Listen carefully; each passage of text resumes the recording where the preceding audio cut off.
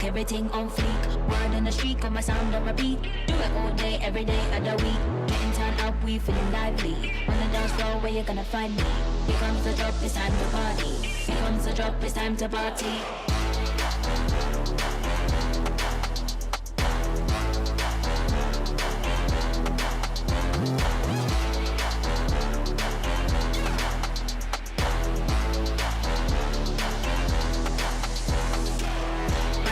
Bad up the beat, with it on lock. Everything on fleek. Do it all day, every day. Bad up the beat, with it on lock. Everything on fleek. Do it all day, every day.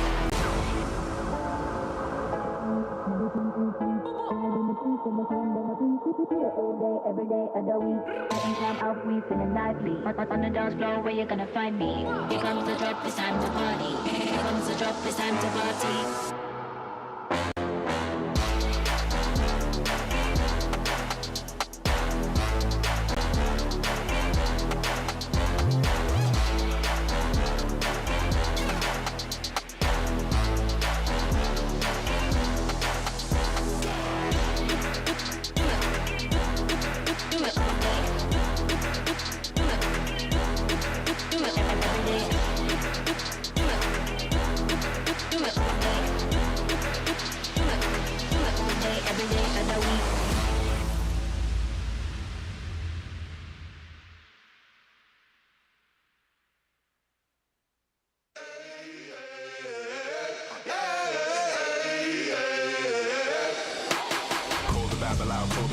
Back to life, I'm under siege. Breaking the chain, unleashed my true power released. Reached my hand into the sky and made the stars align. Cause when I left it down to fate, it was taking up too much time. It's a miracle, it's a curse, I will not be deterred. If you predicted the worst, bon appetit, eat your worst.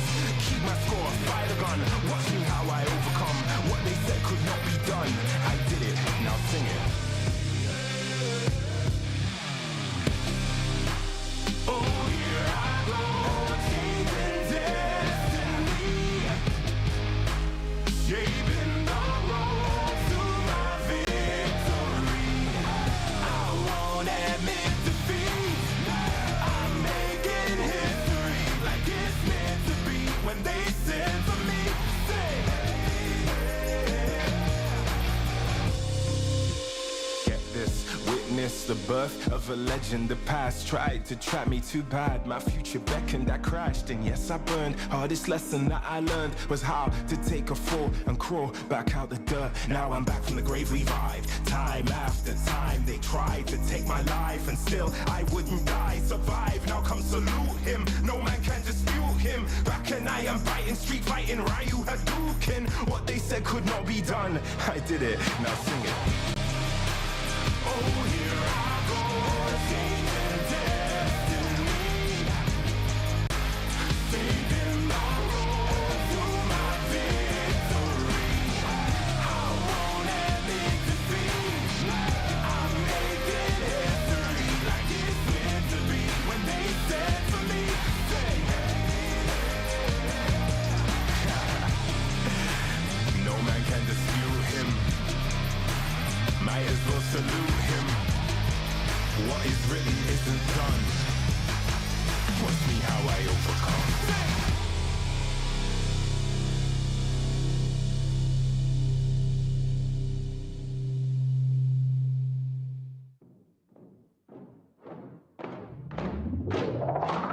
Lace up my shoes, time to get it. Put in the work, I'm with it. Paying my dues with sweat and tears. There is no weakness here. I ain't new to this, I'm a veteran. Wear my battle scars like a letterman's. I done crawled through the mud full speed, so I wouldn't underestimate me. That's a rookie move. Homeboy, I got nothing to prove. Team player, but I'm still self-made. I'm in it for the passion, not the parade. I don't need the lights or the cameras, just me and my opponent.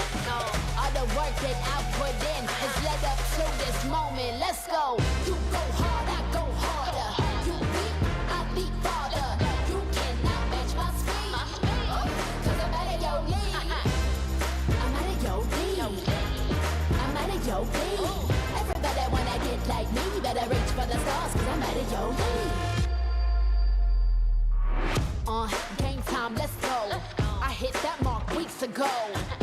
I'm about to laugh you up. Tell me, have you had enough? You would think I had a PhD in psychology. The way I get in your head, there is no escape. Like I said, I'm out of your league. I play fair, but show no mercy. Only give my time if it's worthy, cause I keep my mind on a mission, and you don't fit the vision. I ain't cocky, okay, a little bit. I call it confident, but they can handle it. Don't blame me, it's just my time. So move, cause you're blocking my shine. I'm out of your league. You better go with plan B. You taking the crown? That's a fantasy. You can't step to me.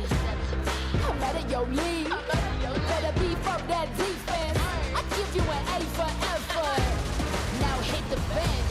You go hard, I go harder. You beat, I beat farther. You cannot match my speed, cause I'm out of your league. I'm out of your league. I'm out of your league. Everybody wanna get like me, better reach for the stars, cause I'm out of your league. You go hard, I go harder. You beat, I beat farther. You cannot match my speed, cause I'm out of your league. I'm out of your league. I'm out of your league. Everybody wanna get like me, better reach for the stars, cause I'm out of your league.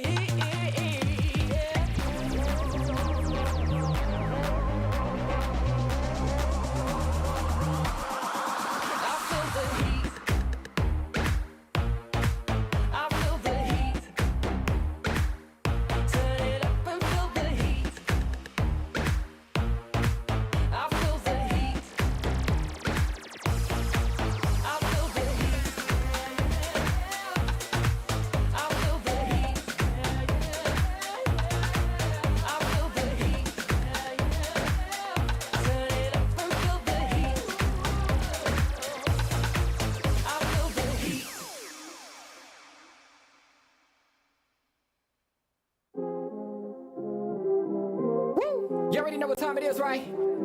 It's your boy Eclipse Darkness. I do this for my people. How I like that. I'm a black strong man, they can't tell me nothing. What I represent, they try to keep it from me. I done turn a lot of nothing into something. And I'm still out here pushing all they buttons. They can't hold me down, yeah, for nothing. So I'ma stand up. They can't hold me down, yeah, for nothing. I'ma stand up, yeah, for something. Cause they can't hold me down. I done seen it all. Came up from the gutter, baby, now I'm here to ball. I've been talking, yeah, my ish, so now they wanna call. They got my line tap, oh yeah, they tryna take it off. Oh no, here we go again. Pull me over, let me guess, it's cause my melanin. Asking questions, me and you both know irrelevant. But I stay cool and collected cause I'm heaven sent. They hate it, I love it, they know that there's no one above it except for God. Instead of be coming with negative energy, I gotta move and die. Give me that back, can't touch my crown, I'm a king and yeah, you know that. Talk about giving it back, I'ma come and take that. Yeah, I'm a black strong man, they can't tell me nothing. What I represent, they try to keep it from me. I done turn a lot of nothing into something. And I'm still out here pushing all they buttons. They can't hold me down, yeah, for nothing. So I'ma stand up. They can't hold me down, yeah, for nothing. I'ma stand up, yeah, for something. Cause they can't hold me down. Yeah, they know I be about it. I don't do a lot of talking, come and see about it. They gon' try to keep it from you so you don't know about it. I'm a young pharaoh, pick it up and read about it. Here's your opportunity. Telling stories, yeah, to make sure they remember me. Can't hold me down, cause I leave behind a legacy. And don't believe them when they say they who they claim to be. They can't hold me down, yeah, for nothing. Stand tall. They can't hold me down, yeah, for nothing. Stand tall. I'm a black strong man.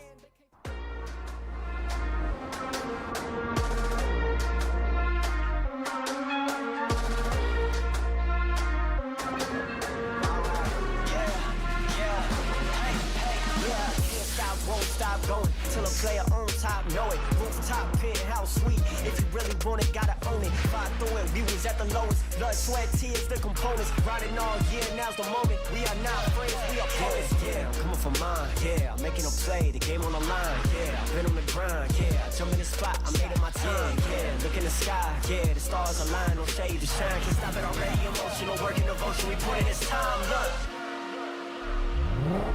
You won't stop.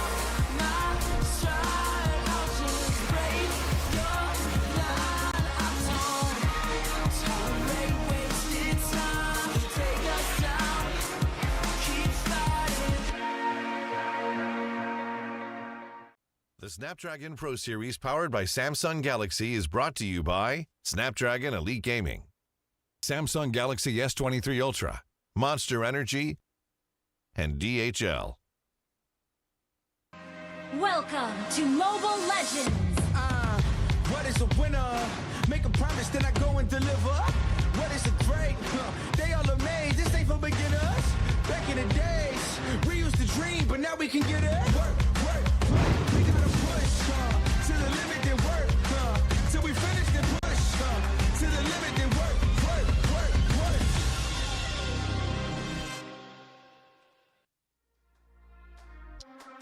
Hello and welcome to the Snapdragon Pro Series ESL Challenge Finals. My name is Holler, with me is Terrence, and we have Echo versus Yoodo Red Giants Esports up first on Stream B. This is, of course, the best stream, but Terrence, how are you doing today?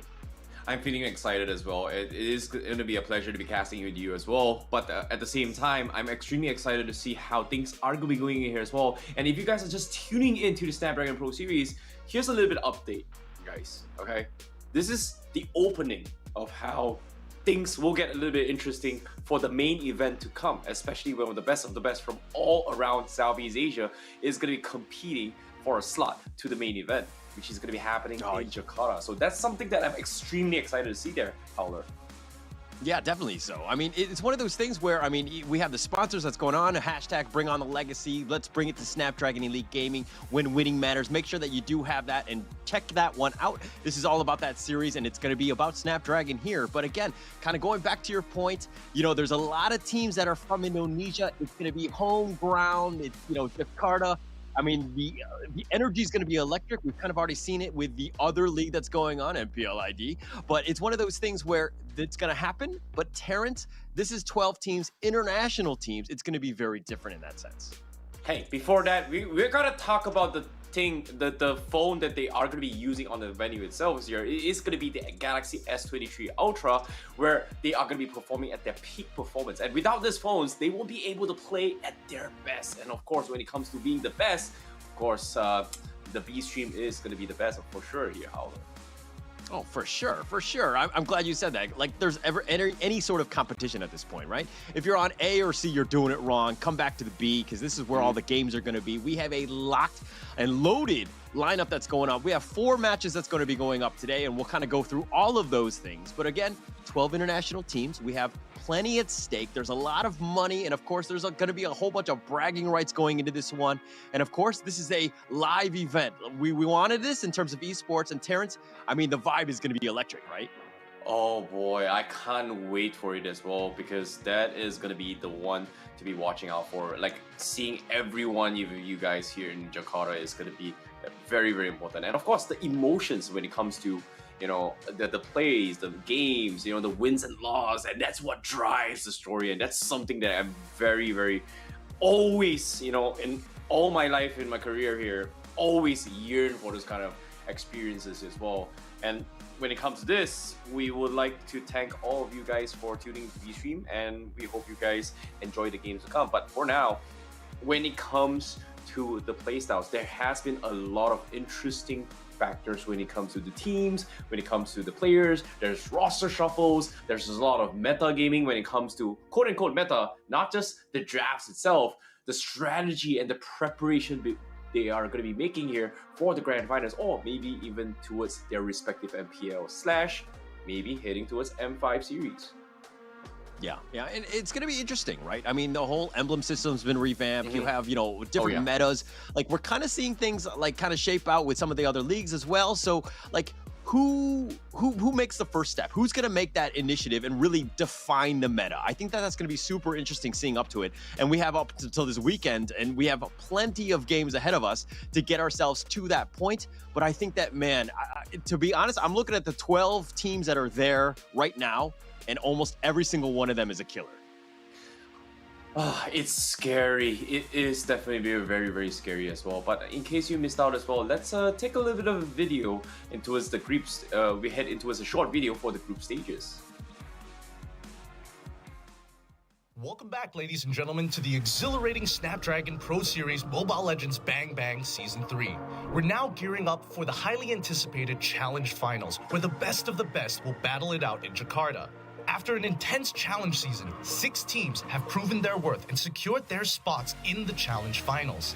These teams fought their way through tough competition and showcased their skills on the battlefield. Let's give a round of applause to these exceptional teams.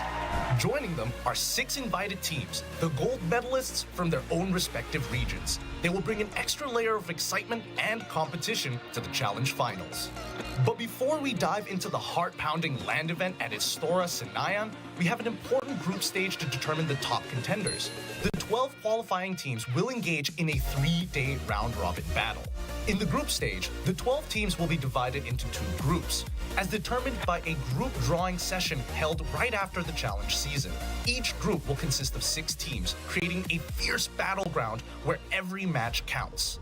The teams will battle it out with each other, showcasing their strategy, teamwork, and individual skills to secure a spot to play at the big stage, Istora Senayan, Jakarta. Only the top 3 teams from each group will earn their well-deserved ticket to the LAN event, where the excitement and energy will be off the charts. However, for the bottom 3 teams in each group, their journey in the Challenge Finals ends here. Though their path may conclude, they have shown incredible dedication and skill throughout their journey. As we approach the climax of the Snapdragon Pro Series Mobile Legends Bang Bang Season 3, get ready for mind-blowing plays, jaw-dropping moments, and a once-in-a-lifetime experience with us at Istora Senayan, Jakarta, where the intensity will reach its peak. Thank you for joining us today. Stay tuned as we witness the culmination of this incredible journey in the Challenge Finals. Well, there you have it. That is pretty much a summary of how the group stages is going to be going on as well. But in case you're just tuning into Snapdragon Pro Series, this is how things begun. We started things in the earlier of May with the Open qualifiers, where teams from multiple regions have been competing for that slot through the Open finals, and top two makes it into the Open final stages on May to 3rd June, where the teams also going to be playing. They definitely played during the Swiss Art format as well, where the top 4 advances into the challenge season, which happened in the previous weeks as well. And of course, during the challenge season, we had 6 teams already making it into the challenge finals, and now we're finally here. Okay, it has been a very long journey for some of these teams, but here in the challenge finals, the top 12 teams thus far is going to be fighting for the 6 slots to be played in the main event in Jakarta. So that's something that I'm extremely excited for as well. And in particular, I'm going to give a special shout out here. I want to see how Aura Faria plays this, because they made it out all the way from the Open qualifiers, and now they're here in the challenge group stages. It's crazy. I mean, yeah, definitely crazy. I mean, they earned their spot to get themselves here. I mean, you talk about Aura Fire, that's the success story. I mean, is there a better Cinderella story going into this one? I'm not entirely sure, but hey, there's 12 teams, 5 of them happen to be from Indonesia, right? So it's a little bit of a homegrown advantage, I would say, but at the end of the day, you have Indonesia, which are probably the kings of MLBB at this point. It's one of those things where, yes, maybe I'm kind of overstepping boundaries on that one, but I think it's very safe to say that they're very in firm control. And to see them get to this level of the challenge finals and to play against the big boys, I think that that's perfect for them, because that's going to be some experience as they go on. And then, who knows what they can do in the future. Yeah, I'm curious to see what kind of adaptations they are going to be made as well. Especially this is where we catch a glimpse of how some of the teams from the other regions are going to be preparing themselves before they play it as well.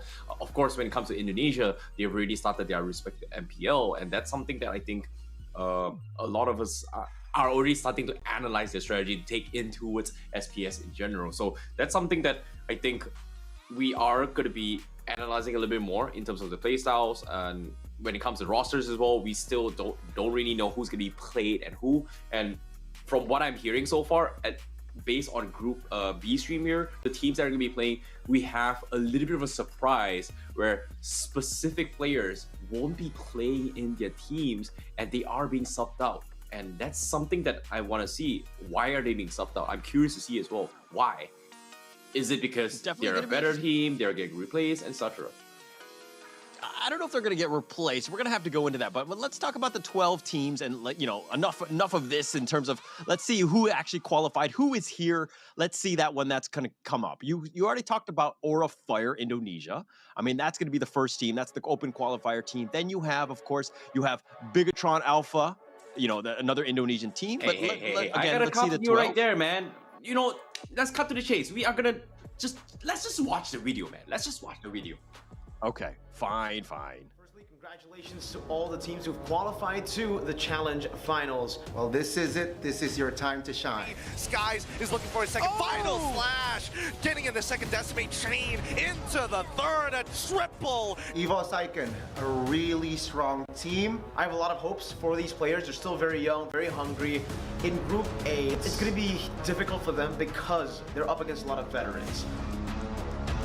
Throw out everything they know. I see a lot of potential for them. They're future stars for sure. There have been a lot of people saying, a lot of rumors saying that they're even stronger than their MPL counterpart. EVOS Icon lebih banyak experience dibandingkan dengan EVOS Icon. Cuman dari kita EVOS Icon ya kita lakuin terbaik aja. Moga-moga bisa to the best sampai champion lah. EVOS Legends is a bit of a tough one. If they don't change anything and they don't change it fast, I don't even think that they'll qualify for playoffs. Belajar dari turnamen-turnamen sebelumnya yang kita mungkin kurang persiapan, sekarang persiapan buat turnamen SPS ini. They've been able to completely just regen their team, reform and refine it to a point where they're using a good mix of veterans and rookies to create this very good mold. Van in the jungle has been incredibly insane. Web Dragon dari Giants masih mengejar ke arah belakang dengan ada sebuah better execution. Satu hit terakhir dan Van. If we're talking about Kabuki, he is a prolific marksman, prolific gold laner as well. Di season sebelumnya sih memang kita belum siap aja sih, makanya kita bisa di peringkat paling bawah. Dan di turnamen ini gue cukup yakin sih dengan tim gue yang sekarang. I've always been a Biget trooper. I think this is the strongest they've ever been. This is peak Bigetron Alpha. I don't want to admit this, but I think Bigetron is a potential to win the SBS. Super Ken is a beast. All of us Indonesians, we call him actually one of the child prodigies. We're giving birth to really talented junglers that can compete on the international scale. Super Ken is back in by Zunil. Now the door rolls on to 2. For Onyx Esports, they are the kings of kings. They recently were able to dethrone the Filipino dynasty. It's gonna be flickering. That's Kyrie who picks up the kill on the go. Red Tree on point. Kyrie picks up the turtle right now. Trust them. They'll bring the trophy back to Indonesia. Kyrie said as well that he will become the greatest player of all time. I know I said this once, but I will say it again. I want to be the best MLBB player. Super Red is really making sure that there's consistency in the team, and the best thing about them is that every single game they seem to improve. Even the final day of Snapdragon Pro Series where they lost against Flash, in the very same day they managed to win that one. He's looking for a second final slash, getting in the second decimate chain into the third, a triple coming in for Skies. They're going to be in Group A if I remember correctly, and that's not an easy group. I don't think any of the groups are going to be easy regardless, but it's a good testing ground, right? I would say the best thing about Yoodo Red Giants right now is people always say we learn from our mistakes. They put those words into action. When we fight someone, we can really copy their meta, so we can adapt any meta. Todak, I think they're in a volatile position. They're making a interesting transition overall, and like Todak has always been one of those teams that you can never really anticipate what's gonna happen. Maybe lah sometimes orang akan buat draft yang pelik, orang akan guna hero-hero yang pelik juga. Now, Burnix Flash, really interesting team, right? I think Chima, ridiculous jungle. I think this is going to be a very interesting meta for him specifically, and I want to see how the team kind of evolve. Now with the new patch, people are going to be very surprised with Burnix Flash. And ACM just in time. Meanwhile, Todak in the back with the tournament memory.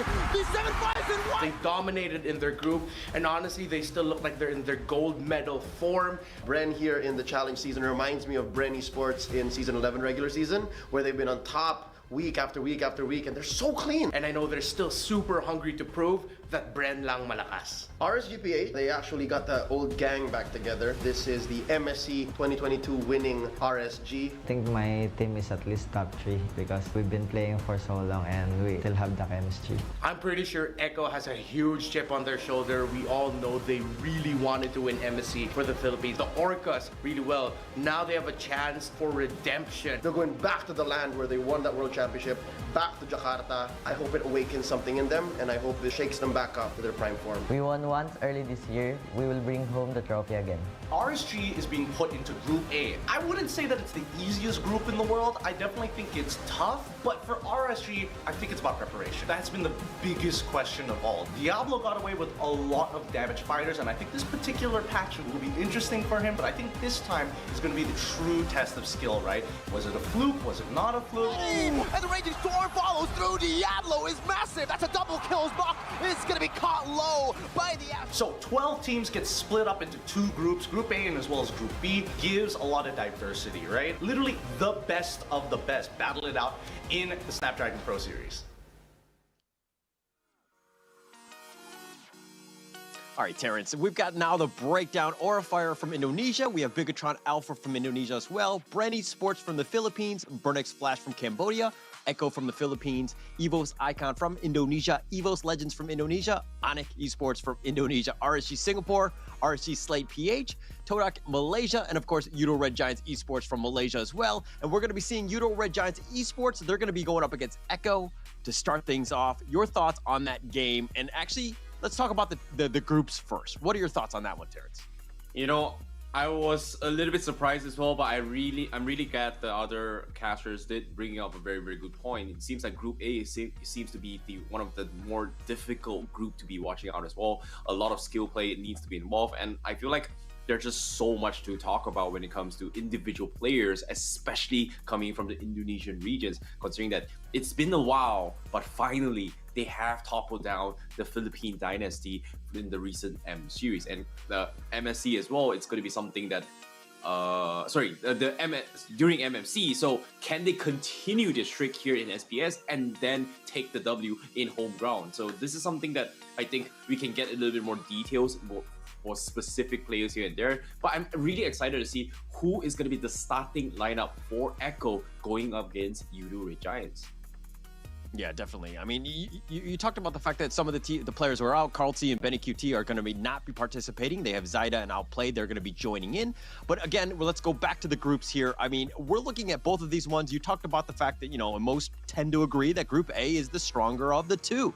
But the thing is that if you're kind of looking at it from just like an outsider, I think maybe, is it because of like a balance, a shift in balance, so to speak, maybe Aura Fire kind of being, one of the teams that kind of snuck in, so people kind of have a bias against that, Terrence?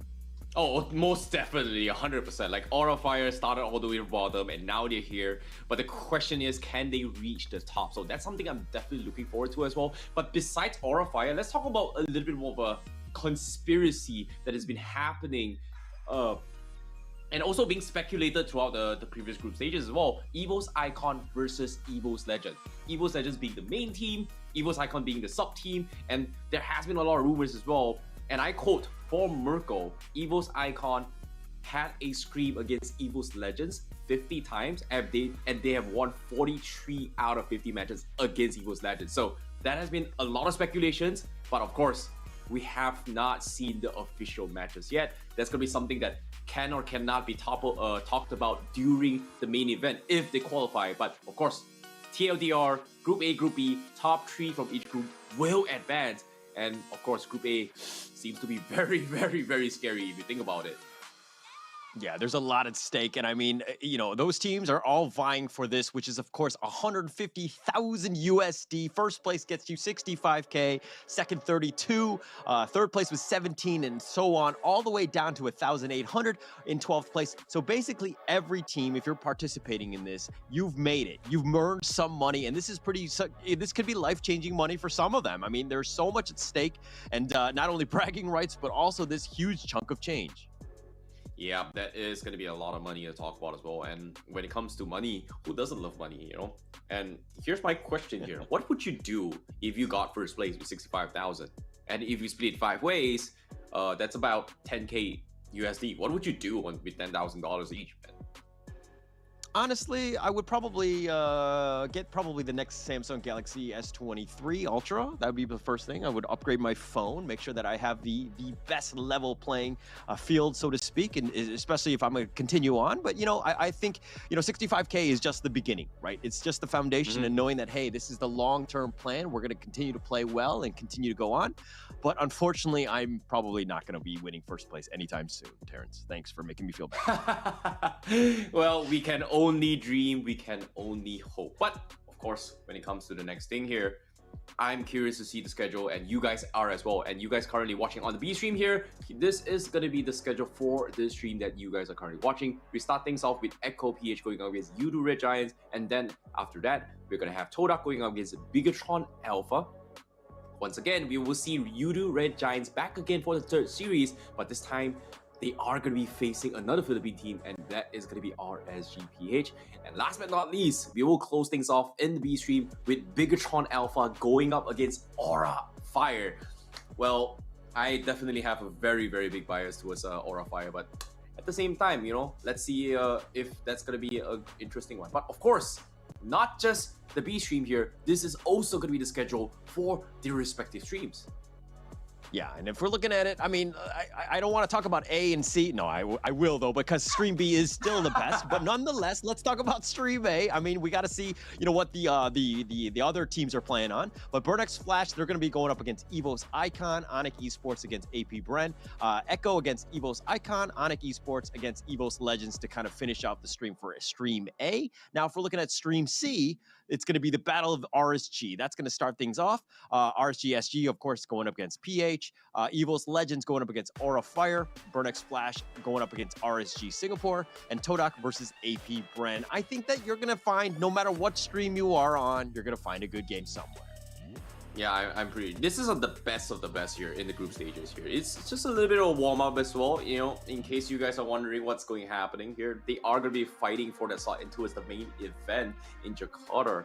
In this case, the LAN event is going to be happening in about 3 days' time. So be sure to book your tickets. But before we talk about the tickets, the teams have to advance there because as of now, from what I'm seeing based on the schedules as well, the first day dictates the momentum of the team, and it is going to be a huge morale booster for them if they're able to take their first series to continue forward. Because as of now, you, based on the grouping respective as well, you need a minimum of 3 game wins to pretty much guarantee top 3 for yourself. So winning 3 teams pretty much guarantees for you, but 2 games isn't too bad as well if you think about it.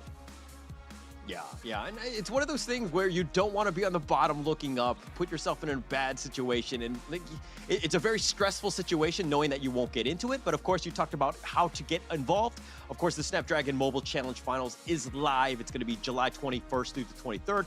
Istora Senayan, Jakarta. Please do come on down. The tickets are still available. You can still make your way there and of course see everything live, but again, they got us qualified. That's the biggest thing. How do they do that? How do they make sure that they're, you know, how do they balance from trying new things out in a new season versus making sure that they play well to get, you know, into the finals? Exactly. And of course, when it comes to ticket sales, guess what? Well, we've pretty much upgraded the package for you guys here. Previously, it was 20k rupiah. Now it is going to be 30,000 rupiah, upgraded from a medium-sized coffee to a large-sized coffee now. And you can get your tickets at esl.gg/SPSMLBB tickets, starting, once again, 30,000 rupiah only to actually participate for the event in Historia Anaya. And it is going to be happening in this coming weekend. So it's about 4 days time. Get your tickets before it's sold out. And of course, if you guys have been following the SPS series as well, all the premier seats were sold out right from the first week, and it's crazy. First week, when we were promoting this, was almost 2 months ago, by the way. 2 months ago. That's crazy.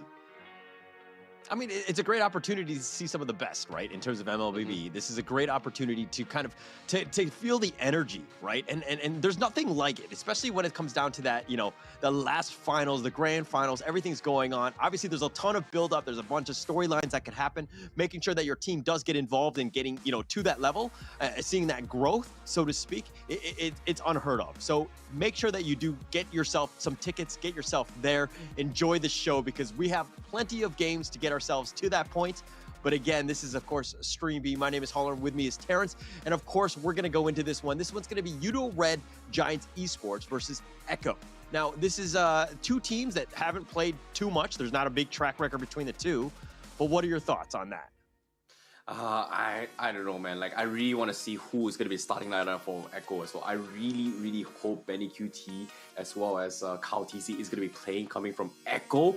I've heard a little bit of bird as well. I've heard a little bird that they might not be playing, which is something that I feel a little bit bummed out. Is it because there's going to be internal issues, or is it because they're preparing for something big? Because I know this is going to be, I would say, pretty one-sided. Not gonna lie, Yoodo Red Giants, they have been growing, they have been learning and adapting, but is it good enough to be fighting against the best in the business thus far? Grand finalists for MSC, and that's something that I think maybe this is the perfect time for Yoodo Red Giants to actually kind of sneak a game off the entire group stages. But if Echo doesn't have Carlsy or Benny, and I mean, they're playing, you know, 3 out of 5 of their starters, so to speak, but is that enough, do you think, to take on Yoodo?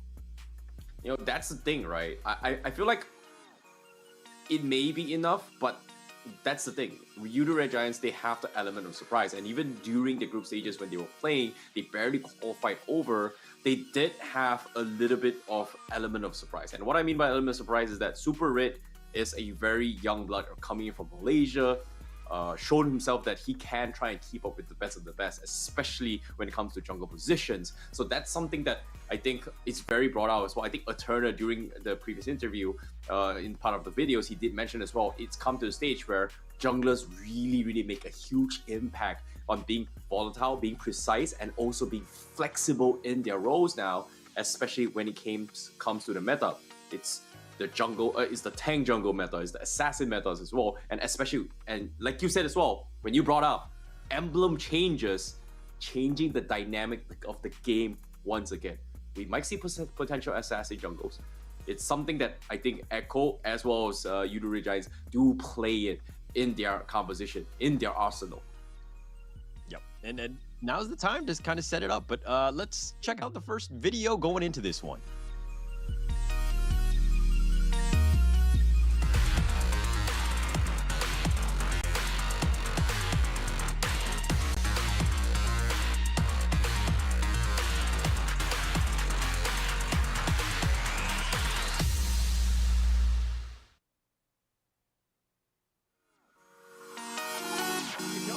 Answer, you know, I mean, unfortunately, Carlton and Benny are not going to be there. Sanford, Zaida, Sanji, Outplayed, Yaoi are going to be your lineup for today. I'm still thinking they're still going to be a very strong team, and they're going to want to play very, very well in this, especially in the first matchup of this league. Oh boy, you know, when it comes to the San combo, this is something that Echo PH is still very, very scary with as well. And in this kind, you know, not having Caldeezy and betting QT puts them in a very, very awkward position. Can they adapt in time? So I don't think it's going to be a big issue coming from Echo PH, but considering the fact that Sanford and Sanji is still going to be playing here, and they have been adapting, and it's weird when it comes to watching Echo PH because of the fact that when we talk about dual combos, it's always about the roamers and mage, but when it comes to Echo PH, somehow Sanford and Sanji always makes ridiculous plays to actually win for the team. And it's crazy because these are two completely different roles, but they somehow gel really well and securing kills, and it's crazy coming from Echo PH. Yeah, it just happens to be one of those things where they play well together. You know, they've had that experience. They've kind of gotten, you know, they've gotten so many reps in, so to speak, that they understand where they need to be. And of course, obviously, XP and the mid laner a little bit different. But it's one of those things where if you've got a great XP or mid laner, you're going to kind of ensure that you have two good lanes, right? Obviously, the jungler, we talked about the fact that, hey, this might be the jungle meta, things might be changing and all of that. It can dictate a game. But at the end of the day, if you have these pillars, so to speak, on the team in terms of Sanford and Sanji, you're going to have a decent time. I think Echo Esports, they've got nothing to worry about. I'm still questioning why there was a change to be had in the first place. I mean, this is still, third place at MSC. These are your previous M4 world champs. I mean, they were voted even the mobile team of the year by the Mobies just recently. So this is a team that still has a lot of power and is super scary in this league. Yeah, this is something that I want to see as well. However, let us jump into the video for the opponents right now.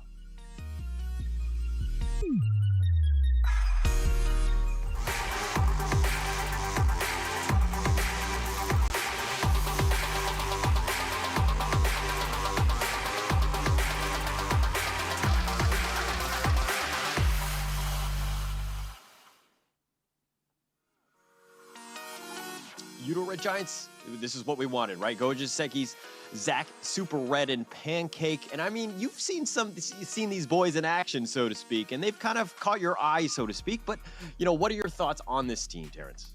That's the thing, right? When it comes to Yoodo Red Giants, they are still relatively new. And what I mean by new is that they pretty much made their debut in the previous season of MPL. They did pretty decent, but they had a little bit of roster swaps here and there in between mid-seasons, and that is where we started to see signs of them growing. And now, after them losing Thorn, they have been a very, very rocky start. But what really surprised me was that Super Red as well as Skies are two players that kind of took those losses and learned from them and tried to make their own meta to actually make a W. But the question here is it enough to compete with one of, I would say, the veterans in the scene, a seasoned team like Echo PH? So I think that's going to be the question, where is discipline going to be able to win the game, or being unpredictable, being raw, being, I would say just young in general, can they actually win the game? So that's something that I'm curious to see coming from Yoodo Red Giants. Yeah, I mean, this is a team that's kind of, I would say, almost like a dark horse, right? And the fact that they were, you know, the last spot to be qualified, even for the Challenger Finals, They lost, 1-2 to Team Flash, and then later on in the decider match, they came back against Team Flash and beat them 2-0. So you talk about the growth, the fact that they're learning and they're constantly getting better, something that, this is a team that you need to be worried about. But, let's talk a little bit about predictions here, right? Snapdragon match prediction, cast your vote in the Twitch chat. Let us know which team you think is going to win. But Terrence, we'll go to our own predictions a little bit later, right? Yeah, I'm curious to see here, but personally, I have a very, very soft spot for Malaysia team, man. And, represent Malaysia, love Malaysia, best place in the world, most multicultural place, we share everything, but at the same time, okay, I guess my prediction is kind of fair, right? You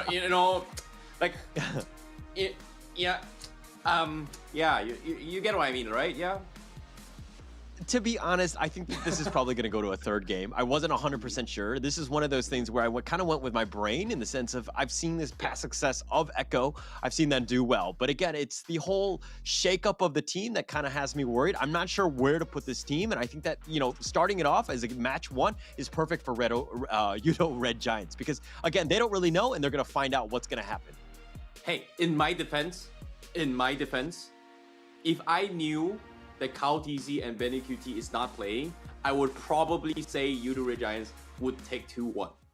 Okay? I didn't know. Ooh. I did not know. Okay. But, all things considered, every team has made their preparations. They start their rosters for a reason. They know that they know what they're doing, right? That the reason why they are a management team, there's coach, there's analysts to kind of test the waters as well, especially when it comes to the meta ships as well.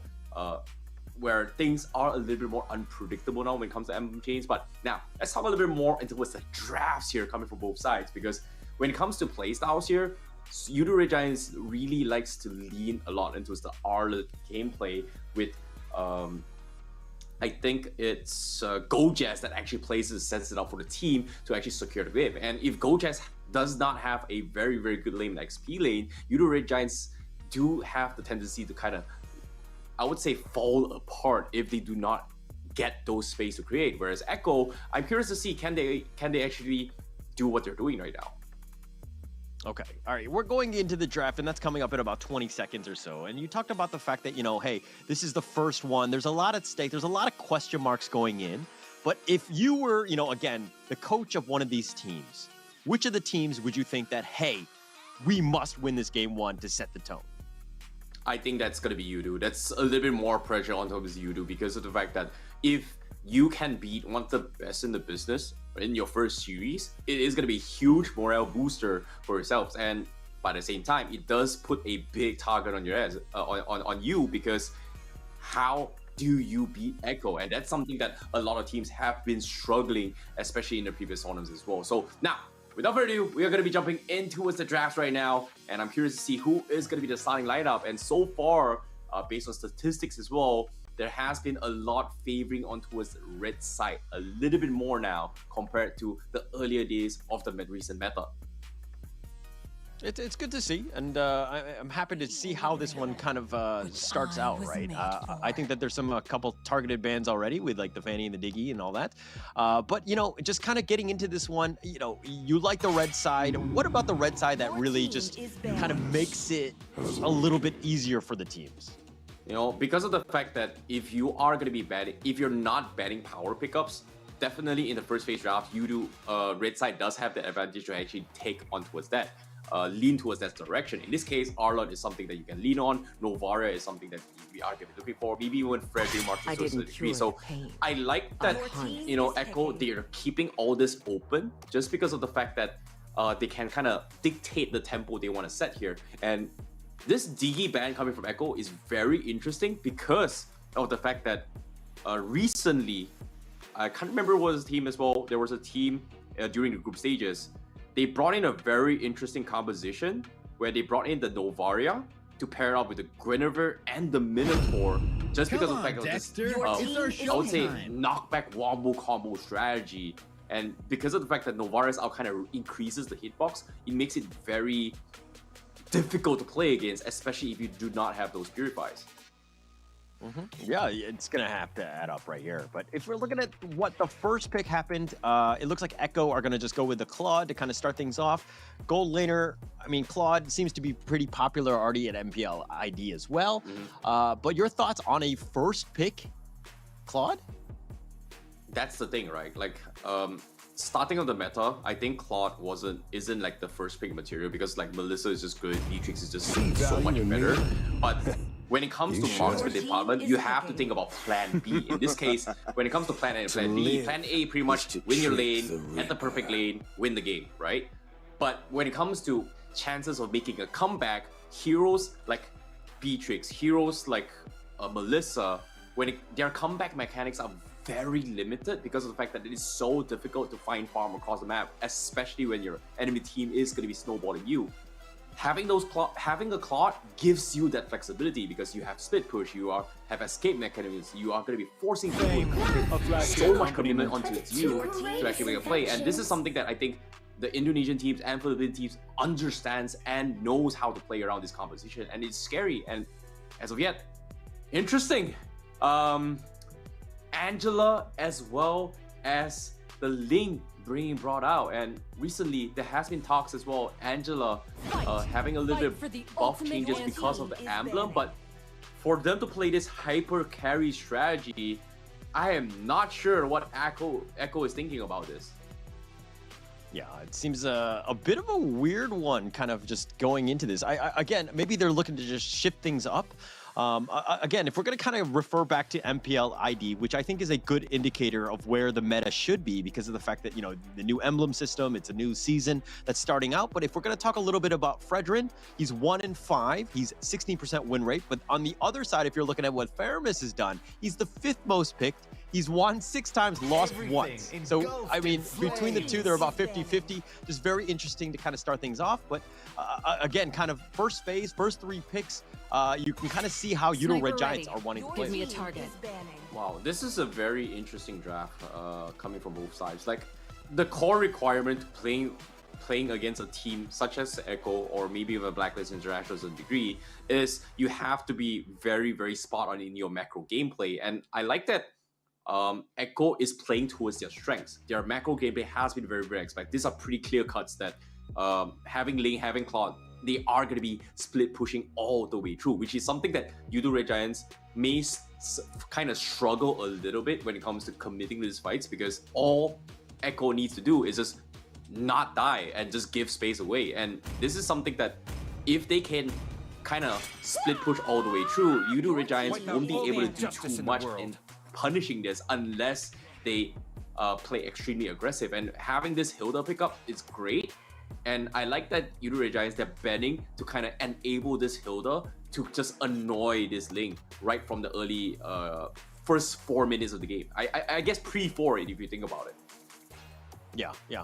I like the pickup. I think it's pretty well rounded. I think that, you know, you want to see, you got your control, you got your tankiness, you have your survivability, so to speak. But is it good enough to go up against the Ling and you know, and the Claude, right? Which had that potential to burst, get in, get out, and, you know, move on with their lives, so to speak. But it's one of those things where now Echo, how do they round themselves out? Understanding that the Faramis is there, you're going to see the Cult Altar. That's going to be a nuisance when it comes to team fights, and you have to work around their cooldown. What exactly are you looking to pick up here as Echo?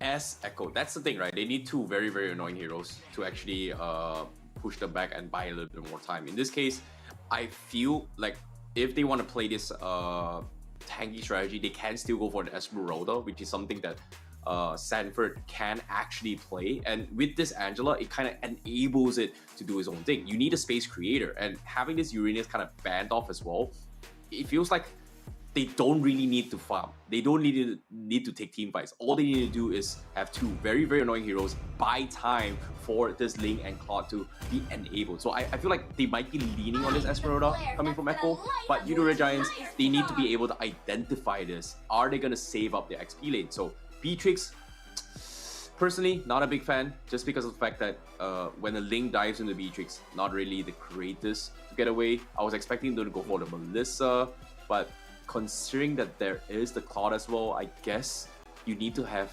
some way to trade damage, I guess, coming from Yoodo Red Giants. I mean, Beatrix has it all, right? In terms of damage, it has mobility. It's one of those things where if the positioning is perfect, you know, yeah, you're safe. You're going to be fine. But it's one of those things where, can you be safe? Can you actually get away from everybody else? It's going to really come out to the supporting cast, so to speak, to ensure that your Beatrix can really pop off. But it's going to be one of those moments where, there's going to be a target on it. Payback. Your team. Oh, okay. Not the Esmeralda. I was expecting as well, but the Terizla works just as good as well. Provides a little bit of CCs, does have the damage potential to kind of threaten the back lines. In this case, I don't think the Hilda is gonna have too much of an issue coming from Yoodo Red Giants, but I definitely feel like the Faramis Scout Altar is gonna be completely shredded. So based on this composition coming in from Echo, I don't really like it, just because of the fact that they don't have a very, very strong frontliner when it comes to those head-to-head clashes. But I like the idea that they have in this draft, which is macro gameplay, which is something that Yoodo Red Giants right now is very lacking here. And when it comes to split push, there's absolutely nothing Yoodo can do right now, unless the final ban comes in, but nope, they are gonna double down in this CC composition fight. So I guess if Yoodo Red Giants is able to just play aggressively and catch Echo off guard, this snowball coming from Yoodo is going to be extremely scary. So it is going to be a hit and miss coming from me. All right, my concern right now is the Beatrix here, right? I feel like if you focus the Beatrix, you take her out, then you're going to really struggle. Yeah, you have a whole bunch of control, you have a whole bunch of, tanky guys, so to speak, that can just get in the way, but I think you're going to have a bit of a rough time. There's a lot of eggs in one basket, whereas in Echo, there are so many avenues of attack. They have different angles. They can outposition you. They do need to be very careful. And yes, they are squishy, so they do need to play a little bit, perfectly in the positioning game. But, if we're looking at lineups aside, which one do you think is just easier to play overall? Personally, Yoodo Red Giants draft is definitely easier to play because the draft that Echo is trying to play right now is very, very difficult, and it requires high-level communication and high-level teamwork. And of course, I'm excited to see how they are going to be playing here, because as of now, we are going to be jumping into the game. The first game here on the first day for the challenge finals here, the group stages. Ladies and gentlemen, this is going to be Echo going up against Yoodo Red Giants, and I'm extremely excited to see how this goes. This is going to be an amazing game. It's going to be the start of exactly what we wanted to go into it. Of course, Echo Esports, Yoodo Red Giants Esports, both, two teams that really have a lot to prove. We're going to see exactly how they play this one out. And again, Yoodo Red Giants already have the red side. You talked about the advantages that they got. I think going into this one, laning is going to be super important for them. Yeah, this is not something that Yoodo Red Giants want in opening. They need to find a way to punish Ling. However, bottom side though, Sanford is already about half life, and yeah, they're kind of skirmish a bit here. Nothing to really worry about, but okay. If you had to just pick a team that's like, hey, this one needs to do a much better job in the laning phase, which is that team? As I say that, Immobile, Zach, getting a little low. Pancake's gonna go in. He's gonna do a little bit of damage. He's gonna be stunned himself, and now Zyda's joined the fight. Pancake's gonna be on the run. Go under tower. Zach is gonna cover that, and they should be fine. Wow, beautiful, beautiful defense coming from Echo Israel. Like right from the get-go, from the entire start as well, they knew exactly what Yoodo Red Giants was trying to do. This is, I would say, the perfect starting pre-4 coming from Echo PH. Like they're getting so much pressure on the lane, they're able to stop this. I would say this Hilda coming from Pancake from delaying Zyda's farm. So I would say the first condition for Echo PH to kind of win this game is to not give too much space to Yoodo Red Giants. So they are currently putting this wall where Yoodo Red Giants can't seem to penetrate as of yet, but as soon as I say this... Oh, but Sanjay solo! Zach goes for the flicker play. He doesn't actually get the kill. Now Zach is going to be worried. He's going to be looking to be left for dead, but Zyda gets first blood, and that is not what you want to see. The Link picking up that first blood money. Same time, Yoodo Red Giants, they were able to sacrifice a player. They do trade the turtle instead. So a little bit of miscommunication, but it feels like Echo PH, they weren't expecting this place, but at the same time, Pancake, can you see the pro Pancake?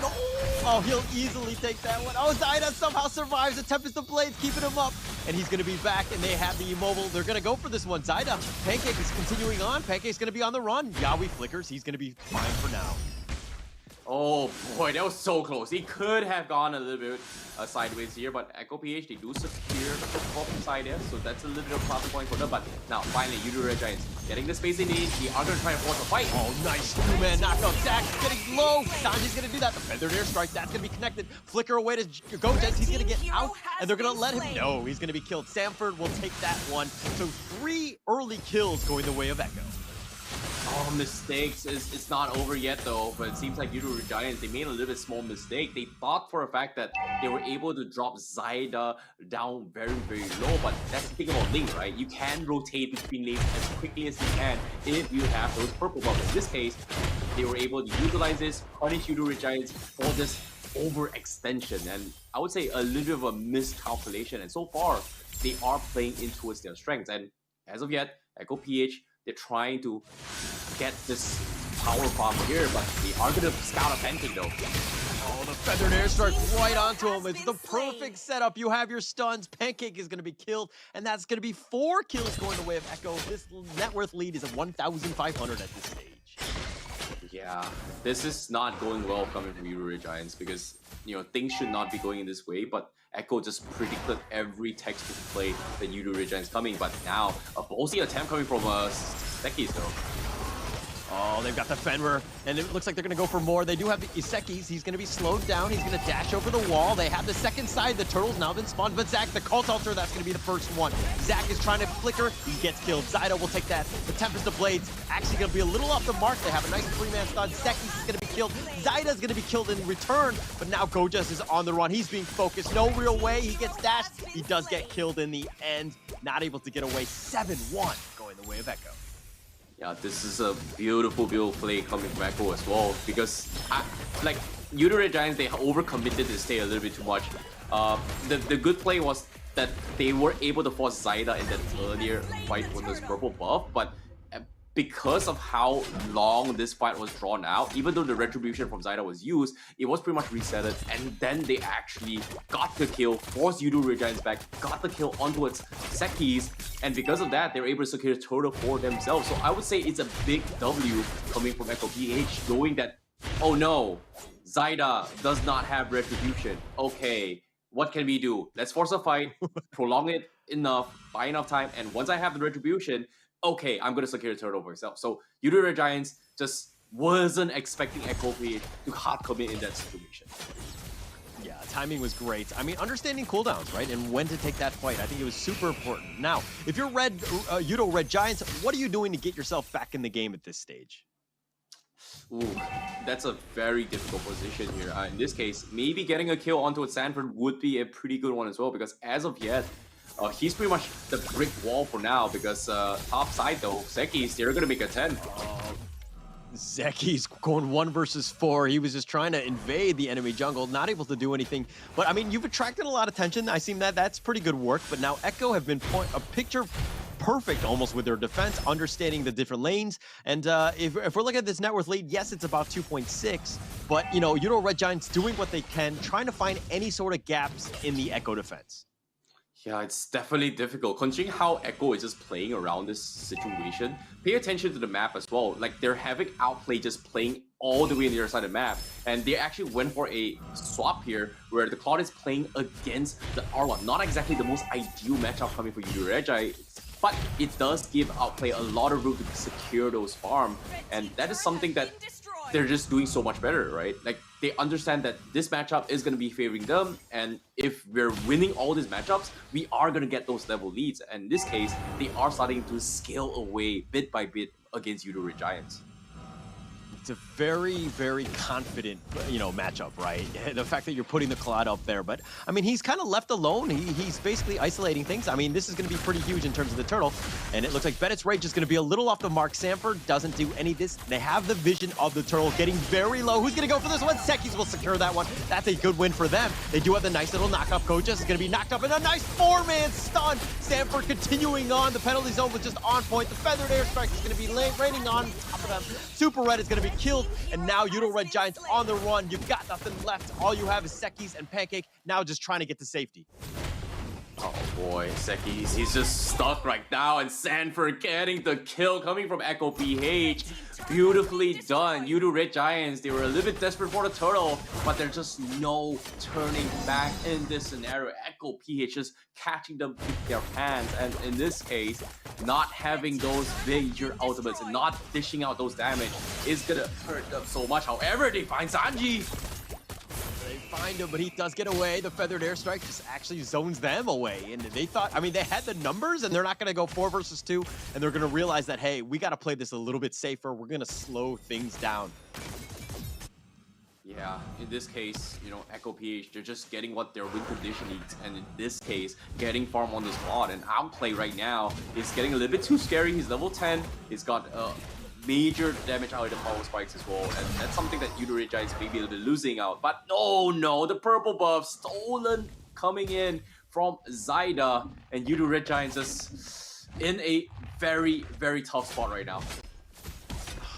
The worst part about that was that Yoodo Red Giants had numbers. There were 4 of them, and they were all kind of waiting in the bush, and it seems like they're almost playing scared, which is very worrying at this stage. You don't want to give Echo that advantage. I understand you don't want to take a bad team fight, but sometimes you need to understand where, hey, the numbers are actually in my favor. We need to defend our purple buff. We got to make sure that Zyda doesn't take everything from us. Am I seeing this right? Is that a lightning trunkin on the Claude? Oh, I didn't see it in time.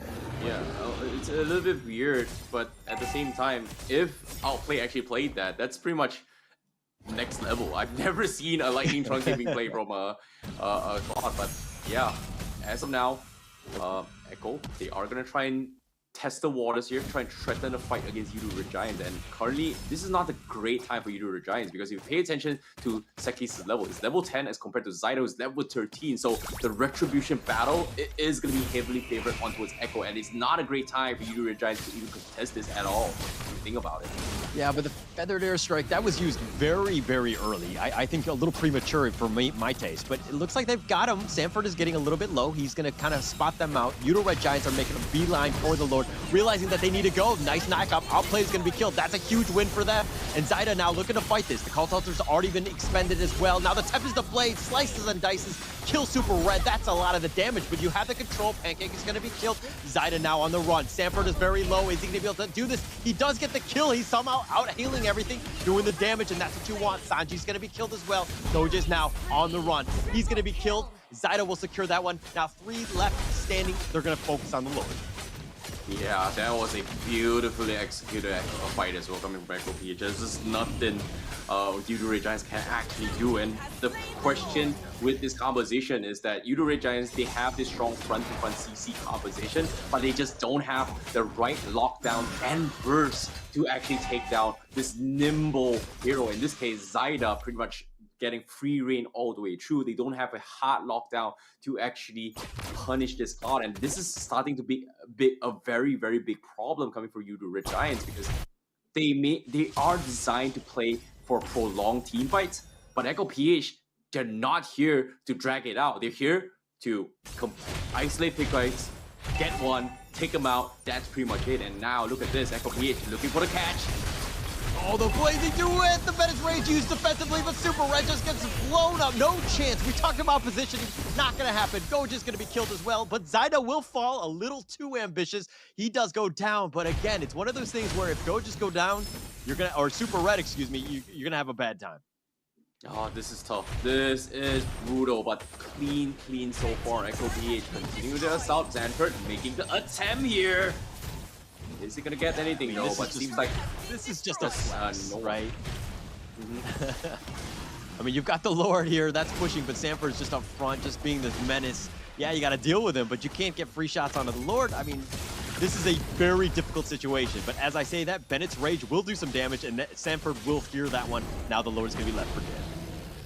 Yeah, that's the thing, right, Caller? This is a very, very brutal game coming. I would say a textbook game coming from Echo PH, right? If you think about how they're playing, like they're understanding their values, they're understanding their traits really, really much in favor, and they know when to apply pressure when it needs most. And this is something that Yoodo Red Giants don't seem to understand. And as of yet, they just don't have the tools to punish Zyda. And look at this. Again, another purple ball being stolen here. Winter, I would say the Winds of Nature also being purchased from this card, at this stage, they just don't have the magical damage to actually kill off Echo PH right now. Yeah, no magical damage. I mean, it seems like they've been focused on. They've been very reactive. Yoodo Red Giants, that is. Like almost every single team fight, any sort of initiation that's happening, Echo chooses who they want to kill, and they just pretty much burst you down. Don't give you any sort of chance to protect that person, right? And again, it comes back to the Beatrix, Super Red. You got to keep him alive. It's been very difficult for him. He hasn't had the game that he's wanted, but this is one of those situations where, as a team, what can we do better to give ourselves a chance?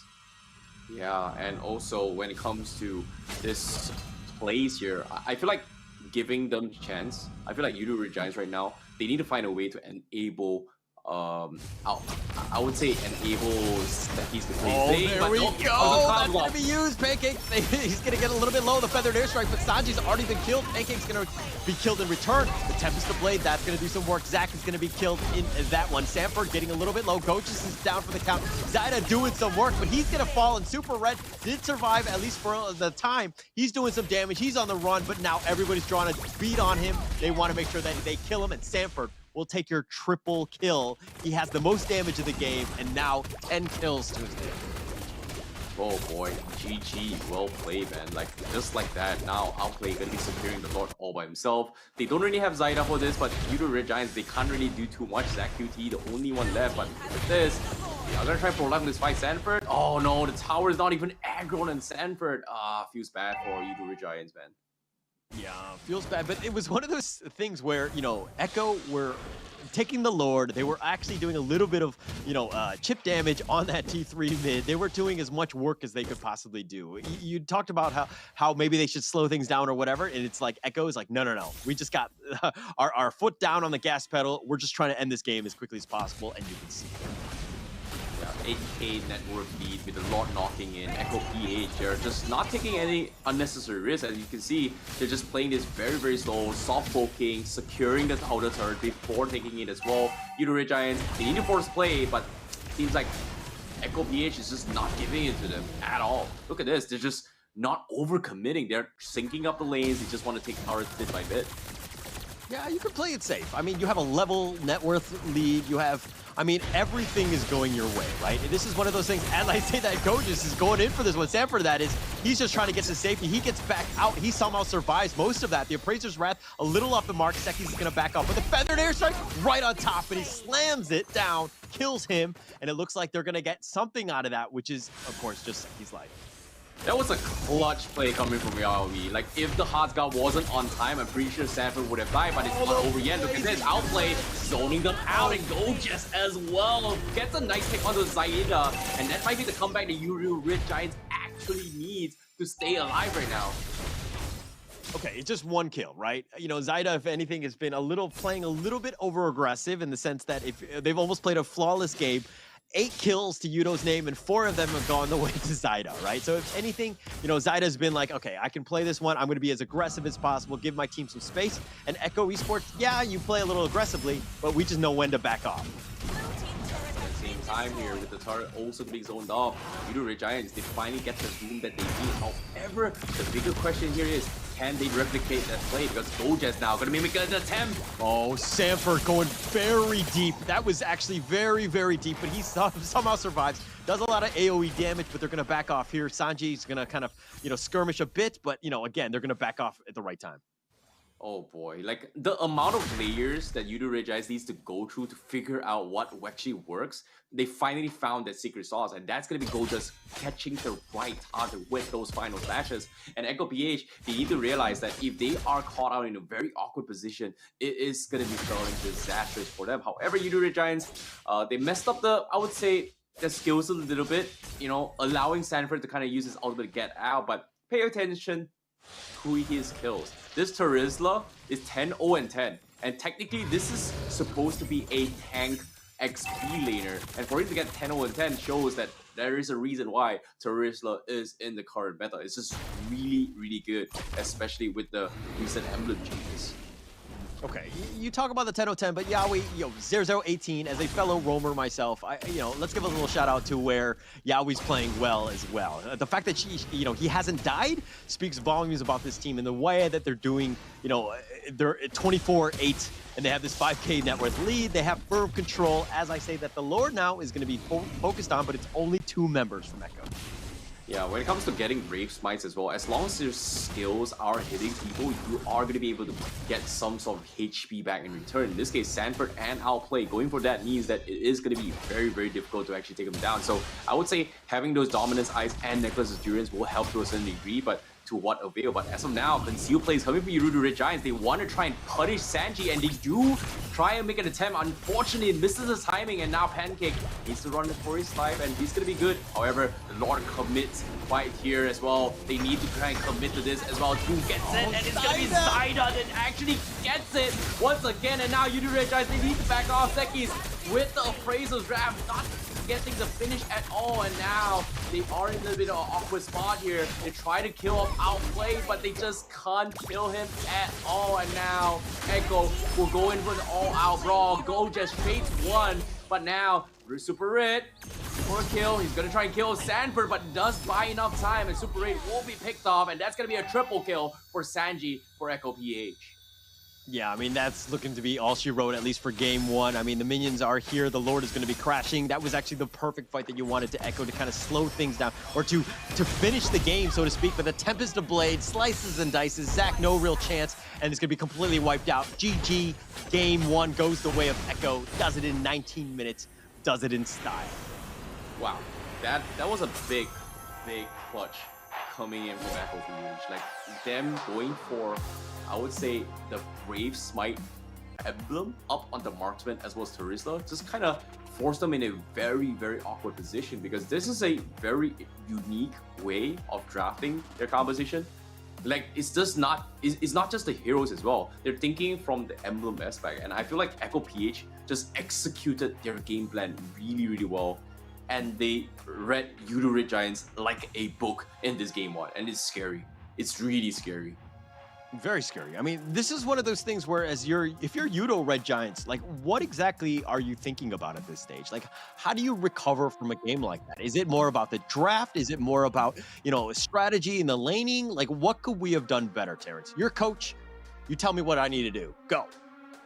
Well, to be honest, I need to do a lot of homework on how to utilize emblems to synergize with our composition, because if you pay attention to how Echo PH plays it as well, this draft, if you're just talking hero to hero, this is how it's gonna do. But how do you enable it further? And in this case, Echo PH played this composition where, because they went for this Brave Smite on Claude and Terizla, and along with the heals coming from Angela, it's just infinite amount of heals, infinite amount of sustains, infinite amount of pokes, and there's just nothing, I would say, Yoodo Red Giants can actually do. So in this case, I feel like Yoodo Red Giants, instead of leaning towards the meta, pick heroes that actually has more flexibility to deal with multiple situations. In this case, they need to find a way to shut down Ling, and so far, I think, brush it off. As a coach, brush it off, rethink the draft, game number 2, and then just win the game. That's just about it. Win game. Sorry, I messed up in the draft. Let's fix it again. Okay. All right. So I guess if Yoodo Red Giants, if they're fans out there or the players, let them know that Terrence actually messed up for them, right? This is clearly how it works, right? No, but as I said, that's only game 1. No, I think that you bring up some good points, right? It's one of those things where you kind of just, brush it off kind of thing. It's just game 1, right? Let's breathe. Let's calm down a little bit. Let's see where we made some mistakes, and kind of watch the replay. I think it's going to be super helpful for them to understand the movements, and when they actually had advantages that they should have taken advantage of, which they didn't do in the end, and that's kind of where that snowball got going. But again, this Ling pick, that's tough. Is this going to be first phase ban now? Yeah, I think no, it's definitely not first phase ban worthy. But when it comes to the meta itself, they do need to lean on heroes that kind of enable their composition, right? Because Yoodo Red Giants play the composition expecting Echo to kind of lean in towards this front-to-front play style, but at the same time, they were lacking in terms of a lot of magical damage as well. And it's difficult. It's really difficult to play against a team like Echo PH, in particular the drafts as well, and their understanding of the game. It's scary, but if you don't match that, it's nearly impossible to play. And so far, Yoodo Red Giants, they need to be able to identify what went wrong. Was it the drafts? Was it the emblem choices? And etc. Because the draft that Echo PH played is technically a very, very difficult draft to play, but they understood their win condition and they understood the weakness of their draft, and they found a way to block those holes, like to cover those weaknesses. And it's scary because Yoodo Red Giants, their composition was designed to have this Hilda annoy the heck out of Link right from the pre-4 game. Boom, their rotations just stop them here, stop them here. Okay, buy enough time for Link. Level 4, we're Gucci. We get space, we get time. And once that's happened, mid-game, late game, how do we play around this? Oh, we've got healings, we've got the Brave Smites coming in. Guess what? If you don't calculate your damage properly, you're not gonna kill me. And that's what happened to Yoodo Red Giants multiple times, because a lot of near-death experiences, they almost got the kill. Technically, if they were playing standard emblem playstyles, they would have gotten the kill. But because, you know, they brought in this Angela, they brought in this Brave Smite, they've got in this, I would say, level lead, it was just impossible. Interesting that you bring up that as well as the emblems. You're basically saying that like Yoodo Red Giants are kind of still adjusting to the meta, still understanding what things need to be done. But you know, I think a lot of teams were caught off guard. A lot of players, the draft especially, the Angela one, it kind of threw a little bit of a wrench in the wheel, so to speak. Not really expected. Something that's very nice to see, right? We want to see the game evolve and kind of create its own meta. So I do like what they've done. Now, Echo Esports, let's look at it from the other side, right? They kind of won that one in convincing style. Is this more of, hey, let's just continue doing the same, or should we look to just change things up a bit? What are your thoughts on that, Terrence? To be honest, I want to see them try that again, and Yoodo Red Giants kind of counter that. Personally, I would like to see a Baxia pick up the deal with this healing composition. I'm a big fan of Baxia, even though I know the meta is a little bit weird, straying away from the Baxia meta. But it does gives you a little bit more leeway to actually go for this anti-healing composition, right? So I think when it comes to Yoodo Red Giants, is that I personally don't think there's an issue with their micro gameplay. It was more on their macro aspect, and in this case, understanding what can be done and what cannot be done is something that it feels like they looked a little bit lost. And that's the thing, right? You're facing off a tier 1 team, the best in the world. So I would say it's still a learning curve. It's not over yet for Yoodo Red Giants. Like, you know, I wouldn't say that game 2 they're going to be able to that, but if they do that, it is going to help them grow even further. Okay. Now, is it going to be where Yoodo Red Giants, they actually throw something completely unconventional, just try to shake things up? Maybe you kind of, if you throw them off guard, right? You do a little bit of a different draft, or is it more of, hey, let's just stick to our tried and true, meta, try to evolve from there? Or like, again, what are your thoughts on that? To be honest, Echo PH brought in the surprise for me. Like, they picked up one of the most unique drafts. Yeah. But if Yoodo Red Giants is confident enough, why not try out their draft for a change? Like, if they go for the exact same draft for Echo PH just to deny it from them and try it out themselves, just maybe, that would actually catch them off guard, because I know for a fact that Echo PH, they know what's weak and what's strong against this composition. And even during the drafts as well, Yoodo PH had very clear intentions that they wanted to have this Hilda coming from ZQT to kind of win the game for them. That's why in the second phase ban, they actually banned the Valir, they banned this, and these are two heroes that kind of just stop him from doing what it needs to be done. But that's the thing, right? Angela and Ling still, you think we're worried about Valir? We're good enough. We don't need you. We don't need your Valir and stuff like that. Yeah. And that's what I like about this draft, right? I think the bands that they had around it were protecting it. They were, kind of evolving as we speak. I really like how they were doing that. Now, I'm looking more towards, the future, right? This is one of those things where, as Yoodo Red Giants, you kind of go up against the powerhouse of Echo Esports, and then they have other games down the road. This is one of those things where you're playing more than one series in a day, right? It might be tiring. You might be on the losing end on a lot of these moments. But again, it's one of those things where if I'm learning, and yeah, we can blame Coach Terrence for all of these games that we lost, but at the end of the day, I need to ensure that I'm getting better, right? And it's drafting and stealing, Echo's draft is one idea, but, I need to do something in the moment right now. What is that? Pull a completely different strategy. And what I mean by different strategy, don't play the traditional front-to-front play style. Stray away from the meta that we've seen so many times in our ranked games, so many times in competition. And what I mean by that is that no Fredrin, no Arlott, no... What's the call again? Faramis. This tree, stay away from it, try something new, and you actually kind of win games. In this case, I think Yoodo Red Giants pretty much actually have this opportunity to bring in Zero. But before we get into that here, let's talk a little bit more on the post-game match on how things went down as well. Based on items here, like I said as well, 2 Brave Spikes coming in from Yawi as well as Sanford here. That pretty much gives them so much sustainability. It's great that it is up on Yoodo Red Giants, but that's the thing about this scenario, right? There were so many instances that Sanford would have gotten killed in this scenario, and Yoodo Red Giants just couldn't kill him off because the Blazing Duet is just soaking up so much HP off that alongside with the Winds of Nature, the DHS, etc. So technically from Yoodo Red Giants, they just don't have the tools to prevent this healing right from the get-go. Yeah, tough situation, right? I think just this draft overall, I mean, look, I'm going to give a shout out to Outplayed on the Angela. I think the 0023 does stick out to me. I know that most kind of look over that kind of thing. But, if you're looking at their lineup, I mean, their KDAs were on point. The Turizla was just insane. I mean, there was just so much damage, everything that they could have done. But if we're looking at objectives as well, yes, you got a couple turtles on Yoodo Red Giants, but it seemed like they really struggled in that laning phase. Yeah, they definitely did.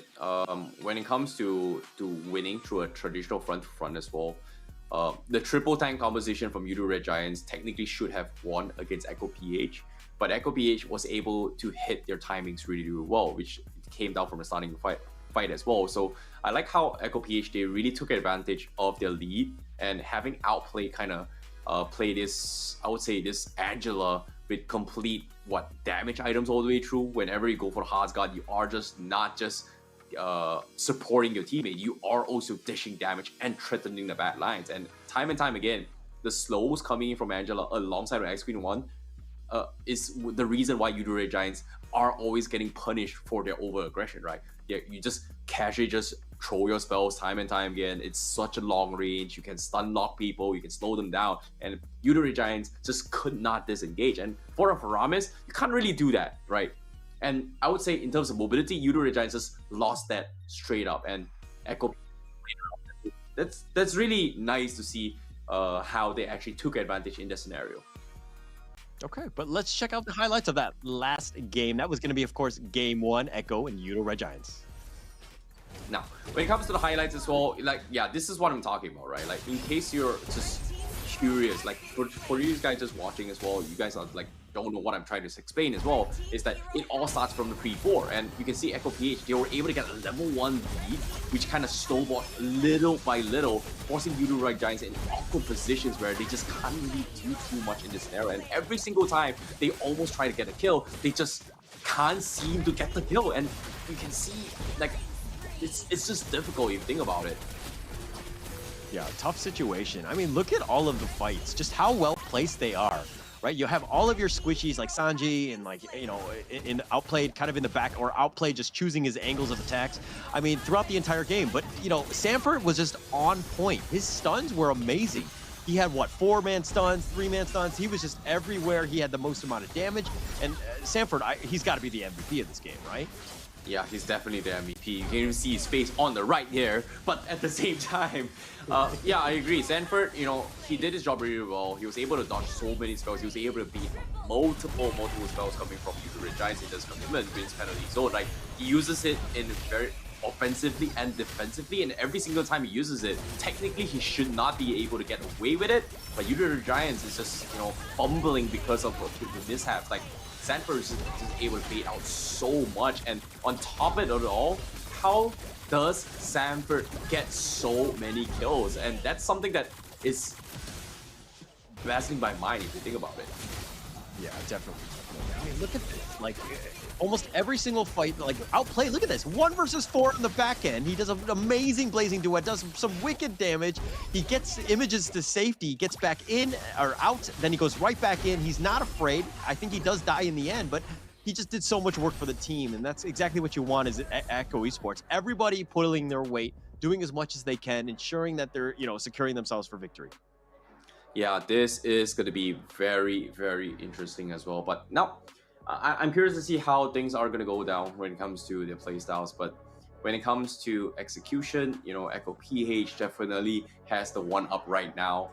And they're feeling confident here. I love the drafts. I like how unique they're thinking in this angle.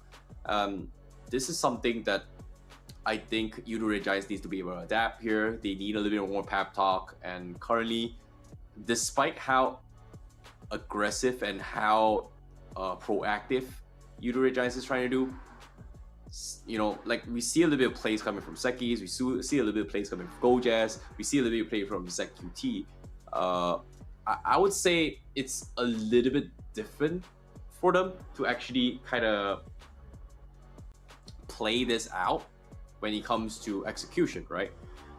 When it comes to just zoning them out, when it comes to just making a plays, they just feel very discombobulated if you think about this.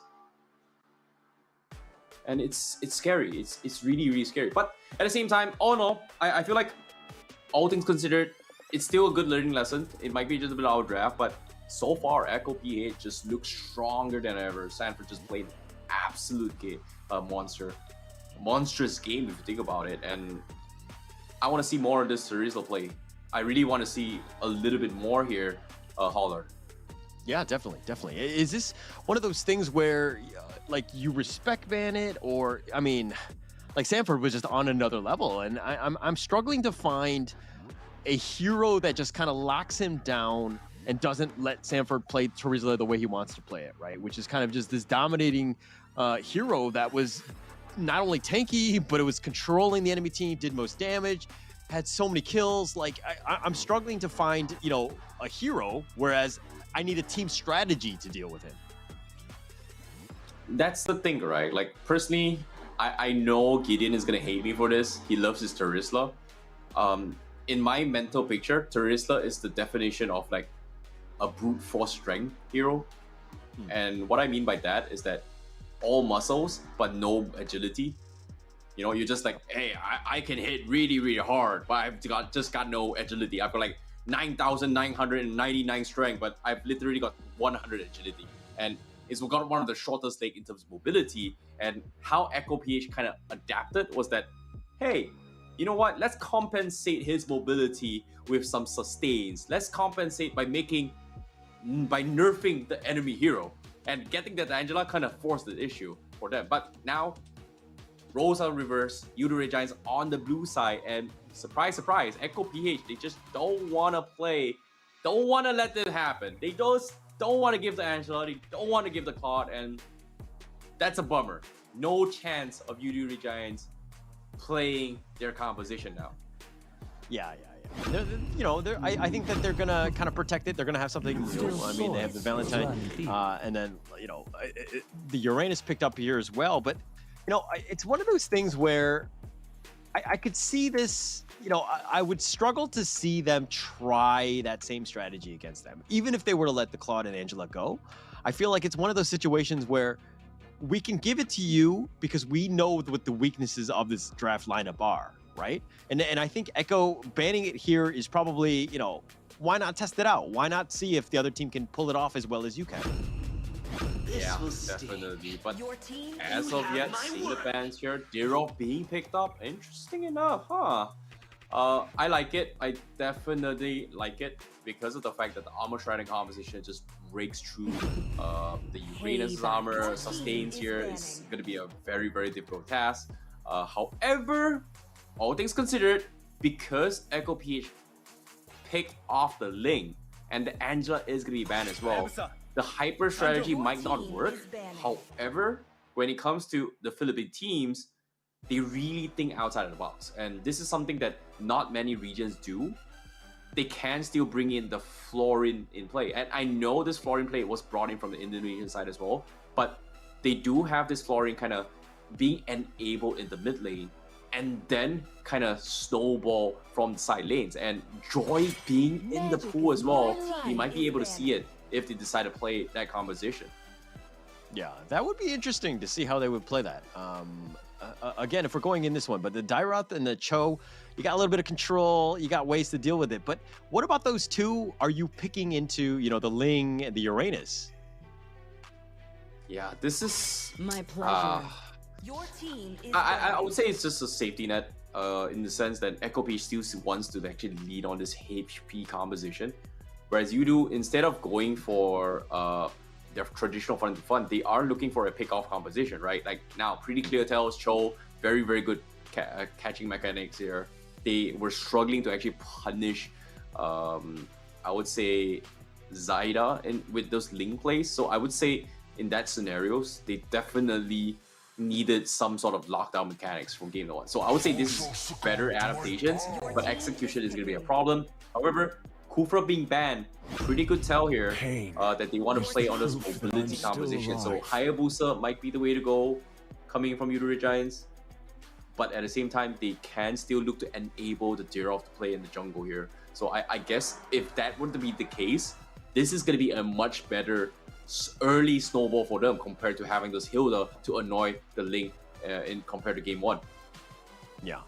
It's going to be different. They're going to have to change things up. But to be honest, I kind of see Echo Esports, and the characters are almost all different. But at the end of the day, I feel like the play style is just going to be the same no matter what, right? Like there's not too much of a difference. They've just kind of swapped out some of the heroes, but at the end of the day, I think the strategy will be the same for Echo Esports. Yeah, definitely. But now, seeing how this goes, I'm curious to see what the final pick here. Are they going to go for Flory? No, it's not. But Yoodo Red Giants, they are going to go for the Beatrix once again. This time with the Paquito, but the Kaja being picked up means that they are going to play a little bit more standard now coming from Angle PH. So we're not going to see that crazy Florian play. I was expecting it, but this kind of puts a little bit more effort on towards what Zaida is going to be playing on this Ling. But where does this Paquito go? XP or jungle? It's going to be... that's a good question. Right. I'm not entirely sure at this moment. But yeah, it has options. I just feel like if we're just talking about the lineup in general of Yoodo Red Giants, I just feel like they're kind of squishy. They definitely need to make that perfect outplay. Definitely a more difficult lineup than they had one last game. But Echo Esports, now, okay, you've got the Kaja, you've got the Divine Judgment. Who are you looking to just blow up right away, other than maybe the Beatrix? Definitely punishing Paquito for sure. Like Paquito is just a good person to actually punish the Link. So that's something that I'm really, really curious to see as well. Because when you talk about that here, the pickup potential coming from Echo is going to be punishing the Paquito as much as possible, because Paquito can threaten the Link a little bit better in terms of the KO punches. Whereas Dirov, you have the damage, but if you don't follow up, if your combo does not connect, you are going to get severely punished with that here. But without further ado, let's see how game 2 is going to go. This is going to be the match between Echo H going up against Yoodo Red Giants. And of course, it is going to be match point for Echo BH. Yeah, and I think that there's a lot of momentum. There's a lot of confidence definitely going into this one. That was a very convincing win by Echo Esports. Definitely something that you want to kind of start off the Snapdragon League, the Challenge Finals, that is. But if we're looking at how they need to play on this one, Zyda ensures that he gets it. This Ling is a problem, right? I feel from minute one, Yoodo Red Giants, maybe you just kind of sacrifice your own farm and just try to make sure that he has a bad game, maybe? Yeah, maybe. But at the same time, I like Yoodo Red Giants' composition from the drafts itself, but after seeing the battle spells coming from Echo Peak with double purifies on Sanford and Sanji, they're just like, it feels like their only target right now to get off farm is going to be like setting up for the perfect way of the dragon onto a Zyda. And that is if you even get a kick off Zyda in the best angle possible.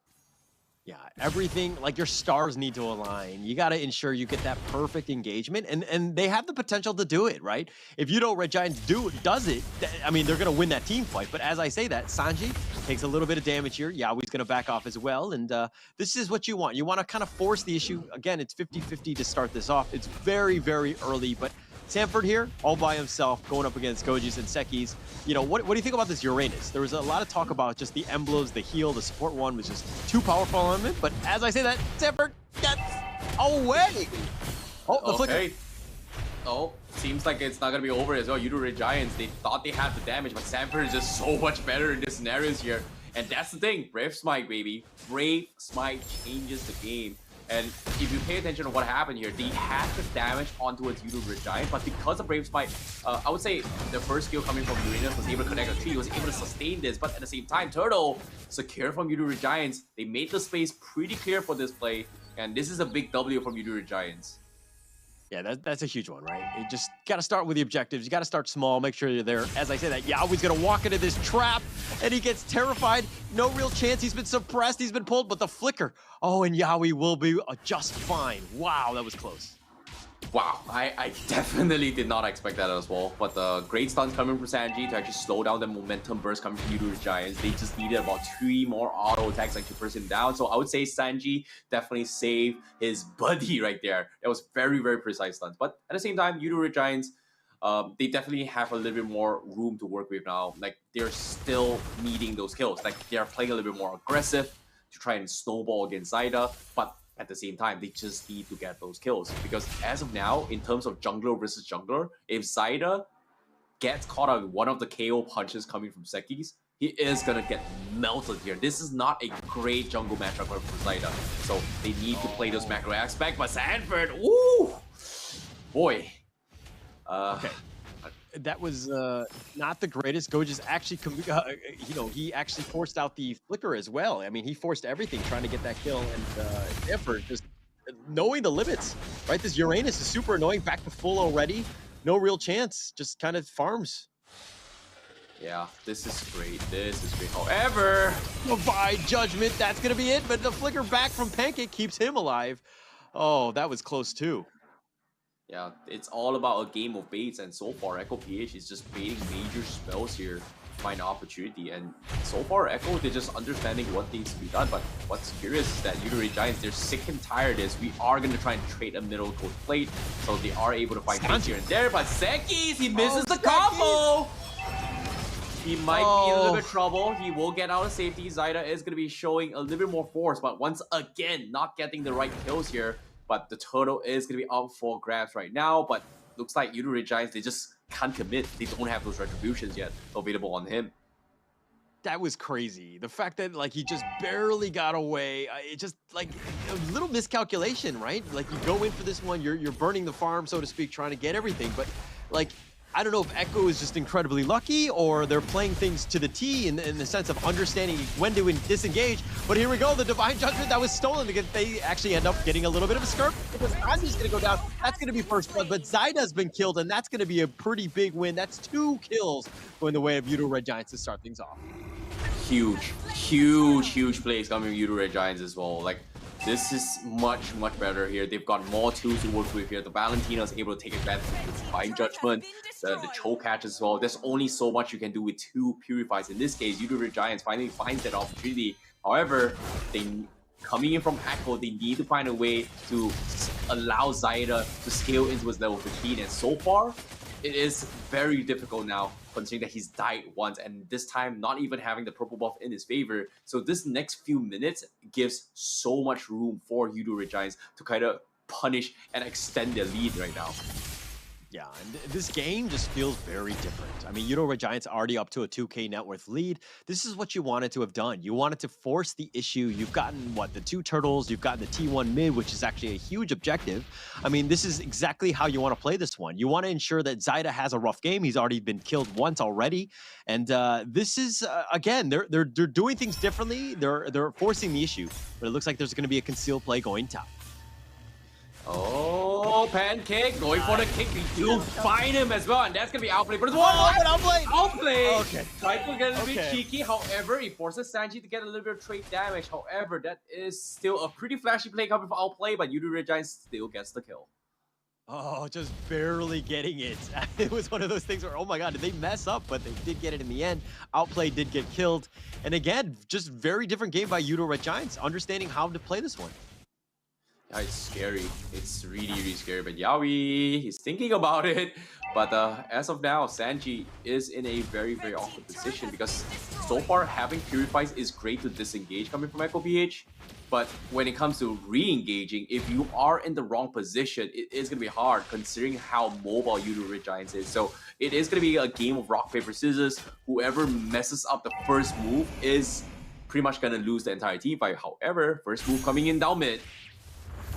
Down mid, Pancake, he's going to look to go for this one. He goes, and he's going to be getting, Sekis is going to be killed. Nice feathered airstrike. That's going to start things off. Sanford looking to just kind of zone things out. The turtle's going to be there. They're all going to stay in the brush. What is the play? Go just goes for this one. The double dash. He tries to get it. Sanji gets blown up. Super Red will secure that one. He gets a double kill onto Yawi, and they're looking to actually get the turtle as well, but Zaida will actually steal that one away. Zach is continuing to fight. Zaida still on point. He's looking to go. Gojas has been killed. Now they've got Sanford, who's just basically attracting the attention of 3 members of Yoodo Red Giants.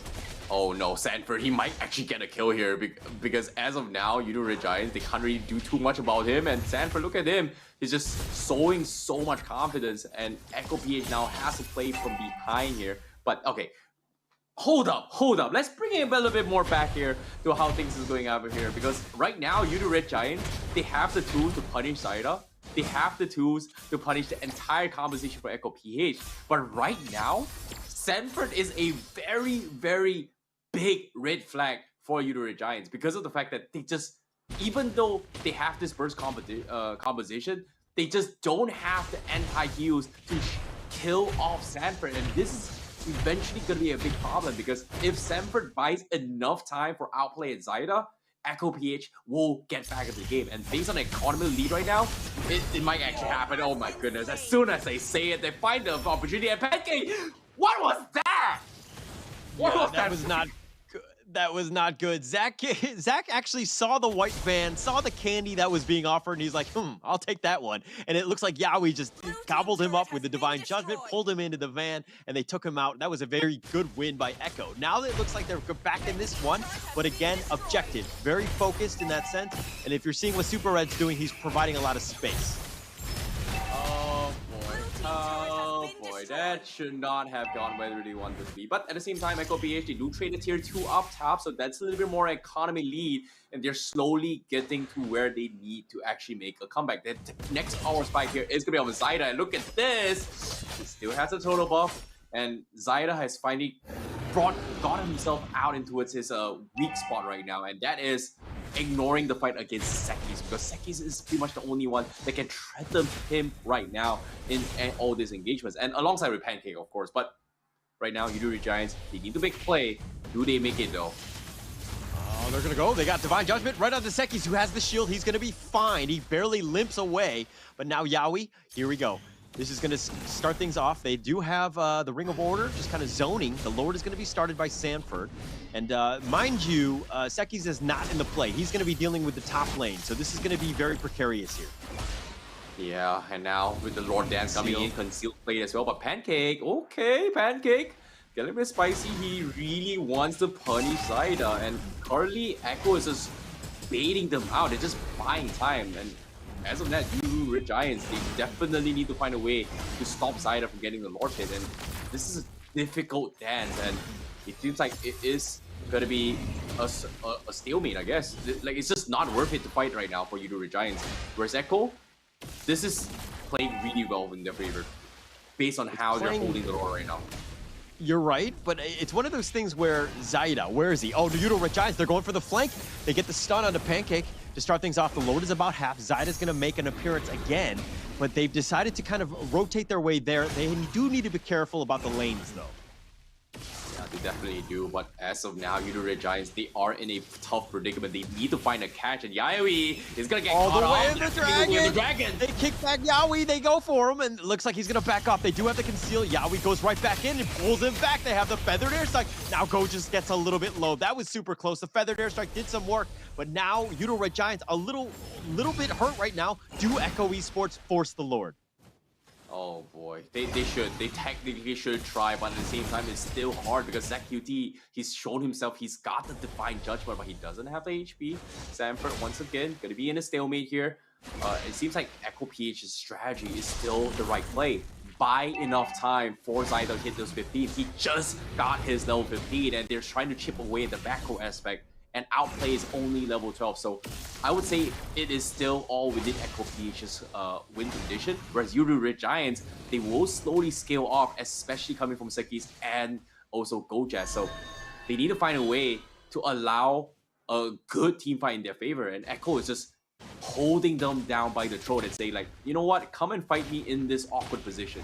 If you do, we are gonna win this. And Yoodo Red Giants, they do make the attempt now. Divine Judgment, they found Sanford. That's one way to do it. You got 5-on-1, no real chance. Now they've got Conceal. Yaoi looking to get his own Divine Judgment, pulls him back. They have the nice two-man stun. The Ring of Order doing some work. The Tempest of Blades is gonna be used as well. Sanji's got the Feathered Airstrike, providing a little cover support, but now they're going to back off. They did get Goges. That's going to be one for two, that is. And it looks like Echo Esports, they're going to have a tough situation here. Oh, first mistake coming in, but now here comes the Retro Battle. Does he get his Zekis?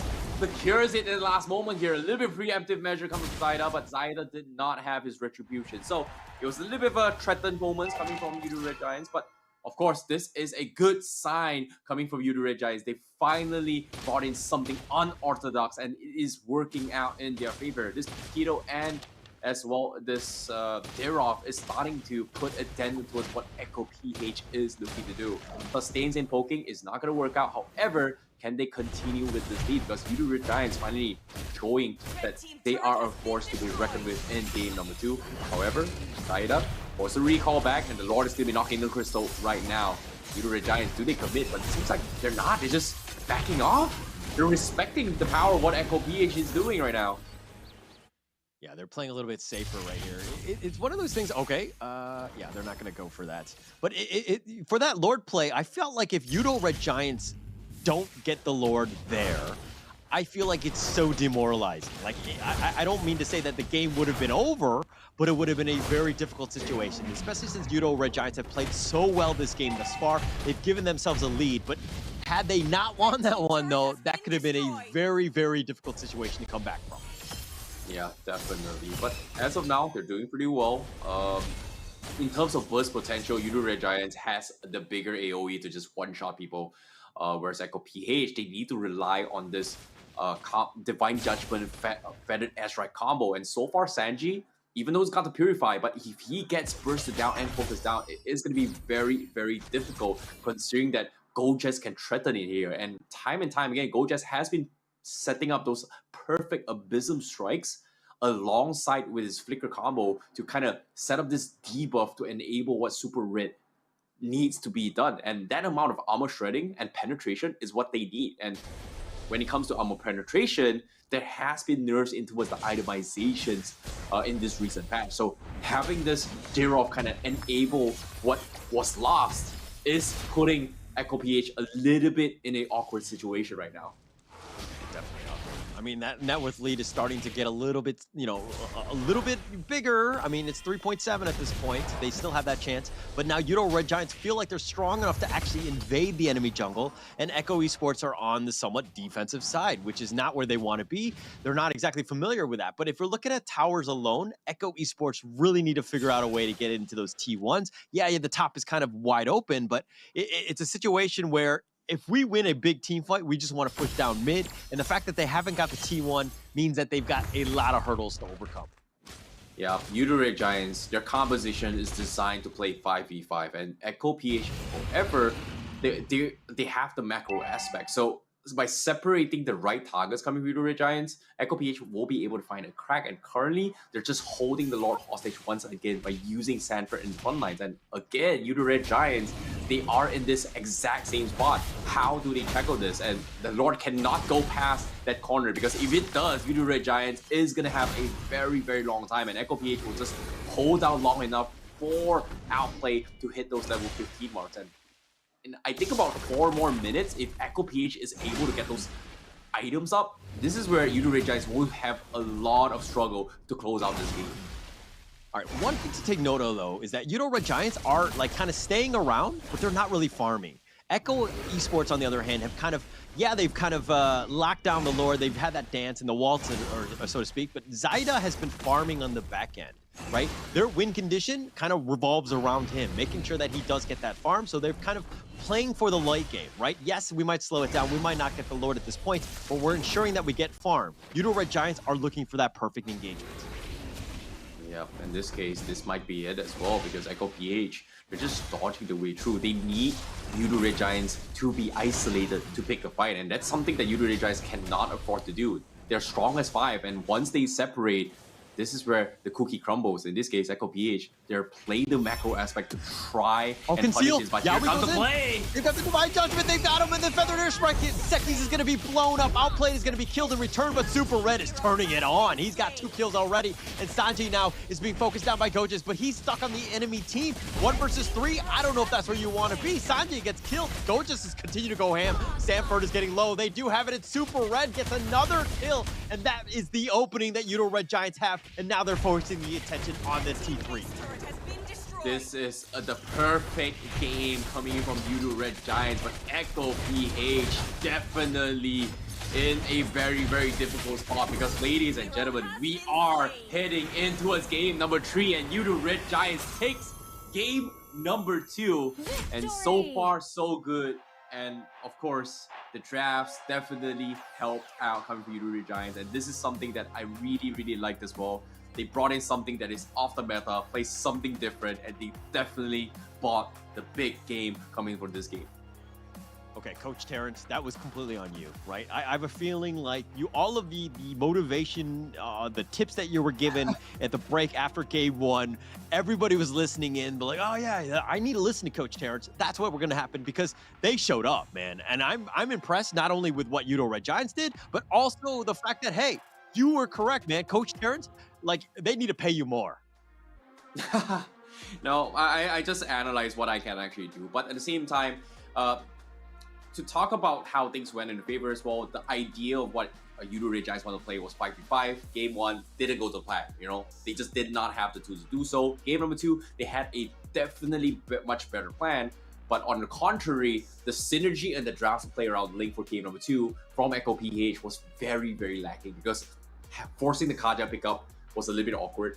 The Kaja and Farsa can't really synergize really well with the Link in particular, because of the fact that how can Link do his own thing if the Link doesn't have those hyper farms? And this is not the Link that we're talking about from back in days where I can 1v5 on my own without any kind of protection or heals. In this case, I would say it was pretty much outdrafted. No, sorry, I would say not outdrafted, more like overthought the process, because they had this double purifies to make sure that both Sand and Sand combo just survives this engagement. And because of that, it puts them in a limited spots where they just don't have those additional 1 step to kind of prolong the fight. And it kind of just allow Yoodo Red Giants to just do their own thing, you know? Perfect Abysm Strike, boom. There's no way they're getting out of it, especially when they have 5 flickers from the side of Yoodo Red Giants. Actually, that could not have been. I mean, it seemed a little shaky. There were definitely moments where it was very 50-50, but I felt like that was a game that, Yoodo Red Giants really showed up. That was very impressive as a team, right? Team win, understanding how to play against the Lord, understanding what you needed to have done. But the thing is that they also bounced back. That speaks volumes about a team. You talked about earlier, and I like the fact that you were bringing up the fact that this is a team that's consistently learning and getting better. And this could be a very scary team. They take their lumps and they actually get to the next level. They get, better exponentially. So, this is just the beginning of a team that I think that could actually make some waves. Obviously, it's still very early. This is the first series that we're seeing them in, but we have a whole nother series going on later today. And I want to see more and I almost kind of want to see them lose more just so that they can get even better going forward. I don't know what to say about that, but all I know is my prediction is still alive. I predicted it's gonna be 3 games. I hate that I'm right, but at the same time, I hate that I'm wrong too, because of the fact of how Yoodo Red Giants has adapted. But I feel like Echo PH, they're just doubling down this strategy, right? And game number 3, most likely they are going to play something textbook here. They're not going to play around the link again. And this is going to put Yoodo Red Giants in an awkward position because Yoodo Red Giants, they're great at adapting. They're great at reacting. But they're not great at just starting off and say, I'm going to set the tempo and now I'm going to win the game. And this is something that I think game 3 is going to be a full reset coming from both sides because what happened with Yoodo Red Giants for game number 2 and how they won was them adapting to the opening picks of Echo PH from game number 1. They pretty much have a rough idea what they were going to do, how they were going to do it. We tackled it, we won the game. Yes, sloppy early game, but there was improvements coming from game number 2. But now the question here is, Echo PH most likely is going to be going for something a little bit more standard, and that's not a lot of info Yoodo Red Giants can rely on if they decide to go something a little bit different from game 1 and game 2. However, if Echo PH decides to go for Link once again, well, Yoodo Red Giants, you know what to do. They know what to do, and they did it with style, right? It was one of those things where we got to shut it down. So I think it's more interesting that Echo Esports, they had a almost perfect draft in the first game, right? They played very well, understanding the limits of it, but then they were going into game 2 and they banned their own heroes. They kind of handicap themselves. It's one of those things where if the enemy team were to ban it, makes sense. Then you react, then you change things up. But again, stick to the Ling and you try to push ahead with that. But this was a situation that were like, no, we did it one way. Now we're gonna try a different variant of it. And I always look at this if it's like apple pie, you've got great apple pie. Why change it, right? Why fix it if it ain't broke? Let the enemy team, sabotage your apple pie so that you have to make blueberry pie or whatever it is, right? This analogy is not going where I want it to go, but it's one of those things where you got to get the enemy team to make the reactions for you, and then you kind of change up your lineup if you need to. I think it's more like, can I say arrogant? I feel like it was a little bit arrogant of Echo PH for the opening pick, right? Their first pick was pretty much Link. He pretty much showed up every hand coming from possible for Yoodo Red Giants to kind of counter their way through. There are some specific heroes where, hey, first pick is safety net. It's flexible. You don't really know what they're going to do here in Dota. But when Yoodo Red Giants decided to play the last pick, Paquito, initially my mind was like, hey, Deer of Jungle, I like it. It's very snowbally, but it's not a direct counter against a Paquito. But when they moved into the XP lane and then jungle Paquito, once upon a time was known to be a very strong jungler back in last year as well, known as the assassin counter when it comes to jungler, right? Any assassin jungler, you put out a Paquito, boom, that assassin is not gonna survive because even for a Fanny, right? You go in, double KO, bye-bye Fanny. What damage, what cables. So I like that they're playing a little bit more safer, a little bit more textbook. They understand that, hey, we are gonna win our matchups. That's pretty much it. So I think Echo PH, once they get a little bit more serious for game number 3, it is going to be very, very difficult for Yoodo Red Giants. And I have a very, very good feeling that Echo might not be trying the same strategy again. But if they decide to go for it, well, like I said, Yoodo Red Giants, you know what to do. Malaysia, baby. Yeah, Malaysia, Boleh. I mean, They know what to do, but look, I don't want them to go so crazy at this point. This is still game 3. You need to win out every series, right? This is a very hotly contested, very competitive league where every series matters, right? You don't want to be playing something totally crazy off the wall. If Ling is your thing, you go with it, right? It's one of those things where you just need to ensure that you pick the right heroes, you have the right support. Maybe you go back to how draft 1 looked, because at the end of the day, yes, Yoodo Red Giants might be able to counter you, but if you have the heroes that you want, and this is the perfect lineup for you, make it very difficult for them to actually try to counterplay you.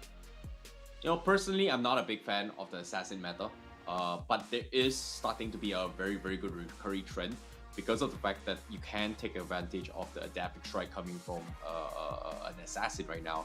In particular, what's that skill again?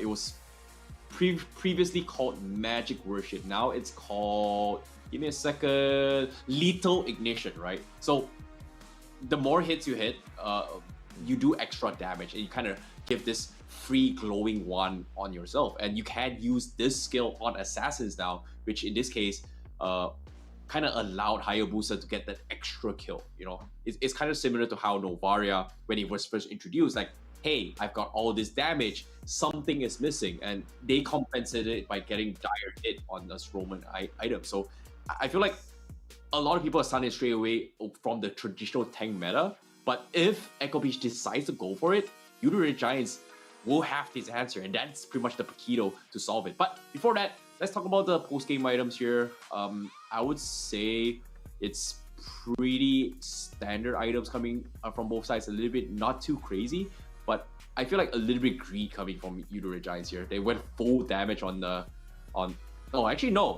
Pancake actually went for only the Hunter Strike, and it was just just tank all the way through. Yeah.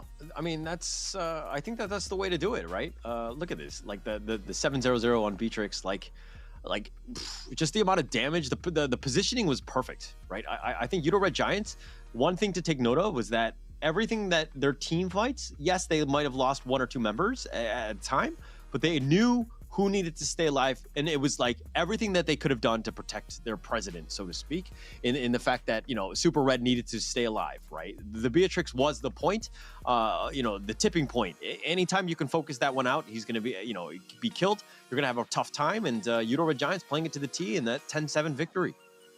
Yeah, let's take a look at the damage the output as well. What's really surprising is that Yoodo Red Giants, despite them getting the crucial kills, damage dealt here, Echo PH is still faring pretty well because of the fact that Sanford is just zoning them out time and time again, and that was a big problem for them.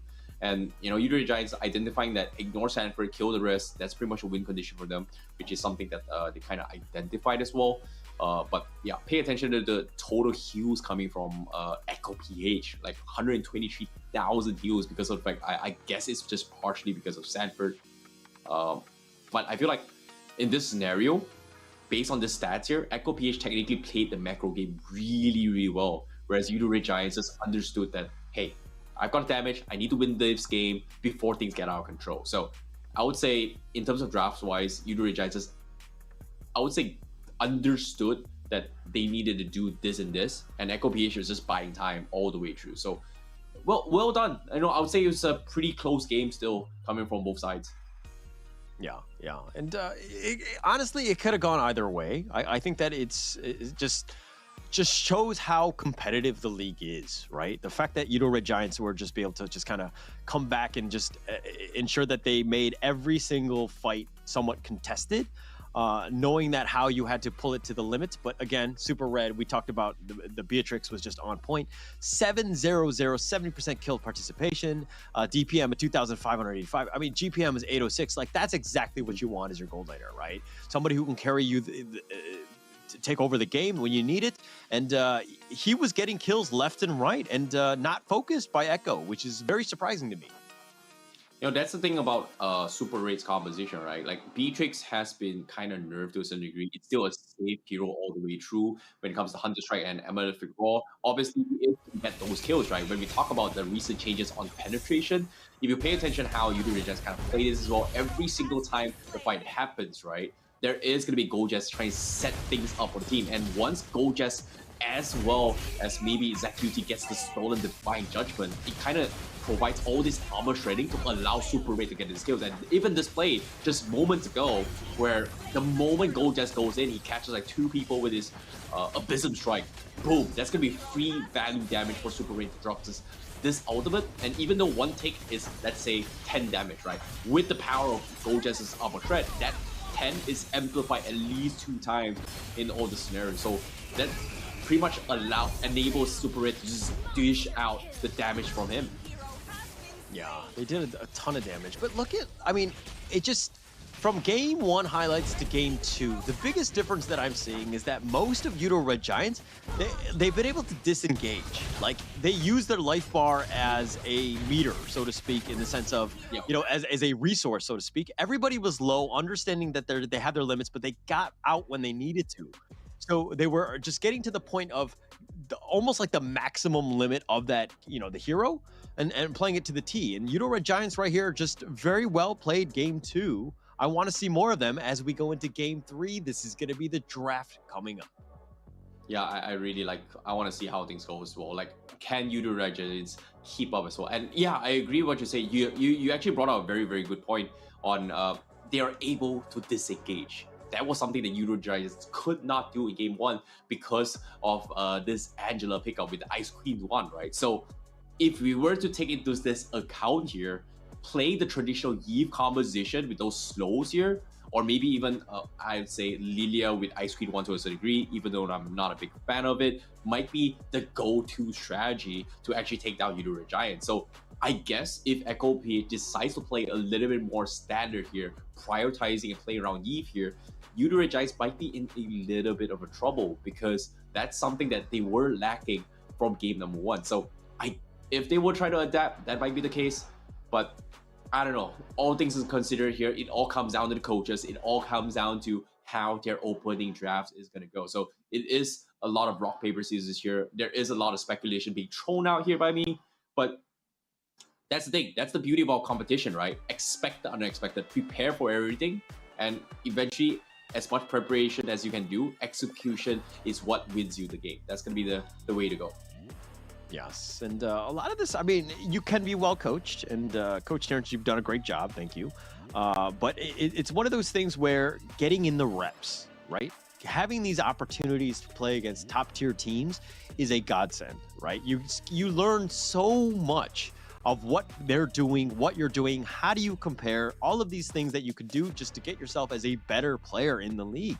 And, you know, going into MPLMY, I think that this is going to be good. No matter what happens in this situation, the fact that they're, you know, going head-to-head with this heavyweight and, you know, taking them to a game 3, really forcing the issue, and this is a huge confidence booster, right? So Yoodo Red Giants are just getting better and stronger, and, you know, again, like, who knows what can happen? The sky is the limit for this team.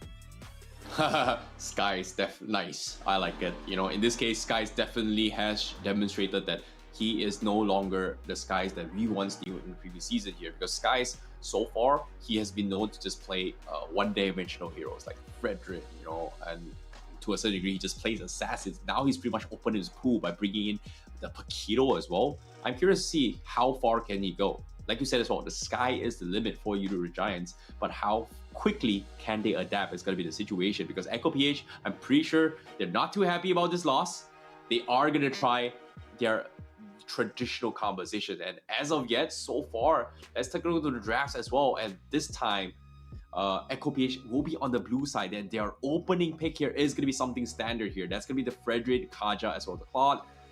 For Yoodo Red Giants, it is going to be the Brody, Angela, and Ling. Okay, Yoodo Red Giants. Am I seeing this right? Are they going to try Echo PH's first game draft? Your this team time? is banning. I think so. It looks like they're going to be like, hey, I think we can do it better. We found out the weaknesses of what doesn't work. We're going to try it ourselves. And this is the ultimate flex, right? I think that this is one of those situations where they're really testing it. Like, and can Echo Esports really bounce back from almost a flawless game 1? And that draft was amazing. You know what? I agree. And guess what? So does Echo. Instant deny pick. Hey, if you're gonna try our composition, don't copy it, Ren. we're not gonna let you copy it. We're just gonna ban Terizla. And now it's up to Yoodo Red Giants to say, hey, you know what? I'll do you one better. I'll pick a better XP lane. In this case, Arlet's still in the pool. It's something that can do what Terizla does. But the difference is, Arlet, once you go in, you can't really get out. So I would say a hero that can get out here, Echo, just pretty much banning off all the potential XP heroes. And all these XP heroes, I feel like it is pretty much into a hero, I would say just off the hero pool list. But I don't think these are heroes that shows Goldjess' specialty. And so far, I think having the Lapu Lapu on Goldjess isn't too bad to actually threaten the back lines. But if you go for that route, how will you do for the Claude?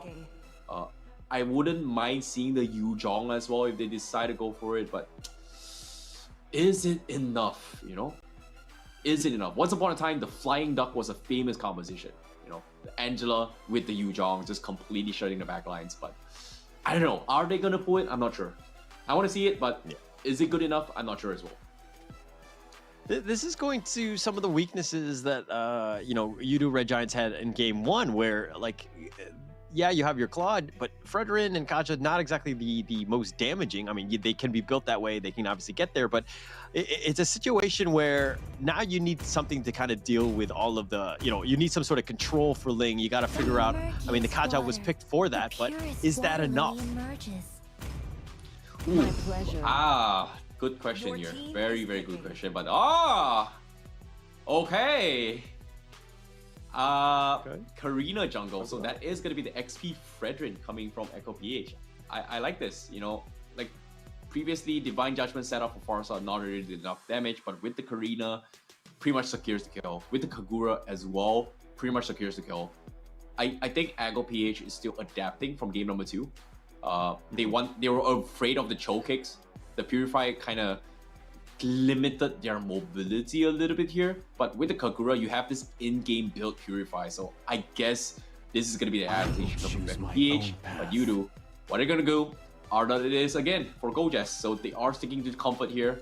Adaptations will be made, but this draft, I feel like Yoodo Red Giants definitely has a little bit of an easier composition to play. But when it comes to execution, Echo PH's composition isn't too bad if you think about it.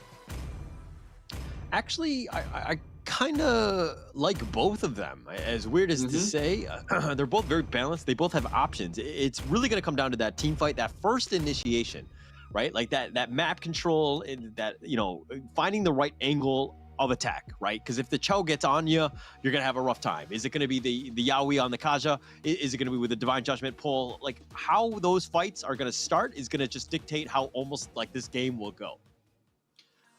Whew, this is gonna be a very, very important match coming from both teams now. Whoever wins this series will have that upwards momentum going into the next one here, especially in these group stages here, where the top 3 team will advance into the main event. And that's something that I don't think either of these teams wants to be in this position if they lose this series, considering how far both teams has adapted here. So I want to see how things go. Like Echo PH, they have a very unique draft. They have a very unique one indeed. But if they do not snowball with this Karina, things are going to go south real quick here. Whereas Yoodo Red Giants, they have so much macro expect, and I like it. I love both sides' composition. All right. It's going to be game 3, of course. This is Echo Esports, Yoodo Red Giants. We're going to go into this one right away to kind of start things off. I think that there's just... everybody needs to ensure that their side, you know, the Karina, the Lings of the world, everybody's getting the right amount of farm, because there's just too much at stake at this point. But as I say that, Zyda will start one, and that's a huge win for them. How why are you doing like Pancake? Hello, like you've done this 2 games in a row. You expect Echo PH not to adapt? And hey, you know, good read coming from Echo PH, but now Yoodo Red Giants, they have no choice but to play with a 600 deficit right from the get-go. It isn't too bad, but Sanji now gonna be in a little bit of trouble here. But at the same time, wait, let me recollect what I just saw. This is a Mage Angela, right? Yeah, it is a Mage Angela. So once again, Yoodo Red Giants in a very similar position from game 1 though. They don't have enough magical damage. Like, their entire magic composition will be designed around ZQT, and Echo PH can just itemize accordingly. And in this case, they are going to try and force a fight now. Zeki's going to be looking, staring them down. Zaida shows himself, and ZQT might actually die to this. And he is going to get picked off. Oh my god, feels bad. Feels bad for Yoodo Red Giants. Feels bad in the sense that Zach actually tried to flicker to safety. Thought he was fine. They tried to push the initiative, but just unable to get away. And Zaida showing up at the right time. And you were talking about how Karina needs to get the farm. 2 kills to the name already. Looking to start the turtle. This is looking to be a perfect start, at least for Echo Esports. Yeah, this is great. This is huge as well. They've got double adaptive strikes coming from Zaida as well as Sanji. There is still a lot of damage that can be done. And I feel like right now, Yoodo Red Giants, they need to respect that this Ling is not going to be able to contest Zaida at all. And speaking of contest, bottom side though. Oh, that flicker play, the energy eruption. Sanford's like, I got him. Just make sure you knock him down, because the rest of his team is right there, and Zaida and Sanji will help secure that one. This is smart. This is smart coming from Echo PH. They understand the draft of what Angela is really weak at. Like, they play this really well, but hold that thought for now. Yoodo Red Giants, though, they do get a nice kick onto Sanji. That's the longest kick I've ever seen as well. Sanford now forced to follow the fight. A Brazen Rock connects him too. It does a lot of damage, but where's the follow-on? Here he comes. It's going to be Zaida with the mega kill. They trade him off, but Echo PH were able to get a little bit of trades here and there. Okay, this is like, it looked like Sanford was trying to call for his friends, called the cop. You know, he's like, buddies, I'm getting jumped on. And then your buddies get you and you've already been beaten up. Like, no real chance. I felt like the timing on that could have been a little bit better, right? Yeah, I agree. You know, when it comes to timing, definitely they just weren't expecting to have a super red Ultra Instinct. Yaoi going for the cheeky plays though, but he will be able to get out for now. So that's a little bit of small wins coming from Yoodo Red Giants. But the question still remains, right? How do they play this? Because Echo PhD know perfectly well how to deal with this Angela Ling composition. Punish Angela when they're alone. In this case, Demon Judgment comes in. Judgment! Right onto Pancake. He's going to be killed. He just gets instantly bursted. And I mean, Echo Esports, that was a perfect, like, ambush. They were hiding in the bush. No real chance. Found Pancake. I mean, as Yoodo Red Giants, you're kind of like, Pancake dies, not the worst thing in the world. At least it's better than anyone else, right? Yeah, and now Yoodo Red Giants, they're swapping their roles a little bit here. They're sending Angela down mid once again. Wrong side of wrong wood, but Gojes once again, you know, showing some really man fights here. He's doing his job, but if he's not careful about this, he will be actually caught out. Zaida, meanwhile, be focusing on Turtle. That means Yoodo Red Giants, they can look to contest or look to punish top side. However, based on the macro map here, they're still debating if they can do so, because top side, they're thinking of going for outplay. It's not going to happen here. But the kick comes in, Pancake, but where's the follow-up?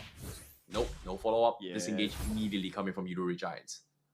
That one I can only summarize as awkward. I mean, he got the kick. That's exactly what you wanted. But again, no follow-up. Nobody was there. But, I mean, the flicker. Stanford wants to go for this one. Gojes, that was very ambitious by Stanford. Yeah, speaking of ambitious, he gets the final stat, but here comes the hard guard to keep him alive as well. They want to turn the fight against Sanford. Sanford does Sanford praise the draft, does the neck, drops Gojes, but he's got the sustain. And it is going to be outplay coming from Gojes and ZQT. Echo PH just did not expect that at all. That's going to be a big dub coming from Yoodo Red Giants. Okay, that could have been so bad for Gojes. He actually went right into the Appraiser's Wrath. He got slammed down, but I mean, you know, ZQT as well, just the team up was on point. That's exactly what you want, is a nice little duo in the bottom right there. Making sure that you do get that. But let's talk a little bit more about the top lane. Outplayed, largely been, you know, untouched. Hasn't really been seen much. Gets perfect out. Just makes things very difficult. Now, Seki's, on the other hand, has been, it's been a much different game, I would say. Okay, this is huge. This is actually huge for NQBH. Like, they barely used any major spells here besides the Divine Judgment. They force out the Hard God. So, as of now, they're in a perfect condition. Oh, wait, hold that thought right now. Sanji, what were you thinking, man? Why are you so far away? And Pancake is going to get a very nice trade. Echo PH, can they salvage the situation? They're getting a little bit greedy with this play. They need to back out, but Echo PH just lost the kill just like that. I'm not sure what Sanji was thinking about the play. Yeah, that was not sure what that was as well, but again, Pancake with some good kicks. The way the Dragons have been on point, ensuring that they get themselves back into some of those games. They've defended well, and that's what you want as Yoodo Red Giants. But now Echo Esports, they have that lead, and I thought it would snowball actually much faster off of the back of Zaida, but the 4-0-1, that's another good kick. Throws back Sanford, but the Tempest Blades, that's going to be used, and Yaoi will take out most of that. The Energy Eruption slows him down. Pancake is about half-life. They have the final slash, that's going to be used. Sekis is continuing to fight, though, but Pancake has been killed. Zaida, that's his 5th kill of the game, 6th on top of that with Super Red, and now this is looking very rough for Yoodo Red Giants as Gojes is looking to go down as well. Oh, mistakes were made. Echo PH take all for nothing. They capitalized on Pancake's mistake because of the fact that Sanford is the tankiest hero coming from Echo PH. So there's pretty much no way that Yoodo Red Giants does have the burst potential to take him right from the get-go. Took advantage of it, got a couple of trade-offs, got the kills, and then on top of it all, they even took the tier 1 up top for outplay on this spot. So nothing is going well. However, Pancake looking for the kick. Is gonna get bursted down, and so will Zaida as he goes in the back line, 2 shots the Brody, and now he's looking for more Gojes in an awkward position, but it's gonna be Sanji with the auto attack to get the kill, and that's gonna be 4-0 in favor of Echo PH. Yo, you've got 10 kills, and it's not even the 8-minute mark. Zaida has been a absolute assassin, right? The fact that he's been everywhere, ensuring that he gets all of these kills, and that's exactly what you don't want to see as a Yoodo Red Giants sport fan. This Karina just being able to pop off, being super, again, just picking off anybody who walks alone. Yeah, in this case, the biggest threat here is going to be Zaida. In this case, Sanford now going to be starting these over the conceal play. Oh, the flicker. They do get the catch as well. Super Red just completely shut down. The damage is just unfathomable. And now Yoodo Red Giants just cannot do anything against Echo PH because of how strong Zaida is. Look at him. 8 minutes game, level 13, 11-0-5. And to top it of all, who can actually kill him from Yoodo Red Giants? This is like the Michael Jordan meme, right? Where they lost game 2, and Zaida was like, and I took offense to that, right? The fact that he's completely carrying this game, I feel like Yoodo Red Giants, the only opportunity to get back in this game is if they figure out a way to draw a beat onto this Zaida, lock him down, let your team blow him up, because you got to stop this bleeding. This is absolutely crazy. The fact that this network lead was 1.8 at 5 minutes, and now it's almost 10K at 9 minutes, all off the back of Zaida, who's literally just destroyed your team. The biggest problem that Yoodo Red Giants has right now is that they need to find a way to shut down this arena, but it's near impossible because of the fact that they don't have this burst capability to just isolate him and just one-shot him. And to top it all, even if they try to, all Zaida needs to do is just pop a Shadow Dance, and everyone from side Yoodo Red Giants just cannot kill him. It's just an inbuilt an inbuilt skill of having a free Winds of Nature on Zaida, which you can pop anytime if Yoodo Red Giants just doesn't burst him off. And that's going to be a big problem because eventually they just can't kill him off. And right now, the only dream pickoff from Yoodo Red Giants is that they need to catch Zaida in the most awkward position and just win the game. Yeah. I mean, you talk about the problem, but now this problem's on your doorstep. They've got the Divine Judgment, pulls back Sanjay, and it looks like Pancake, he's going to be killed. Zach is going to be killed as well. Zach is going in for this one, and Super Red, Zaida just turning it up, and he does die, so that's some, semblance of hope, I would say. But the Lord now, Sekis is going to have to just run back in, and now the rest of them are just going to wait for this minion wave. 3 members, and it looks like this is going to be game 3 going the way. Sekis, no way you slow this down. They focus on the base, and that's going to be it. Echo Esports pull this one out, win game 3. GG, well played to Echo PH. They played to their strengths. Very, very good draft, and you can see the enthusiasm coming in from Echo PH to actually scream their way through here. In this case, curious to see what they were saying. I'm not exactly sure. We don't have the actual sound from the players themselves. Maybe we'll get a little bit of a mic check later on. I'm not sure about that, but if we do, I'm curious to hear what they have screamed right there, because that was I guess they were not too happy that they lost game 2 about that.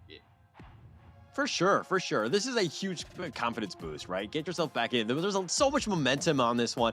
And you can see the passion of the players. They want this, right? The fact that they were in it, they were in full control. That was a almost clinical game, I would say. They didn't really give them much of a chance to get back in it.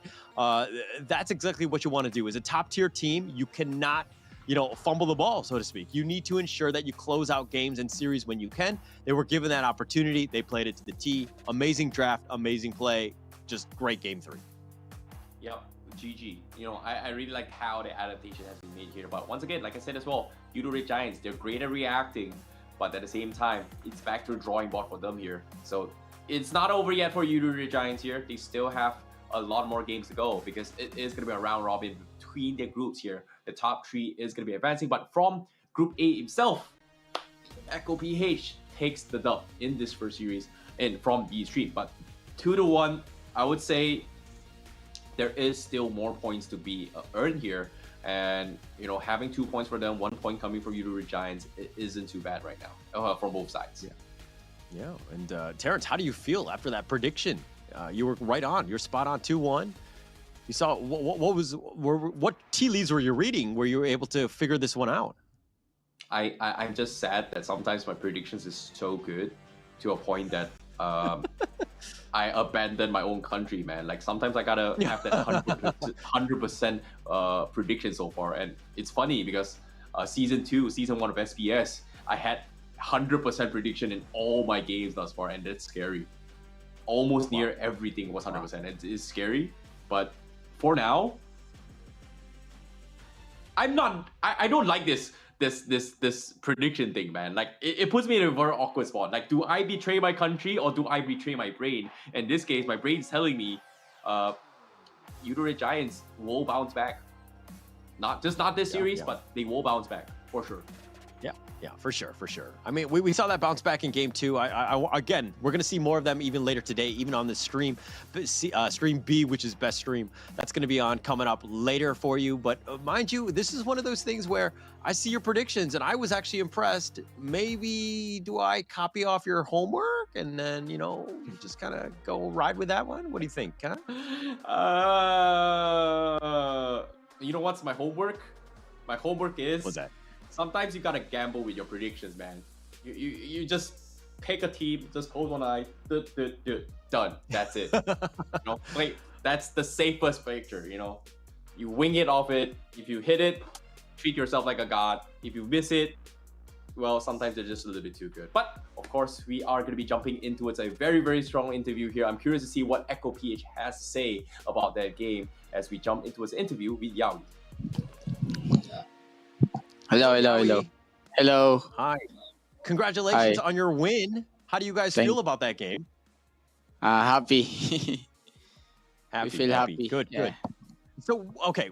Sorry, I don't mean to steal Terrence's question, but you guys were screaming something at the end. What were you guys screaming? Just a small trash talk by my teammates. Will you translate? Will you give us some insights as of what some of the trash talking, what words were spoken at that point? Weak, you're so weak, like that. Awesome. No, okay. I've got a question here. Yeah, technically they are so weak. You guys definitely were the victors in this situation here. What happened with game number 2? Because it seems like you guys were trying to play something very similar to game 1 with this Ling pickup. Is Ling currently in the meta? Because so far, 3 games in a row, Ling has appeared. I think Ling is in the meta right now, especially with Angela. Yeah. By the way, your Angela play, impeccable. Nothing but full stars from me, right? Amazing play. You were on point. As a fellow roamer, a thumbs up. You guys are amazing on that one. But now, okay. As we go into the Snapdragon League, you have more games ahead of you. Which is the team that you're kind of scared about? I think we're not scared of other teams. We just feel like the RSGPH is strong. Okay. Any fighting words for RSGPH then? Good luck to them, and let's give our fans a good fight. Okay, Yawi. Before that here, I've got a little bit of question here as well because I was having my hopes up to see Benny QT as well as Kyle TZ play. Why isn't both of them playing here from this game itself? I think they will just rest for this ESL because since M4 we don't have a good rest. We have so many tournaments. That's why I think they just rest for this ESL. Yeah. Did you guys miss them? Yeah, we miss them. All right. Okay. Well, thank you for your time. Anything that you want to, any shout out you want to give to your fans, your sponsors, your team, anybody back home? Shout out to our fans to the Philippines and to the Echo, and keep supporting us, and we will do our best. And shout out to all our families. And yeah, that's all. Well, thank you so much, Yawi. Echo loud, echo proud. We will look forward to see you guys continue their journey here. But for now, we are going to be closing out the series here. Thank you so much, Yawi, for this amazing interview. We hope you win more games, and we will see you guys in the next interview. Hopefully, of course, Yawi. Thank you. But of course, Holler, this is interesting because when we talk about all these games, there is just so much to talk about. Like Angela and Ling being the current meta, who would have thought? This might be the dream here for all Angela players, finally.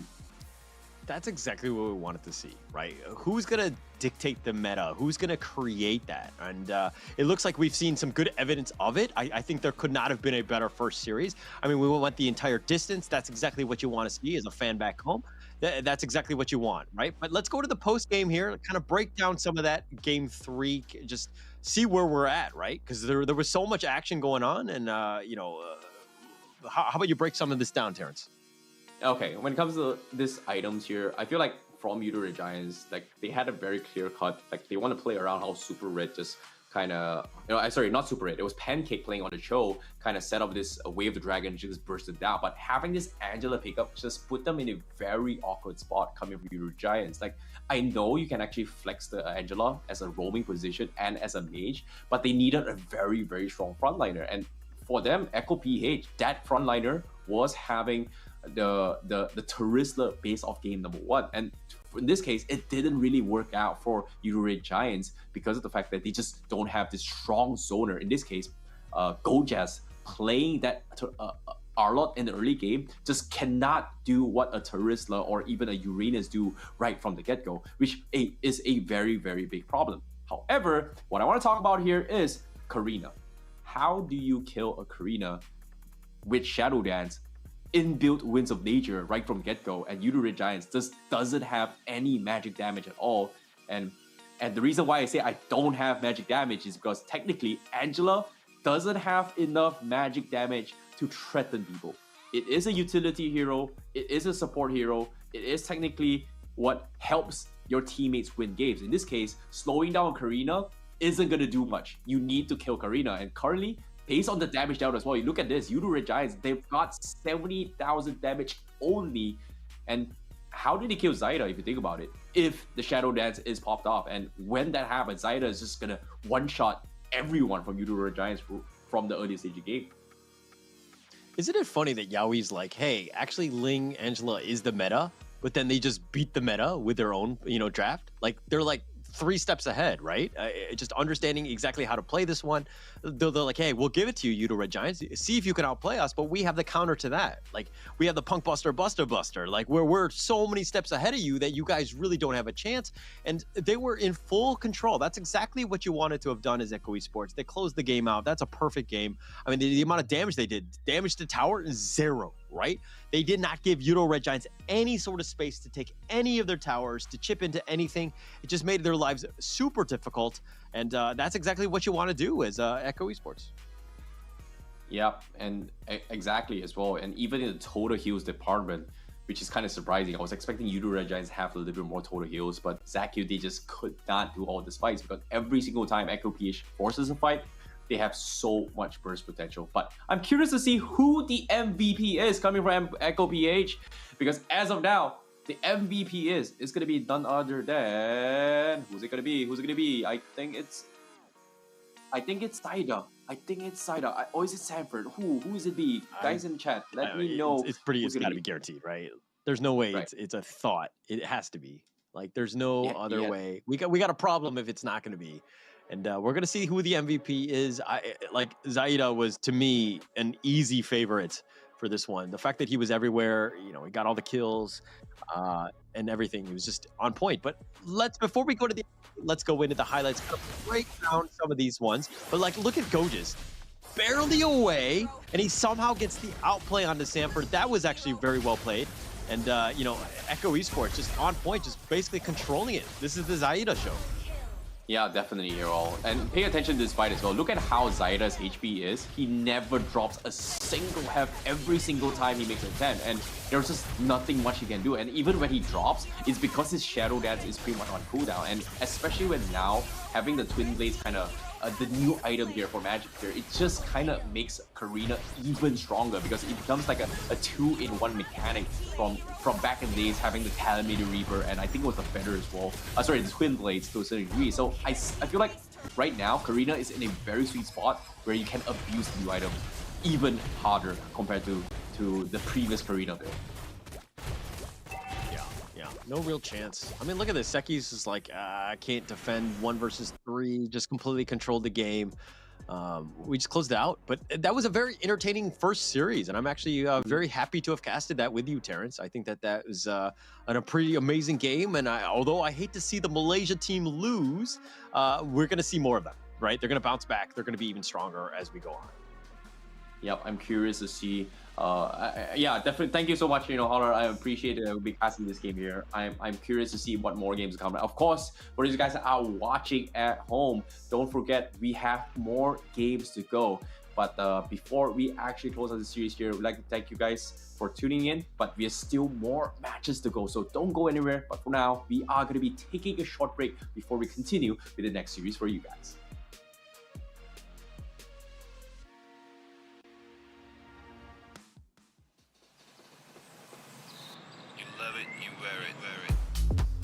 Wear your passion. Share your passion. Wherever, whenever. Gaming is a lifestyle. Get your merch at shop.eslgaming.com.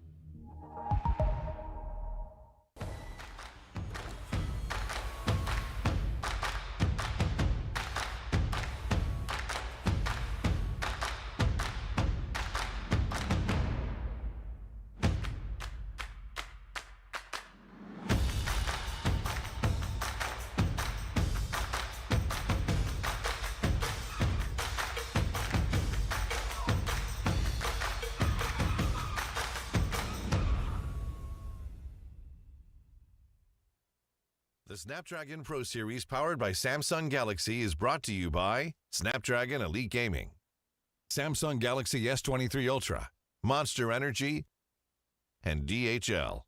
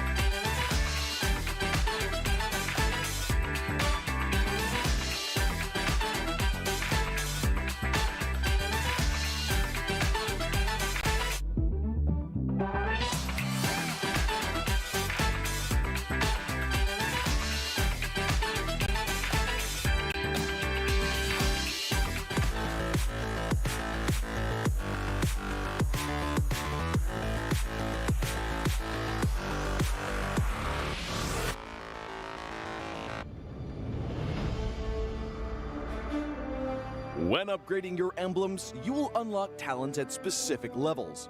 Different emblems will unlock different talents. You can choose an emblem by role and use the talents it unlocks directly as your default setup, or you can freely mix and match different emblems and talents to create a custom emblem setup.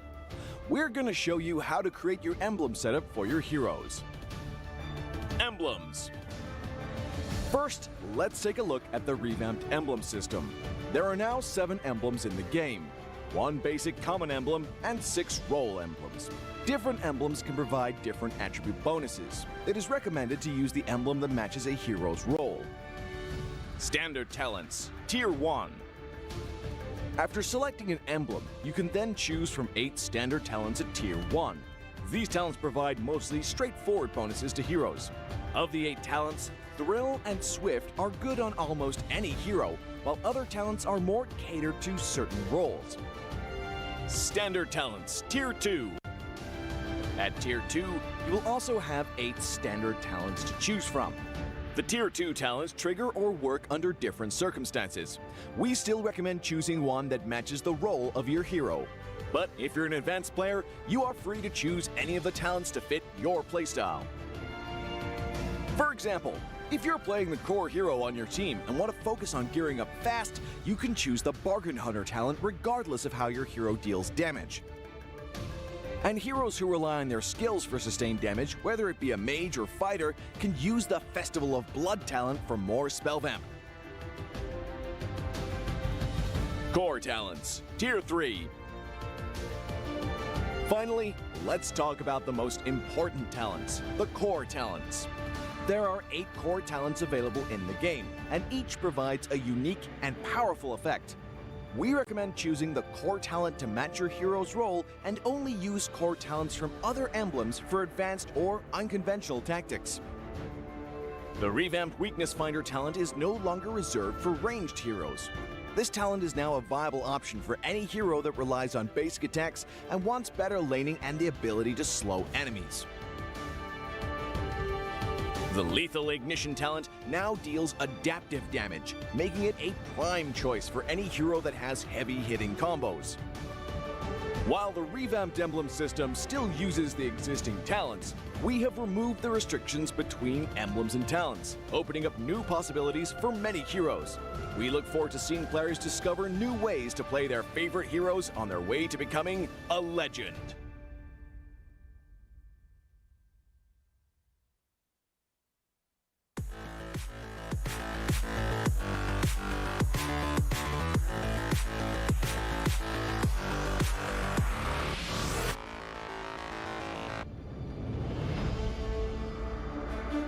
In the previous guide, we learned the basics of the new emblem system. This time, we will take a closer look at the core talents unlocked with the basic common emblem, tank emblem, and fighter emblem. Core talents unlocked with the basic common emblem. By upgrading the basic common emblem, you can unlock 2 core talents, Impure Rage and Quantum Charge. Both are suitable for most heroes. The new Impure Rage talent now deals adaptive damage, making it a good damage-enhancing talent for a variety of heroes, such as Eve, Nathan, and Diggy.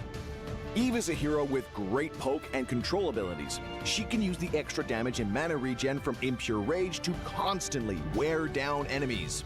The new Quantum Charge talent now restores HP based on the hero's level and not their physical attack bonus, making it viable on more heroes that want HP recovery and mobility, such as Edith, Leslie, Layla, etc. When equipped with Quantum Charge, Edith in both forms can use the movement speed bonus triggered by her basic attacks to keep a safe distance from the enemy and the extra HP regen to stay in the fight. Core talent unlocked with the Tank Emblem. By upgrading the Tank Emblem, you can unlock Concussive Blast. Concussive Blast works the same as before, providing an extra source of AoE damage for high HP heroes, such as Johnson, Baja, and Hilda. Hilda is a high HP hero who can tank a lot of damage when equipped with a full set of defensive equipment. The Concussive Blast talent will not only enhance her survivability, but also boost her damage.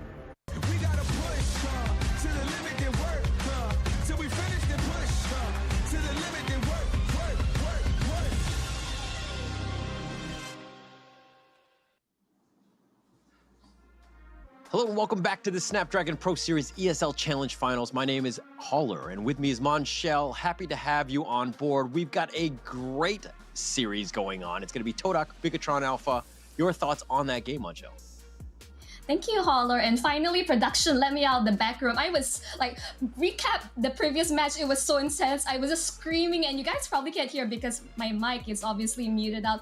But that was a really intense and long series. But back to the current series, I would say Todak, as mentioned, they have a lot of changes towards their roster, and we don't really know how to go about it. But let's give a shout out to our sponsor, DHL, FA Dash Cup. So, Holly, do you know you stand a chance to win 5,000 euros if you take part in this competition? I will have to sign up. I didn't know it was something that I could do. I don't know if I'm actually eligible, but I think that'll be interesting to just sign up for that. DHL does some amazing things, and getting that opportunity to win that money would be huge. But let's talk a little bit about our second sponsor here. This is, of course, Monster Energy. After that first game and somewhat tiring and draining and going to the maximum, I've got myself a Monster Energy drink on the side. There you go. And Unleash the Beast, of course, making sure that you've got, well stocked and good to go for all the games that you've got ahead of you. I was definitely feeling like really hyper after like having my monster. I really can't wait to go through this best of 3 with you, Holler, today. But overall, let's have a bit of recap. Since your first best of 1, let's run through our first lineup of today. It's going to be Todak from Malaysia.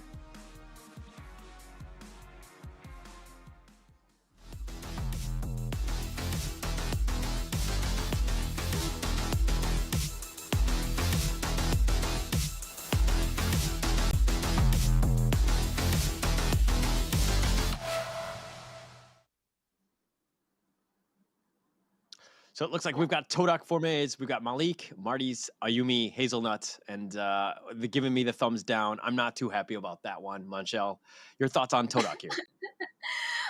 as I was saying, that this is quite the roster change from Todak, and I would say everyone, like the viewers watching at home, come into this with an open mind, because like we don't know what these news face, all the swordfish from Malaysia could bring to the table. So I would say keep our options open and expect a lot of surprises, because the way the meta has changed, it's like almost anything is viable. Like that Karina jungle earlier really shocked us. It really brings me back to like, I think 1 or 2 years ago, all these like hyper carry junglers, and I like the shift from all these like tank, we'd say, just bulk from Fredwin. All you have to do is stand there and just tank damage. I really hated that. So like seeing like all these sort of high mechanical plays we get to see from these players is something I'm really looking forward to. But one thing I don't like is that the game seems to be dragging out a lot longer than we thought. You would think that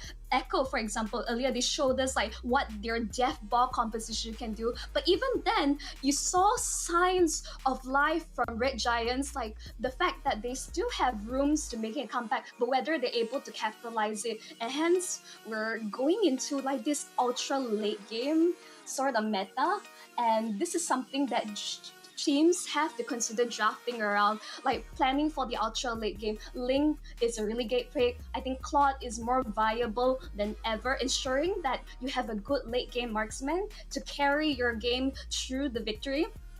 Of course, I've been talking for a fair bit, Holler, but what do you think overall in terms of the draft afterwards? But before we jump in, let's introduce the Red Robots Bigetron Alpha from Indonesia. Let's roll.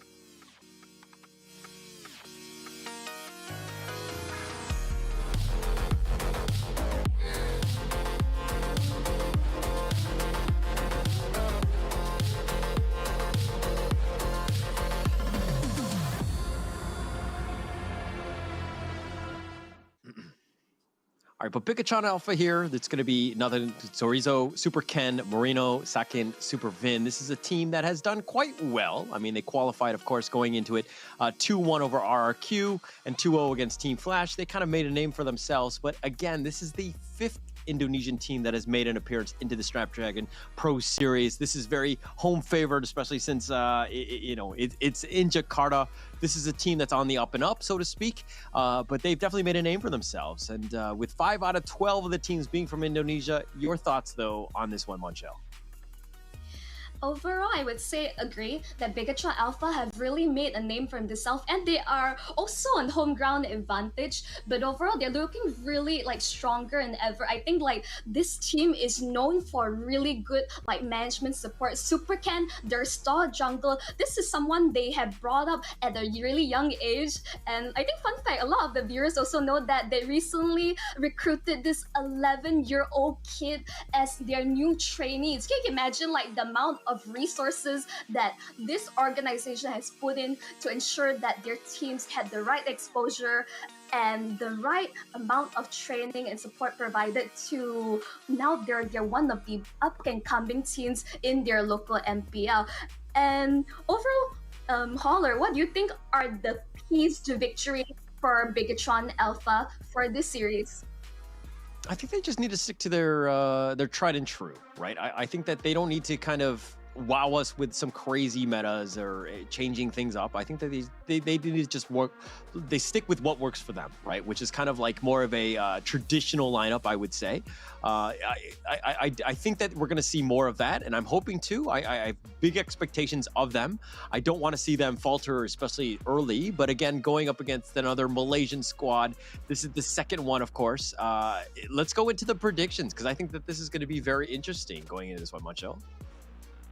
Yep, and speaking of predictions, everyone, the viewers at home, cast your votes on Twitch chat to show your support your backstage team. Do you support the Swordfishes from Malaysia or the Red Robots from Indonesia? Like, just show your support and show us what you got.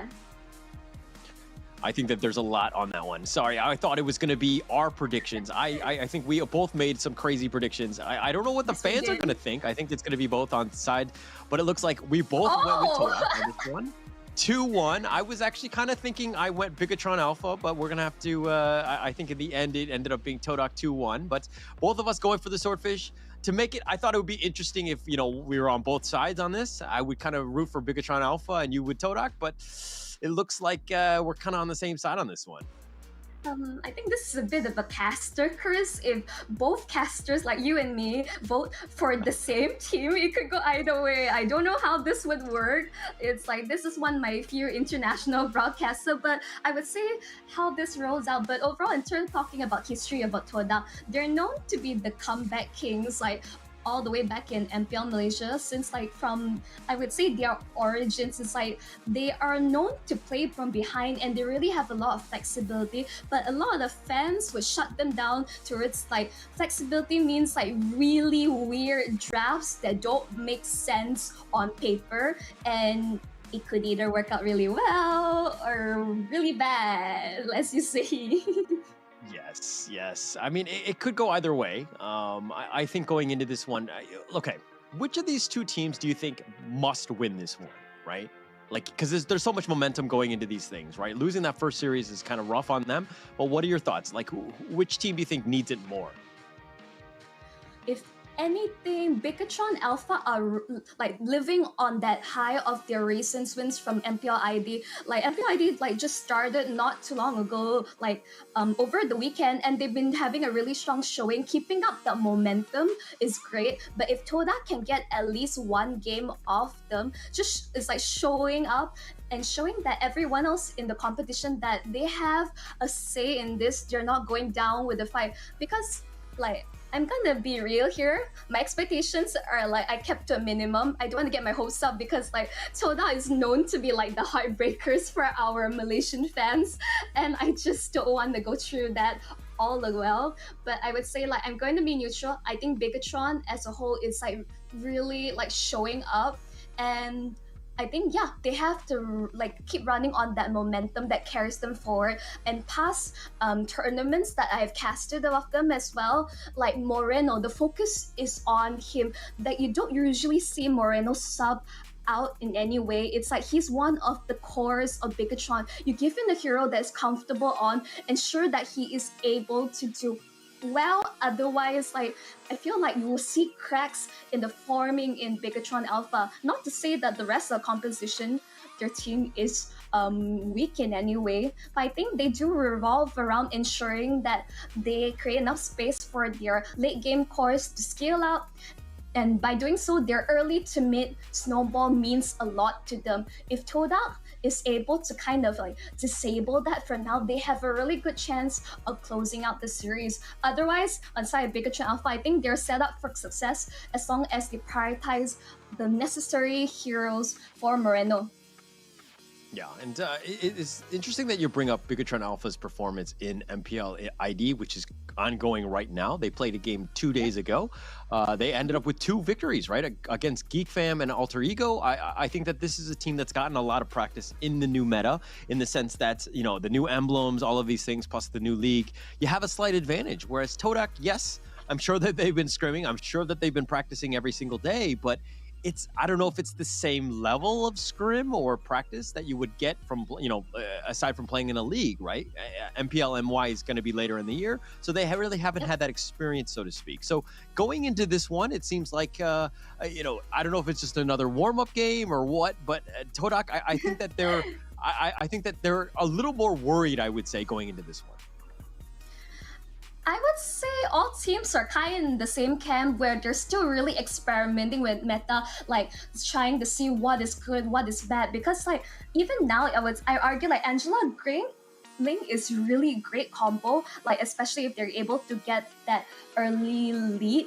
But you also see that teams are also figuring out ways to shut them down, and instantly they don't have answers. So I think it's rather teams have to draft the way, ensure that they safeguard their mid to late. They have to have comeback mechanics. They have to have good crowd control, CC abilities to catch off their opponents. Because when you have hyper carry meta, you have to ensure that there has to be ways to shut them down. Otherwise, they're just gonna wreak havoc across the land of Dawn, and there's nothing them. I'm not sure what your thoughts about this, Holler. Yeah, and I mean, it could happen. So every draft comes down to it has weaknesses, right? There are things that you need to do. You need to do, you need to control things. And if there's the hyper carries that are very fast and mobile, you need a way to lock those things down, right? But I think it comes back to what do you want to do at the end of the day? Obviously, these teams have a set idea and things that were going on. And I think if we go back to game 1 of the first series that we saw on Stream B with Yoodo Red Giants, is that their lineup was a very, I would say, almost outdated draft. I wasn't too impressed with it. It didn't seem like it was as, you're touching on the points of being able to be very quick and to kind of deal with like this Ling Angela meta, and they were very far behind. They were playing catch up almost the entire game, and that's not what you want to see going into this one, right? So you want to almost in a way dictate the meta, force things out, but at the same time do it in a way that you're comfortable with. And I hope that they've been experimenting, because the game's on the line right now, right? As we go into game 1 soon. Yeah, exactly. And as you mentioned, like dictating this tempo from the start is very essential. But of course, keep a grab of your lead, ensure that you don't become overconfident and allow your opponent to capitalize on those mistakes. So it's a really fine balance. I think teams are still adjusting as much as they can, because even now we're rediscovering more things of what may be viable in this meta. I think anything could be played. I'm surprised I haven't yet to see a single Esmeralda across like day 1 as of now, but now we jump right towards the draft. Yeah, and we're going to start things off, the Fanny Farmis, Fredrin, Ling. I mean, these are, I'm not too surprised here. Just kind of slow down the hyper carries that can kind of take over. So nothing too impressive there. But the Valentina, that's another ban. Your thoughts on that one? I think Valentina is just meant for that utility, showing that Todak does not want to pick this. Maybe they're prioritizing something else. I hope it's not Uranus. Please no. If anything, maybe contesting Lancelot away from Supercan would be the idea to go, because Supercan, like as I mentioned, Star Jungler is so amazing on this Lancelot overall. But I hear the Claude then over from the side of Bigetron Alpha, so they're just like playing like a matter of chess. But this also means like there are options like the Lancelot, Clue, Uranus. These are all picks I would say like they are able to play around for now. I think these are pretty good options for the side Toda. Yeah, sorry. Which of the ones you just named right now would you think to be the first pick though? Right. I think if they really respect like Supercan's Lancelot, it's like I think he will go for it. But I hear Kadita, so instantly it tells a story of how Bigetron Alpha, like they want to be able to prioritize like going for pickups early on, and denying it away ensures that they don't get this early game snowball. Toda is playing for it, but my only beef with Kadita is that if you're unable to get this early game pickups, you tend to be just another body to throw towards the mid to late game, which I think Todak in this review is okay, but this opens up Lancelot for the side of Supercan, and in this case, they actually pick up the Paquito as well as the Kaja early on, which is really interesting and shows that Bigetron are showing a really different side. I mean, not all that different. I mean, it's still very, I would say, a good, decent counter. I mean, you talk about the mobility and the catcher. Kaja is perfect for that, right? I think that you do have a lot of play for that. The Paquito is a little bit more, I'm not too worried about it. I still think it's very early. Yeah, you can flex it almost anywhere. But the Beatrix pick here, I think that it's okay as a gold laner, especially early. And I know that Todak really like to focus on that Beatrix. They think it's very strong, at least going on right now. agree. And instantly you see how Todak intends to play. They pick the Kufa really early on.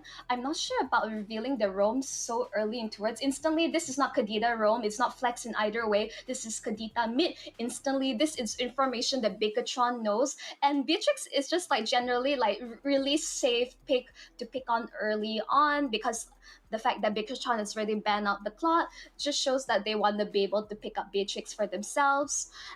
And for the side of Bigetron, I would agree. Pakido is like a really good flex pick. Super Ken has really showed up on this pick. So it really tells me like maybe they're leaning away from that assassin meta in a way.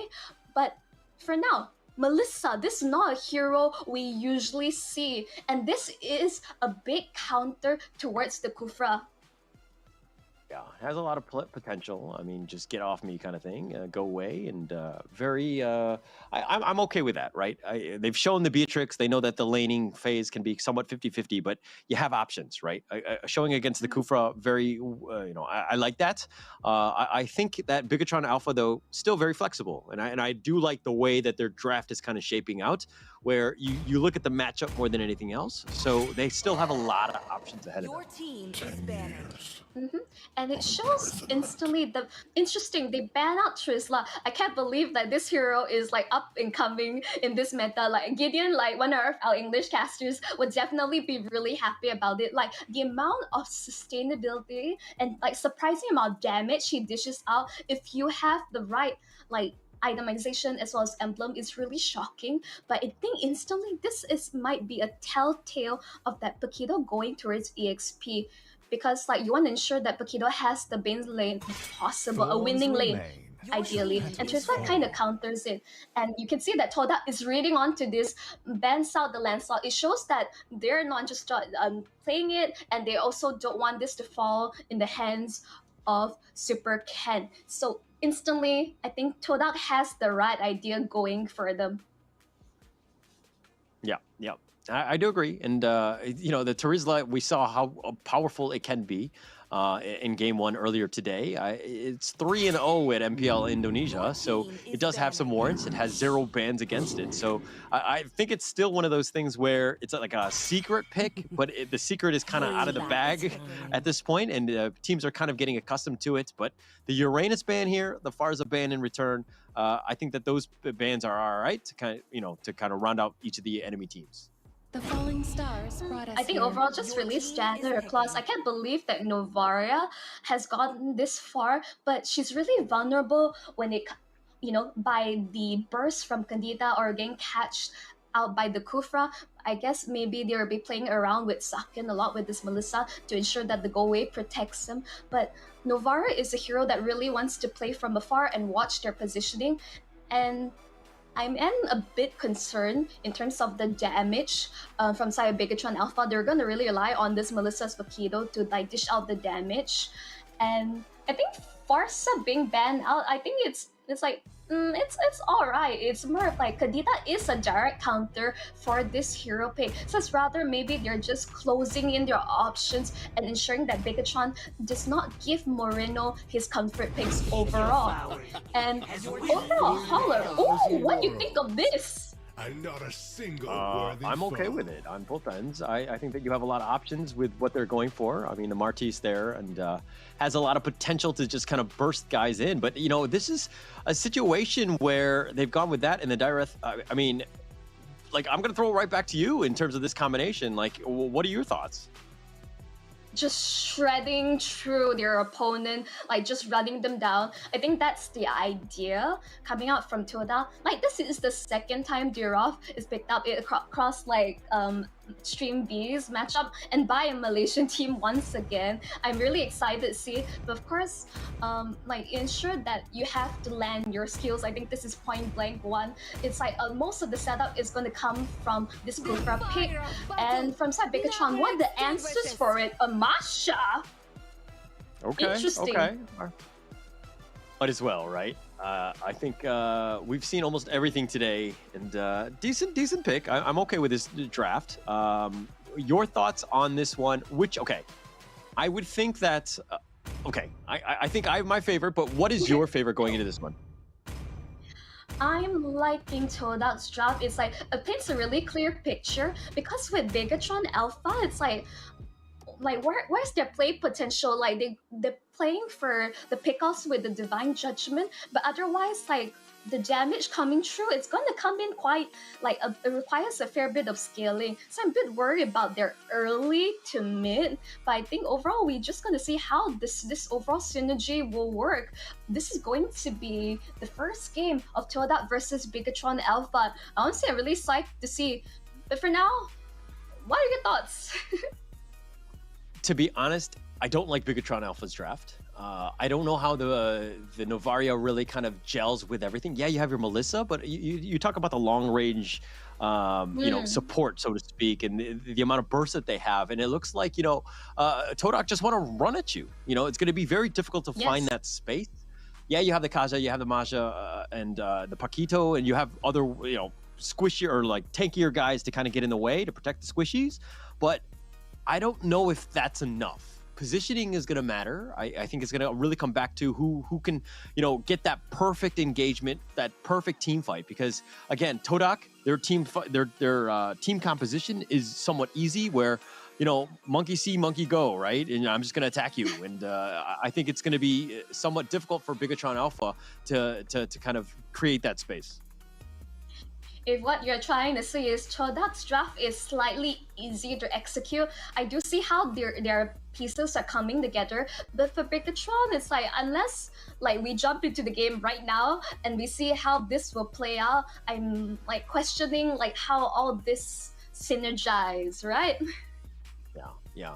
No, I mean, look, Bigetron Alpha's their lineup is kind of going to rely on Melissa, making sure you have the farm and you go to and carry the game, right? I think everybody else must win their lane, create a lot of space so that Melissa can just have all the time in the world to farm up as long as she needs, so to speak, to get as much farm as possible.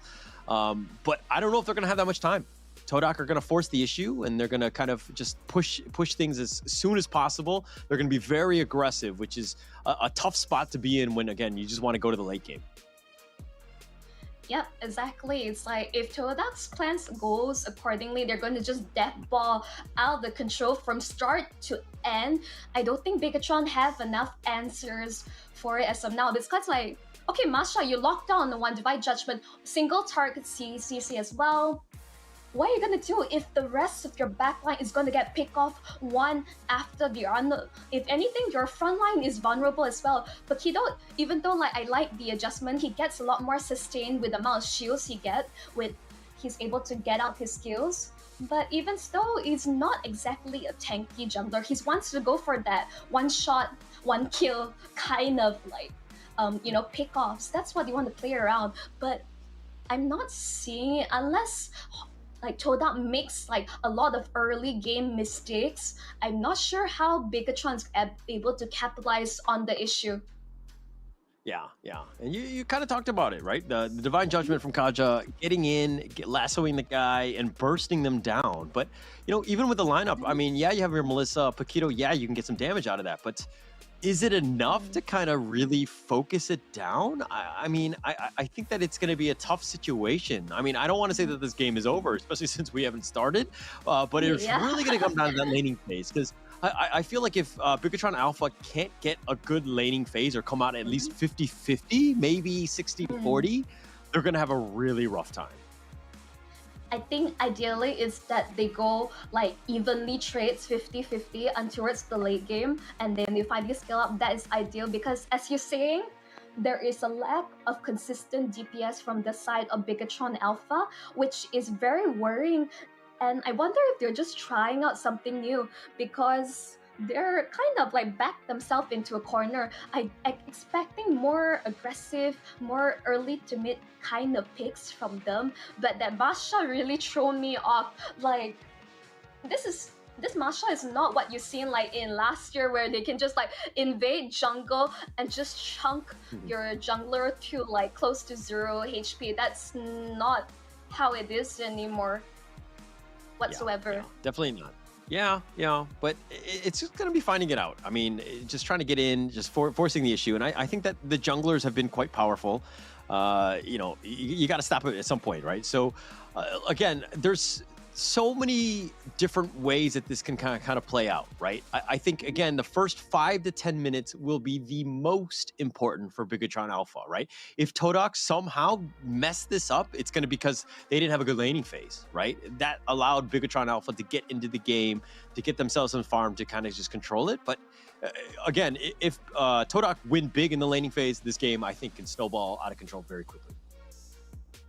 If one thing I learned from watching Todak of my years being an MLBB fan is that their macro play is really impeccable, and it was like their ability to split push and create space across the map has been the comeback factor for this team. And if Bigetron doesn't watch their back, that is something they just have to watch out for. Yes, this is a very new lineup from the side of Todak, which most of us have not seen them perform. I mean, this is a proving point for all of us back at home. I'm back at home watching this, holding my breath, wondering how will they come up on top. I think for now their draft is very ideal. But from Bigetron, this is a team with a lot of experience, an organization backing them up. I'm pretty sure that they have the mechanics, but do they have the right tools to deal with the lineup that is Todak? Okay, actually, let's talk about something that you brought up a long time earlier today, in the sense of Bigetron Alpha, the hiring of the securing of the 11-year-old. Can we get some more details on that? Like, who is this person? He's so cute. I don't quite remember the name. It's like about 1 week plus ago, but he's a really great kid, really polite. His Fanny play is insane, and I can't play Fanny like that. I can't even play most assassin junglers. I'm trying to learn, but man, these kids, like, you raise them to be the future prodigies for your teams. That is the future of MLBB, and honestly, it's really terrifying that they're sitting, like, you never know if they're like in your ranked games, and if you're getting demolished at the other end, it just could be this like 11-year-old kid like just giggling and be like, yeah, GG, well played, like from the corners of his room. I think that is quite terrifying, Holler. I feel like you're speaking from experience here, right? Like the fact that when you're losing, you're like, oh, that guy must be 11 years old. He has no life, and I hope he goes pro or something like that. No? I mean, I do want to see more, like, young people to be inspired to chase their dreams, whether either it's esports or, wanting to be like players. I'm all for it. It's like, but having so much support and backing from your a good support system, family, organization, believing, trusting you, like, this is like the future in the making, and that's something that I'm really looking forward to see. And really thankful to Snapdragon for like having this like long drawn out like tournament, from open qualifiers, open finals, to now like we're like in deep waters, and the teams that really they fought their way through, it's going to be devastating after when the group stages are over and you're just short by just a bit. Imagine that's how close you are to taste victory, being the top 6 among like hundreds of teams that have played. Yeah, it's actually kind of crazy. I mean, honestly, like all the way from May, all the amount of games that have been played, all the open qualifiers, everything just building up to the culmination of this point. The fact that you have, 3 days for the groups, and then you have 3 days for the finals, and it's going to go to the weekend. I mean, there's a lot of good MLBB that's going to be there. We've seen the precipice of all the teams. This is probably, I mean, I don't want to say that these are the de facto top 12 in the world right now. I think that there's some definitely gray areas and great, teams in that sense, but you're getting very close. Like, you definitely have the top. I mean, sorry? This is, sorry to cut you off there, but this is the best that Southeast Asia has to offer. We're not counting like the other MPL regions. From MENA recently, we're seeing like have you seen the recent like Mongolian team going head to head with Philippines? That was insane. These are all these hidden gems that are hiding all across the world, and the fact that we're all being able to come as one to increase the competitive of our Southeast Asia region is just great, because I want like our region to stay strong in the face of our international competitors. Because hey, I mean, see pride. Well, see, pride is best pride, right? Like, I mean, the fact that like look at any of the M winners, right? Like all of them, it's been the same, right? It's like the dominance is there. I'm actually wondering how, you know, like I'm not Singaporean, but I do live in Singapore, and I've seen how the league is done, and in the sense of like I want to see them do well, but it's very difficult when the C region is just absolutely crazy with the amount of talent, how much, you know, how competitive it is. It's very difficult to beat the Indonesia Philippine teams, right? Yeah, it's, I'm not sure, but basically it's the matter, like the teams are as strong as the ecosystem that's built around them. I don't want to get too technical here. It's like, I don't want to go all like, you know, oh, businesses, administration, like how this whole, like, how this whole thing runs, like drawn out. But overall, it's like you're only strong as your support system. I think this is really clear. Your fans watching at home, the organization, the sponsors, like production team in the back, we're all here because we're all passionate about the game. And I feel like I'm being really long-winded here. Bear with us, everyone. We just want to sort out all the technical issues and provide you the best MLBB experience possible across throughout like the next 3 days, because you're kind of stuck with me, Holler, for the next games. All good. Happy to be on this journey with you. I mean, we've got this series, we got the next one as well, and there's a lot of MLBB coming at you. And I mean, look at this. Okay, if we have to judge the guy's posture, right? Like this guy's posture, probably not the best, right? I mean, like, you know, you don't want to be nervous. You gotta like take your shoes off, jump on your chair, be as comfortable as possible. Obviously, you know, when they get into the game, he will sit back down properly. But the idea is like to relax. Remember, this is still your favorite game. You want to have fun. I was once like in this kind of fun match kind of situation, and sitting in that chair is terrifying. My hands are shaking. I keep accidentally closing the game by accident, and that won't happen if you have the latest Samsung Galaxy. But oh, we're hearing a countdown from production. We'll be jumping right in towards the Land of Dawn. Sorry for the wait, everyone. This is going to be game 1 of Todak versus Bigetron Alpha. Holler, take it away. All right, we're going to go in. This is going to be the second series, game 1. We're finally here into the game. Bigetron Alpha going up against Todak Esports here. Just kind of, this is the series that we wanted to see, right? Exactly how does Todak match up against all of the, you know, the Bigetron Alphas of the world? Bigetron Alpha off a 2-0 lead, or 2-0 game series from MPL Indonesia. They've done quite well getting themselves in this, and it looks like they want to start things off and just fight. Hazelnut has to flicker just to safety. He gets away. Yep, just straight off, I would say both teams are like definitely not to let go of this aggression early on. They're aware of what's at stake. You can see that Super Ken just farming as much as can. And remember, everyone, you can watch live in Jakarta the mobile like challenge finals. But overall, Yumi taken very low. He's going to be first blood. Just off the bat. Super Ken will secure that one. Yeah, that's the way to do it, right? They knew he was low. He had no real chance to get away, and ensured that they got the kill right here. But you know, for some reason the score is not being updated on that one. But yes, that was a first blood going the way of Super Ken. That's something that you want, and you don't want to see as a Todak fan. Yeah, definitely the best start for Paquito as of yet. Todak, they really shouldn't underestimate the damage that's coming out from Bigetron Alpha. It's like, not to say they don't have consistent damage, there's still something that they have to be wary about. Remember, objective gameplay. This Masha is actually being a real nuisance overall. Malik just like zoning the members out. This is going to be the first turtle being contested. Malik, for now, I think overall he's a good position to take it. As long as Super Vin does not land the Divine Judgment to him, he is looking for it. Astral Echo has been popped to reveal the vision of the side of Todak. They will back off for now. Yeah, no real, I mean, you don't need to force it, right?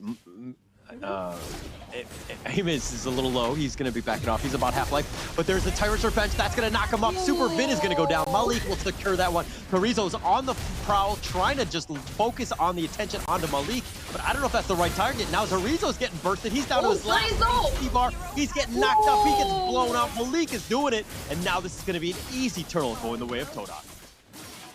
3 HP bars, that's not gonna matter if you're gonna be, like, you stay for too long, you don't manage it well, you're gonna be bursted down from the side of Todak. This is something that BTR has to be worried about. And this is looking to be a really good start for Malik, like 2-0-0. This is something that, as Bigetron fan, you don't want to see from Todak.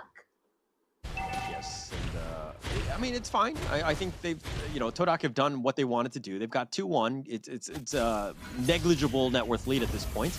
But they're putting themselves in a pretty decent position. Bigetron Alpha wanted to get, they wanted to kind of make sure that they have a decent laning phase. They've done that with that first blood from Super Ken. But now they've got 4 members of Bigetron Alpha. They got the Tyrant's Revenge. He's been knocked back into the Echo, though. And I think Super Vin is not going to get the actual Divine Judgment off. And it looks like everybody's going to disengage. Outing there with Novaria, but deciding to just disengage because, just so you know, Bigetron Alpha, they were in a numbers advantage on top side. They could go for a Yumi, but I'm not sure why they're deciding to just back off from there. Quite strange. Yeah, I think it was, they're just trying to play a little reserve. They don't need to force the issue. Just, we can play to the late game kind of thing, so we just need to slow down. But they do need to provide space for Super Ken. I think that he is your win condition. Make sure that he gets as much farm as possible. And as I say that, Saken will push the top lane and force the issue there. But the nice Divine Judgment, Marlsey not able to get away. He's going to be killed, and 2-2. Yep, just taken too much damage. Like, your iframes are not going to save you for now. And you need really, like, spotters hard on, a lot of pressure. Astra as well. Holler, watch out! Tyrant's Revenge. Super Vin, he did get knocked up. The bouncy ball throws him back in, but it looks like that's going to be pretty much the end as Malik goes for Marino, gets the knockup. Marino trying to get away, not able to do so. Very static. Render's Apathy is going to snipe on, but not enough damage. That's on to Saken. I did see that he used his ult, but basically not enough damage, and just one more basic attack should do the job. Super Vin just poking Hazelnut for now. Not gonna land onto anyone. Saken's positioning is really good overall now, but the turtle is going to be the focus down bottom for the side of Bigetron Alpha. Okay, 4 Mays now, so Rizzo is also there as well. They're going to kind of back off, and it looks like Super Ken did some damage on a 4 Maze. They back off. Super Ken sticking around, though. I don't know if they're going to go for this turtle. As I say that, Hazelnut is making an appearance to the turtle. Yeah, I think overall, like, both sides showing their heads, and 4 Maze is a very experienced jungler, but dealing with the Masha is quite a pain in the butt overall. We can see both sides are not really forcing anything. Will they reset the turtle? I think they would. Yeah, it's kind of bouncing around. Yeah, he's going to slowly start to heal at this point. Hazelnut trying to provide as much vision as possible. Malik just trying to farm, get that red buff. They do have the sphere is a little off the mark. Zarizo's still sticking up front. This turtle dance has been quite prolonged. Yeah, they're just, I would say, waltzing around. No one wants to take it. No one is willing to make the first move. It feels like both teams are just really respecting and being really wary of each other. But Todak, they have a timer on their hits. Marquise unable to get these early to make pickoffs. It's like, I'm not seeing the snowball come true. Astro Echo, again, just to reveal Malik. They're not sure where the side of Todak are. Malik just going to take this, but Super Ken steals it away. Yeah, you always need to know where Super Ken is. You need somebody, you try to go, isolate it with Malik all by himself, but you need somebody providing vision where you think Super Ken is going to be, because he's going to steal it from under your nose just like he did right there. Yeah, there's a reason why, like, a lot of eyes on Super Ken. Ooh, they're keeping an eye on towards Hazelnut. He's taking a fair bit of damage. He's going to be alright. But Super Ken looking for someone to buy judgment. Oh, Malik, he went in too deep. Oh, that's not where you want to go. And Super Ken will get the shutdown. He gets Malik as well. And it seemed like they were not on the same page as Malik went very aggressively with Marzi, and Marzi just got caught out. Not where you want to be. Killing spree onto a Super Ken, like that shutdown was really massive.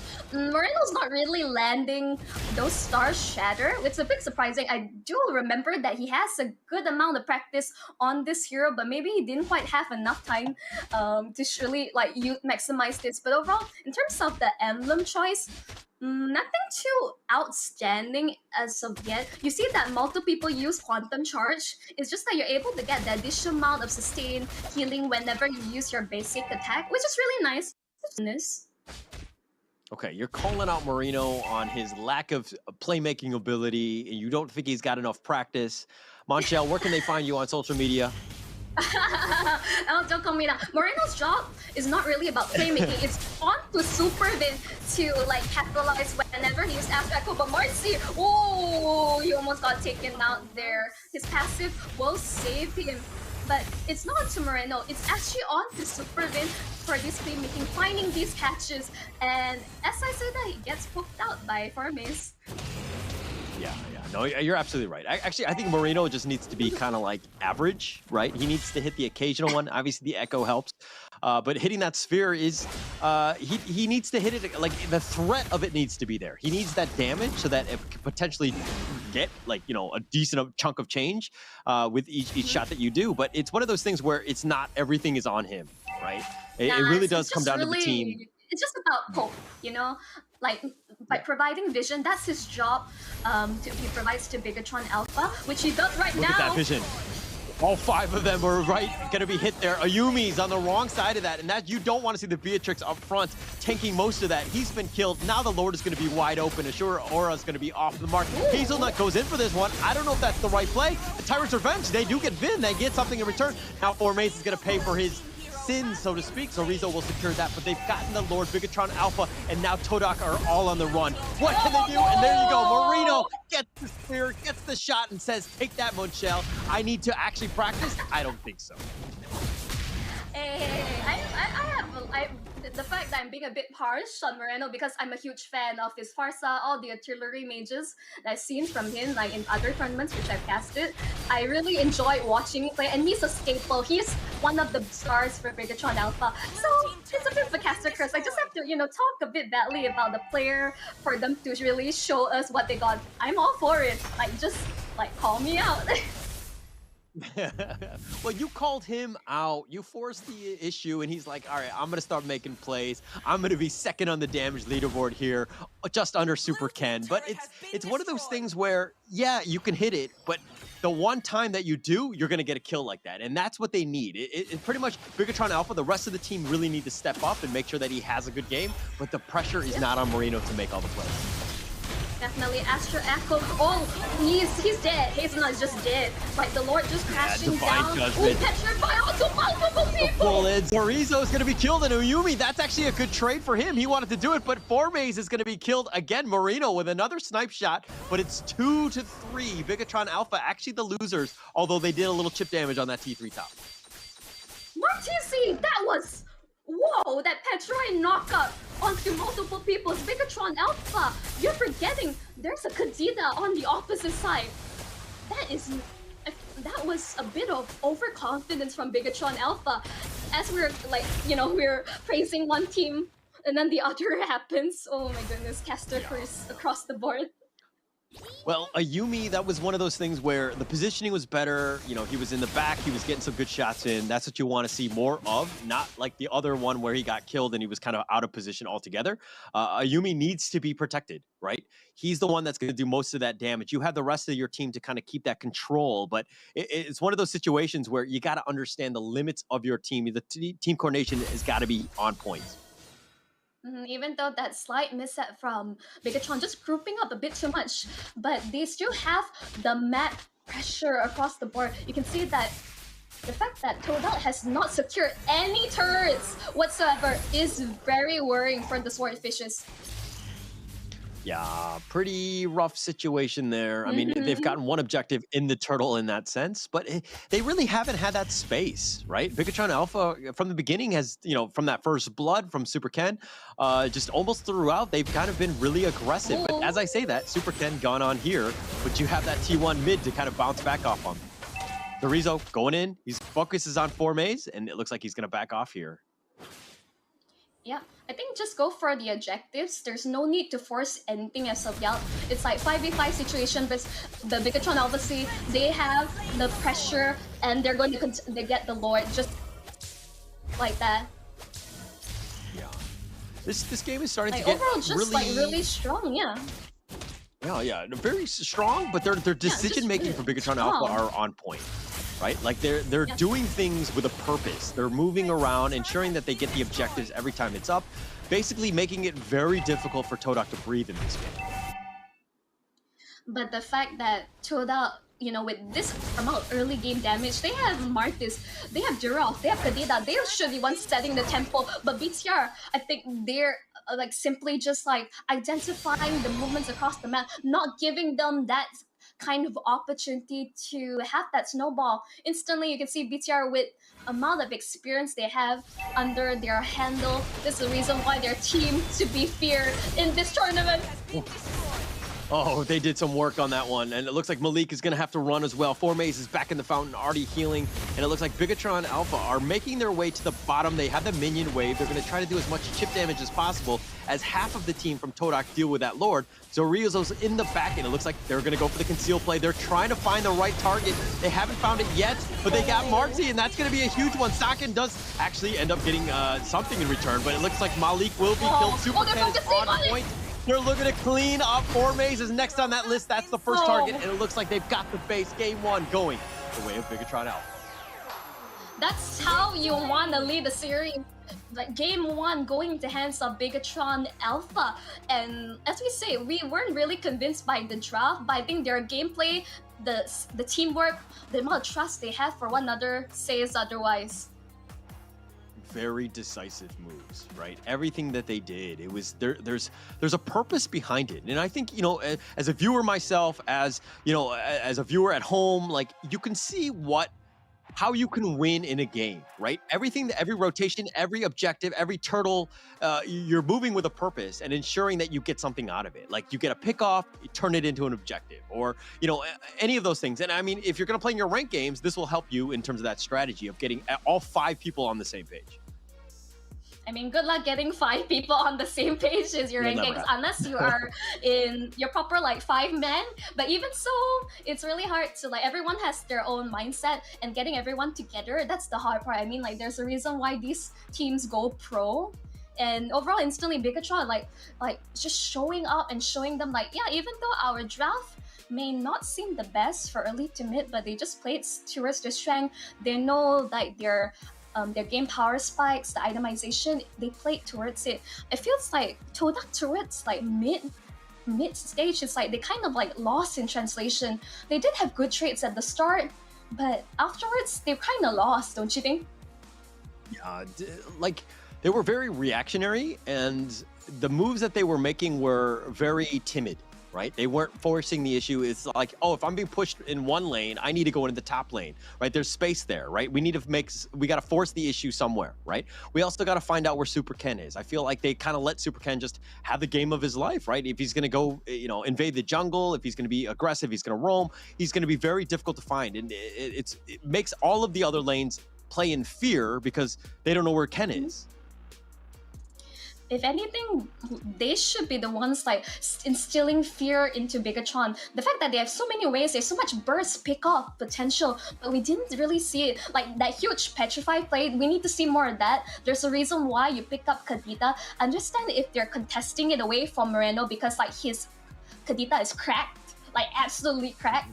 But if you're just for the sake of denying a pick, don't go for that. I may opt for banning.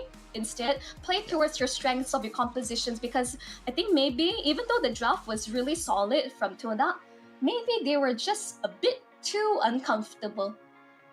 Yeah, agreed.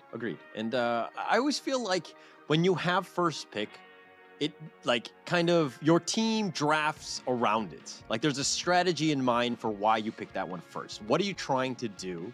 And I felt like in that game, Todak were kind of like, it's a great hero, but I'm not seeing the impact of it, right? Like Kadita really didn't pop off. It wasn't able to kind of do Kadita things, which is be very mobile and blow people up and get on out of it. It hasn't really done that. But let's talk a little bit, about the post game here, Mancho. Like, I think instantly you see that Todak, they really fell behind. You can see, like, in terms of itemization alone, BTR was quite ahead. And even though my doubt, Zorizo, like, he didn't really do too much. His job was to zone away the members and keep their tabs on towards, like, the key members of Todak.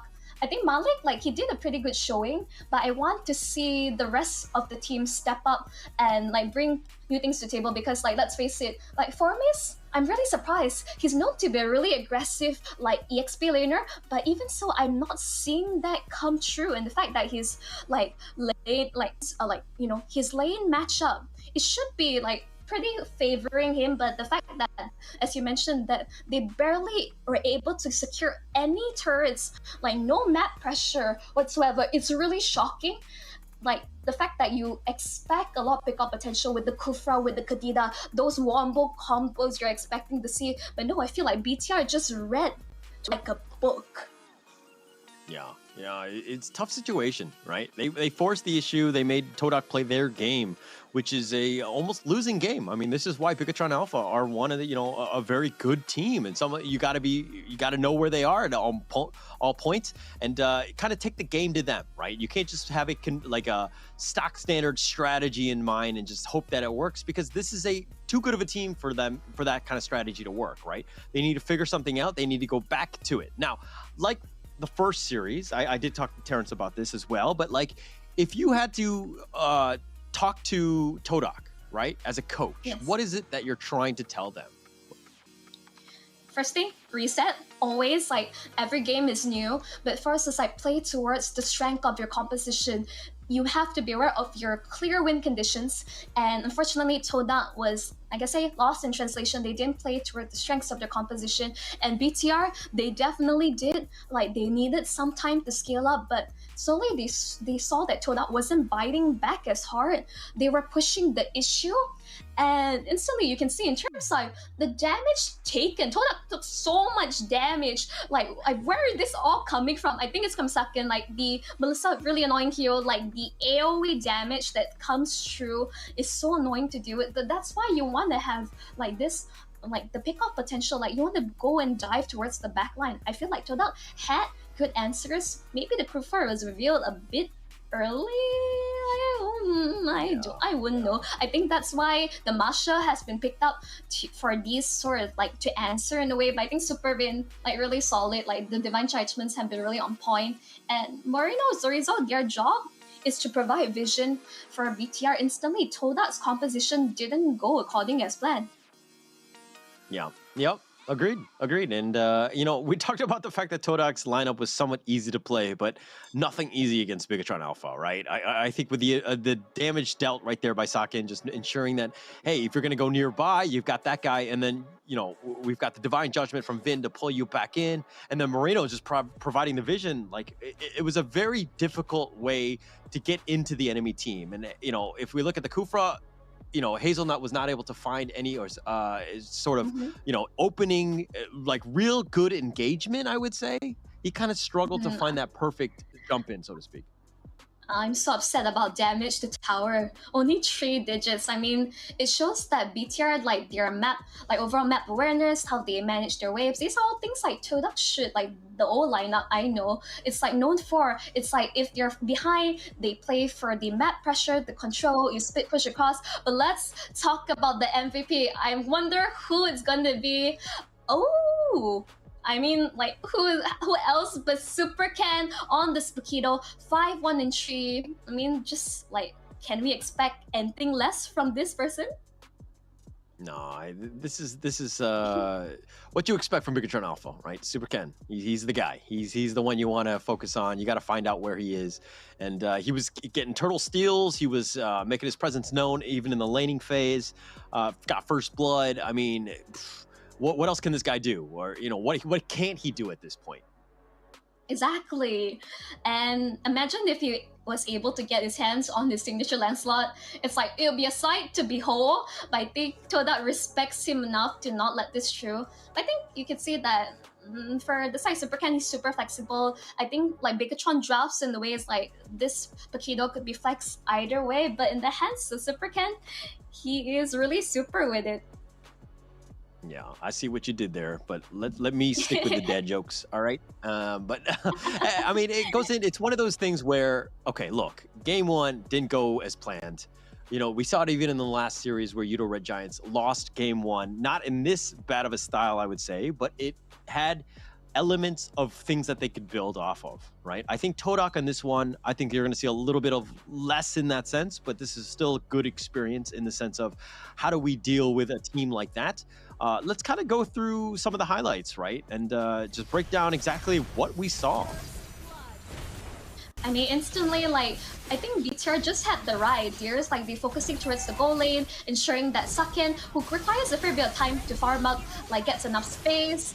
And then, like, overall, like objective gaming, Superhand just going for the objectives. Like, they're playing ring around the rosy around Todak, and they have no answers. And instantly, like, Moreno coming online, getting those snipes. I think just, like, really beautiful off across. But this one big moment, that Petrify, Rough Waves, that was, I would say, kudos to Todak. That was a really good play. But they need to have more of this, because otherwise Bigetron Alpha, they're gonna learn from this. They're gonna respect, okay, gonna respect this data. I'm gonna be more careful. I'm not going to overextend.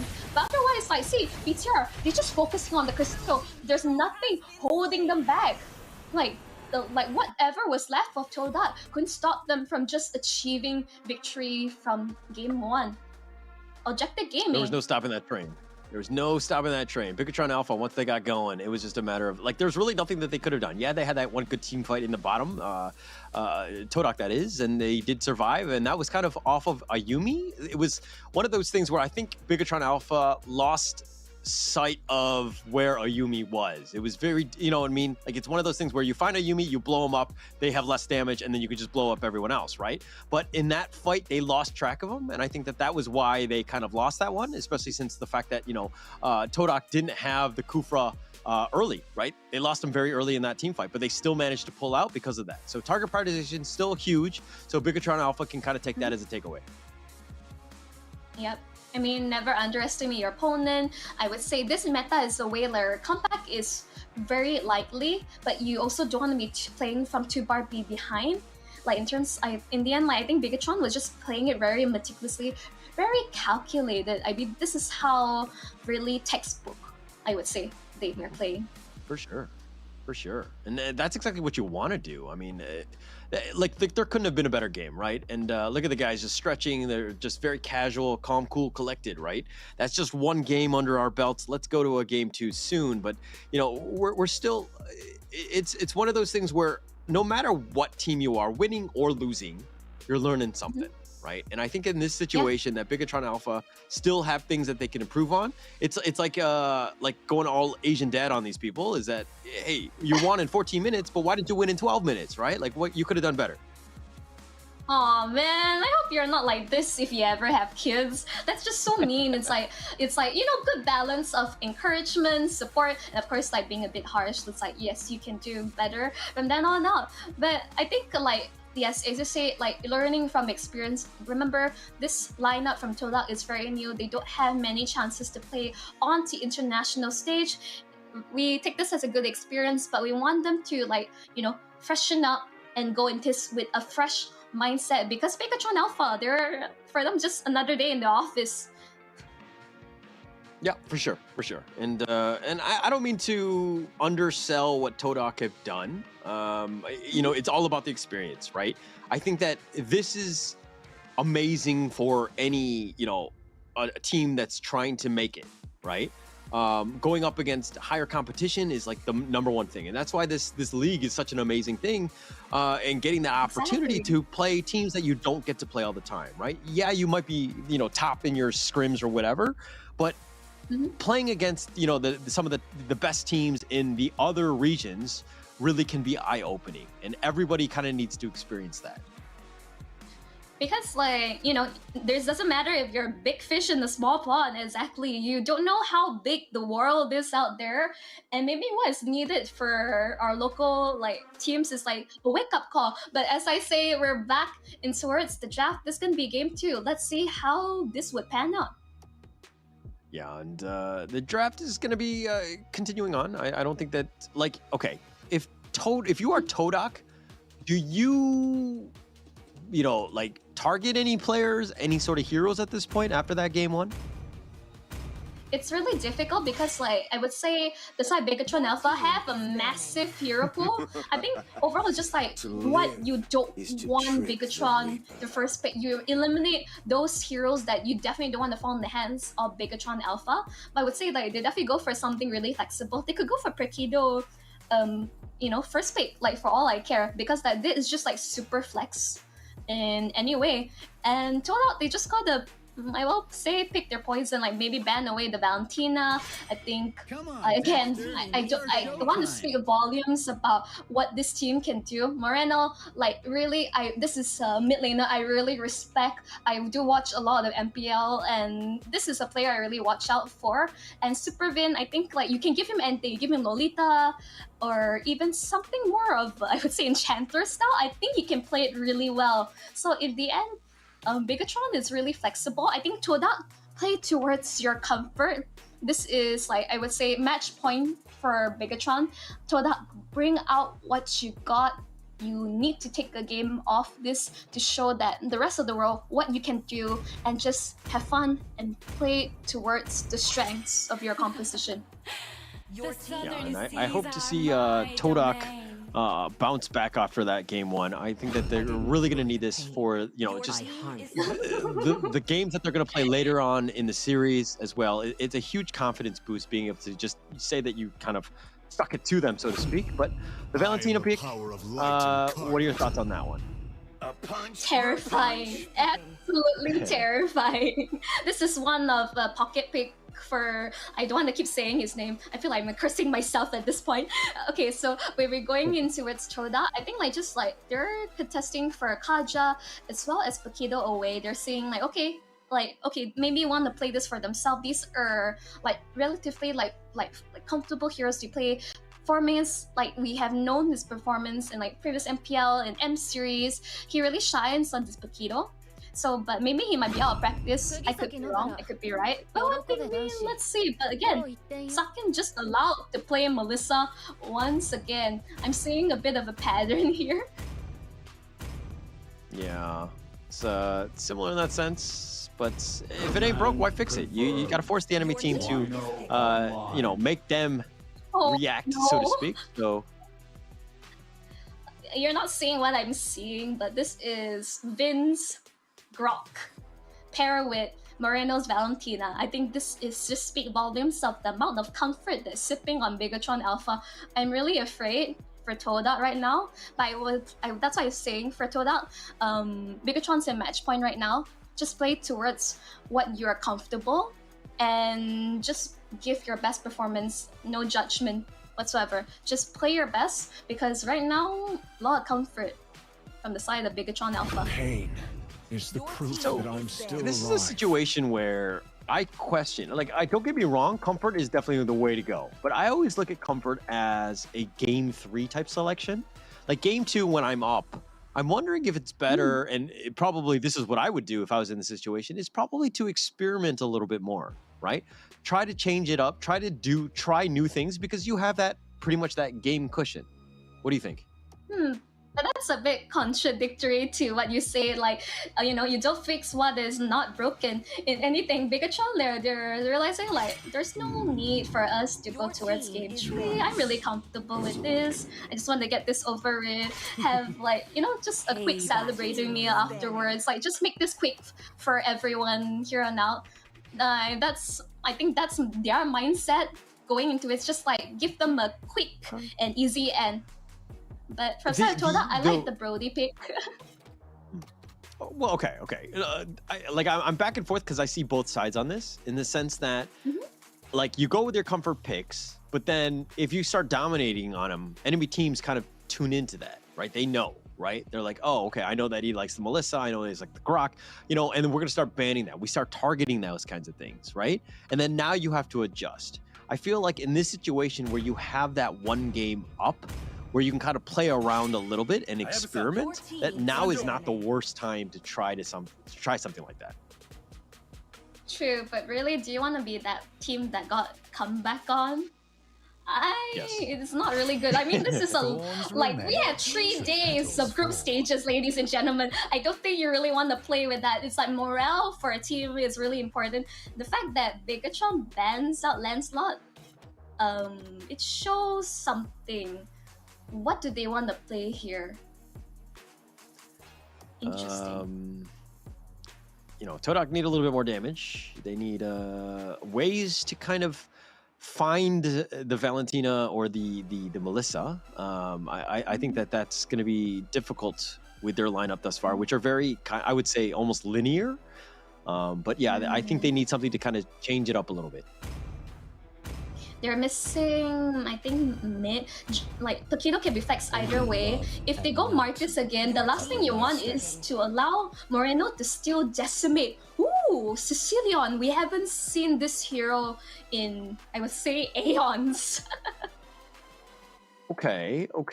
Yeah, it's been a while, but okay. Is it more of like, again, just this is like a comfort pick? Like, why are you picking this into like the Valentina potentially? No, it's like, I think overall, like, Bat Face is not like a really like game-changing ult for the side of Bigetron. And if anything, Todak, they're shifting gears a bit. They're playing towards the later stage of the game. Because Brody is, you know, great early mid, unless he like is able to get a lot of kills to snowball off, he's gonna fall off against the Melissa no matter what. And we're hearing, oh, the dreaded Angela. Oh, I'm really worried here. I'm shaking in my boots. But is this, wait, Joy jungle?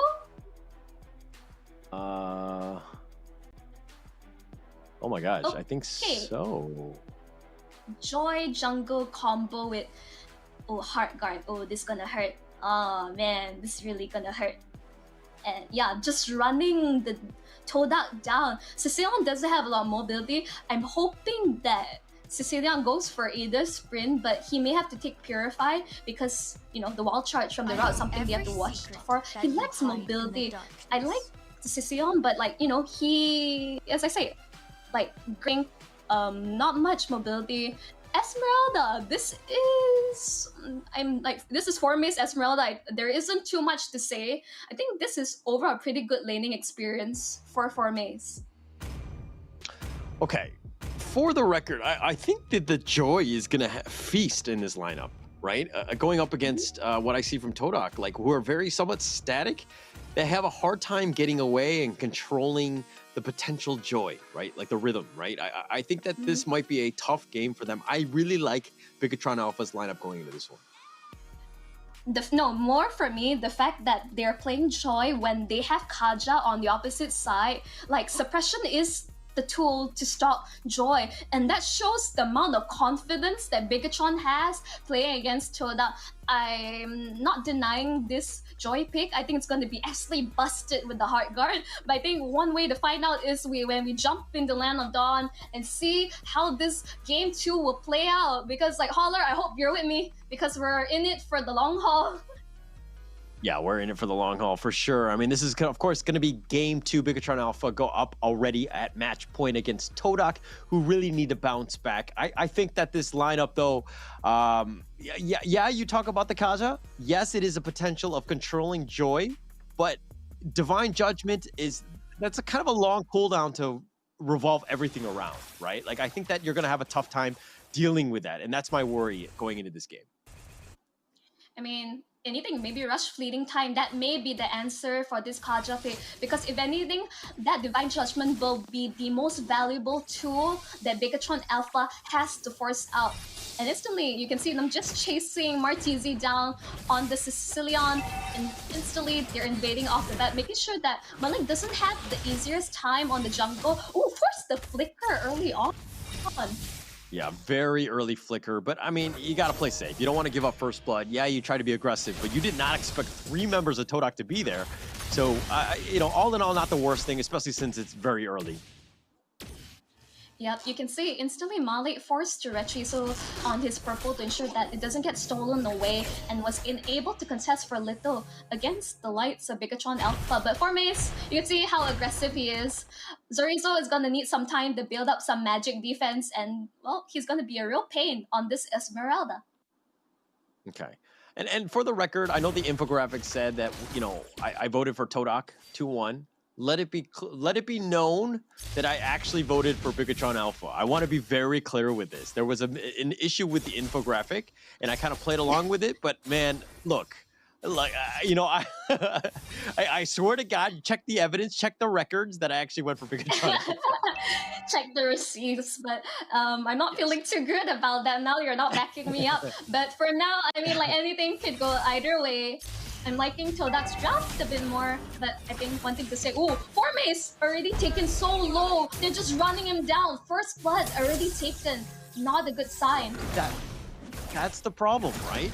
Like Super Ken, like Joy will just rhythm you down. Like you have nowhere to go. You have no control. You have no way. And that's Formace, who's technically one of the tankier ones. Yes, it's early. Yes, you don't have all the items that you need to kind of keep yourself alive, but this is a bad situation, especially since Super Ken is getting stronger. You don't want to see that. Hazelnut gets bursted as well. Sakin is continue to focus. Malik, just a sliver. Oh, just end his suffering. They're just watching his run away. I'm like, no, I'm just going to just spam my skills, ensure you are down in the dust. But instantly, this is not a good start for Formace. Like, would think he know his limits better, but getting called out early on just ensures this Esmeralda is unable to get towards that unkillable stage earlier on. And Martisi also dying there also delays the scaling of the Sicilian pick. Very difficult situation. I mean, it's only 4-0, but that net worth lead is 1.7. But the fact that Super Ken has actually invaded the enemy jungle, forced the issue, and Todak again being reactionary, and Formace gets killed again. Oh, tough situation. This is really, no, instantly, you don't want Moreno, like, you don't want to give, like, Valentina a lead. Like, she already has an EXP lead naturally, but you're giving her all these kills. Malik was able to get out, but, ooh, bad face has been popped. Oh, suppressed, but Ken, but you can't survive everything. Yeah, how are you going to run at him? Like, Super Ken is here, and they got Vin is joining the fight, and Ken is on the backside, and again, how do you deal with this Joy? It just does way too much. Okay, that's one way. Ayumi will secure that one, but it looks like Hazelnut, Ayumi. Hazelnut is going to be killed. Ayumi is going to be killed as well, and BTR, they flex, because they know that they just came out on top.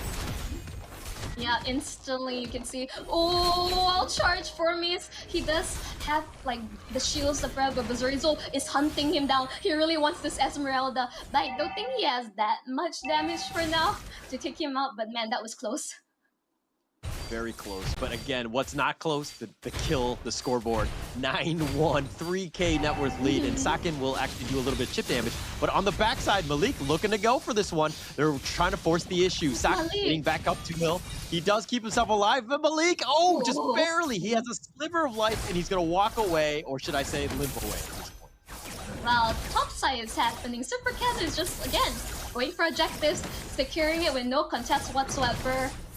He's taking a bit slow, but yeah, he doesn't really want to use his retribution, I guess. Yeah, you might as well save it. Nothing to do, and I mean, he might potentially use it there. I don't think he got it in the end, but Zorizo now is going to walk into Formace. And look at this, like, Zorizo's like, okay, scratch me all you want, you can't do any actual damage. Okay, it's not that Toda is completely out of it. Yes, this is, Bigetron has a good lead, but as long as Toda is able to close the goal gap. Oh, they got the flicker. There's a suppression. Divine Judgment. Ooh. They pulled him in. Oh, but Vin does get killed. Ayumi will secure that one. That's a good one, but the stolen Divine Judgment. Ayumi gets killed in return, and BTR says, okay, I'll give you one, but I'm going to take that one as well. Yeah, the fact that Super Vin having like a shutdown like on the Angela, that's, you know, you really want to have that many kills on your roll. But hey, I think just the name of the game. Angela has a lot of damage. Look at that. Marcy has to back off. They're going to take the tower. Formaze is getting a little bit low. The power of the barrier actually blocked him in, but Super Ken, he's got the rhythm, he's got the music, and he's just running at you. Oh, but the wild charge is on point. Ayumi gets blown up. Malik now running for his life. Is he able to get away? They have the Feast as well. That's going to try to do some damage. Zorizo gets backed off as well. They've been zoned away, but hey, this is their side. The map control is in full control of Bigetron Alpha. You say that they only secure one turret, but instantly, why do I feel like this goal lead is just massive? BTR disrespecting Todak, ensuring they have no place to farm. Electrifying Beats has been popped like fairly early. I don't think Super Ken was in any danger, but hey, his cooldowns are fairly short at this rate. Oh, the Divine Judgment pulls Zorizo in, and he got him in, and they're going to do some damage. So they got something in return, and he thought he was safe, but Vin now backing off. They're going to use the, they're just going to back off and they should be fine. But the turtle is up and it's only not even 7 minutes at this stage. Yeah, as of yet, they're not really contested, but you can see instantly they're poking Todak out of their own turret range. This is how annoying Melissa is. It's not that Todak doesn't have range, but they are kind of put behind.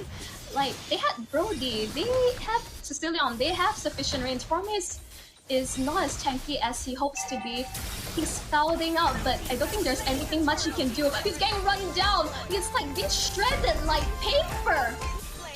Oh, Super Ken, you know he's sitting right now and just dancing along. Because, I mean, he's just been on fire. Oh, nice barrier, but they're going to let Hazelnut go. They're not going to deal with this. And yeah, Super Ken, 3-1-5, has taken almost every single objective. And he's taken the biggest objective of all, which is, of course, my heart. Alright, I'm seeing you right now. I do believe that they didn't want to waste any more things on Hazelnut because I think he's relatively poor. I think no way close to building up fleeting time at this rate. Moreno, like you can see that stolen Divine Judgment just pouncing, waiting for his prey to reveal themselves. Despite everything, I think Todak just needs to like continue to play it safe, even though it's 6k.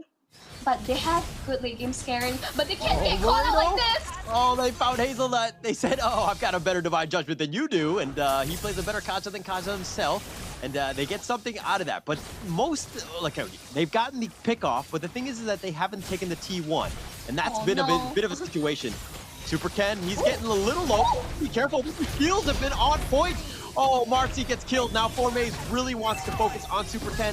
He gets back to... Okay, he gets killed. Formaze will secure that one, and that's a big win. You got to stop the Super Ken train. That's a good start. And as I say that, Formaze gets under the tower. You say that all so matter of fact, but this is what they need to do. If Martisi got that kill, but that was a really clutch hard guard from Supervin, this is how annoying, like, this... Joy combo with Angela, but you can see Mark all across the map. Ooh, Supervin getting chased down. Malik has some damage. Wow, they really wanted Vin. They came from all angles. There was like missiles coming from everywhere. That was everything. It was all in, and they got one. But again, it's only 5 kills going the way of Todak. They need baby steps. They need to find out more pickups like that. Work around their cooldown. I mean, speaking of baby steps, you didn't see what Malik was doing across the map plays. He was able to secure a few turrets for himself. This is the name of the game for Todak. Split push, get control back across the map. The fact that they had 3 turrets, a good start. Better than only getting 2 earlier in the first game. Yeah, definitely. I mean, they've played better than the last game, but this is still a situation where they're behind. It's 4.5k, the nice barrier there. Who's going to block it off? And Super Ken will take the Lord. Very fast fingers, and they've gotten Malik. That's exactly what you want. Formaze now on the run. Really no way to get away from this. And this Bigetron Alpha train is starting to get a little out of control. I think it was really kind of out of control from the get-go. This is really terrifying. Like, overall, how do you stop this? It's like, yes, Hazelnut, you want to be in front to get the Divine Judgment on necessary people, but if you're not going to be able to live long enough and survive and dish it out, there's no point of it at all. If anything, Todak's lineup is relatively squishy. Very squishy, and hasn't gotten enough farm to hit that critical mass where they can kind of defend and have that team fight that they want. They've been very reactionary. They haven't been able to do anything. The Sicilian, yeah, you've got the Bats Feast and all that, Bat Impact, excuse me. But it hasn't really done much other than, chipping out more of the minion wave, right? You have wave clear, which is great, but you haven't really been able to do the damage that you need. The fact that all the inhibitors are still standing, very good for the side Todak, but they can't keep being just ducking in your base and not doing anything because Bigetron Alpha, they'll push the issue. They need to just fix the lanes, right? And if you see what Malik is doing, he's pushing the bottom lane. That's the space provided, which is smart, right? You have 3 lanes. You got to push out one that maybe they're not on, right? Yeah, you might die in the end, but it looks like he's going to recall now back to safety, which is fine. Give yourself a little bit more breathing room. You need to extend the game. The fact that Zorizo rushed that Sea Halberd, that's how I win my lane against Esmeralda or Uranus. Is rush that that healing reduction, and the fact that his Blade of Heptasis, so much damage coming out from this Grok EXP. Formis did not know what hit him. Yeah, no idea. No idea at this point, right? I mean, it's still a situation where Todak need to figure things out. They're just fighting for their own farm. Map control has almost been lost, but Hazelnut is providing a lot of vision, which is good. The next big fight is, of course, going to be at that Lord in about 45 seconds. But Todak need to find some ways to get some sort of farm because they are very behind right now. I can understand why Hazelnut is not surviving. I was right about rushing, but Malik! Oh no! You can't get away from this joy. That's the problem. That's awkward. Right? Really awkward. It's very awkward. It's a very difficult situation. Yep. And saying, Hazelnut's really squishy because he did indeed rush fleeting time, but that is not really ideal. You're not able to maximize your ult if you're unable to survive the situation. In fact, he should be going for more magic defense, from Super Ken, Super Vin, Moreno. That should be the main focus from the start. BTR, they don't care about Todak. They're going for the objective. They know what they're doing. They're just going to take this free Lord. Yeah, free Lord. We'll take it, right? And that's kind of how you close out the games. You stick to objectives. And Super Gen is one of the best at it, right? The fact that he's 3-2-8 has made a presence throughout. Not as many kills as he did in the last game, but almost every single objective has been because of him. So they're in prime position because of this. And this 9K net worth lead of 9,000 is actually getting kind of crazy. Super Ken is reached when it's barely 40 minutes and he has Blood Wings, one of the best items and most expensive items you can have for Joy. Now that he's gonna have more survivability. Oh no, even Divine Glaive has been purchased. It's not like he's not dishing off enough damage already. Yeah. I mean, I feel pain. Look at Bigetron Alpha's KDA and the amount of damage that this team has done. They are just incredibly rolling. They have everything in their favor. The Lord is now crashing into the T3 mid. That's going to do some damage, and they're going to stay on the back of this. They play it very smart. Let the Lord tank up as much as possible and just take things slow. You don't need to force the issue, and they've gotten a free T3 out of that, and it looks like they're going to back off for now. Just they don't really force it. They also aware that Todak does have damage, and they're not going to risk a comeback from the side of Todak. They're just playing towards their strength. They're not really forcing it. Really disciplined from side of Bigetron. There's a reason why they're one of the best teams in MPL. Conceal play from Todak. Conceal, the Divine Judgment, they got found Vin. That's going to be a good start. Marcy will secure that one. Hazelnut's going to be killed because Super Ken is on the prowl and he's going for it. He gets Marcy as well, and now Chorizo. And Super Ken does go down. Malik is going to be killed, but they've got the stolen Divine Judgment. Cleans house, and that's going to be it. And Todak tried to go all in on that conceal play, and now BTR, all they need is that minion wave, which is slowly coming in the top lane to close this game out. This is going to be just a game slow, 2 painful death. BTR. Oh, it's so hard to watch. It's a wipeout for the side Todak and Bigetron, convincing 2-0 victory. Oh. Couldn't have asked for a better game. very, very clinical. I mean, maybe, again, just going Asian dad, they just need to speed things up a little bit. I think that there are some moments where, they kind of slowed things down for some reason. I'm not entirely sure, but they could have forced it, right? That was kind of like the game would have extended for probably about another 5-10 minutes, I think, if Todak didn't go for that all-in play on that conceal play at the end. But, BTR will be happy they got the win anyways. I understand that Todak was really trying to make something happen instead of like sitting in their base like ducks, just waiting for slaughter. But you can see instantly Bigetron really turned the table around and just wiped the floor with them.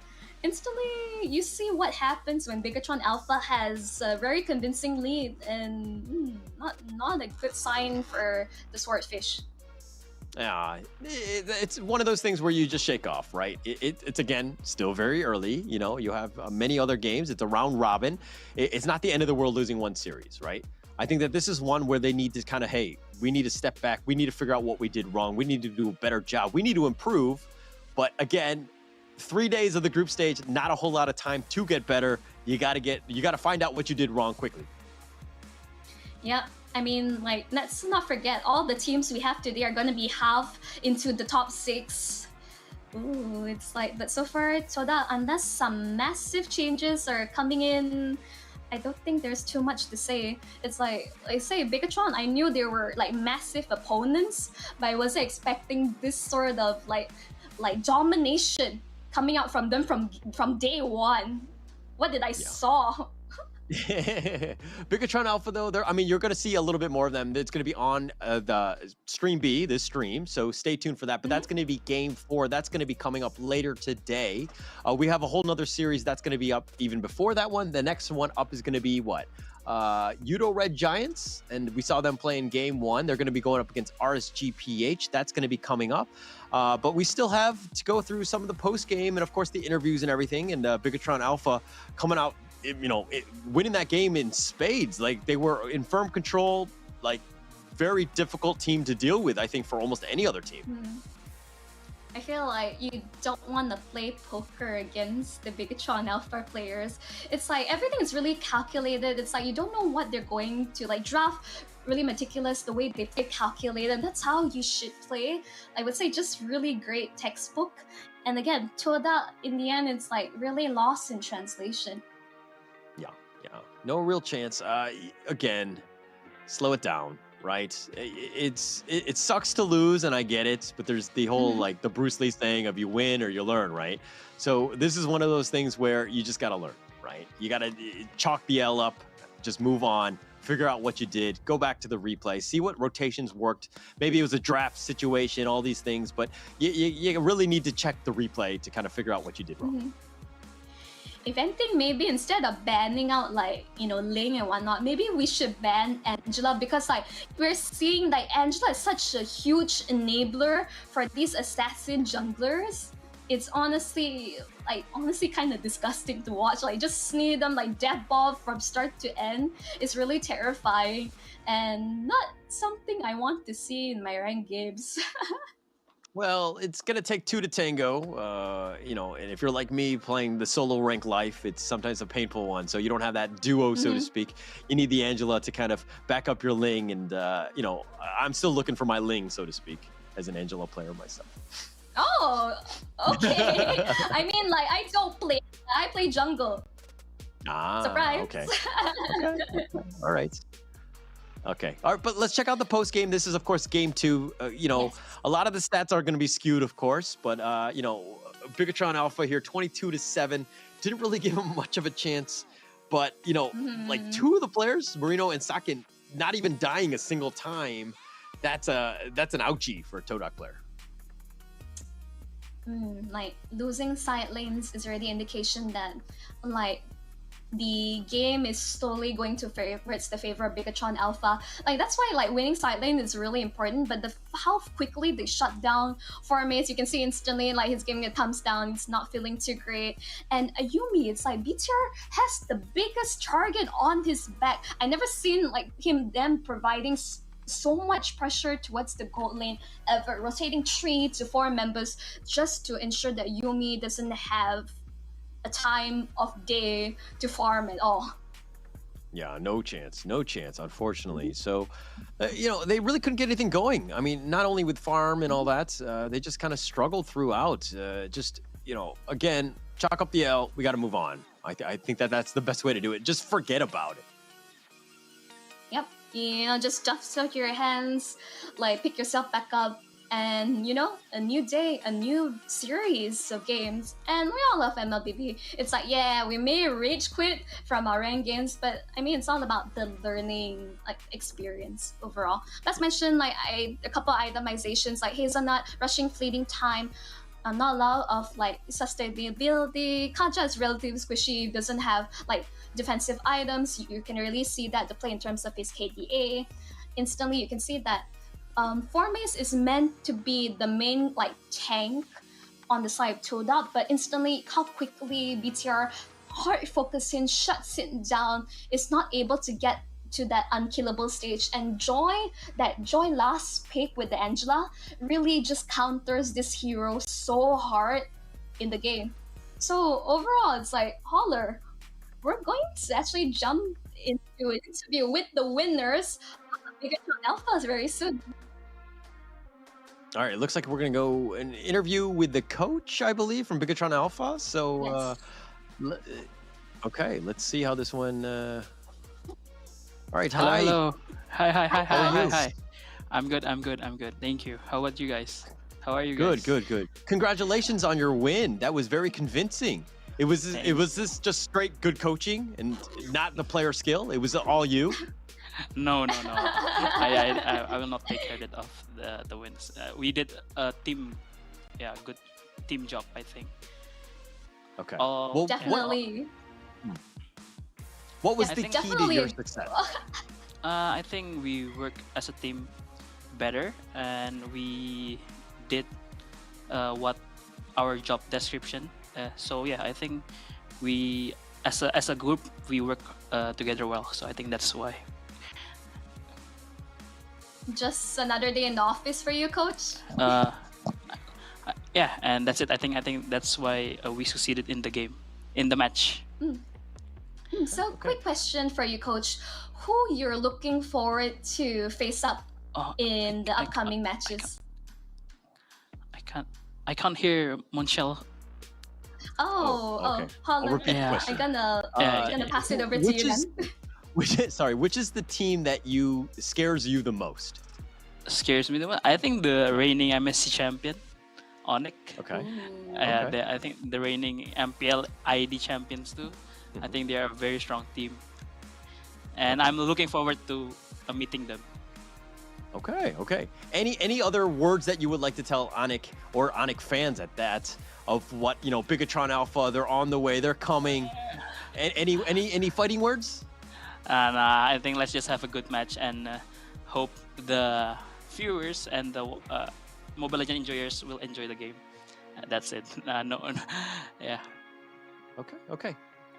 Thank you. Thank you so much. Sorry, what was your handle? Your social media? How do we? I'm Ronaldo Libert, BTR Aldo. Okay. All right. Thank you, Ronaldo, for the interview. Thank you so much. All the best moving forward. We expect to see nothing but good coaching moving forward and just dominating team after team after team. We're very impressed. Thank you, and all the best throughout the league. Thank you so much. Thank you. Okay. I hope you're hearing me all right, Holler? Like, you can hear me, right? I can hear you. Yeah. Oh. It's weird that he couldn't hear you. Maybe he was a bit scared. Maybe he need a couple more moments to think of who he wants to face up. But let's throw in towards the highlights of that game 2 of Todak versus Bigetron Alpha. Overall, just really textbook plays from Bigetron Alpha. Exactly the limits and how exactly they want to play this draft, and they just play to, I would say, perfection. Look at Ken, just having his way. He just runs at you. I mean, I know he dies in the end. He does get shot off, but I mean, they had to commit the farm just to kill him, and just made it very difficult. Vin dies here. Nice pullback. Marino was on point with his steals as well. Just the team just gelling very, very well. The coordination has been on point. I mean, this is a team that, played together during MPL, Super Ken. Like I think just like he just needs to like step back, farm, but he really goes ham on this Joy. It's like, what do you do with this jungler? It's like, what do you ban? He can play almost anything. Yeah, that's the problem, right? When you have somebody as super talented as Ken himself, he's just like, I don't know what to ban. I don't know what to do. I need a whole team strategy to deal with him, right? It's more of his movements, his early game movements, and his objective taking, like from the beginning of the game. It's a very difficult situation. It's a play style you have to worry about, not exactly a hero. I mean, he is enabled by the rest of Team Murno, just had the best start possible. Supervin, as I mentioned, you can put him on almost any type of roam. Enchanter, if you want him to play Angela, he'll play Angela. If you want to play something like the Grok or Kufra, he can play it too. It's like having a large hero pool and having this amount of trust and like synergy with your team. This is just the concoction for success for Bigetron Alpha. Definitely. Just very impressive game, very impressive series. I hope to see Todak bounce back. And of course, that was just the second series. We have 2 more series that are going to be coming up. We have a lot of games coming at us. I mean, Yoodo Red Giants versus RSG PH, that one's going to be coming up. I know that there's a lot of RSG fans that are going to be wanting to be there. I think they beat RSG SG earlier today, so this is going to be the second series for them, as is Yoodo Red Giants. So a lot of action to be had. We haven't had much luck, at least on this stream, for the Malaysian teams. I don't know if it's because I'm not Malaysian. I am Malaysian. So you guys are cursing man. them. That's all I'm trying to say. You and Terrence, both of you guys. No, we're not cursing them as of yet. But yes, the next upcoming match will be RSGPH versus the Yoodo Red Giants. We'll see if they're able to adjust. I have faith in our boys, you know. But overall, it's like, caller, shall you throw into the break? Yeah, I think, well, that's going to be it. I mean, that was going to be the second series. We're going to go into the third series, but we're going to take a little bit of a break. Holler, my name is Holler, and, you know, Holler. My name is Holler, and Munchal, we're going to be right back with the third series coming up. You love it, you wear it. Wear your passion.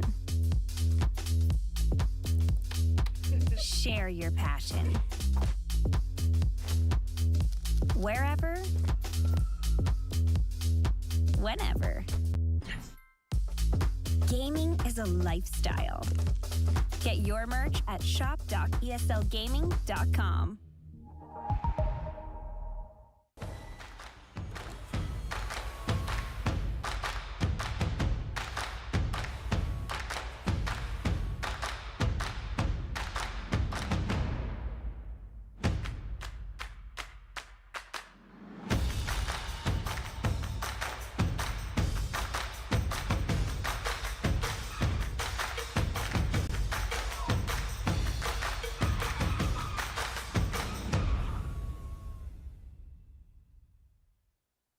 The Snapdragon Pro Series powered by Samsung Galaxy is brought to you by Snapdragon Elite Gaming, Samsung Galaxy S23 Ultra, Monster Energy, and DHL.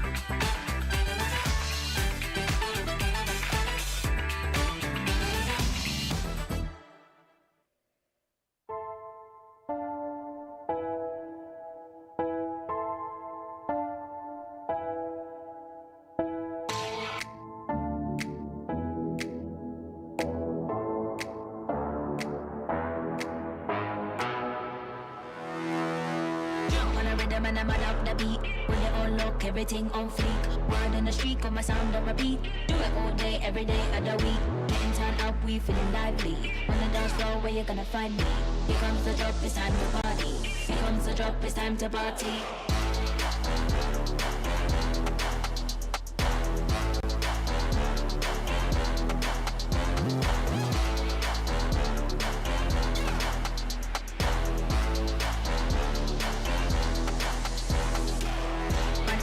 Up the beat, when they all look, everything on fleek. Do it all day, every day. Up the beat, when they all look, everything on fleek. Do it all day, every day.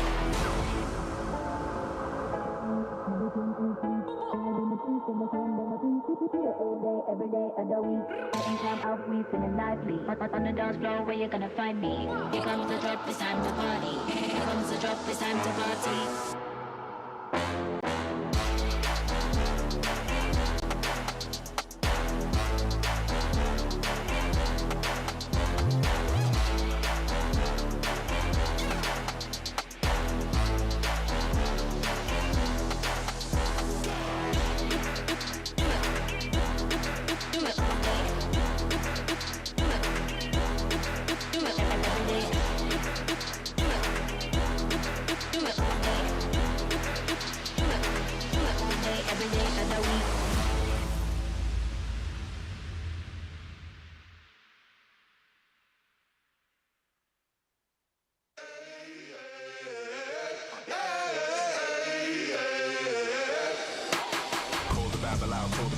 Back to life, I'm undeceased. Breaking the chain, unleashed my true power released. Reached my hand into the sky and made the stars align. Cause when I left it down to fate, it was taking up too much time. It's a miracle, it's a curse, I will not be deterred. If you predicted the worst, bon appetit, eat your words. Keep my score, fire the gun, watch me how I overcome. What they said could not be done, I did it.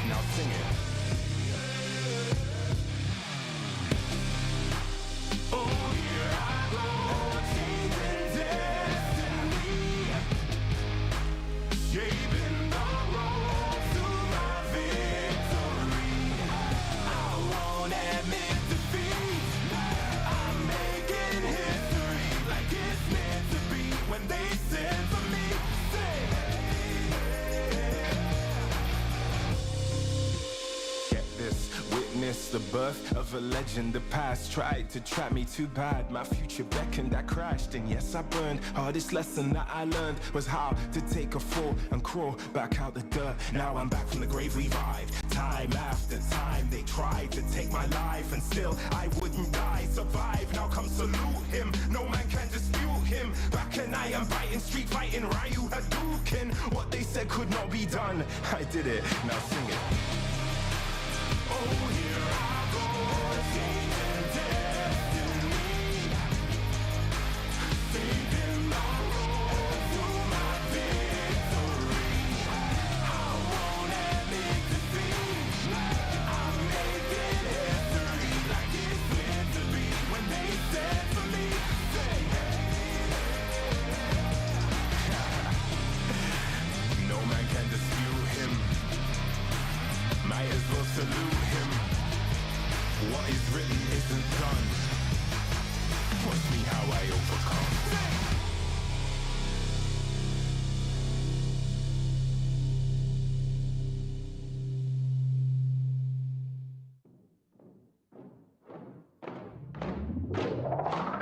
Lace up my shoes, time to get it. Put in the work, I'm with it. Paying my dues with sweat and tears. There is no weakness here. I ain't new to this, I'm a veteran. Wear my battle scars like a letterman. I done crawled through the mud full speed, so I wouldn't underestimate me. That's a rookie move. Homeboy, I got nothing to prove. Team player, but I'm still self-made. I'm in it for the passion, not the parade. I don't need the lights or the cameras, just me and my opponent. All the work that I put in has led up to this moment. Let's go. You go hard, I go harder. You leap, I leap farther. You cannot match my speed. Cause I'm out of your league. I'm out of your league. I'm out of your league.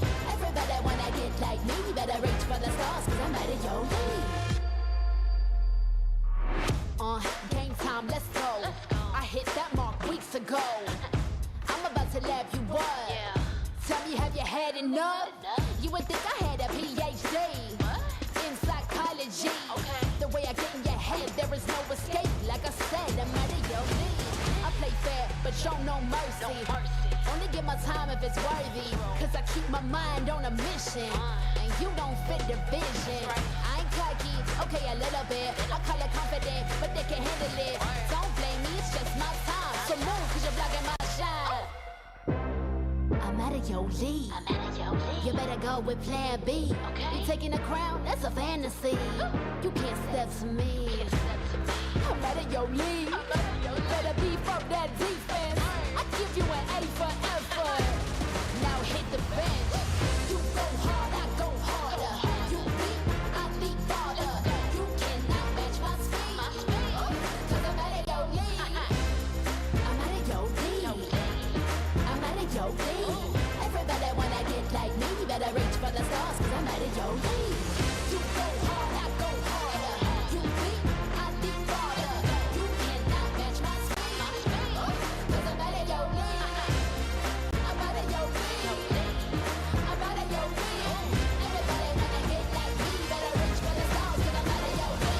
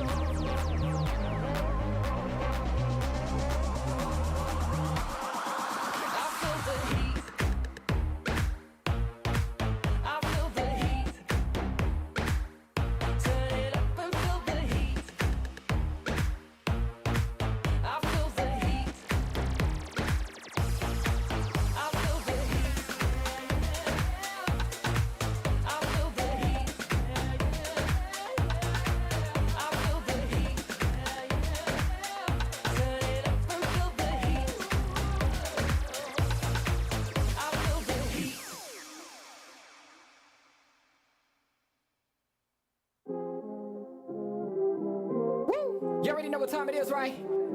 It's your boy Eclipse Darkness. I do this for my people. How I like that. I'm a black strong man, they can't tell me nothing. What I represent, they try to keep it from me. I done turn a lot of nothing into something. And I'm still out here pushing all they buttons. They can't hold me down, yeah, for nothing. So I'ma stand up. They can't hold me down, yeah, for nothing. I'ma stand up, yeah, for something. Cause they can't hold me down. I done seen it all. Came up from the gutter, baby, now I'm here to ball. I've been talking in my ear, so now they wanna call. They got my line tap, oh yeah, they tryna take it off. Oh no, here we go again. Pull me over, let me guess, it's cause my melanin. Asking questions, me and you both know irrelevant. But I stay cool and collected cause I'm heaven sent. They hate it, I love it, they know that there's no one above it except for God. Steady be coming with negative energy, I gotta move and die. Give me that back, can't touch my crown, I'm a king and yeah, you know that. Talk about giving it back, I'ma come and take that, yeah. I'm a black strong man, they can't tell me nothing. What I represent, they try to keep it from me. I done turn a lot of nothing into something. And I'm still out here pushing all they buttons. They can't hold me down, yeah, for nothing. So I'ma stand up. They can't hold me down, yeah, for nothing. I'ma stand up, yeah, for something. Cause they can't hold me down. Yeah, they know I be about it. I don't do a lot of talking, come and see about it. They gon' try to keep it from you so you don't know about it. I'm a young pharaoh, pick it up and read about it. Here's your opportunity. Telling stories, yeah, to make sure they remember me. Can't hold me down, cause I leave behind a legacy. And don't believe them when they say they who they claim to be. They can't hold me down, yeah, for nothing. Stand tall. They can't hold me down, yeah, for nothing. Stand tall. I'm a black strong man, they can't tell me nothing. What I represent, they try to keep it from me. I done turn a lot of nothing into something. And I'm still out here pushing all they buttons. They can't hold me down, yeah, for nothing. So I'ma stand up. They can't hold me down, yeah, for nothing. I'ma stand up, yeah, for something. Cause they can't hold me down.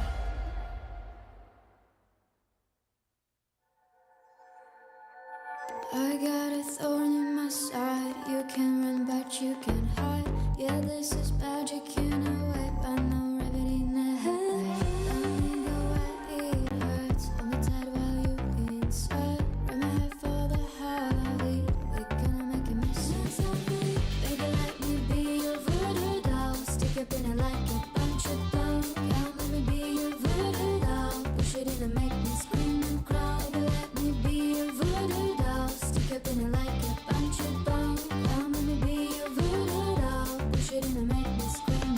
See me up with your eyes. I got stitches from your lies. Let me lift your spirit if you are for it.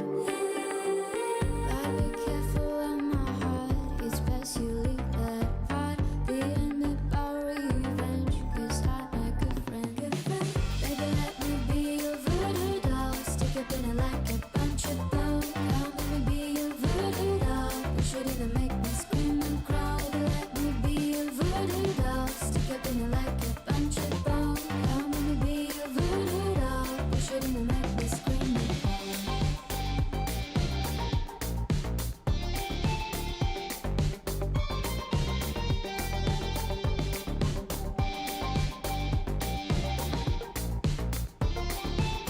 Let me lift your spirit if you are for it. I got pins and needles and spread like candy. Come give me the curse of your swallow. Oh no, first this fabricy stuff. You know it's enough. And I better than her. Yeah, she's a mature. Baby, let me be your voodoo doll. Stick up in it like a bunch of bones. Come let me be your voodoo doll. Push it in and make me scream and cry. Baby, let me be your voodoo doll. Stick up in it like a bunch of bones. Come let me be your voodoo doll. Push it in and make me scream and cry. Baby, let me be your voodoo doll. Stick up in it like a bunch of bones. Come let me be your voodoo doll. Push it in and make me scream and cry. Baby, let me be your voodoo doll. Stick up in it like a bunch of bones. Come let me be your voodoo doll. Push it in and make me scream and crawl.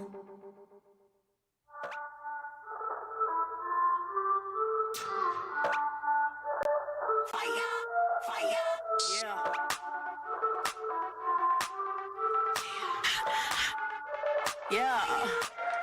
We be hot, mama got game, check my team, we like the flame. We be bougie, y'all sound the same. We be, mama got game. We be hot, mama got game, check my team, we like the flame. We be bougie, y'all sound the same. We be, mama got game, yeah. We be cooking something new, hear us knocking, coming through. Push the limit on them rolls, cause we don't do it like you do. We be cooking something new, hear us knocking, coming through. Push the limit on them rolls. Yeah, mama got game. Mama got game. Yeah, mama got game. Yes. Yeah, mama got game.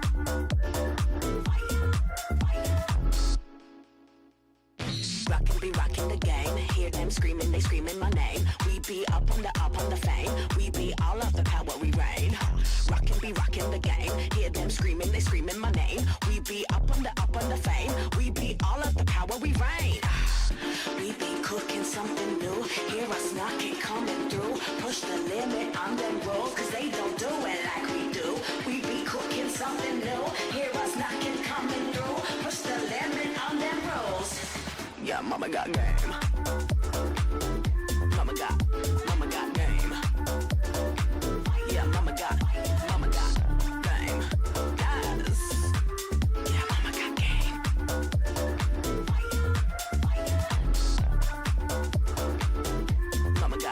Mama got game. Yeah, mama got game. Yes. Yeah, mama got game.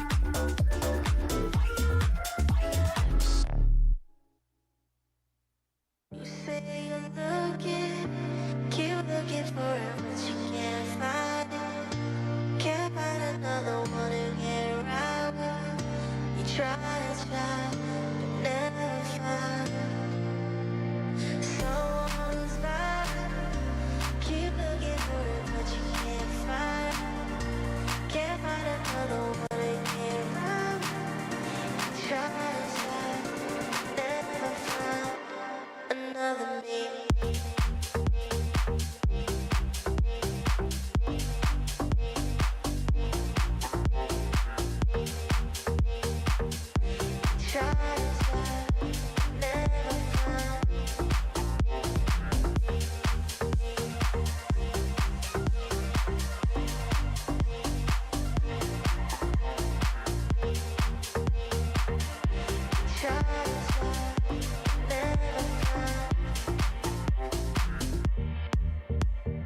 What is missing when you've been?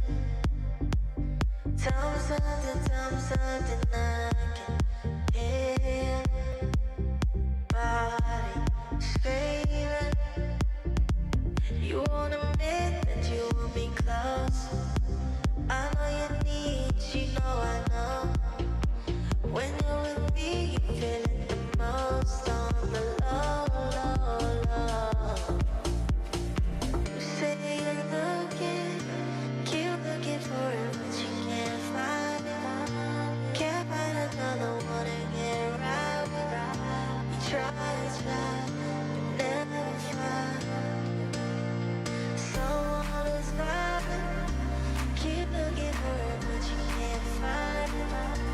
Can't find another one to get around with.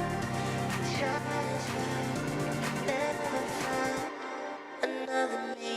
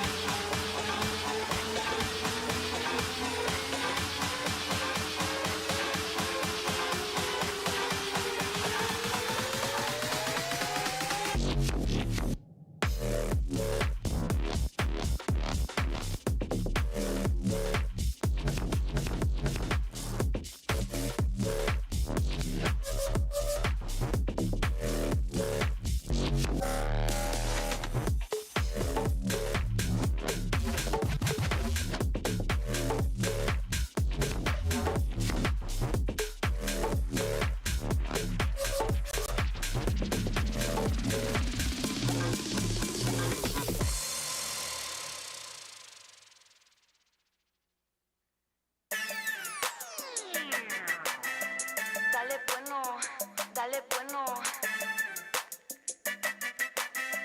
Dale bueno, dale bueno. Dale bueno, baby, dale bueno. Ya tú sabes, baby, lo que quiero. Dale bueno, dale bueno.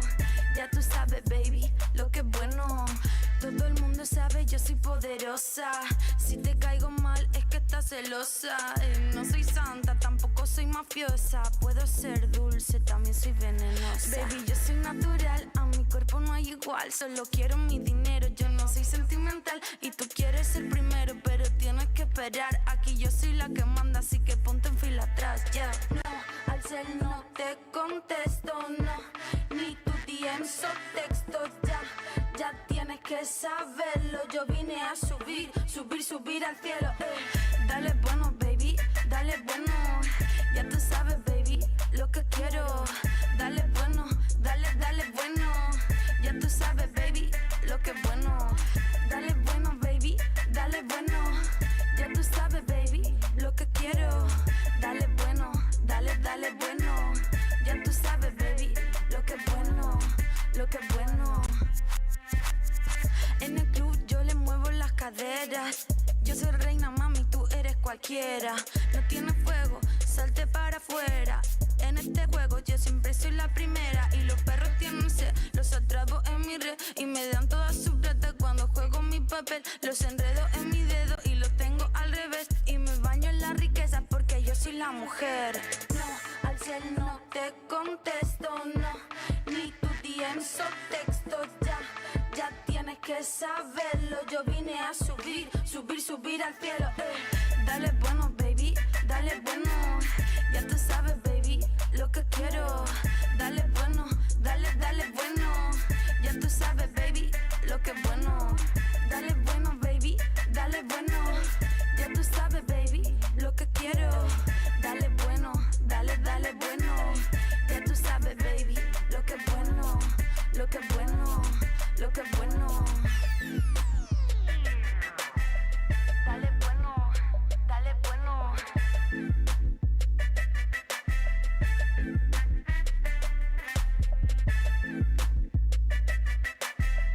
Dale bueno, dale bueno.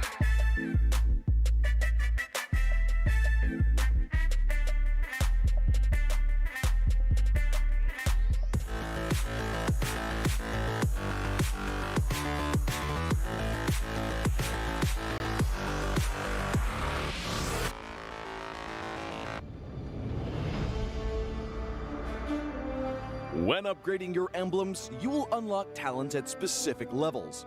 Different emblems will unlock different talents. You can choose an emblem by role and use the talents it unlocks directly as your default setup, or you can freely mix and match different emblems and talents to create a custom emblem setup. We're going to show you how to create your emblem setup for your heroes. Emblems. First, let's take a look at the revamped emblem system. There are now 7 emblems in the game, 1 basic common emblem and 6 role emblems.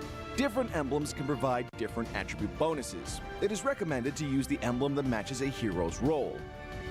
Standard talents, Tier 1. After selecting an emblem, you can then choose from 8 standard talents at Tier 1. These talents provide mostly straightforward bonuses to heroes. Of the 8 talents, Thrill and Swift are good on almost any hero, while other talents are more catered to certain roles. Standard talents, Tier 2. At Tier 2, you will also have 8 standard talents to choose from. The Tier 2 talents trigger or work under different circumstances. We still recommend choosing one that matches the role of your hero. But if you're an advanced player, you are free to choose any of the talents to fit your playstyle. For example, if you're playing the core hero on your team and want to focus on gearing up fast, you can choose the Bargain Hunter talent regardless of how your hero deals damage. And heroes who rely on their skills for sustained damage, whether it be a mage or fighter, can use the Festival of Blood talent for more spell vamp. Core talents, Tier 3. Finally, let's talk about the most important talents, the core talents. There are 8 core talents available in the game, and each provides a unique and powerful effect. we recommend choosing the core talent to match your hero's role and only use core talents from other emblems for advanced or unconventional tactics. The revamped Weakness Finder talent is no longer reserved for ranged heroes. This talent is now a viable option for any hero that relies on basic attacks and wants better laning and the ability to slow enemies. The Lethal Ignition talent now deals adaptive damage, making it a prime choice for any hero that has heavy hitting combos. While the revamped emblem system still uses the existing talents, we have removed the restrictions between emblems and talents, opening up new possibilities for many heroes. We look forward to seeing players discover new ways to play their favorite heroes on their way to becoming a legend.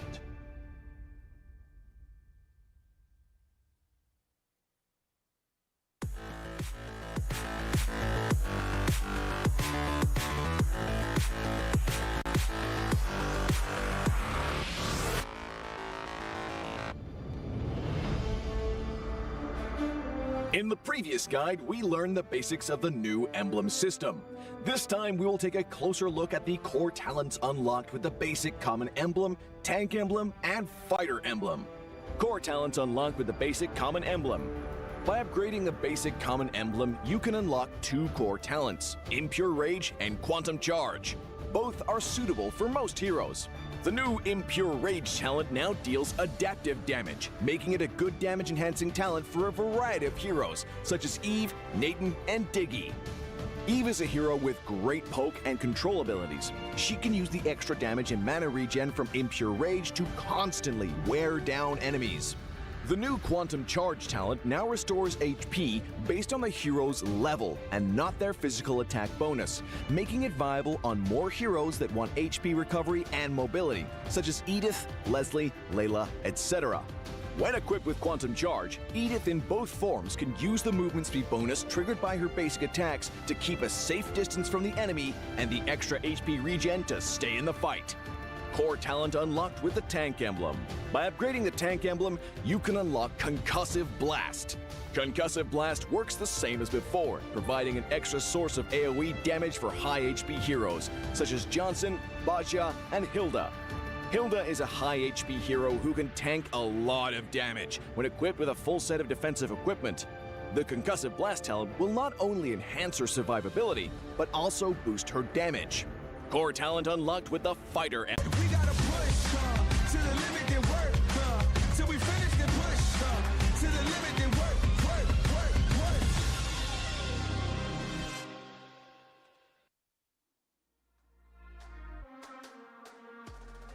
Welcome everyone back to the Snapdragon Pro Series. My name is Monshel, and with me, Holler. Hope you all had a good evening, a good dinner, because we sure are hungry for more MLBB action. I hope you are as well, Holler, because we're in for some spicy matches. I'm definitely hungry. Actually, I didn't have dinner. I just had a little bit of a snack, but I'm actually hungry to watch these games if there's anything. I know that there's some 2 exciting teams that are going to be playing. It's going to be RSG Slate, RSG PH, and Yoodo Red Giants Esports. That's going to be coming up. And, you know, both, I mean, RSG PH actually won, Yoodo Red Giants lost, but what does matter is Snapdragon Elite Gaming when winning matters, and that's all that matters to me, right? Yeah, absolutely. I mean, like, thank you so much, Snapdragon, for these amazing, like, series of tournaments. And I mean, like, considering that they have, like, the awesome gaming experience, and you know what had the awesome gaming experience?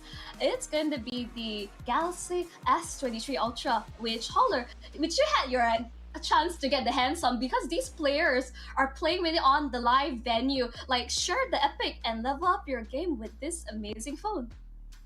Yeah, unfortunately, I have the S22, so I'm like a whole generation behind. I'm sure, you know, these guys are playing on a much better system. It's faster and more responsive, so to speak. Not that I have any complaints. It's still a good phone, and that's why I'm still using it. But at some point, maybe I do upgrade. You know, phone lines are open, Samsung. Let me know. To take note of this, like, you have a potential sponsorship. I would like one to probably pass it right there, because he does have the sound. I think it's really cool as well. But of course, the S22 Ultra, which all the players at the live venue are playing, like, with the rise of the hyper carry junglers is back. It's like the fast hands, it may make sure that the game is with the phone as well is able to set up with the gameplay that the players have.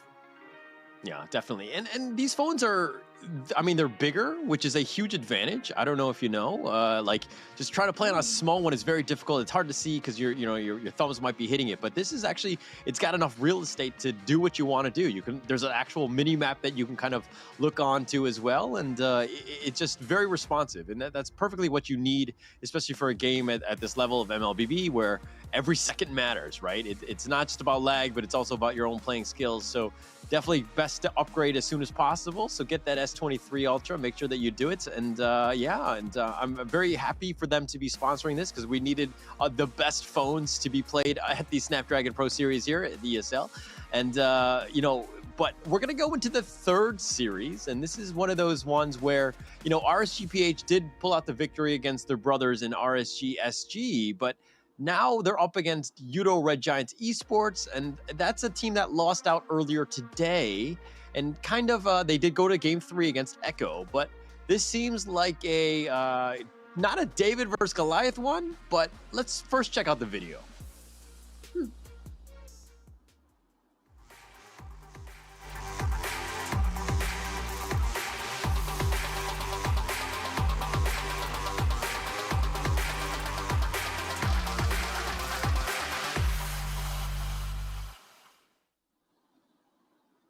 Yep, there you have it. We have the Yoodo Red Giants. You got Gorgeous, Skies, Zach QT, Super Red, as well as Pancake.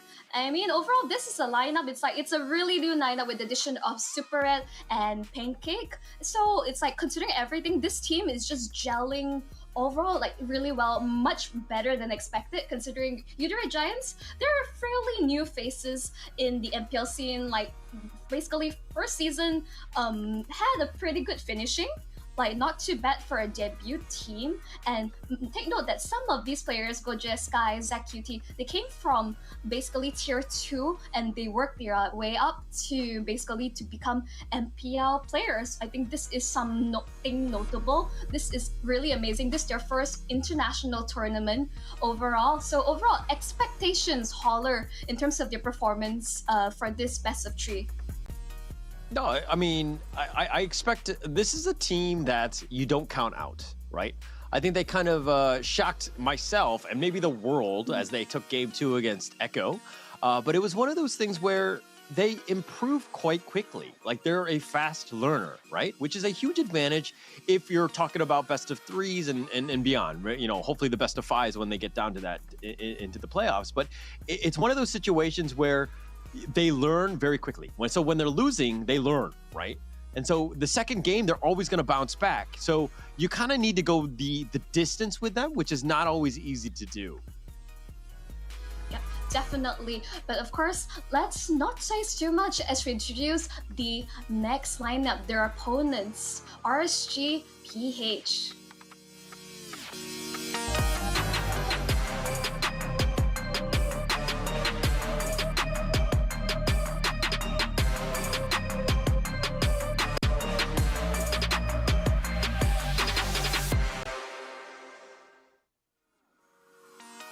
Here we go with RSGPH. It's going to be Nas, Demon Kite, Aqua, Ema, and Light. I like the fact that they have the periods at the end so that you know that, hey, it's Demon Kite, period. Like, it's their serious business, right?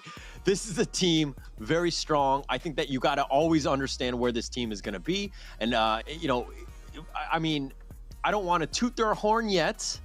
They still have a lot to, you know, get to, but the Philippines usually have dominant teams, and this is one of them, right? This is one of the teams that will probably be top 3.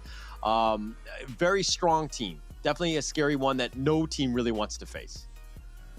I mean, definitely not downplaying their past success. One of the most intimidating teams in their local MPL. They were once like crowned Kings of C in last year's MSC. So definitely a really terrifying team. I remember the first time I lay my eyes on Nuts, and man, this might be his meta once again. It's like I recall like watching his Esmeralda. I'm just like, man, you mess with him. He's an absolute beast. Like even on stage, like he can get really aggressive, and this is like the meta of like would say like really aggressive EXP laners, and it's really exciting to see what like the meta has shifted and how will RSGPH will adjust for it. Because back towards Yoodo Red Giants, I think Super Red, if you don't know, Super Red actually came from Blacklist, like PH as well, and he has really been making waves for Yoodo Red Giants. Like amazingly, I wasn't expecting this goal laner to like just fit right in home, and the amount of impact that he brings. So I think Yoodo Red Giants, the main play, ensure that Skies as well as Super Red has sufficient space to farm up. But of course, I don't think RSGPH is gonna let that happen. Yeah, definitely not. Our RSGPH is a team that's, you know, you talked about the fact that they won MSC 2022 last year, but they're kind of, you know, almost like the third fiddle in the PH market, where like in terms of the teams. I mean, they're very good, don't get me wrong. They have, you know, but there are other really good teams in the Philippines like Echo and Blacklist International. You talked about them as well. So there's a lot of teams that are out there, and it's very difficult to always be that top dog, being consistent, right? But if we're going to talk a little bit about, you know, predictions going into this one, we have the Snapdragon match prediction, which is, of course, casting your vote in the Twitch chat. Make sure that you do so. Let us know which ones that you think is going to pull out the victory on this one. And Monchelle, though, what about your prediction? I mean, like personally, I was there live during last year's MSC, like watching the matches, and like respect, like RSGPH definitely a team to watch out for. I want to give like Yoodo a bit more benefit. That I gave them 1 point because I do feel like they do have like much to show to prove, but they are a fairly new team, and RSGPH just their full lineup. And this is really scary to see. I like that Demon Kite is back in full blast. Like this is the original MSC winning lineup. I'm loving this, and I'm absolutely terrified for the receiving end of it all. Because man, if you were live at MSC, it was quite a sight to behold. Yeah. I mean, they're back. The boys are back, and that's what you want, right? It's one thing to constantly shuffle lineups and to get new people, new blood, and then I understand why teams do it, because they want to improve, right? But there's a lot of things that's, you know, in terms of communication, in terms of synergy, just getting along with people that you've kind of, you know, you've bled in the trenches with, so to speak. It's a very different situation, right? And having those guys that have been with you for the end, from the beginning of time, so to speak, in MLBB, it's a situation where you want to go to war with those people, right? Constantly changing it up is sometimes it's a risky play. Sometimes it pays off, but sometimes it doesn't. But in this case, it looks like they're going to be sticking together, which I kind of like. I like the consistency. Yep, I think maybe for this meta, consistency is the way to go. And for RSGPH, like I said, this is their winning lineup, looking really strong. And like I mean, they have MSC champs. They also won an MPL season. Can't remember exactly number. My apology, but again, this is a formidable foe, and I do think this is a David versus Goliath moment. And I do want to see more from Yoodo Red Giants. It's like, I hope they're not as easy to read as like RSG would hope. And so I want to see them come up with a few surprises of their own. Yeah, I mean, it's one thing to have the surprises. I think that you have people, not exactly the coaches. I mean, I'm sure that they will have to get to them, but they watch the previous matches of them today, right? Like RSGPH won today, right? Somebody's got to dissect the draft, what they were doing, figuring things out, and getting into that one, because a lot of that is information, right? The information is everywhere, and it's how you use it, right? Red Giants Esports, on the other hand, they ended up losing, but they went to the distance. They went to game 3. There was a lot to learn from how this team played as well, and what they can do better. So we're going to have to see this one as we go into the draft now. Yeah. I mean, like a lot of casters would agree that Yoodo Red Giants is a team that learns from past mistakes. I think overall, like, there's not too much to mention. It's just like really standard bans across. The Uranus is really interesting. It really shows that I think Gojes wants to play a really specific hero, and I think maybe they're just like making sure that he has the best time in lane. I think the win condition for Yoodo Red Giants, winning side lanes to create space to ensure that Skies as well as Super Red farms up and to carry the rest of the team. Because fun fact, Skies, his favorite hero of all time is Gushin, and I'd be dying to see if we actually get to see that, but maybe a bit too risky. But for RSG, they ban out the Angela Link combo, which is very surprising because I have seen Light, look at Light, he's a really intimidating, scary guy, but he does play Angela before in the past in MPLPH, so a bit surprised of that. Yeah, so one of the things is that, at least we've seen on Stream B, we haven't been able to watch all of the other games, right, on the other streams that are going on. Please don't watch them because they're not as good as this one. But nonetheless, if we're looking at Angela, we've seen the rise of it, right? I think that it's shown that, hey, this strategy is super difficult. They might be defining the meta as we go on, right? Yes, it did have the Ling one, but we saw in the last one, it actually pairs up with almost anything. Like the Joy was on point. It has so many different options. So it's a situation where you want to be ahead of the curve and not be behind, so to speak, in terms of the meta. Definitely. But I think Yoodo Red Giants went for something really good. Like Super Red has really stellar performance on this cloud. Yes, he needs time to farm up, but the late game scaling is undeniable. Giving Aqua his Valentina is just we've seen a lot of really cracked Valentinas, and Aqua's is definitely not to be underestimated. And oh man, the Joy once again. Well, the Joy makes it difficult, right? I think, Yoodo Red Giants right now with the Claude, not in the worst situation. You have some mobility, some ways to get away from the Joy. Now you need to figure out some sort of draft, some sort of picks that can kind of help control it, right? Making sure that this Joy doesn't just run down your back lines, making, your life miserable, so to speak, like we saw in the last game. This is something that needs to be accounted for. I'm hoping that they have some counter strategy or counter picks in mind.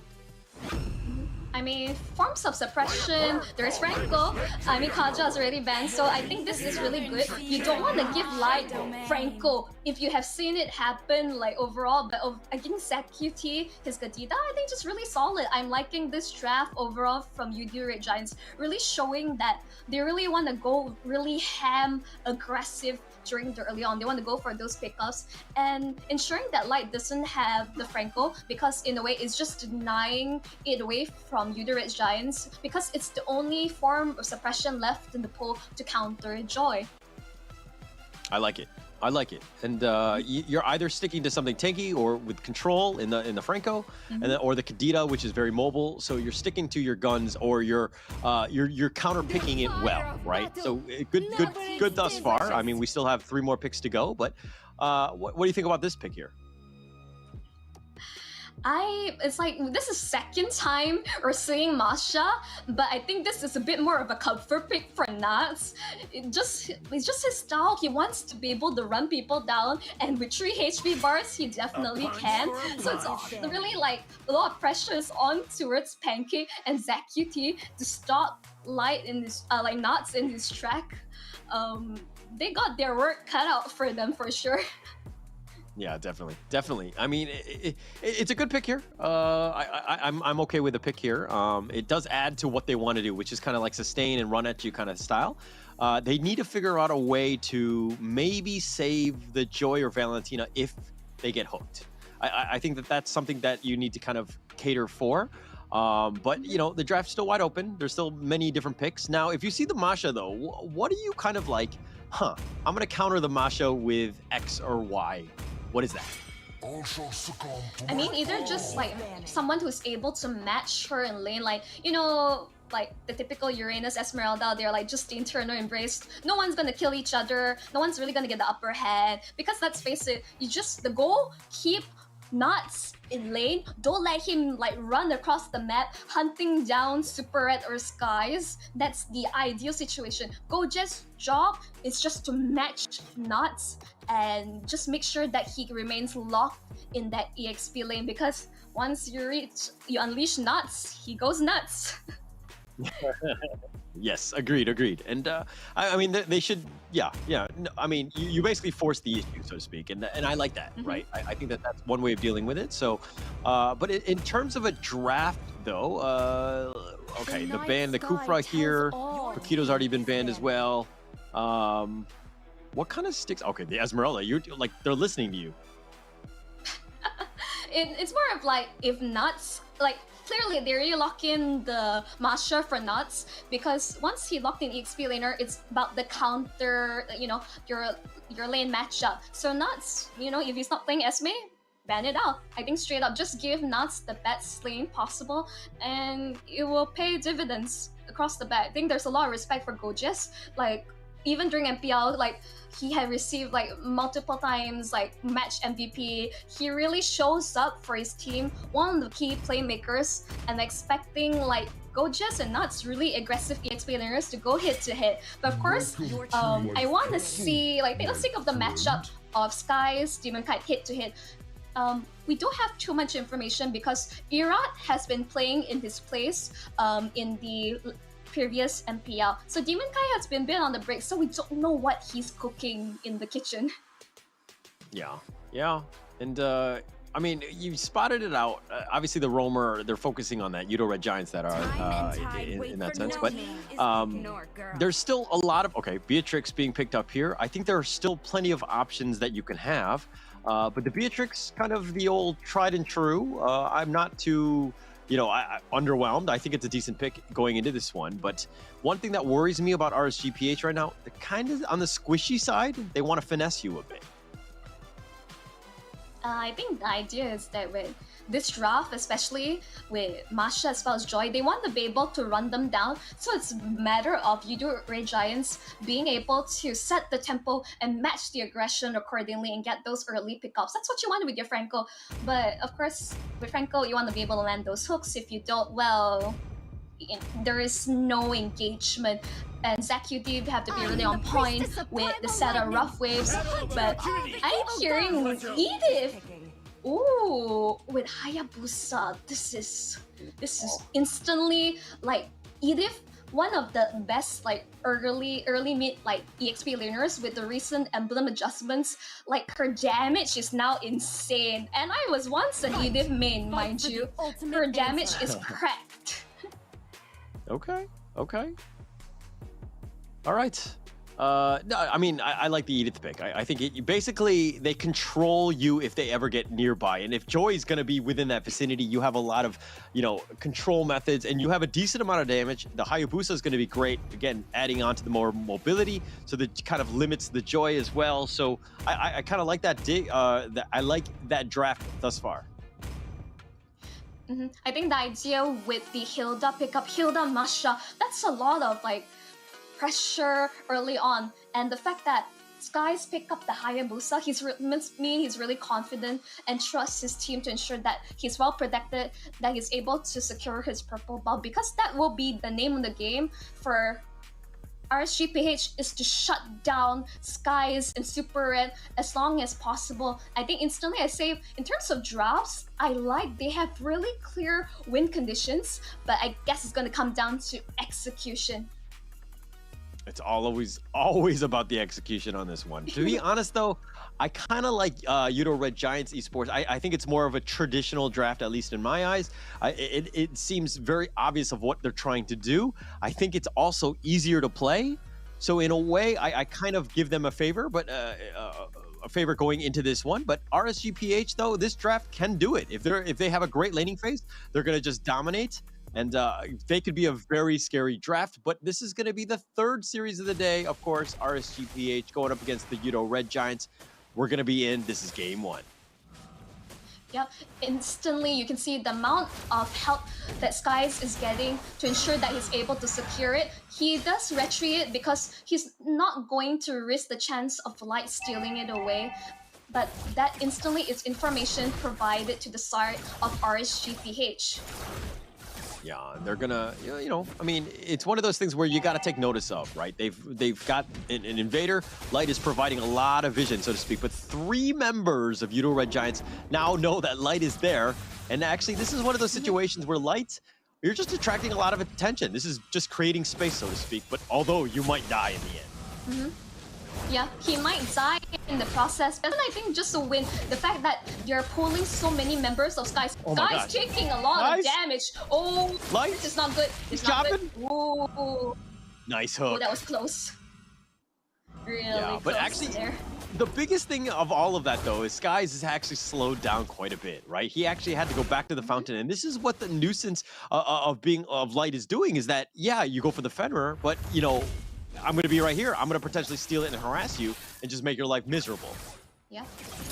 Yep, instantly you can see Demon Kite. Oh, gets the hook on the Hilda, but Demon Kite will opt to steal the orange buff away from the Hayabusa. I think it's not the worst. I think if Hayabusa doesn't secure its purple buff, it's going to be handicapped for most of the game. So I think we cut our losses, right? Yeah, not a good situation. And this is why RSGPH are so good, right?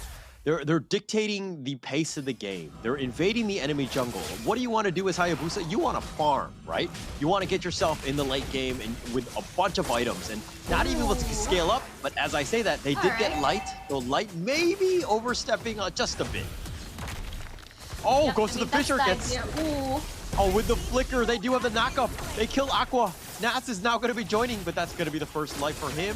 The second one is being burned in, but they get the turtle, so Demon Kite is pulling that one off. And now they're going to use the Rhythm of War. They're going to do a little bit of AoE damage. Sky's going to back off now. Skies is really playing with fire. Like, the fact that he's really, like, staying this long, he's really confident about his abilities and the trust he has for the rest of the team to keep him alive, which I think is really impressive. I don't think RSGPH was able to slow him down as much as he wants. Pancake stealing that camp away. Like, he doesn't get it, of course, but but he also is playing this sort of farm delay, reading the side RSGPH. You can see instantly not much of a goal difference from both sides. Oh, Light on the Hilda has just been super annoying, right? That's definitely something you don't want to see as a jungler, just like this guy just constantly in your area. It's a very frustrating situation.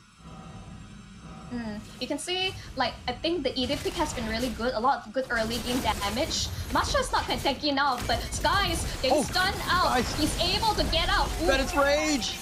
E-Man gets killed on this one, and it looks like they've got the Joy just going ham. Gets a double kill. The Rhythm of War just taking out most of them. Pancake and Zach, both of them are out. I'm really questioning why is Iman, like, all the way out? Like, I think both sides, like Super Red, Iman, they should be farming, staying in their lanes, but no, both sides, they won war. That is not a good sign for the Beatrix for now.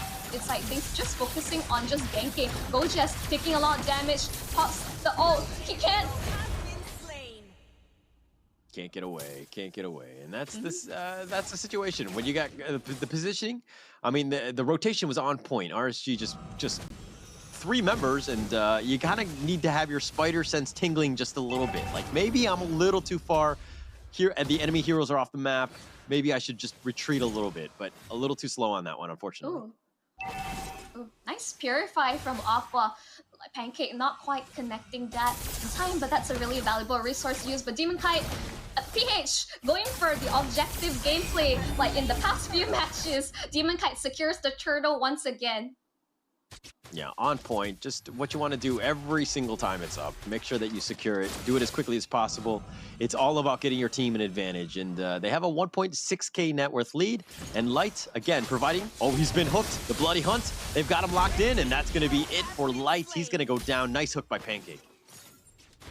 Yep, just focusing down. I think, like, you may think, okay, that's a lot of resources committed on Sus the roam, but I think the way of the game is just funneling kills towards the side of your cores, and that is still really valuable. You can see Masha and Edith just cutting ways from the side, but I wonder if Gojas might have went a bit too far. Oh, too far. Has to flicker. Is going to have a tough time, but Nat's getting blown up. Gojas, oh, is on the prowl. He thinks, oh, 2 versus 1. No, it's 1 versus 2, but I'm back into mech form. I'm going to be there, but Aqua now making a rotation, and it looks like that's going to be the end. that ultimate will not be enough to kill Gojes because instantly, like look terms of the itemization, this is a tank, Masha. So it indicates like not that much damage overall, but the fact that for Beatrix killing spree, like with Bounty Hunter, this is full-on assassin emblem. So this is not your typical marksman build. Ooh, getting a stun on towards They Nats. have the Urge Shatter, but they're diving deep for this one, and they're gonna look to go. Skies has to run away. He's been aggroed, and the turret is starting to do some damage. Zach, action is going on the bottom as well, and he's gonna be killed. Light will secure that one. And in the top lane, it does look like everybody from RSGPH has survived, but they did lose the tower T1. Yeah, I would say both teams are just answering back across the map. But overall, Red Giants securing that first turret. Good map control. Demon Kite, you're staying a bit long. Ooh, that hope almost landed. Very close, very close. Unfortunately, not going to hit though. And they're going to back off. They did a little bit of chip damage, at least on that T1 mid. But now Light is going to make an appearance. They're going to look. The Pancake is probably going to go for a hook, but the Turtle has been, is back up. The hook is going to be a little off the mark. Oh, they're going to go. Super Red gets blown up. Eman will secure that one. Aqua getting a little bit low. Pancake gets away, and Zach is going to be left for dead. And now the Rhythm of Joy, just let it play out. And the Turtle should be easily secured by RSG. Oh, just bloody hunt to the face. Instant death for Super Red. Like, you gotta be a bit more careful, like, walking to a bush like that. PH bushes are dangerous.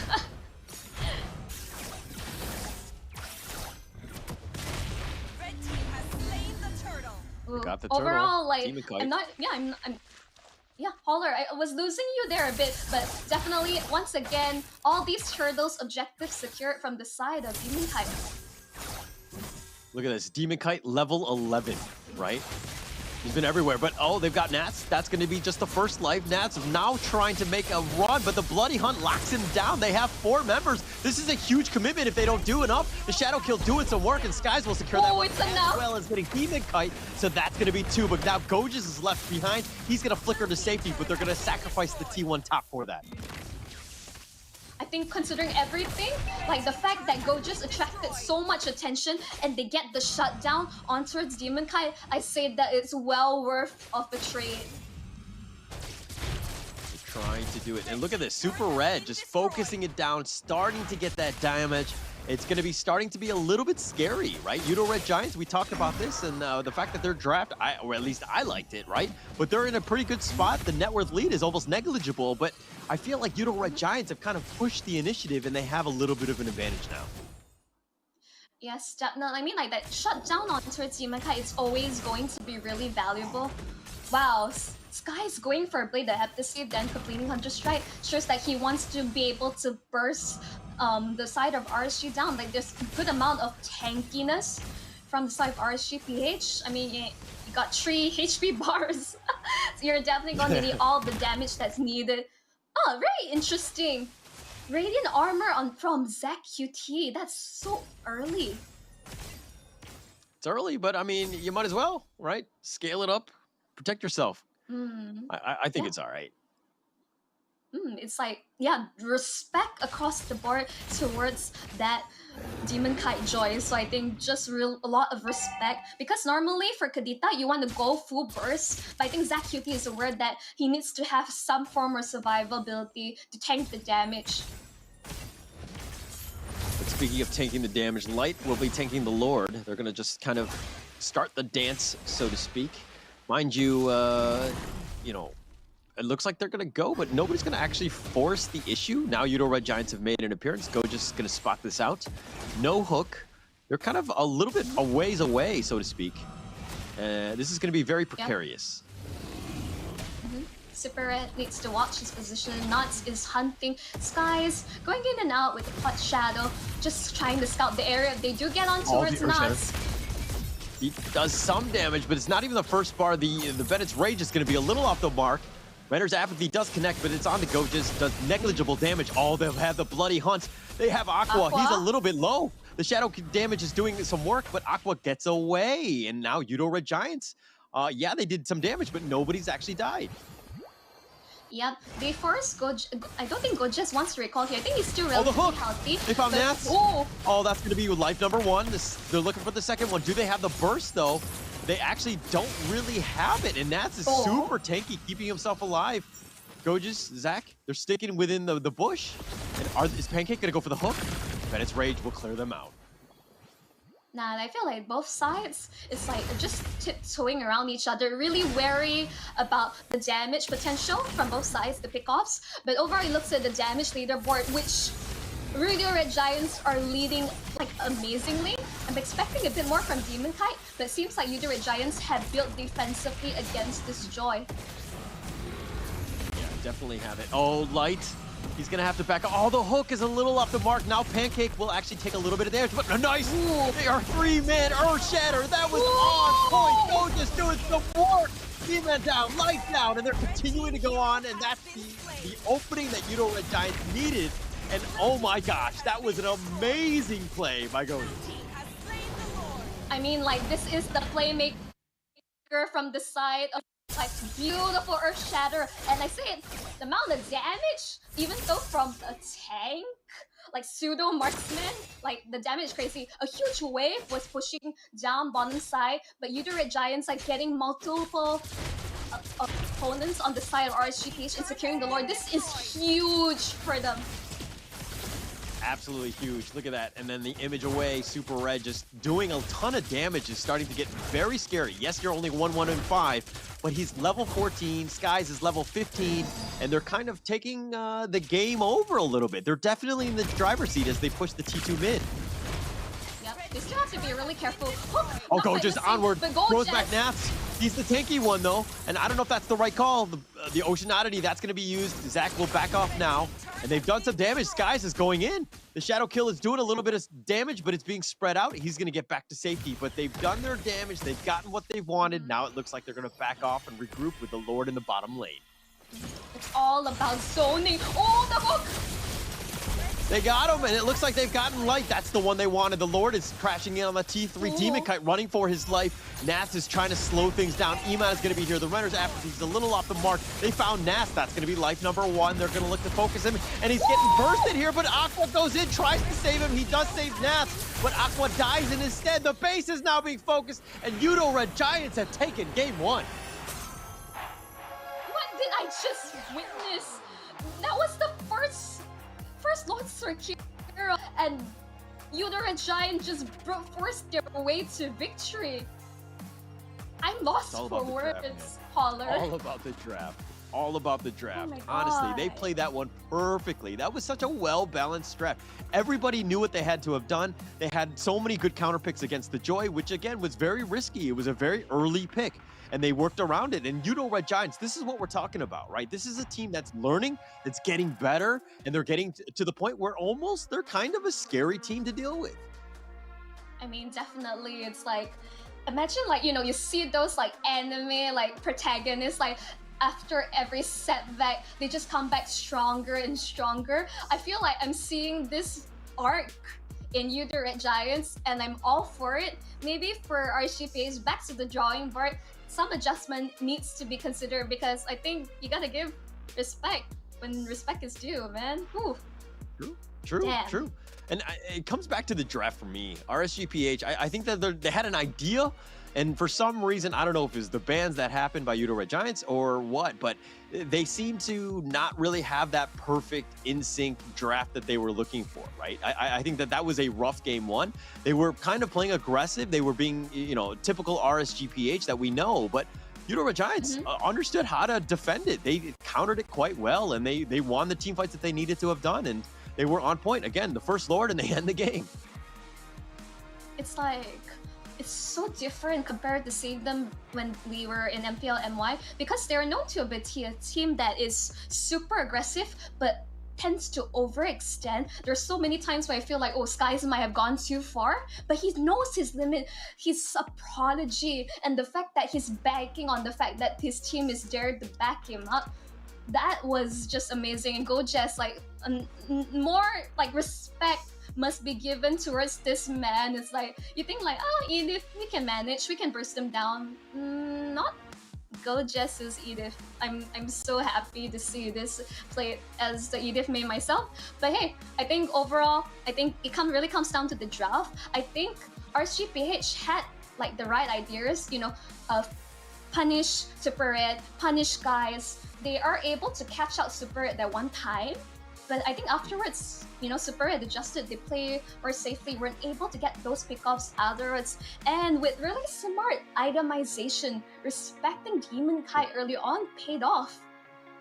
Yeah, it's very smart play, especially early, right? That's kind of what you want to do, and you know, they itemize properly. They realize the limits of their heroes, just playing it well, and I want to see more of them, if anything. And I know that that's just game one, and I know that there's overreactions of, oh my gosh, RSGPH, they just look like they got outclassed. But you know, again, hey, I think that this is probably going to go the distance.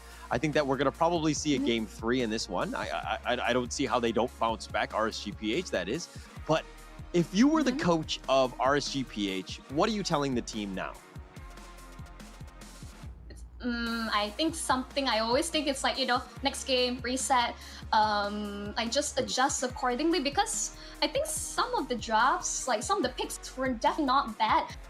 They were comfort, but maybe there's too much information on of RP, and I've coached as well as analysts from the side of Red Giants. They did their homework like down to the wire. I think really kudos to Azura Becky as well. Like he's been with team, he's making like so amazing stuff happen with this debut team. Really solid stuff from Yoodo Red Giants. I think what they have to do is respect all around for Skies. I don't know why teams keep Hilda. I think Masha is fine. Like I did see there are moments where like Gojes was really overwhelmed, and so were multiple members as well. But I don't like the Hilda pickup. There is not a lot of a consistent like CC on their side to catch Super Red, Skies. There wasn't really enough punish coming out in the early to mid stages of the game. Yeah. No, I agree with that. And it was, the lineup to me in the end was like very suspect. And I thought that they were, okay, this is like next level stuff, right? That RSGPH are doing. But in a way, I think that they kind of next level themselves. Like it was just too much, right? Like there was, it seemed like it wasn't really like a synergized comp that they were really needing. Right. And I think they need to kind of just take a step back a little bit. Think about what they did. This is more of a draft issue to me. But again, you know, we're throwing stones here, right? You know, we're being very critical of them on a team that just lost. Maybe things didn't work out in terms of the game itself. But, you know, let's break down a little bit about the post game here, Mancho. I feel like the Raiders, which are the fans of RSG, here's the thing, we've seen a lot of these picks before. It's nothing really out of the ordinary, but I think the fact that maybe Yoodo Red Giants just had the edge against them, just like the fact that they close out this game in record time of 13 minutes with the first lore, I think that's just really amazing. I felt like RSG just got, like basically, they got caught off guard. They weren't expecting this form of aggression from Yoodo Red Giants. And that was their keys to victory. Like, see, not only Super Red got caught out only once, he was farming really well. I see like his rotations, he rotate to mid to get the farm, to ensure that no matter what, he was able to safely farm as much as possible. ZQT, at some point, he sold his Radiant Armor, deciding that, you know, they're in a comfortable spot, they're able to burst them down. He's okay to throw bodies, you know? But we can see, like, I see Red across the bar. You can Super Red, the carry, with 73k damage, like, dealt. This Claude. I mean, we have seen like really stellar performance from this man, and I mean that is speaking levels board from Yoodo Red Giants. And at the start, RSGPH, they were like really like in Yoodo Red Giants jungle, like making Sky so uncomfortable, and yet not quite capitalizing on that. I mean, if we're looking at the draft again by RSGPH, don't you think they don't really have that initiator?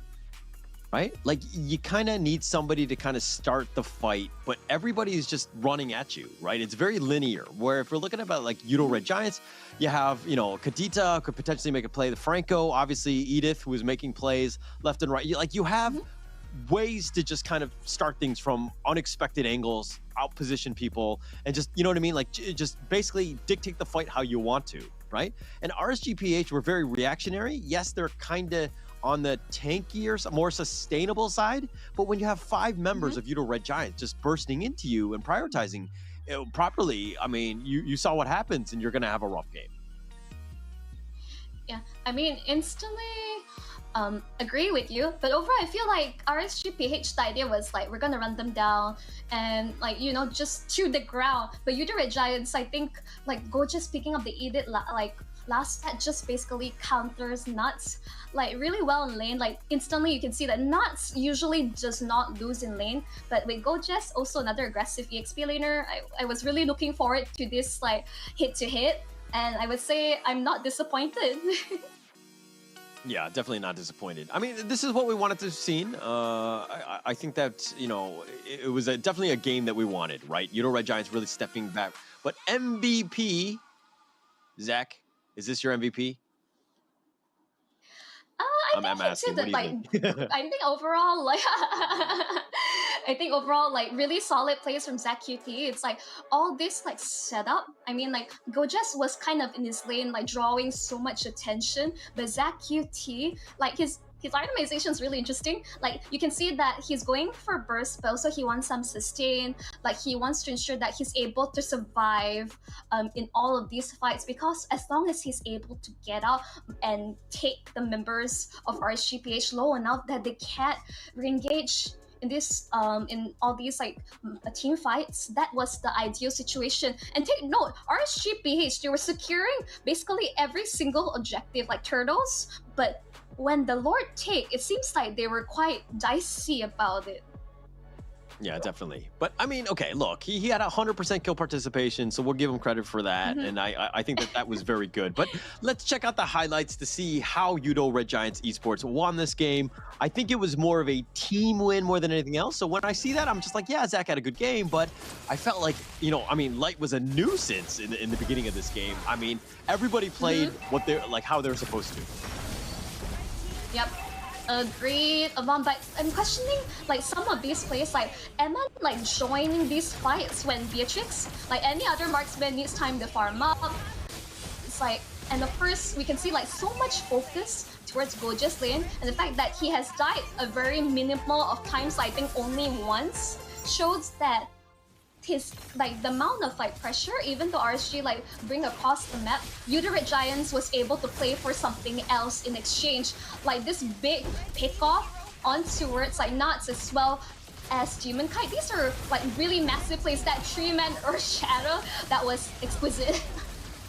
Yeah, that was actually amazing. I mean, that point was the tipping point. We were like, oh, okay, Yoodo Red Giants have full control of this. And like, look at this. It's 13 minutes. This is the first Lord. This is starting to crash in. And just look at how everything crumbles, right? Aqua has to go in to kind of keep himself Nats alive, but he gets bursted and they're like, oh, okay, we actually have the damage. We're just going to burn down the base. And it was as quickly, you know, very, very quick in the end. Congratulations to Yoodo Red Giants. It's like, it was about a 4K plus lead, but they made it feel like so much massive at those final moments where they pushed in with the Lord. I think none of us were expecting them to push straight through. I bet RSGPH definitely did not expect that, but overall, really good start for their momentum. Yeah, definitely. And that's what you want. But my problem now is that, hey, it's just one game, right? You can't be overconfident. You can't just be like, oh, we got this in the bag. Like, you got a war ahead of you, right? These next 2 games, or just the next game, let's take this one step at a time. I think RSGPH are going to be angry. They're going to play very aggressive. They're going to want to dictate the pace and make sure that they, you know, play the RSGPH way, because that is a, you know, play style that's very difficult to emulate. And I don't know if Yoodo Red Sports Esports is going to be ready for that. Red Giants, mind you. Red Esports is another relation team. Whatever. But Red since you're from, Giants. I've said their name so many times today. MPLSG, since you're from MPLSG, I can give you some, you know, some fine. It's fine. I've said their name many a times today, and I think, I think towards the end, I'm calling them Red Esports at this point just to speed things up. Nah, man, not on my watch. Say their name and say it right. But overall, I'm gonna call them Yoo-Hoo. Let's down. Yeah, why not? It's part of their name. Anyways, let's take things down a notch. And okay, RSGPH, back to the drawing board. Draft. What they did to adjust coming from that. It's not to say that they did not heavily focus onto skies. That's what they did. That's why Demonkai was able to secure those earlier objectives without any contesting. But Yoodo Red Giants, there was just finding farms, scrapping, anything they could find across the map. When RSG is like playing across, which like basically ganking 3-man on towards one lane, Yoodo Red Giants was just still farming farm. It wasn't too big of a gold league gap. And I feel like once Yoodo Red Giants, there was like this light bulb that went off when they came online. Man, they hit hard. Yeah, definitely. And they kind of scaled very quickly, right? Like their Claude was just on point. He did so much damage very, very quickly. And he got to that level where, nobody wanted to deal with. They just won one Lord and they just ended the game. They had the damage to just burst through everybody. Honestly, it's like I said, Spirit, his signature at this point is gotta be his Claw. The way he's farming like a madman. Like the amount of damage he was dishing out, basically it was almost maxed out on items. Like the way, I feel like it's a really PH way of farming. Like we just see how do they farm so fast across the map? Like what are these jungle rotations? And that's something that a lot of teams are trying to copy or perfect. But I think it's just something they are known really well for. You can see Light, he's thinking really hard how to adjust accordingly against Yoodo Red Giants, because now they're seeing okay, we can't underestimate this young team. You can't underestimate any team, let's be honest, right? I think at this stage, everybody has, earned their spot here. There's a reason why they're here. And this is going to be game 2. This is going to be the draft as well. And you have to respect everybody. You got to play your best, best lineup almost. And, you got to make sure that your A game is on point, because things like that will happen. Right, really interesting stuff across the board. Kaja, Yiv, Kadita, it shows that a lot of focus towards Aqua. Maybe they already want to force him to play as a hero. My guess is as good as yours, Holler. Yeah, I mean, it's one way to kind of just force the issue, so to speak. But, the Angela's still out there. It'll be interesting to see if RSG ban that one out. We've seen success. I don't think it's lost today, at least on the B stream. Let me backtrack and try to think a bit hard whether that has lost. I think maybe once it did, but overall I think RSG, they had banned Angela Ling early on, so it could be just standard bans for them. And yep, I guess you predicted that, right? Yeah. It's one of those things where if you don't pick it, you gotta ban it. I think you gotta, there's a lot of potential, and banning everything that he complement or Angela goes well with, which is almost everything. So it's a very difficult situation. We've seen just how powerful it is. So I do like it, right? But I don't know if Yoodo Red Giants was gonna actually pick it up in the end, but it's definitely something to think about, right? It forces the enemy team to ban something. I mean, that I'm quoting Caller, don't fix what's not broken. Just giving Super his Claude is the win condition. One of the biggest win conditions for the side of Yoodo Red Giants. And also another that personally, what's worse than Angela Ling? By a bird call, I was led to Yeah, it works. But now you got the Franco on the other end. You need a little bit of control. I like that pickup. So, good pickup by RSGPH. See value in me? Your team? You should. I think something that's really terrifying if you pair Angela with a tanky jungler like Fredrid or Boxia, become unkillable. And there was one point in MPL MY that was a thing, and I was casting that, and I got so upset because I was predicting a kill but did not happen. But I think RSG, they're switching it up. Fred could be flexed either way, and I say that Light's Franco is to I be didn't cure the respected pain. and feared. I harness. And overall, because they picked that up, Yoodo Red Giants gets to lock in ZQT's Valentina. Interesting that they would allow that, right? I don't know. I mean, it's not something that you pick up against as a counter pick against Claude, so it kind of sets themselves up. But now you got the Kufra here. You know, it deals with Franco in a way. You have, you know, he's going to be standing still with the Bloody Hunt and everything. So I do see the merit of it. Plus, it does have a lot of control. And you need that initiator. So very powerful in that sense. Very strong in that sense. Yep, picking up the Farsa, I'm not sure if you really want to play that into Valentina, because another one of ZQT's signature pick is the base Farsa. But I think for Aqua, it's just really like comfort across the board. You're sticking to it. It's really great combo with the Franco. You land the hook, you burst them down. I think that's the name of the game for RSG. Yeah, but picking that into the Valentina, I mean, I don't know. I struggle with that. I mean, if you can make it work, yes, but you're sitting duck, and at times Valentina can be a better Farza than Farza herself. So this will be very interesting. I mean, just the battle of feather airstrikes. Fun fact, that was the first hero I ever main in MLBB as of yet. But of course, we'll continue towards the bands. Yep, it was my first hero. I don't know why, but I was just like so in love with the amount of damage. That's a bit like kind of like a psycho way of saying it, but anyways, they ban out the Uranus, and RSG going to be respecting Skies, banning out Hayabusa as well as the Lancelot. I think just respect for Skies, a really solid like assassin player. So here's the time. Come on, Skies, just like show us like new assassin picks. I want to see it, please.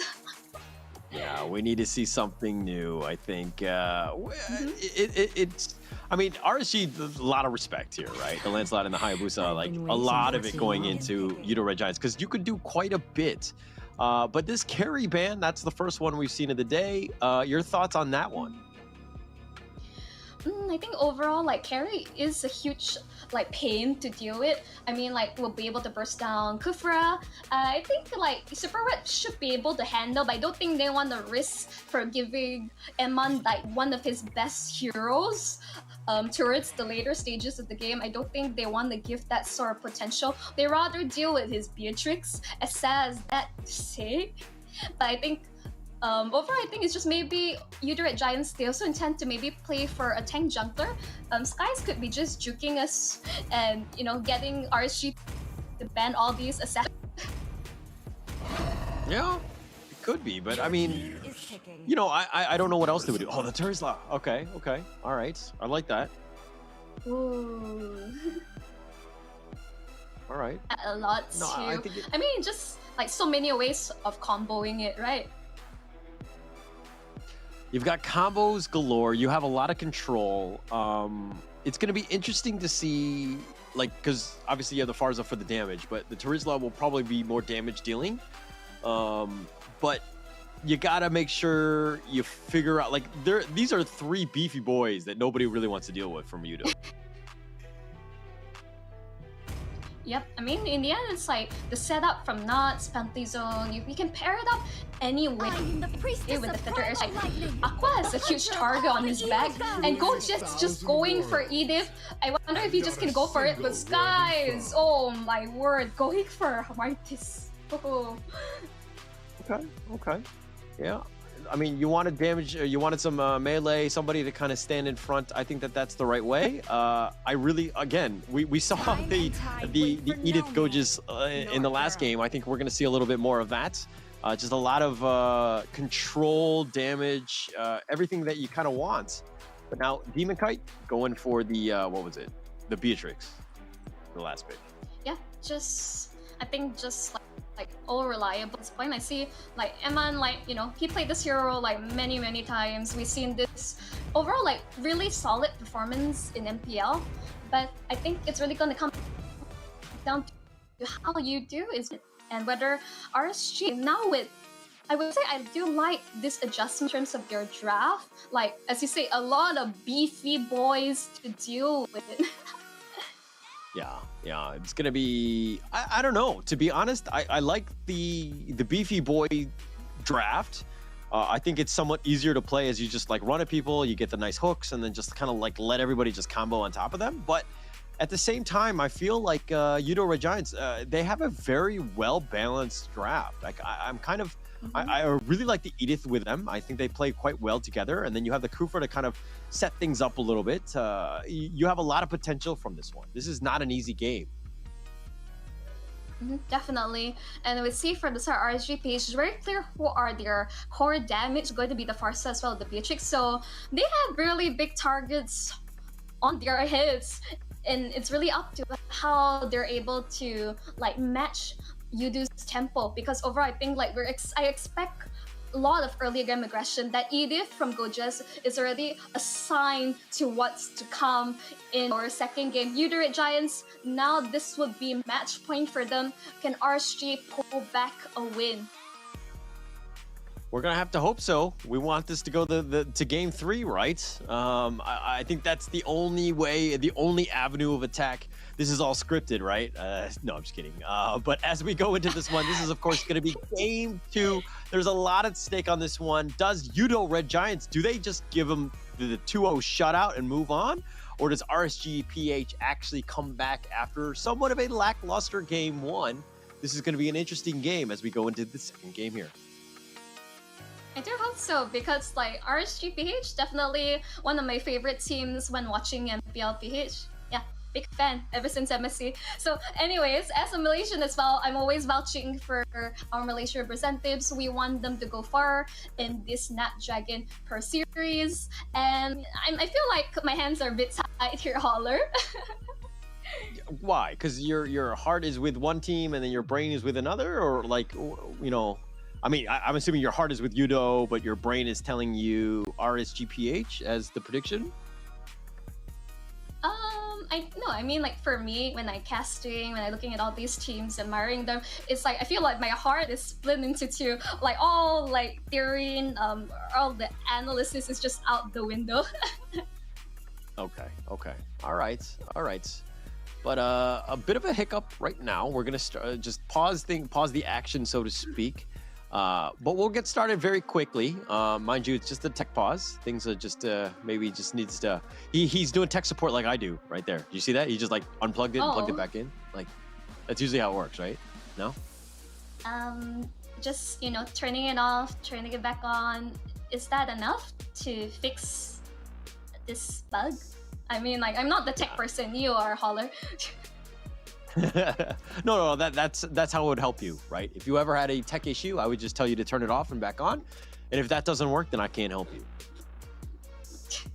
You sound like my IT guy in my office. Is just like, have you tried turning it off? Have you remembered to clear cache? Have you like switched the router on and off again? No, so usually he's I absolutely would do all correct. that and tell you. Like to all of that, imagine like I'm still having issues. Yeah. So basically, I always used to say it's not a tech problem; it's a personal problem. Oh, so you say we have issues, huh? We Yes. don't know any better because we are. I just I have a business degree while you're a tech guy, huh? I'm actually not a real tech guy, for the record, but I have helped people like that. I've done tech support with my own mom, and I have to say that was probably one of the most miserable experiences ever. Oh no. Yeah. Have you ever helped? Like I tried to help my mom. Yeah. I was trying to help her. I was trying to help her set up a Zoom account on her computer, and that was very painful. Like she just didn't get it. Like, what do you mean I have to click here? Or what? I have to wait. What? I have to open an ID. I have to create an account. How do I do that? What do I do? What email? Like, what's going? Like, I have to like show everything, and very difficult situation. I don't know if you've done that with your parents. Oh no, I would say like my parents easily could be even more tech savvy than I am. I mean, my dad is like, I think I got like my love for gaming from him. Like he's all about like Star Wars, like on his PS4, and like he also does play a fair bit of like mobile gaming as well. So I get it from him. Shout out to you, Dad. Okay, all right. I think you just, in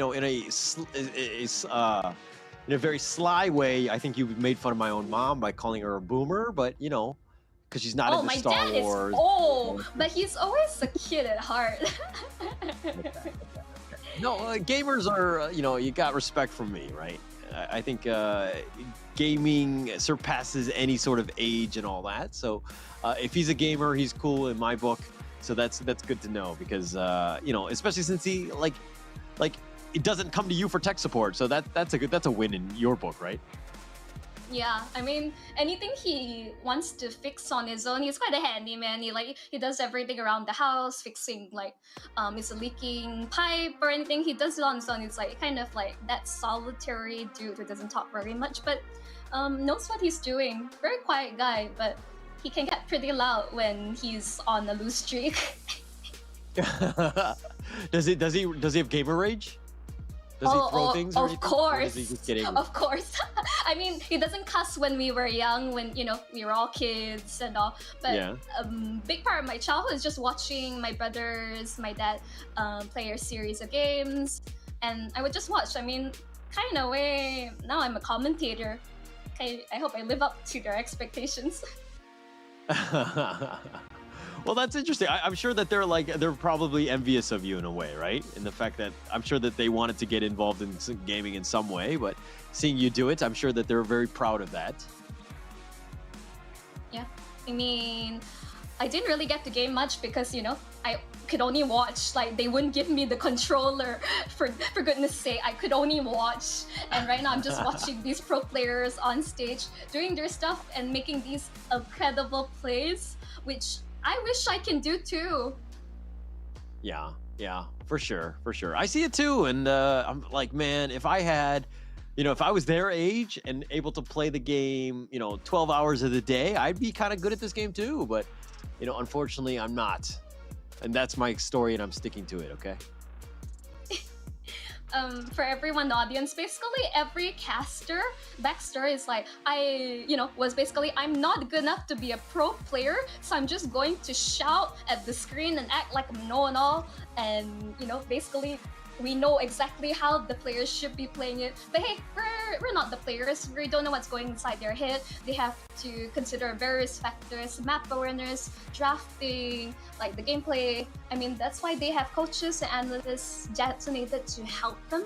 But once they're in game, it's a whole mental thing, Holler. Yeah, for sure.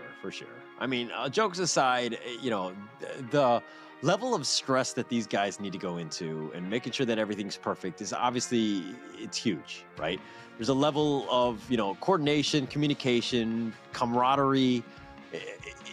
Being a pro player is not easy, right? And I have to give props where props are due, especially to these people. I mean, at the end of the day, they are doing something that, we can only imagine doing, right? And getting to this level and being at that high level for a consistent amount of time is definitely not something that you can do on an easy basis. They've all earned it, right? They're here for a reason, and getting to this level and getting into a position to hopefully make the playoffs for this weekend is a whole nother story.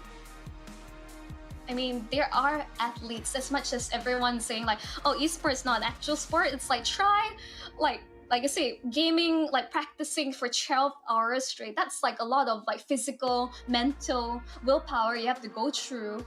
And everyone is expecting you to perform at peak performance every single day.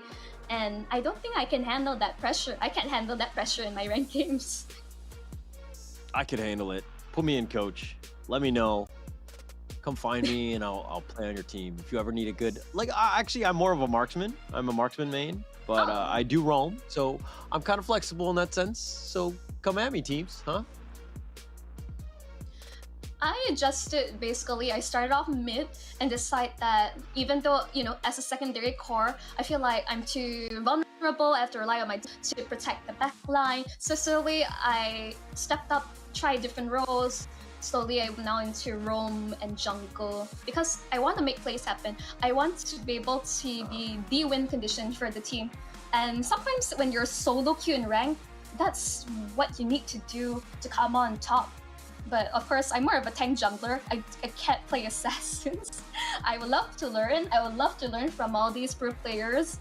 But yeah, that's just like me rambling a little bit about my gaming experience overall. And of course, yeah, Holler, you started gaming, I assume, really young. Well, for me, I only started gaming like, you know, properly a few years back. Really? What was your first game? Yeah. This is my first competitive game. Oh wow. Oh wow. Yes. Okay. This is my first competitive game. So how do you define competitive game then? Right? It's like you're actually like lobbying against actual people and, you know, playing against them in real time. So that's, for me, that is competitive. Okay. I think then in my case, and I'm gonna age myself when I say this, is probably gonna be StarCraft 1 then. That's the I mean, I was gaming even before then, but playing people and, you know, online or whatever, I think, yeah, StarCraft 1 was the original for me. Damn, Wow, it's like I'm watched like I know I watched the gameplay. It's like, how do you manage like so many units at once? I think we're getting a bit sidetracked, but it's like the capacity you need to have to manage so many units like collectively all at once.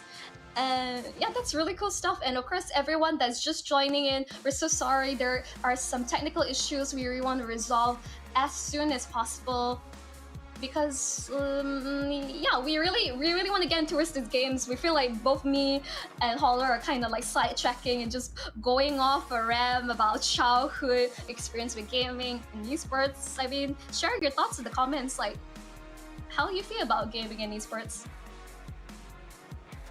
Well, I mean, tech pauses happen. There are definitely some tech issues. Let's be honest, nothing is perfect. And getting it right is super important, making sure that everybody's playing on a level field, if it's, you know, audio or gameplay or whatever it is. I'm not sure what exactly is the issue at this point. We can see some of them kind of playing under the table. So I don't know if there's some like black box or something that's, you know, whatever it is, but things are not working 100% as it should be right now. Yep, everyone stay in tight. I think overall seems sums up from Yoodo Red Giants. Let's look over in terms of RSGPH. Is it thumbs up from your side as well? Well, if it looks like one of them has fallen asleep, so I don't know. Who's No, fallen I'm just asleep? I don't know. He had his head down. I couldn't see, but nonetheless, I think that we're gonna get into this one, which is important, right? Because it's one thing for Yoodo Red Giants to win that one, but motivation and momentum are things, right? The fact that that was a bit of a long tech pause kind of puts a damper on some of them, right? Do they need to warm up again and get themselves back in it? But this is going to be, of course, Game 2, third series of the day. Yoodo Red Giants up 1-0 against RSGPH. Yep, instantly you never expect that Yoodo Red Giants forcing RSGPH in the corner. It's now RSG's time to shine and show them that they still have what it takes. They better. I mean, RSGPH need a bounce back. This is it, right? Like, I don't think anyone wants to be on the losing side or whatever, but this is definitely a situation that they need to improve on, right? They need to. They were leading in the last one. They did a good job of the laning, but then the wheels kind of fell apart in the end. So I'm hoping that RSGPH bounce back. Yeah, I think having a good amount of flexibility, but right, going on towards Pancake. Thank goodness it's just Pancake in this case. He'll be able to get out in safety. A-okay. Yeah, if anything, it just provided a little bit of vision, just kind of showed where he was. But Pancake kind of, you know, is one of those things where you need to know where everybody else is. And getting vision on the enemy team, super important, especially against somebody like Light, who likes to be on the enemy side and just looking for steals or whatever it is, just being a nuisance. And Pancake is going to get back to safety. Yep, I think just earlier on we saw that like Tree rotated onto Super Red, but I think they're just dropping the idea because the turtle, the first objective of the game is up. Not going to be heavily focused down. And that's going to be it. Skies will take that one. That's a nice kill. Yeah. Decimate just to finish up. First blood falls into hands. First blood drawn by Yoodo Red Giants. So in that kill, I like the fact that Yoodo Red Giants, what have they done? They've turned that into a turtle. It's an objective. Demon Kite realizes that, hey, we can't actually do this. I'm going to work on my Fenrir so I don't give up everything. And the Feathered Airstrike used just to kind of potentially snipe it out, but that's going to be a little too late. Yeah, like Sky is just being able to take it. Really good start for Yoodo Red Giants as of yet. But I think RSGPH with the adjustments, they definitely have ways back into this. They're not far behind yet. I mean, just the goal lead is quite negligible. Yeah, it's 50-50, you know, RSG. But one thing that you've noticed is that from the first game to this game, that RSGPH are playing a little bit more passively. They're not invading the enemy jungle. They're not being, you know, difficult like Light was in the last game. But they're trying to, you know, prioritize for some of their heroes like Aqua. But as I say that, Light, he's getting terrified. Oh, he's going to flicker. He gets to safety. And the Feathered Airstrike will be stopped. And okay, there we go. That's the real one, excuse me. So they're going to do some damage here, and it looks like they're going to back off. Yep, we're seeing double, and Zach QT was the first to pop the Feather Strike, securing the kill for himself. Overall, like, they are like really pushing the issue, as you would say, against RSGPH. And I would say RSGPH, they're just adjusting. They can't play as aggressively as they want. They got the right tools. Ooh! Yeah, they've got Demon Kite, though. They had the nice little knock-up. They had the control, and Yoodo Red Giants come out the victors, and they're up 2-0, continuing on them with that momentum of the last game. I saw Demon's Kite live flash before eyes for Sky's just securing it with Decimate. As easy as that. And Aqua, I think, just providing the Feather Strike just easily to be stolen by Zakyuki. But suppression comes through, and they take Pancake. Man. Pancake got squished. No real chance there. That's exactly what you wanted as RSGPH. Get that kill. Make sure that you make them pay, so to speak. I guess that's how RSG likes their flapjacks. Flat like a pancake. I see what you did there. I'm bad. I know. It's like, I gotta stop with the dad jokes. All good. It's all good as they go in for this one, but Demon Kite's been killed. Skies will take that one. Nats has to flicker just to keep himself alive. Seki's Skies is sticking around. Gojas is looking for the shot, not able to do it, but it looks like it's going to be a free turtle going the way of Yoodo Red Giants. Again, like Sky is just being able to secure these objectives as well as kill 3-0 on this Martis. Very ideal game from him. Light just trying to get anything, catch anyone, but Pancake is here to zone him out of his original position. Yeah, they're going to be zoned out, but now Aqua sticking in the middle, mid lane, just trying to get as much farm as possible. You need a little bit more damage. You're definitely not there at this stage. But now Yoodo Red Giants, I mean, they're up 1.4. They've been doing quite well in that sense, but 3-1. And the next one is going to be the turtle in about 90 seconds. I'm not seeing those wombo combos you expect from the side nuts comboing with Aqua. I think that's the only way you can play around with it. Skies going in. Skies. Charge. Numerous patch that's going to do a little bit of work. Pancake's getting a little bit low. The Ashura Aura just relocates them, but man, that was like a Marvel movie. Everybody fighting, no one dying. Right, like just bullets pelting left and right. Goja's ult has already been utilized. Nuts is in the safety of his turret. Gojas won't be able to kill him. I think Nuts like just a lot of regen on this Trista. Definitely not an easy lane opponent.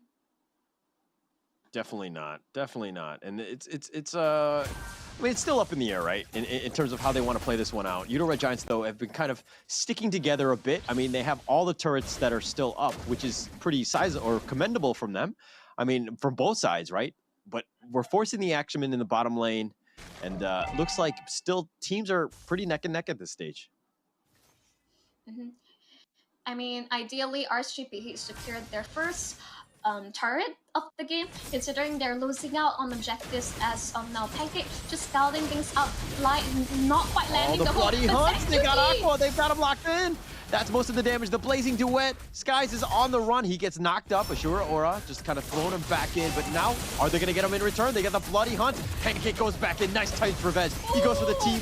He goes for it, and he looks like they've got Demon Kite Super Red on the run. They do got him, and they got Light as well. But Goja's getting a little bit low. and Iman will not go for it. Yoodo Red Giants playing the game to the limit.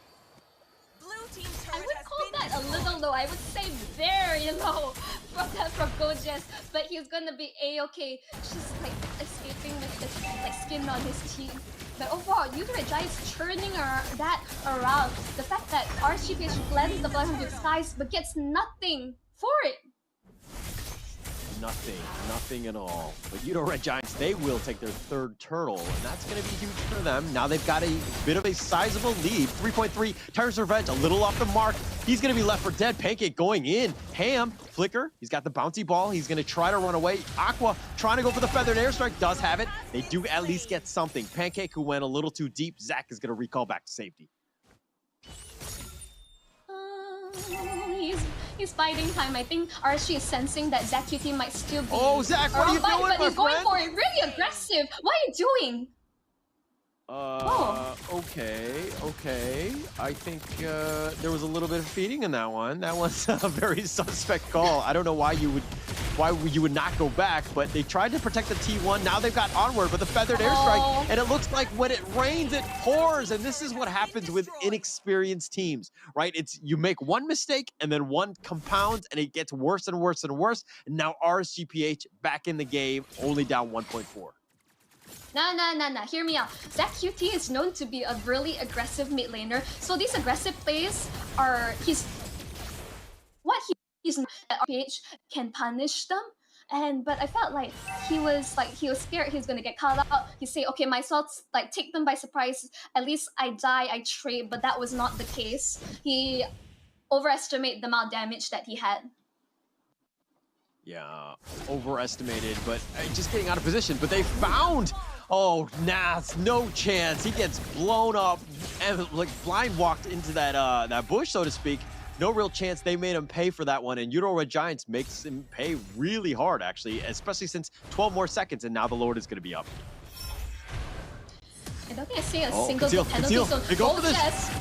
They got the bloody hunt. They got him locked in. Just no real way to get away. Zach has got something in return, so that's not the worst thing. But they trade the T2. Is that an even trade?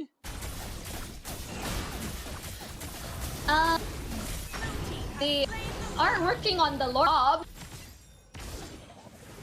Okay, they got something. That's the Lord. Demon Kite going to be used. The feathered airstrikes. Skies is going in for this. Pancake as well, but he's going to be left for dead, I think. He's taking a lot of damage. He's tanky, but oh, not that tanky. Demon Kite is going to slice and dice him. Aqua gets to safety. The stolen feathered airstrike is going to zone everybody away, and Yoodo Red Giants strike back. I'm saying numbers because like I would see the appraisers not quite connecting. Ooh, Skies. Be able to dodge that fairly well. Light, fortunately, not able to land those really important hooks on towards the cores of Red Giants. Yeah, and on the Franco, you got to make your hooks. Don't get me wrong. You don't have to hit all of them. I don't expect that, but as an Asian dad, I do expect about 98% of them to be hitting. If Franco and Palps is able to land 98%, I'd be shaking to my boots, and this is a hero that you should always ban. But again, Light, we know him, like we all know and love Light, and this is a hero that he really pops up. Unfortunately, Yoodo Red Giants, I think they may be reading them like a book as of now, which is really surprising. Yeah, he's reading them like a book, but look at this. Yoodo Red Giants have stuck to this very well. They've done this objective-based gaming. They've got onwards. They throw back Goges. He throws the Earth Shatter. They found Demon Kite, who's kind of tanky at this point, taking a decent amount of damage. Aqua uses the Feathered Airstrike to kind of help support, but again, no follow-up. Okay, here's the Conceal. Light trying to... Okay, he's not going to go for this. No. Yeah, no.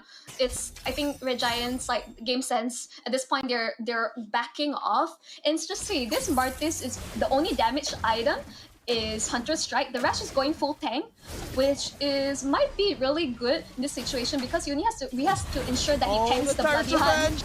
The hook is a little up the mark. Demon Kite is already at half. He's getting a little bit low. The Feathered Airstrike, that's going to be used. Demon Kite has been killed. Nath has been killed as well. And Goges is going at it. Light has been removed as well. And Super Red is getting almost Super Saiyan. He's 305. They're going to be looking to push. This is the T2. Yep, just push straight in. But they still have to be careful. RSG has really good high ground defense. with Eman as well as Aqua, the Feather Airstrike is still a really good way to deter them away. And RSG, they're just going to clear out their camps, go for the objective place, secure the Lord if they can, because right now, RSG PH, I never thought I'd see this. They're back in towards the corner. They're such an aggressive team. They are, and again, they were not playing like, you know, they were in game one and other games, right? That, like, it seemed like game one had really affected them and their strategy and how they wanted to take this one out, because that, you know, it's a very different play style. They're playing very reactionary and they're playing very cautiously. And Yoodo Red Giants being aggressive, having the team fight composition that they want, and have been able to choose whatever fight that they want. Here's the thing, like, we're so used to seeing Nuts like win out against his lane. That's how he is. That's not that we all know. And the Tyrant Torfetch with the flicker. They found him with the onward. They've got Demon Kite and he's going to be killed. Nibiru's Passion is going to be used just to zone them away, but they've lost one. It's going to be 4 versus 5. Who takes the Lord? Skies will take that one. Zach is looking to go in for this. He goes ham. He gets the knockoff as well. Light is going to be killed. Skies is going to make him pay, and they've made him pay. They've gotten the Lord. They've gotten exactly what they want, as well as 2 members of RSGPH. They got the hook onto Zaki. He has no Purify. He still had Bloody Hand even as he died. I'm really questioning this right now. Ooh. Oh, perfect disengage, right? You force out the Feathered Airstrike from Aqua. They use it, and they're like, all right, we're gonna zip on out of that. We got out. Now it's on cooldown. Now you have the Lord. How are you gonna deal with this one? They're just pushing in. Oh, the nice 2-man! Tyrant's Revenge is on point. Eman gets blown up. That is an opening. That's what you want from Pancake. He's making plays. Oh, the Feathered Airstrike. Oh, and Pancake. Okay, he does die. Nats will kill him. So you got something, but that was a sick engagement by Pancake there. Like, Pancake making the plays. Nuts. You're Nuts 10. You hope you would be. Ooh, penalty zone used defensively to get out there. He's staying alive. He's sticking around, but the T3s have fallen. You are running out of time and space, and Yoodo Red Giants are on point. Oh, nice hookup, but it's going to be on the Edith. The Gojas, he has to flicker. He's going to try to get out. That's going to be the first life. He's going to back off now. Eman is back up. Now they need to be careful. The Yoodo Red Giants need to run. They're going to be left for dead, and it looks like Skies is going to be killed. You got something, and you got Zach as well. Yep, instantly RSGPH, as I mentioned, you have to be careful about the high ground defense that they have, like, packed in that Feather Airstrike, and instantly, like, yes, Yoodo Red Giants clears out all the inhibitors. Like, let's look in terms of the GOAT leaderboard. Like, Eman is actually forming up, like, fairly close against Super Red. Super Red's still in the lead, but man, that Beatrix still packs a punch. Yeah, still packs a punch, but you know, it's still a situation where can he stay alive? He needs to be safe, right? You need to be staying away. If he gets focused, that's all your damage, everything, all of your eggs in that one basket. Eman died 1 time already, and you know, the team had almost crumbled at this point, and seeing as that, you know, the base is wide open, there are 0 T3s even alive, RSGPH are on a knife's edge. This is a really fine balance. We have seen RSGPH like come back from situations like this, but they gotta play this like extremely meticulous. They gotta find a big catch. Like Nuts, it's all onto them. I mean, it's gonna be like a huge mistake if Yoodo Red Giants they walk into some brush, you know, unnecessarily, right, and they get caught out or whatever. It's a situation where that's like the only win condition, I would say, by RSGPH, because somebody always has to go back and fix the lanes because every lane is pushing right now. So it's a very bad situation, and now the Lord is going to be up, making it even worse. One of their main damage dealer is all the way at the base, ensuring that the minions don't crash. Remember, no infrastructures, their crystal is vulnerable. It's vulnerable right now, and look at Aqua's not even there. The Lord is at half-life. Zach is sticking around. Who's going to make the first commitment? Demon Kite's going in. The Earth Shatter for Super Red takes the Lord, and that's going to be it. And Demon Kite now is going to be killed. Skies is going to kill him. Light is going to be next on that target list. Techies is killing them out, but Eman is Marquis gonna fall in return, and Sekis is clean in house. Aqua is gonna be left for dead. Sekis is on a mad hunt. He's gonna look to kill him. He slices him down, slices him up, gets the Maniac. Nas is now running for his life, can't get over the wall. Zach is gonna do this, and it looks like with the Lord pushing the middle, this looks like it's gonna be the end. That's gonna be the first life for Nas. Do they get the second one? Not able to do it, but they're gonna back off here, wait for the minions, and that's gonna be GG going the way of Yoodo Red Giants. Game 2, they do it, and they do it systematically. I'm shaking in my boots because this was not the outcome I expected. Congratulations to Yoodo Red Giants taking on RSGPH, one of the top contenders in their country. Holler, what happened? You know, I don't know. I don't know. I mean, Yoodo Red Giants in full control, just completely turning that one on. This is what we're talking about, how this team has grown, how they've gotten better. Every single time they've taken a lick, they've come back. They've gotten, you know, with the drafting, their play style, just the control that they have. This is a scary team. And I think for the next 2 days, even in the groups, you're going to hear a lot more of this team going in. Are like Yoodo Red Giants a contender, one of Malaysian representatives? It's like you know how like in the international scene they say Malaysians are, you know, Malaysian teams really fun to watch, but they always say, oh, we won't make it that far. But I wasn't expecting a 2-0 sweep from the start. RSGPH is like it's like this should be a meta where RSGPH thrived. Especially when there's so much focus on towards Nats. But I think that was the idea that Red Giants has shut down Nats before he can become the menace that he is. Maybe that's the play. And not only that, but again, I just like the draft makes a lot of sense to me, right? Just how everything initiates, the Edith, the Kufra, everything kind of works well together. They find the right pickoff. I mean, this team is starting to gel, and I love to see it because when the teams get better, like you can tell, like they're growing. Like even from the first series to the third one, they've grown, like almost not exponentially, but definitely they've leveled up. Mm-hmm. I kind of feel a bit like a proud mom because I casted like back then when they were still in tier 2, a couple of their games when they were still basically, you know, tier 2 level. Now that they're here performing internationally, man, I'm proud.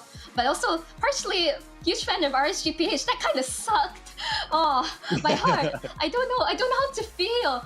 I watched this team since last year. Oh no. Yeah. I mean, look, it's just one game. I don't think it's the end. I mean, they did beat RSG-SG, right? So they're still kind of in the running. Let's not, you know, we have plenty of games to go. It's a round robin, of course. And I know that there's going to be a lot of drama throughout, but I think it just speaks to the competitiveness of the league, right? Where everybody has a chance. You can't count people out. You got to do the research. You got to figure out what the other team is doing because, you know, you got to get yourself an opportunity to win. I mean, again, Red Giants is a really new team. While RSGPH has been around, this lineup has been around for a while. Like, I wonder how much, like, you know, how much they cracked open the code to figure out, like, you know, their habits, their rotations, like how much work was put in behind the scenes. Because compared to Red Giants, there's a lot of information out there to potentially counter RSGPH. So they gotta adjust. From here, I don't think they will take this much to as an upset, but yeah, going to it, they gotta watch out. Okay, all right. Well, let's see what happened. Hopefully the post-game kind of makes a little bit more sense in terms of what exactly did happen. Because, I mean, the 19-11, yeah, it looks bad and definitely in favor of Yoodo Red Giants. But look it, the Martis 11-1-7 and the Super Red Claude 4-0-10. Mind you, that was the first pick from the Yoodo Red Giants, and yet he almost had a flawless game. I think moving forward, all these games, everyone's just gonna keep banning out Claude. There's no way Super is gonna keep being allowed to play Claude unless they really have a plan to deal with him. Otherwise, just like Yoodo Red Giants, I feel like really flexible. Yoodo just not really revealing too much of his hero pool when he keep going to pick Edith. RSGPH, I feel like this is a time-tested draft which we've seen back in the MPL days. So I am just shocked by Yoodo Red Giants having really solid. Of course, there was a moment where RSGPH could have that room to come back, but I think they were really too far behind. They lost too much map pressure, and Demon Kite was just unfortunately unable to contest for objectives. Yeah, and you know, I mean, it's one of those situations where we called out Demon Kite quite a bit. I mean, he did a decent amount, or took him out a decent amount of damage, tried to force it, but you need to have your team kind of backing you up. And I felt kind of like Aqua with the Feather Airstrike. Don't get me wrong, it's good, but the positioning needs to be a little bit more upfront. I feel like where Demon Kite is getting jumped on, you have the Feathered Airstrike right at the tip, right? Like you want it a little bit deeper than that. And he kept getting like not in the right spots. Like there were definitely some parts where the team fights were happening where not every one of your team members were in the proper place. Yep, and again, I was expecting like crazy wombo combos, you know, Nuts and Aqua, or with Eman, but we didn't really see that. I don't think Yoodo Red Giant was just given them a chance at all to do what they want with this draft. They just run them down. Again, Super Red, you can see instantly the damage to tower, like 24k just from him alone. My goodness. Yeah. I mean, he was blowing them up. It was so easy, right? He would just melt them. So, like, you know, he just had a really good game in that sense. But, you know, look, when we talk about the last game, you know, who was the MVP, who kind of stuck out to you? This is a team where I'm like, hey, yeah, you have some like exceptional stats that you're seeing, like you just talked about the damage to towers with Super Red, but everybody is playing so well. Everyone is doing what they need to do. Like, it's kind of crazy to see that where there's kind of no weaknesses. I feel like definitely there's still weaknesses. Red Giants can be too overzealous, really aggressive. That's how RSG was able to punish like for a little bit. As well as ZQT being too over-aggressive, that's just in his nature. But Yoodo Red Giants, they knew the limits of the heroes they play, and they push it to the max, and RSGPH was just not expecting that. But of course, we're going to award the MVP to Skies on this Martis. I mean, like, I feel like the numbers are really weird. Like, Cube Pearl participation 9,500%? What? Okay, I think with those numbers, he literally joined my rank game, and he was killing everybody in my rank game somehow. Like, no, obviously those numbers are not correct. I think it's 95%. Okay. We added a couple zeros there, but you know, nonetheless, 11-1-7. I think that speaks volumes about, you know, Martis. He was all over the place. He was doing a great job of just scouting bushes with the Ashura Aura. Like, he was everywhere. He was killing everything. That's exactly what you want. You know, what can I say more? Like, he played an amazing game. I mean, the beauty of Martis is he has a lot of built-in damage. Like, he could just build up one damage item, which is Hunter Strike, build the rest for tank, and he was just snowballing off of kills. Killing spree, really ideal for this man, Skies. I mean, what else could you say? I think really solid game from him, and of course the rest of the team. Everyone just played a phenomenal job. But of course, let's jump into the highlights of how the Game 2 went down. This is kind of the start. You know, Yoodo Red Giants, we weren't really sure, but Demon Kite, you know, didn't really have the greatest of games. I think that not to just be critical of him, I think that there were definitely moments where I was kind of like positioning probably a little too far ahead. I would think that you let your Franco Light kind of start the fights, get that right hook, and then kind of go in after that, right? Like as a second wave, so to speak. But again, he was kind of just stuck out a lot of times and didn't really let his team do their thing. And I know that Fredrin is very tanky, but again, you got to play to your team strength.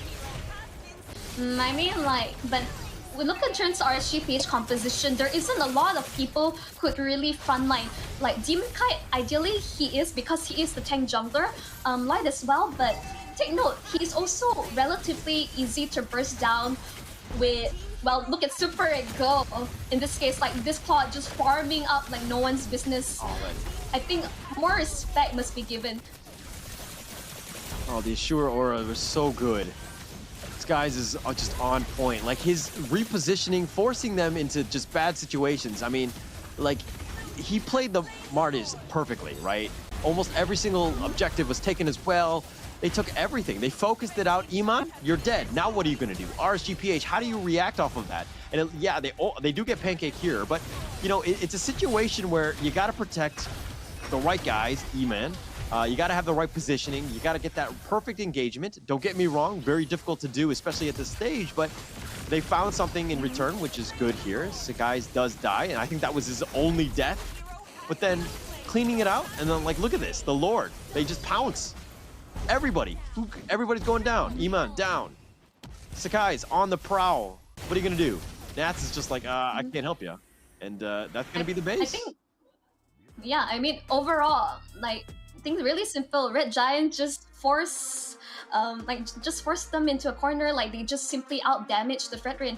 And overall, like congratulations to Yoodo Red Giants. Like a 2-0 victory versus RSGPA. Going into the winners interview with was it Super Red? Yeah. Yep. All right. So let's see who. We're going to interview Super Red. There we go. Okay. So let's go into the interview with Super Red. Hello. Super Red, congratulations. What a great series. Very well Wait, played. I cannot hear them. Oh, you can't hear. You can't hear us? Hello? Okay. Hello? Super Red, can you hear me? Yeah. Yes, Oh, I can you hear Holler? Yeah. Hey, can you hear me? No, I can hear. Oh, okay. Okay, So okay. maybe I'll handle this part of the segment. So, Super Red, I mean, you're a really new addition from the team. Welcome to Malaysia. How do you feel about Malaysia so far? I feel so good because we're practice 2 weeks preparation for the ESL qualifier. So yeah, I'm very happy that we are qualified to the challenge finals. Like, we're also really proud of your performance overall. So maybe we would like to ask who you're hoping to, which team you want to face in the next round, if you could pick. I think I want Burn Splash. Wow! Why Burn Splash? Because Donut is we were rival in the amateur before. Oh, Yeah. so a bit more of a, you want to test each other's skills, see who's better. Yeah. Yeah. Holler, do you want to throw anything so I can add on before we wrap up the session? Just which of the teams do you fear the most? I don't think you can hear Okay, me. I'll translate for Holler since you can't hear him. Which Okay. team do you fear the most in this competition? I think Onyx Indonesia and Bigetron Alpha. Okay, all right. Really spicy top contenders. And overall, Super Red, thank you for your time. Congratulations once again on the really stellar performance on the clock. And yeah, let's wrap things up. Say bye-bye. Thank you. Bye-bye.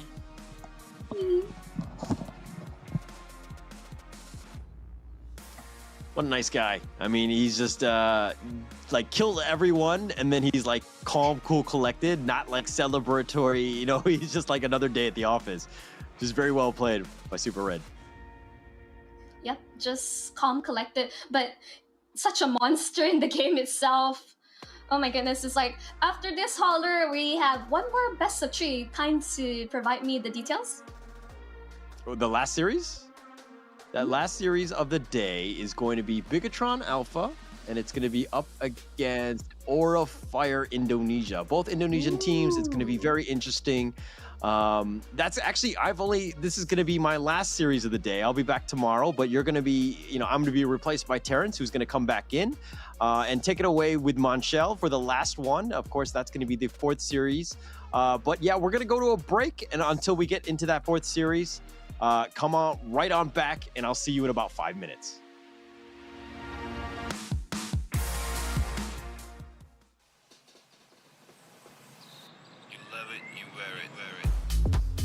Wear your passion. Share your passion. Wherever, whenever. Gaming is a lifestyle. Get your merch at shop.eslgaming.com.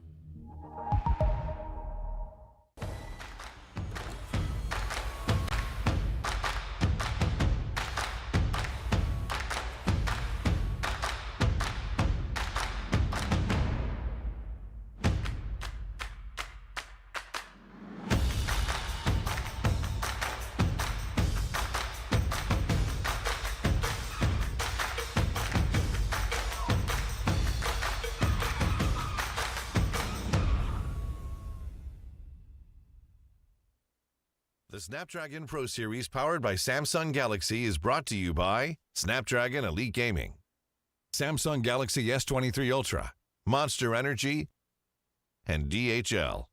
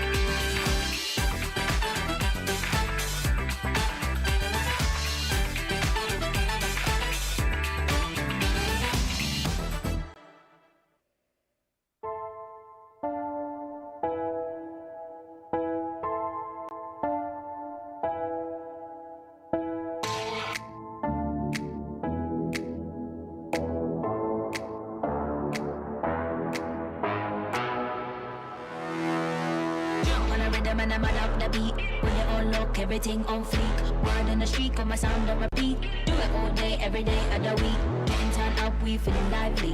On the dance floor, where you gonna find me? Here comes the drop, it's time to party. Here comes the drop, it's time to party.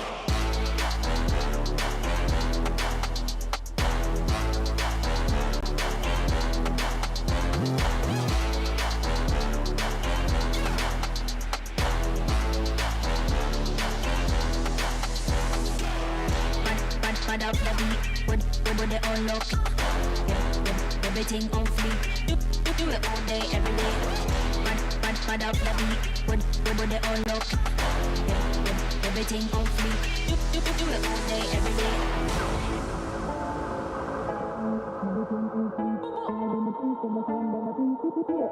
Every day of the week, getting time out, we feeling lively. On the dance floor, where you gonna find me? Here comes the drop, it's time to party. Here comes the drop, it's time to party.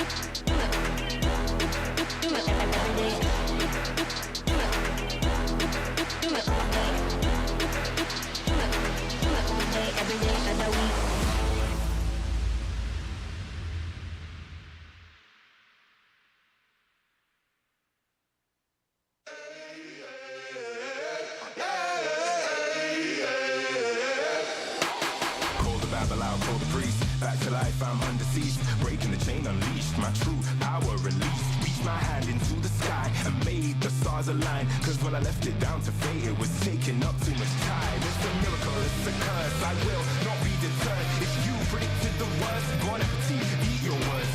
Keep my score, fire the gun. Watch me how I overcome what they said could not be done. I did it, now sing it.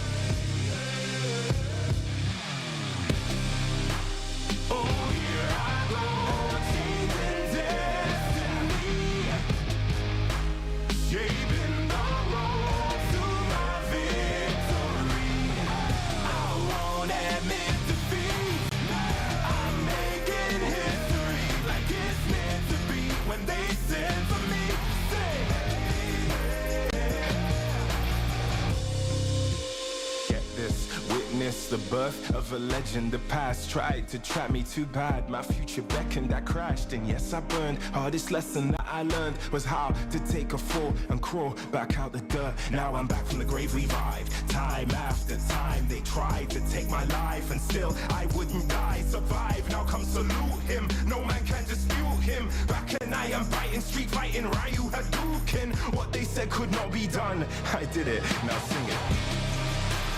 Oh, here I go, changing destiny, saving the road to my victory. I won't admit defeat, I'm making history like it's meant to be. When they said to me, say hey, no man can dispute him. Might as well salute him. What is written isn't done. Watch me how I overcome.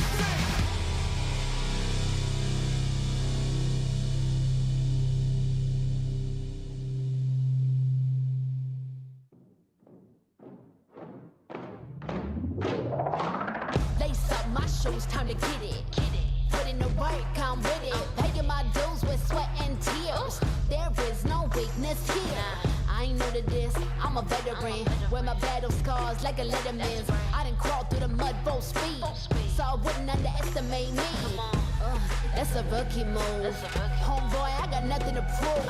Team player, but I'm still self-made. I'm in it for the passion, not the parade. I don't need the lights or the cameras, just me and my opponent. All the work that I put in has led up to this moment. Let's go. You go hard, I go harder. You beat, I beat farther. You cannot match my speed, cause I'm out of your league. I'm out of your league. I'm out of your league. Everybody wanna get like me, better reach for the stars, cause I'm out of your league. Game time, let's go. I hit that mark weeks ago. I'm about to laugh you up.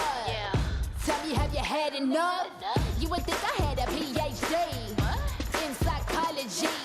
The way I get in your head, there is no escape. Like I said, I'm out of your league. I play fair, but show no mercy.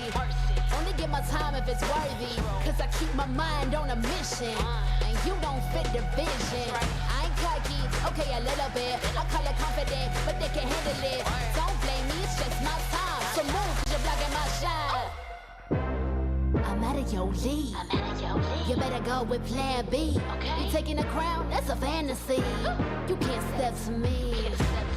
I'm out of your league. Better be from that defense. I give you an A for effort. Now hit the bench. You go hard, I go harder. You beat, I beat farther. You cannot match my speed, cause I'm out of your league. I'm out of your league. I'm out of your league. Everybody wanna get like me, better reach for the stars, cause I'm out of your league. You go hard, I go harder. You beat, I beat farther. You cannot match my speed, cause I'm out of your league. I'm out of your league. I'm out of your league. Everybody wanna get like me, better reach for the stars, cause I'm out of your league.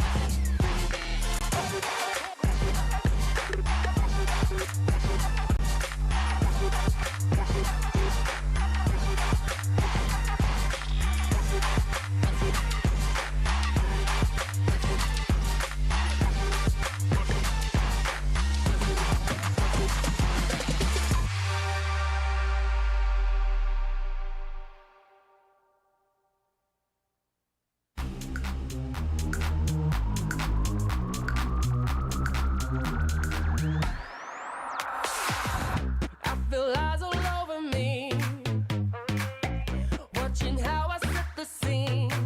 Oh baby, step into the rhythm for a minute. Let your body shimmer. Turn it up and feel the heat. Let your body talk, baby, feel the bass. I like the way you walk. Come on, walk my way. Oh baby, step into the rhythm for a minute. Let your body shimmer. Turn it up and feel the heat.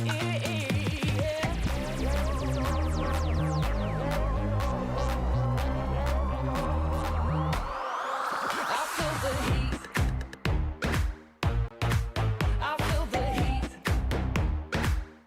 Turn it up and feel the heat. I feel the heat. I feel the heat. I feel the heat. I feel the heat. Turn it up and feel the heat. I feel the heat. I feel eyes all over me, watching how I set the scene. Oh baby, step into the rhythm for a minute. Let your body shimmer. Turn it up and feel the heat. Let your body talk, baby, feel the bass. I like the way you walk. Come on, walk my way. Oh baby, step into the rhythm for a minute. Let your body shimmer. Turn it up and feel the heat.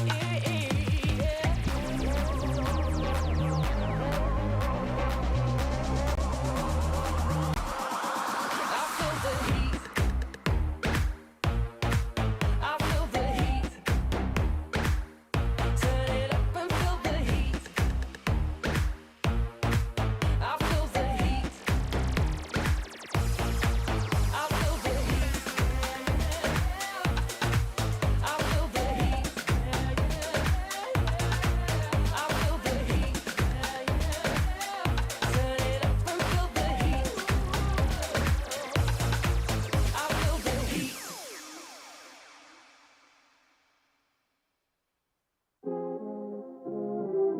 Woo! You already know what time it is, right?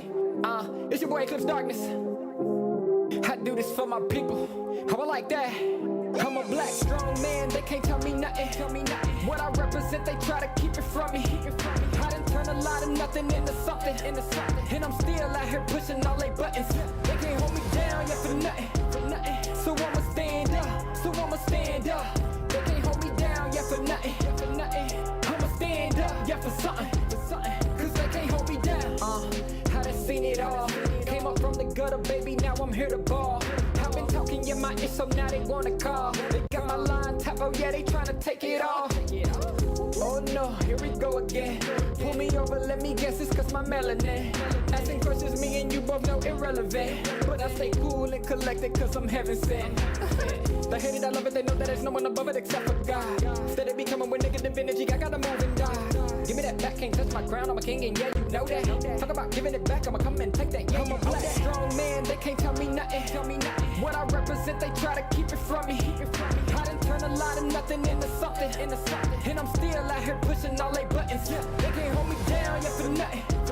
So I'ma stand up, They can't hold me down, yeah, for nothing. I'ma stand up, yeah, for something. Cause they can't hold me down. Yeah, they know I be about it. I don't do a lot of talking, come and see about it. They gon' try to keep it from you so you don't know about it. I'm a young pharaoh, pick it up and read about it. Here's your opportunity. Telling stories, yeah, to make sure they remember me. Can't hold me down, cause I leave behind a legacy. And don't believe them when they say they who they claim to be. They can't hold me down, yeah, for nothing. Stand tall. They can't hold me down, yeah, for nothing. Stand tall. I'm a black strong man, they can't tell me nothing. What I represent, they try to keep it from me. I done turn a lot of nothing into something. And I'm still out here pushing all they buttons. They can't hold me down, yeah, for nothing. So I'ma stand up, They can't hold me down, yeah, for nothing. I'ma stand up, yeah, for something. Cause they can't hold me down.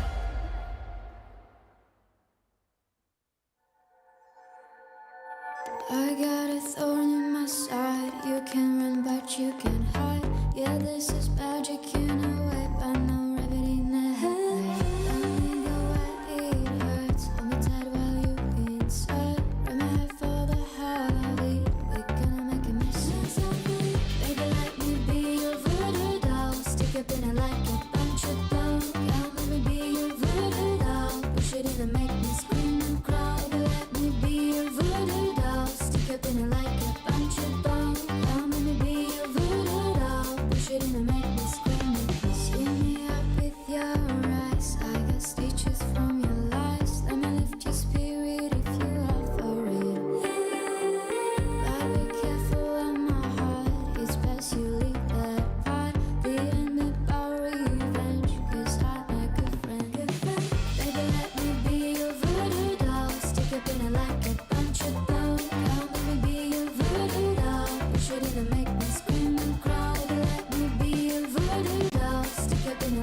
punch it down. Come let me be your voodoo doll. Push it in and make me scream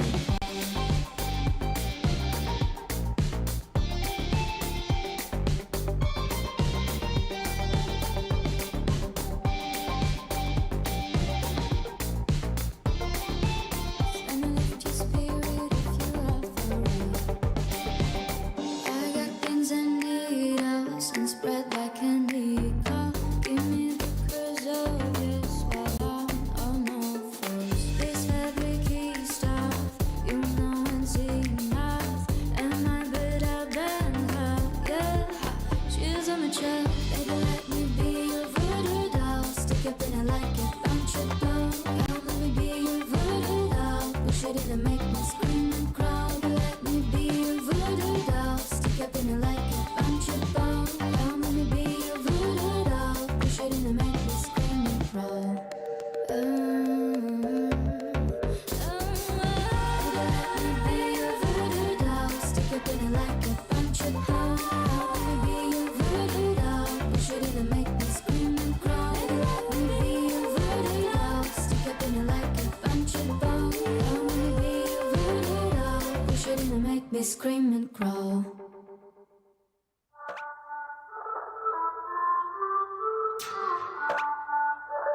Fire, fire, yeah.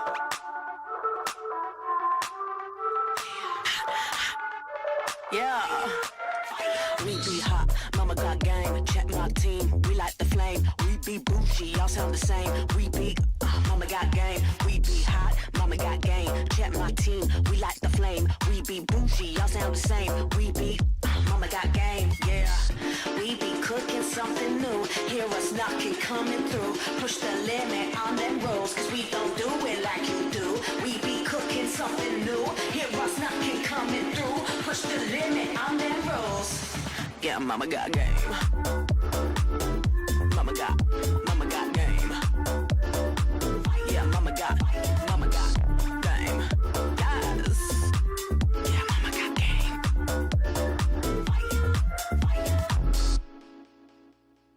Rockin' be rockin' the game. Hear them screaming, they screaming my name. We be up on the fame. We be all of the power, we reign. Rockin' be rockin' the game. Hear them screaming, they screaming my name. We be up on the fame. We be all of the power, we reign.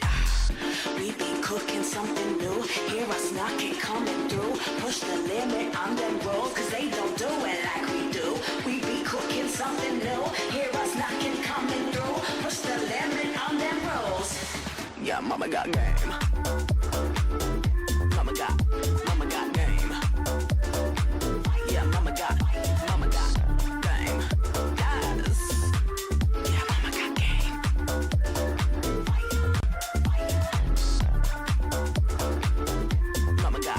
Mama got game. Yeah, mama got game. Yes. Yeah, mama got game.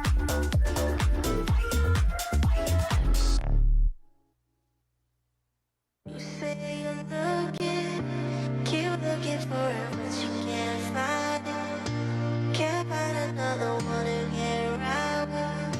You try, but never find someone who's like. Keep looking for it, but you can't find it. Can't find another one to get around. You try, never find another me.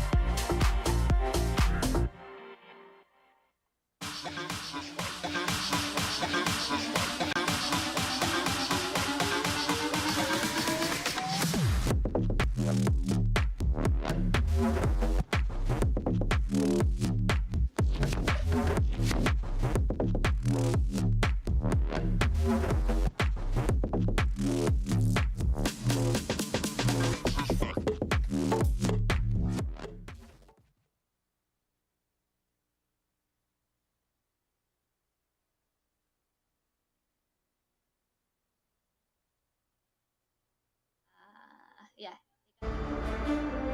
When upgrading your emblems, you will unlock talents at specific levels. Different emblems will unlock different talents. You can choose an emblem by role and use the talents it unlocks directly as your default setup, or you can freely mix and match different emblems and talents to create a custom emblem setup. We're going to show you how to create your emblem setup for your heroes. Emblems. First, let's take a look at the revamped emblem system. There are now 7 emblems in the game, 1 basic common emblem and 6 role emblems.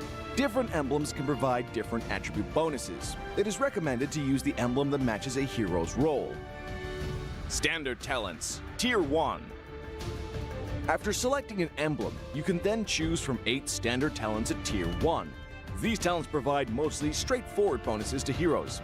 Of the 8 talents, Thrill and Swift are good on almost any hero, while other talents are more catered to certain roles. Standard talents, Tier 2. At Tier 2, you will also have 8 standard talents to choose from. The Tier 2 talents trigger or work under different circumstances. We still recommend choosing one that matches the role of your hero. But if you're an advanced player, you are free to choose any of the talents to fit your playstyle. For example, if you're playing the core hero on your team and want to focus on gearing up fast, you can choose the Bargain Hunter talent regardless of how your hero deals damage. And heroes who rely on their skills for sustained damage, whether it be a mage or fighter, can use the Festival of Blood talent for more spell vamp. Core talents, Tier 3. Finally, let's talk about the most important talents, the core talents. There are 8 core talents available in the game, and each provides a unique and powerful effect. We recommend choosing the core talent to match your hero's role and only use core talents from other emblems for advanced or unconventional tactics. The revamped Weakness Finder talent is no longer reserved for ranged heroes.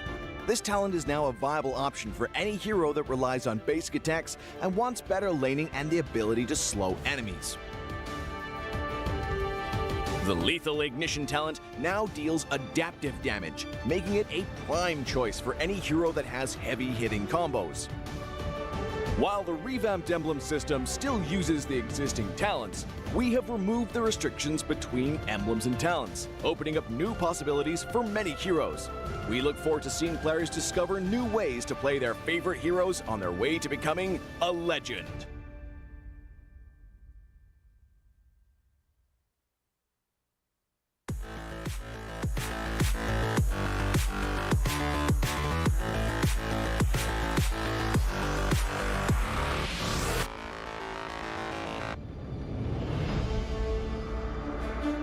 In the previous guide, we learned the basics of the new emblem system. This time, we will take a closer look at the core talents unlocked with the basic common emblem, tank emblem, and fighter emblem. Core talents unlocked with the basic common emblem. By upgrading the basic common emblem, you can unlock 2 core talents, Impure Rage and Quantum Charge. Both are suitable for most heroes. The new Impure Rage talent now deals adaptive damage, making it a good damage-enhancing talent for a variety of heroes, such as Eve, Nathan, and Diggy. Eve is a hero with great poke and control abilities. She can use the extra damage and mana regen from Impure Rage to constantly wear down enemies. The new Quantum Charge talent now restores HP based on the hero's level and not their physical attack bonus, making it viable on more heroes that want HP recovery and mobility, such as Edith, Leslie, Layla, etc. When equipped with Quantum Charge, Edith in both forms can use the movement speed bonus triggered by her basic attacks to keep a safe distance from the enemy and the extra HP regen to stay in the fight. Core talent unlocked with the tank emblem. By upgrading the tank emblem, you can unlock Concussive Blast. Concussive Blast works the same as before, providing an extra source of AoE damage for high HP heroes, such as Johnson, Baja, and Hilda. Hilda is a high HP hero who can tank a lot of damage when equipped with a full set of defensive equipment. The Concussive Blast talent will not only enhance her survivability, but also boost her damage. Core talent unlocked with the Fighter emblem. By upgrading the Fighter emblem, you can unlock Brave Smite. Brave Smite is no longer triggered by inflicting CCs. It now takes effect upon dealing skill damage and is suitable for most fighters and tanks that need more HP regen. Ruby, Lapu Lapu, Tigreal, and similar heroes can choose this talent. Ruby can trigger Brave Smite repeatedly by casting skills, and with her own regen abilities, she'll have even greater durability in teamfights. Choose the core talent based on the strengths of each hero to maximize their effectiveness. We look forward to seeing players discover new ways to play their favorite heroes on their way to becoming a legend. We gotta push to the limit and work till we finish the push to the limit and work.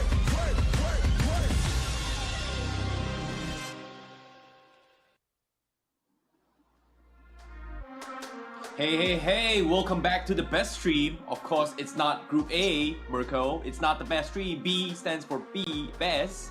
And of course, joining me is going to be Monshell as we take you through the commentaries for the stream here. Welcome back once again, and we hope you guys have enjoyed the game thus far, because I am extremely excited for this upcoming game, which is Aura Fire going up against Bigetron. Monshell, what are your thoughts on this upcoming match? I mean, Terrence, I feel like we've been talking about R5. Let's give Bigetron a bit some love. But of course, shout out to DHL. Like, do you know this FA-bot Dash Cup stand a chance to win 5,000 euros? I mean, the link is there below, like, to get more details. Like, Terrence, would you be interested in this?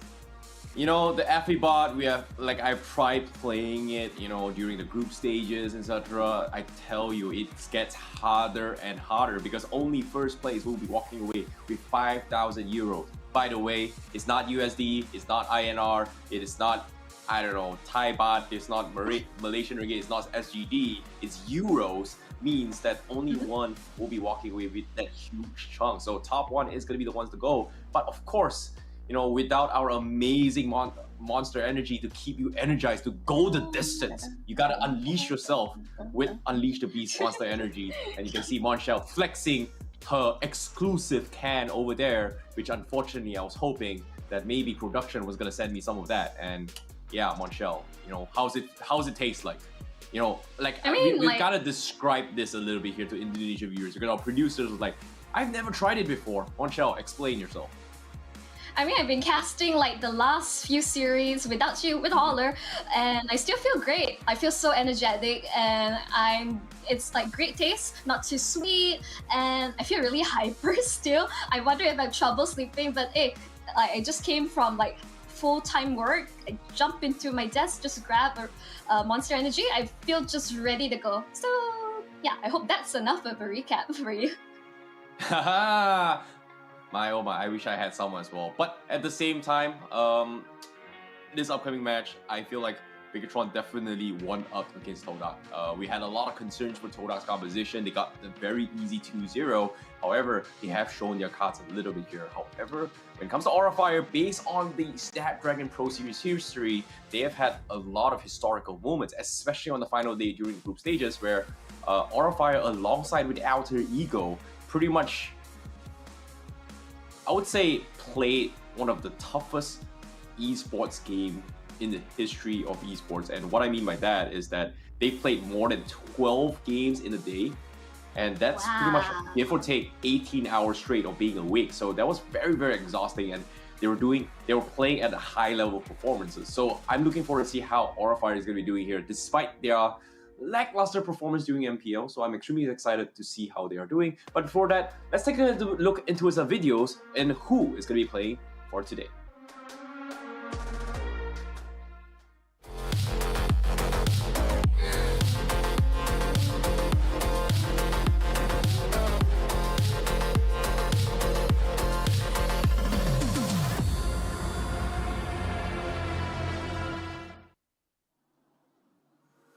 Alright, there you have it. You have Bigetron Alpha, the Red Robots. You got Zurizo, Super Ken, Moreno, Saken, and last but not least, Super Vin.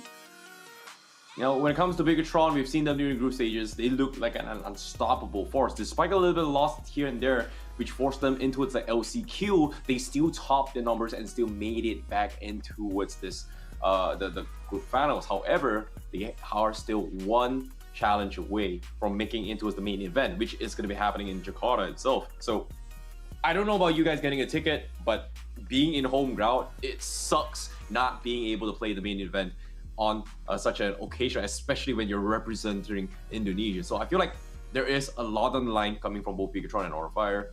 Both of them definitely wants to take a dub here. In particular, I think Outer Ego would definitely want to take a even score against Bigetron so that they don't really, I would say, make it easy for Bigetron to actually make it their way through. Yep, they definitely would want to get a dub on, basically on home ground, home buff advantage. But as you've mentioned, Aurafire with the opening of MPL ID didn't have the strongest showing, and I have concerns towards their hero pool. They did have some time to adjust from their recent matches, and overall, let's just go on in and introduce the lineup of Aurafire.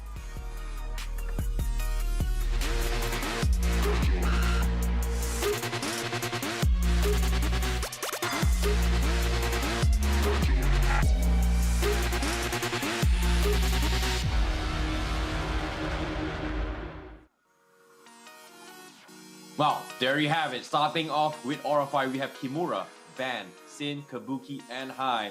You know who they are if you guys are fans of Snapdragon Pro Series. And personally, I'm going to quote and quote once again, the future of Indonesia esports, Van, as said by Eterna. He does have a lot of potential so far, and I've been seeing him play from the previous SPS season as well as during the group stages. He is a jungler not to be messed with, in the sense where he just has so much raw talent, mechanical skills, despite being such a young age. So I'm curious to see how far he is gonna go, because I had this conversation with Gani about Aurafire as well, where he did mention that, hey, Van, he's got a lot of potential, but he's still, I would say, an empty glass. There's still so much more room for him to grow, and this is something that I want to see how far can Aurafire go in this particular sense. I mean, you see that he's a really talented jungler. Is he more utility, assassin, high mechanical plays? What he's best known for, or is he just a jack of all trades? That's the thing. He has been a jack of all trades so far, but obviously, assassin playstyle is going to be his forte here, and he knows and understands when he needs to be doing certain things. In this case, making space. His timings, his macro gameplay has been really, really spot on. It might be a communication thing, it might be raw talent, but so far, when the team needs him to get things done, he will go out and beyond. And sometimes he just does way higher than expectations, which is crazy, because normally you wouldn't expect him to, like a normal jungler, to be able to do so much. Fan just finds the opportunity, he will get it done for a team. So obviously, like you said as well, MPL ID is a little bit lackluster. Hopefully they found the momentum here, especially with the recent new emblem changes and etc. But of course, I've pretty much sung my praises for Aurafire. Let's talk a little bit more on BTR as well, because I think Super Vin is by far one of the most underrated mages coming into this tournament as well, because he is a very, very solid mage to play this there, one show. If you're talking about either Moreno or Supervin, so Supervin, like really solid roam overall. Moreno is like, I have been talking a bit too much about him. I probably clamped up a bit more. Let's talk about Malvin. You can force him to play something like Enchantress style, Angela, or he can just play your usual like front to back, whether it's Kufra or Lolita. It's like he could play just about anything what is needed for his team. I think with Bigetron, the key to them is like their hero pool, the flexibility, and they're just really calm, collected, calculated gameplay, which be able to get them the dub in all these situations. If you guys are paying attention to what me and Monchan are saying, there is a little bit of conflict in between us, and there is a specific reason why. Before I tell you the reason, why do you guys cast your votes down in the Twitch chat? Let us know what you guys think about this upcoming match before we actually give our prediction here. Who is going to take the dub in this series? Is it going to be Alter Ego, or is it going to be Bigetron? And of course, let's see our predictions here. Who are we going to be siding here, as we are going to be bringing up the overlay, the Lovitors here to show what our predictions.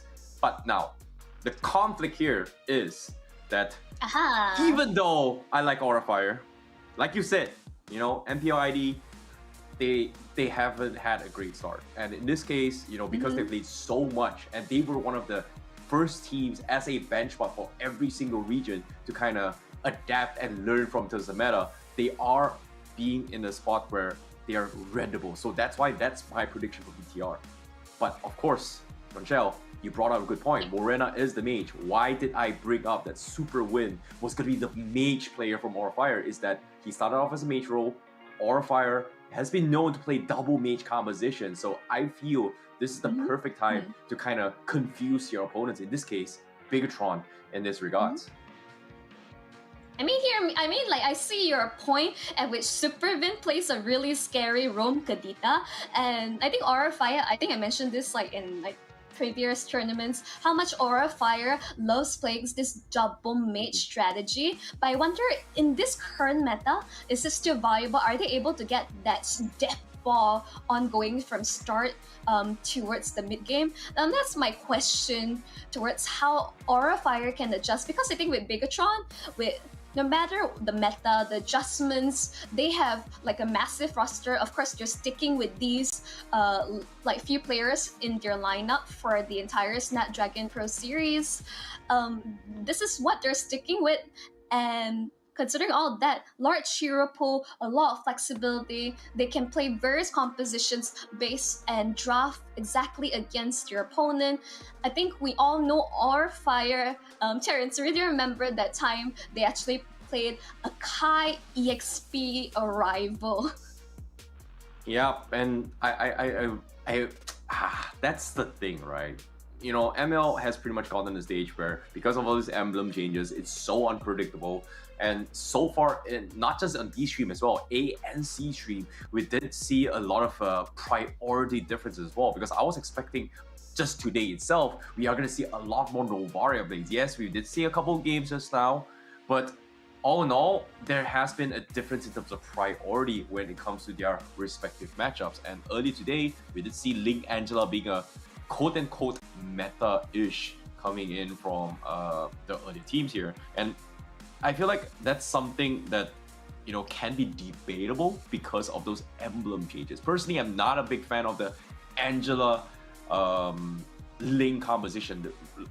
I think you did bring this up as well, hyper jungle strategy. But of course, when push comes to shove, it can be switched around as well. In this case, hyper mage is also something that I think a lot of us kind of forget back in the days as well. But what I mean by hyper mage is that so far, Joy being in the mid lane with Florin's Bloom there kind of gives you that impact to kind of snowball in early game. I see where you're coming from. I mean, recently we just saw Joy Angela, and that was absolutely terrifying. So, having playing Enchanter style supporting your core member, just to snowball out of control, that might be the play. Going for a more tanky side lane survivability, and I'm not sure who just lost his item across her.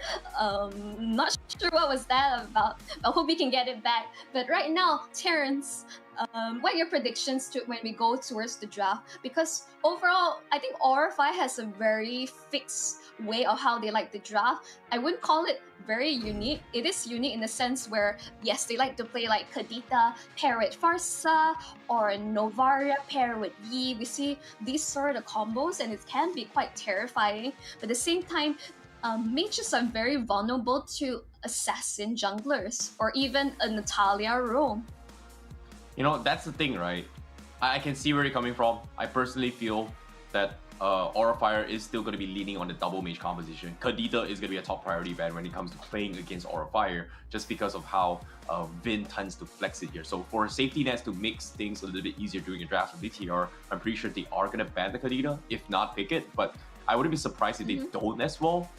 But personally, I think Aura Fire has a little bit more room to work with because of the fact that Vin and also Moreno, they do have a little bit of history in between. So I think when it comes to the playstyles and gameplay, Aura Fire, you know, when it comes to a child prodigy, Van does have his capabilities, but you need to understand this, that Mobile Legends Bang Bang is a team game. So as much as one person can kind of carry the game and do your fancy pokies with your Lancelot, you know, going for those flashy plays, I would say anime, manga, fight scenes, etc. But when it comes to discipline, Bigetron is a robot, and that's something that I think they have adapted over the few weeks to come, and even in MPL ID as well, they have slowly learned and tried to figure out the right process. So this is something that I think it is going to be a battle between individual skills versus team play, and so far that's the reason why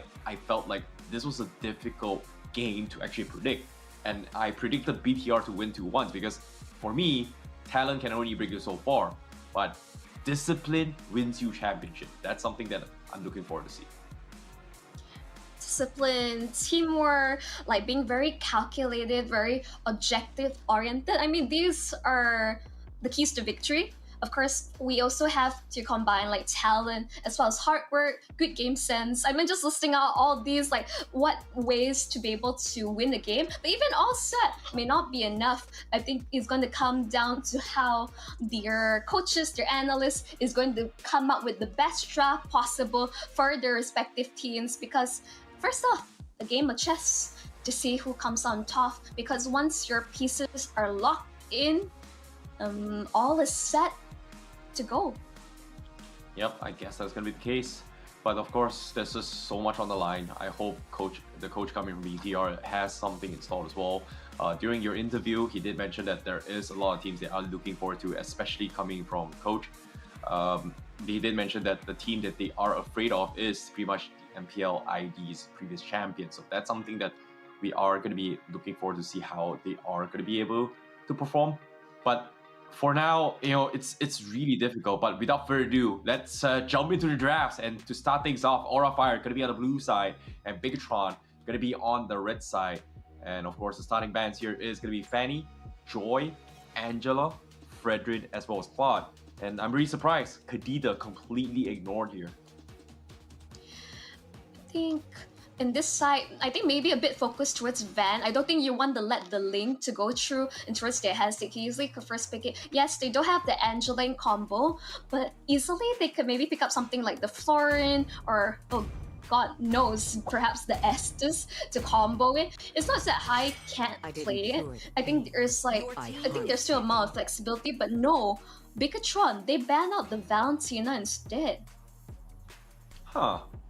Well, I guess that's going to be a safety net as well. They still want to prioritize the Kadida to a certain degree. I might be wrong, because Bigetron can actually pick them for themselves. But Aura Fire, I thought they were going to try and play Facehugger, but it seems like it is going to be Sin that actually starts off coming from Aura Fire. Van, on the other hand, you know, he is going to be something that going to be a force to reckon with, right? Like we talked about, like a lot of, I don't think we really brought this up too much. The tanks a lot in this current patch, but it's still a very viable option coming from him. Now I'm gonna make an argument against the tanks a lot. I think in the way where he, yes, having a good amount of sustain is great, but the damage output needs to come true. Aurify locks in the link first pick. I think overall just a really great start, but instantly Bigetron, they need ways to lock down this link from the sky. I really hate this opening coming more fire. Like, don't get me wrong, like Ling is a strong hero, but the reason why I hate it as his first pick is because you're pretty much setting yourself up pretty clear with very clear intentions that we are going to play the macro game. We are going to play a lot of split push. But I guess the idea coming from Aura Fire is that, hey, we don't want you to play double mage compositions, because if you go for double mage compositions, this Ling will thrive, and this pretty much puts a dent into it, having both Super Win and Zorizo when it comes to this kind of playstyles. But for now, great opening coming from Bigetron. Very clear cut here for Keto Jungle to try and deal with the Ling. Ramis also being secure from Bigetron, but Aura Fire, they drafted the Yve as well as the Harlot. I think the Pakido can still be flexed either way. I understand why they ban out the bounty now, ensuring that there's no double call altar. I mean, just imagine comboing it with the final slash or the real manipulation. Those are really deadly. But right now, we can see that I am wondering if this is high Arlet. This is something we have seen a couple of times. Very questionable, but I guess it's just a high special. I guess, but of course, safety net is going to be drafting the Melissa here coming with Bigetron. One of the very few heroes that actually deal with a lot of consistent AoE damage to deal with the Caldauter. So I guess the next pick here is going to be banning off the Claude, which is something that I think is a pretty clear cut that she deals with Caldauter and Aura Fire at the same time as well. If they want to play split push mechanics here, Claude and Ling does have a lot of split push potential. So I guess this is going to be the best time to actually take it out away. But I think they're still taking the time here to actually figure out how do they want to play around this Paramis, because as of yet, they still need a mage. But no, they're just ignoring the Claude ban, which is... Oh, sorry, wait, you know what? My mic... let me correct that. My mic stand was blocking the first ban of the Claude here. So I was like, oh, okay, yeah, I can't see that the Claude was first phase ban. I apologize, but okay. Makes sense. I'll be really shocked if Bigetron doesn't ban the Claude. We all know how cracked Kabuki is on this hero, so I think respect across the board. We've seen like really amazing Claude players, like in even the previous matches. But Aura Fire, I think they're sensing, they ensured that they ban out the Hilda. They don't want the Link to be, disturbed in any way during the early stages of the game. Contesting for purple, want to ensure that he has the best good start towards the game. Yeah. Now brings me to the question here is, are they gonna actually put this Paquito in the jungle? Because I feel like the Paquito jungle matchup against Link is great. It forces Link to not join fights all the way through. So, but them banning off the Kufra, this is interesting. It feels like they want to play a mobility character. So this might be actually an XP Paquito, and then they decide to go for either a tank slot or even a Hayabusa jungle to kind of match the macro aspect, or in this case, mobility is coming from the Link from Aura Fire. So I guess that's going to be an idea as well. But we can also talk about the potential. I'm a little bit surprised by this. The potential Lolita pickup coming from Aura Fire, just to kind of synergize with the final stage into the Numenor Blast. Kind of like the floor sweeper. The broomstick. The broomstick strategy, which is something that I think Aura Fire can consider, but I don't think they would draft it for high though. So it's a little bit risky, but it is a good setup to actually, clump up the players to allow this, Link to kind of do his own thing. So I guess it might actually happen, but they ban off the Grok. Great call here. Great call. I think why a lot of people love watching Aura Fire, it's like you don't know which hero is going where. I'm really highly suspecting this is high on the Arlet. I could be wrong, and this could be Yves Rome for all we care. Even so, I'm so confused, and I think Bigetron, they're just eliminating what they don't want to deal with. I think Supervin just locking in the Kaja, just really safe. What you want to lock down, force out the Tempest Blade as much as possible, and to just get the dive on towards the backline of Aura Fire. Yeah, this is scary now because Bigetron is going back towards the basics here of playing isolation pick-off compositions, right? Kaja, great for actually displacement. The Shadow Stampede coming from the Faramis is great as well. I think this is going to be a big problem because if they want to play a Lord Dance where they have this Uranus to actually stop the way through, it's not going to work out. But, okay, Phoveus being played coming from Aura Fire. So I can assume that this is going to be a roam Arlot. And having those Phoveus means that you can kind of dive on towards the Melissa. Yeah. Oh, okay. Now it makes more sense. So no marksmans coming from Aura Fire.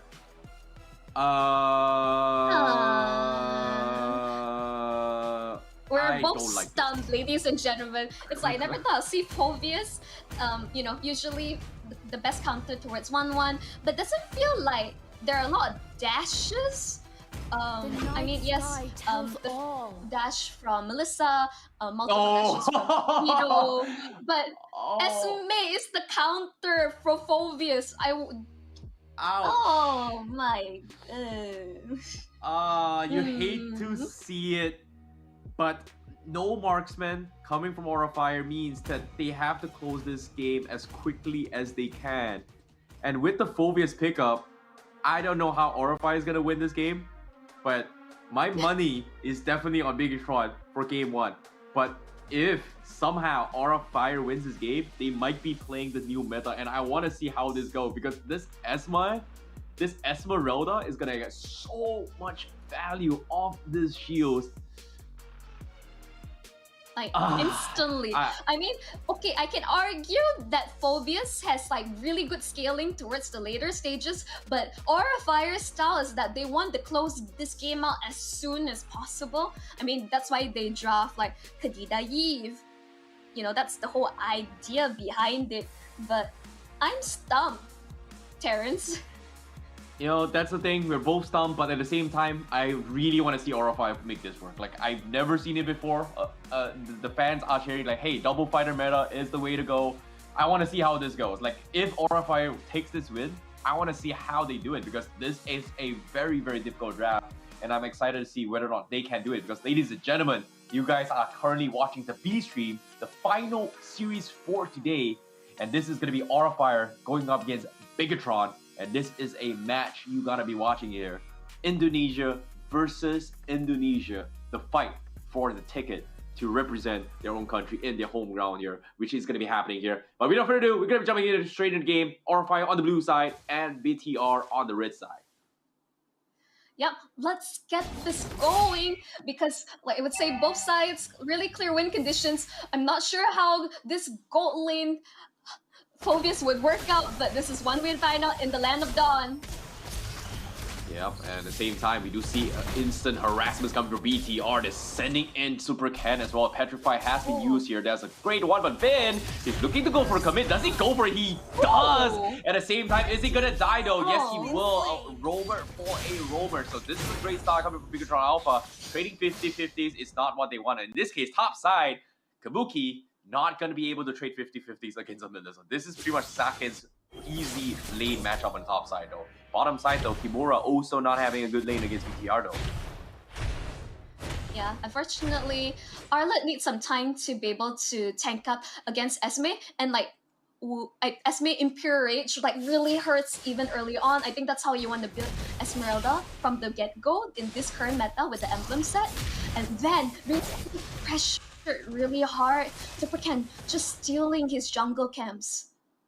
Yeah, this is so aggressive coming from BTR, and they can because there's absolutely nothing Aura Fire can do on this Kadita unless Hai gets his level 4. So that's going to be a little bit of invades here and there, but Bigetron is starting to get so much map control and space here across the map, and they are already in position for this turtle. So I guess what comes next is that what can they do? Because Aura Fire, they are going to rely on Hai setting on displays, whereas for Bigetron, they've got Vin on a very, very easy hero to play. If you come near to me, all I gotta do is just tap a Divine Judgment and someone's gonna die.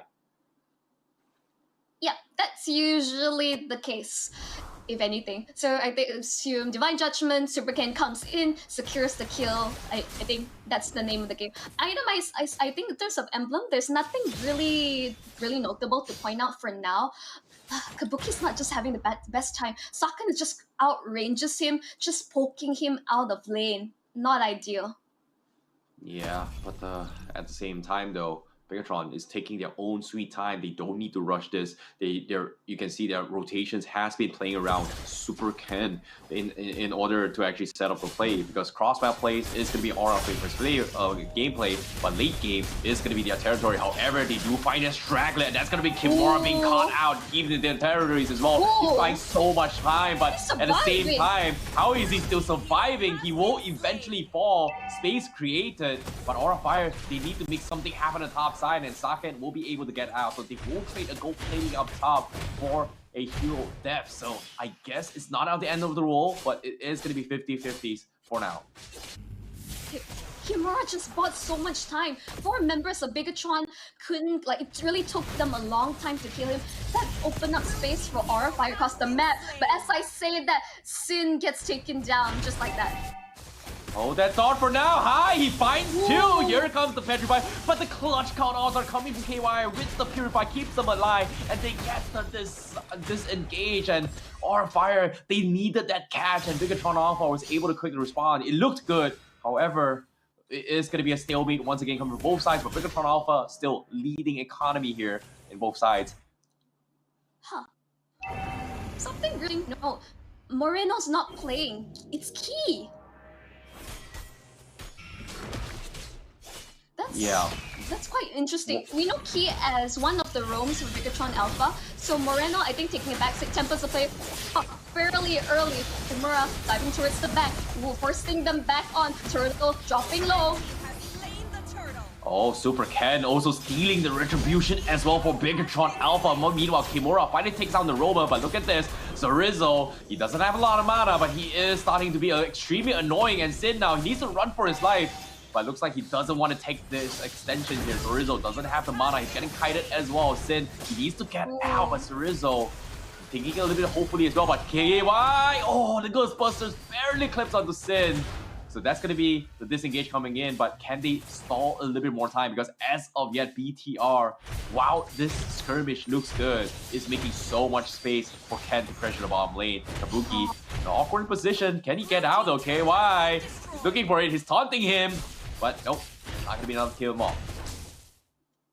Like Fan earlier, just getting focused down, hunted down by Super Ken.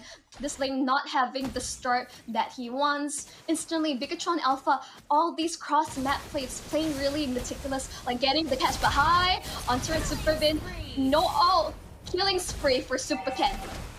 Oh, this is so difficult for him, but at the same time, they're invading the purple jungles as well. Kimura is here to provide a setup. Final set comes in. Van finally comes in. Does he secure the purple buff? No, it is stolen away by Super Ken. But now they're going to try and force the issue. Kabuki going for the Sam as well. The Demonic Force finds win. He still somehow has the chain reaction and he can't get out. Saken wants to prolong this fight. Zorizo finally showing himself as well. He's going to take advantage of the shields and Kabuki will finally get taken down. And Bigetron Alpha will try and salvage the situation. But he looks for the counterplay, but that KY just walks out with the Purify.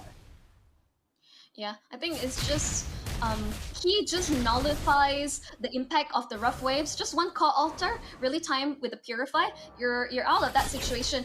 Again, like the similar like issue RFI has when they play this Kadena. If they don't get these early pickups, that no doubt the high is so good on this Kadena gameplay, but he just nullifies all of that damage. Yep, this is gonna be hard, but now Turtle in control against Ken, secures the Turtle once again. Aura Fire not gonna be able to do too much, but wait, what a minute, what, huh? Where did Ben go? He just got deleted. How? Yep, just, just deleted. Just, I assume scary. Divine Judgment, get whacked in the face by Super Ken. I think that should do it. Yeah, BTR just having perfect control of this situation. This is go time for BTR. Zorizo now, level 9. Middle tower gets secured, but back lines though, they finally pick off Key, but it is only a major. High will be traded off as well, so it's gonna be a 1-for-1 trade. But still, Bigetron still in full control of this situation though. Yep. Overall, they lose high, and Bigetron Alpha slowly but surely, they're covering across the map, like relinquishing all map control or fire. They need ways, they need to catch someone, anyone. Yeah, I agree. It is definitely going to be something as well, but Kimura is going to try and set up this play right now. He tried to isolate the fight. Kabuki is going to be going dragged out as well. The Divine Challenge keeps him in play. He's building up his shields, but Zorizo is slowly getting a bit stronger here. He needs to get out, but looks like he is going to commit to this fight, but eventually gets taken out. Super Ken gets the double kill with the 2K punch. Double penetration already available on this Paquito, and Aura Fire just doesn't have the damage to counterplay. Van gets a little bit cheeky, tries to steal the tier 1. But unfortunately, he needs to get out. He doesn't have the purple buff and can. He really wants it. He gets the punch. He forces Tempest Blade. Can he chain the combo? Knockback steals it away. But Van will be able to get out to safety. Meanwhile, this is happening. Top side, BTR takes a tier 2 as well. He's making the play, but it is an Esperoda with the Purify. Not the right target he wants. Nah, I don't think that's the right play. Here's the thing. Kabuki has damage, but high... I was expecting him to go in a little early when Kabuki was on top with the Demonic Force, get that burst down. But I think like there is this sort of like gap that's coming in. Super Ken, final slash onto him, but he's so like able to sustain like with this Paquito pick. 603, this is the perfect game for him. I hate this. Like, Bigetron, they're just toying with Aura Fire. Like, they could have just forced the fight, but they're playing a little bit disciplined. They saw the Lord, you know, let's just not commit to the fight. There's absolutely nothing Aura Fire can do in this stage of the game. Let's secure the Lord. Yeah, we do see Van all the way to the top side. This is the perfect time to take it, unless Aura Fire somehow miraculously steals it, which I don't think is possible. Yep, that is going to be retribution from Ken. Easy Lord coming in. And top side, Van, he's still at it. Tier 1, does he get it though? He will trade his life a little bit here, dropping a little bit low, but he will get out. So that's gonna be a little bit safety net. However, here comes the attack from Bigetron Alpha, bottom side. Oh my god. What is this damage from Ken and Saken? Just melted. Kabuki cannot play this game at all. Yep, Divine Judgment, you're unable to use Demonic Force. There's no way for you to sustain with the full frontal assault from Bigetron Alpha. Unfortunately, this experimental draft, I'm not seeing the payout, Terrence. Yeah, I agree, but at the same time, they don't really have anyone to push out here. Pay attention to where Hai is as well. He's looking for the counter play. He's got vision, but he needs the perfect catch. And in this case, I think getting Saken would be the most ideal situation. But unfortunately, misses the timing. Bigetron Alpha completely dodges the play. They're moving as 5. And this is going to be tough. The Lord crashing on the top side. Aura Fire, they are sending one to shove out the bottom lane. Meanwhile, BTR chipping away at the outer turrets here. There's just so much value, so much gold being coming in. But BTR, what are they doing? They're diving in. They're getting pulled back. And now they need to somehow get out. They have to sustain, but no! KY, he finds the backline. Saken gets taken out, and Van will be able to get a little bit more kills. But look at this, Jin. He's so strong. Ken's still so strong. He's got the damage, and he's gonna be 3 for 1. Was it worth it? Absolutely not here. Van, the boy wonder, he doesn't have the purple buff. Oh my goodness, BTR. They're gonna get even more out of this, and they are gonna continue with this assault. Van forced to use Tempest Blade, clear the minions, but Zarizo, look at him. He's just manning up, cutting out backlines. And Aura Fire just can't really do anything about this. That was a really good play from Kimura. Actually, good attempt. Final lash, like 2 people in towards their base. But unfortunately, he really great timing on the counter. Like, that's the problem. Aura Fire has a good amount of damage issue. And they are like a bit more focused towards magic. Hai, Sin, and Kabuki.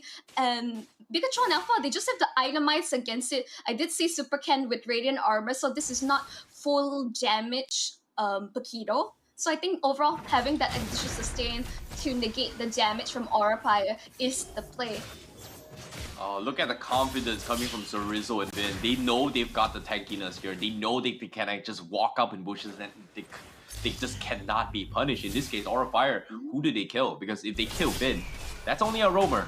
They kill Paramis. That's technically a support page. If you kill Zarizo, yeah, you can just walk out and Purify. Where's your catch initiative? Because as of yet, Aura Fire, they need to find the perfect wombo combo. And regardless of whoever they catch, they just have so much damage all around from Bigetron. It can be coming from Zarizo, it can be coming from Saken, it can be coming from Super Ken. And so far, as long as Bigetron Alpha doesn't give them that 5 clumped up wombo combo, they're good. Game's in the bag. Lord already being taken down as well, very quickly coming from Bigetron Alpha. Yep, just standard objective gameplay, and even like you say level gap and Aura Fire being like whopping 10k gold deficit, they aren't able to itemize like any anti-healing to deal with the likes of Bigetron, Zarizo, and Key. Yep, in this case, Bigetron, they are going to push the advantage. They are going to try to chip away the tier 1 bottom. Aura Fire is going to be quick to defend. Not just worth it here. They're waiting on the Lord to actually collapse onto the base. Aura Fire, what can he do though? Look, Hai is pretty much very, very, I would say, in an awkward position because whoever he catches, they just have so much tools to deal with him. And this is something that Aura Fire is just very comfortable with playing the Kadita. And I kind of expected this, but Bigetron definitely drafted this really, really well in terms of itemization. Tier 1 will fall on the bottom lane, Lord collapsing on the top side, Aura Fire, they might be losing this game. Final Stash comes in, catches on Vin, is going to be able to disengage. Kaja forces the flicker here, and he will be able to get out unless the Revolution connects. No, he survived with 1 HP, so it's gonna be a 4v5 now. Bigetron, they're gonna force the issue, so Rizzo comes in, but no, the push away, shoves high away, and that's gonna be him not gonna be able to connect with the rough wave, so BTR will be able to reset this fight, take the outer turret. Aura will be able to hold on, but do they want to continue? Kimura forces the final slash, he's taking a little bit too much damage, and Ken bursts down with a 2-punch KO. Oh, no. Next to fall is gonna be red, this is high over. as well, getting picked off. Super Ken just completely destroying them, and that's gonna be game 1 in the hands of Bigetron Alpha. Uncontested, game 1 goes in the hands of Bigetron Alpha. I do feel like RFI unfortunately kind of boxed themselves into a corner with your really interesting draft, which unfortunately did not pay out. We did see the damage coming out from Kabuki in certain moments, but unfortunately Bigetron Alpha just had all the answers for it. Indeed, it was a very, very difficult draft to play. And it's sad to say, even though I have a soft spot for Aura Fire, but that was not the draft here, because immediately Bigetron, all they needed to do, final pick Esmeralda. Whatever item composition and whatever ideas and hopes and dreams that Aura Fire pretty much crumble the moment we see this Phoveus getting completely dumpstered, right? He's got the damage, he's got the sustains, but what's sustain when Esmeralda just takes away a majority of the damage with the first skill from the Frost Moon Shield, and from his second skill to be breaks through the shield and directly attack your max HP. So that's something that I think puts him in a very, very difficult spot. So I'd say, shrug it off. I expect it to be a full 3 game, but that was definitely not the draft here for Aura Fire to actually win this game. Definitely questionable. I think Esmeralda just the best counter draft towards Phoveus, even though they weren't directly lane matchups. Even Sakin was having a pretty okay down. He only has 1 dash. He's pretty alright. It's not enough for them to really keep proccing Demonic Force. There were moments when they group up when against Super Ken, they were really getting on top of each other. The key, really great timing for Alter. I think just overall blends really well. The fact that Esmeralda is so hard to kill and you give her a second life, this is just a rough one for Aura Fire, losing out on the draft. I agree, BTR definitely played as well, but let's talk a little bit more on Super Ken as well, because the jungle Paquito is one of the very few heroes that has one of the earliest power spikes in the early stage of the game. Great, strong early power spike, great mid game, great late game, but when it comes to end game, which is the super late game where everything is maxed, this is where the power spike kind of falls off. So I guess Aura Fire wanted to drag that into the situation, but they just couldn't. If you think about it here, which role is going to be the strongest during the super late game? That's going to be the marksman. In this case, they didn't even have a marksman. So I'm sorry to say that was not it. Bigetron definitely, won this with, I would say, a charity game. If you think about it, it was just pretty much a one-sided game in their favor. They just, all they got to do is just play textbook. Like you said as well, Melissa having one of the greatest times, Saken on the top side, just uncontested. And even then, I think, the thing about tank compositions playing off lane or even side lanes, right? Especially heroes like Esmeralda, heroes like Phoveus, you kind of want those avarice to give you that additional gold value to actually, make it into the mid game to kind of snowball from there. But they didn't really actually have that, which is a big problem for them, because there's no way you can benefit, even if you get the emblem, against a Melissa who's just so far away, 2 hitbox, maybe almost 1.5 screen away, whereas your range on a Phoveus is just pretty much a finger, literally just 1 tap like that, which is almost nearly impossible to get any much value if they even go for the average, which unfortunately, ironically, just completely messed up their composition. I feel like the Phoveus was picked, I don't know, it was Phoveus is usually picked up to counter very specific heroes, the 1-1, there is argument to counter the Paquito, but when you put it the goal lane against Blissa, you can't even really farm safely. You don't really have that much sustain. You need to get items. the rest of the team just able to like just gank your lane instantly, you're not going to reach that like power spike that you desire. And for Phoveus, it's going to take a while. He does have like good scaling towards the late game, but unfortunately RFI was unable to achieve this. What was the timing that they closed out that game? It's pretty much about 10 to 11 minutes. It was a pretty quick game coming from both sides, but that's the thing, right? Let's talk about the win conditions coming from both sides, right? The win condition coming in from BTR is just so much more opportunities. They can play late game, they play mid game, they can play early game, regardless of whatever situation, right? So there's just so much flexibility in their drafts. But coming in from Aura Fire, there was pretty much only 2 win conditions for them. And that was pretty much 1, Kadita getting the early snowball, 2, Phoveus being able to just get out of control and do a little bit more damage, because there's no way Van is going to be able to win the early game. So 2 of them pretty much got shut down based on the draft. It's just absolutely nothing they can do. And pay attention to itemizations as well coming from Supercan. Very early penetrations here. Hunter Strike, Malefic Roar, even with the Bloodless Axe as well to kind of sustain his way through in this team fight. And once he gets all these items, Aura Fire cannot kill him in time. And even do so, they will trade bodies for this time and time again. And even the items here, there's just not enough physical defense to deal with him. Like Kimura has got the anti-Cuirass, but that's pretty much it, and the Dominance Eyes. But for Kabuki, you need damage. They need somewhat of damage. And in this case, the damage dealt department, pretty apparent here. 197,000 in BTR's favor, whereas Aura Fire just cannot dish any damage at all. As agreed, without the marksman, not a consistent DPS, it's going to be issue. I assume they were going to rely on Van a lot for that consistent deeps, but when BTR is just hunting this lane down, it's just a really difficult situation. Ideally, you build a composition around your hyper carry, but I don't think that was the play. The issues towards the draft, it just kind of lost in translation. Yeah, definitely as well. And even damage taken here, you can see they've got the sustains, they've got everything. And I feel like if Aura Fire did not have a Cerezo playing on this Esmeralda for this matchup, it wouldn't have been this one-sided. Like, at least we can see a little bit of a Kabuki doing his own thing, right? You can see damage taken here is able to soak up a lot of damage if you think about it, even though it's dying a lot of times. But technically, that's what the Phoveus is designed to do. And before Cerezo came to play, we saw that even with the Cowl Altar, he's able to sustain his way through. Super Ken, every time he casts a skill, he is going to proc the Demonic Force. Every time Saken tries to make a play, Demonic Force.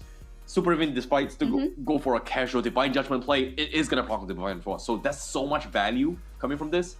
But the moment Esmeralda came down, all that value pretty much gets countered, gets still stolen away by Cerezo. It's kind of like having a Valentina where, oh wait, you've got Real World Manipulation? Sure, let me take that. Oh wait, you've got Cult Altar? Let me take that. Oh wait, you've got Time Journey? Let me take that. So in this case, this Esmeralda pretty much does this against a Phoveus.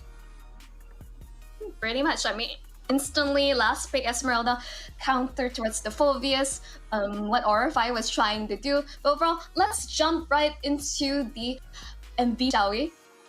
The MVP is going to be none other than Super Ken, uncontested as well. Early game, very, very quick rotations here. Getting a good rotation farm and actually just punishing the Kadita from the earliest stage of the game here. But when the game progressed as well, he took advantage of the lead and continued to apply pressure across the map with his double KO punch, 9-0-7.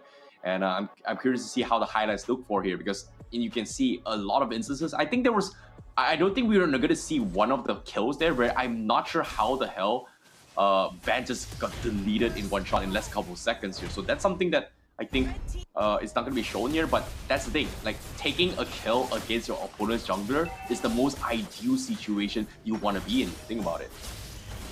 Yeah, definitely. The fact that the Bukido, like Super Ken, 14 minutes in the game, he's maxed out in terms of items, shows that there were no true ways of dealing with it. I feel like this was a fight that was pretty alright from both sides. That Kimura was able to like attract so much attention towards him, but afterwards, you can see slowly the sustain, the counter engagement from Bigetron Alpha was too much for Aura Fire to handle. Like, look at this! What are you going to do when you get caught altar? Rough Waves, when High is unable to get that sort of early snowball lead, there's no damage. Yeah, it is indeed. But yeah, when we talk about damage, High is pretty much the only one left. But at this stage, when High was able to find the perfect catch in the back line, it was already too late. Bigetron Alpha, 8,000 lead at that point in that clash. And I would say all hope is pretty much lost the moment Aura Fire lost, gave away like an 8,000 gold net worth lead. So all in all, GG well play coming from Bigetron. They definitely played this really, really well, coming in from Bigetron for game number 1.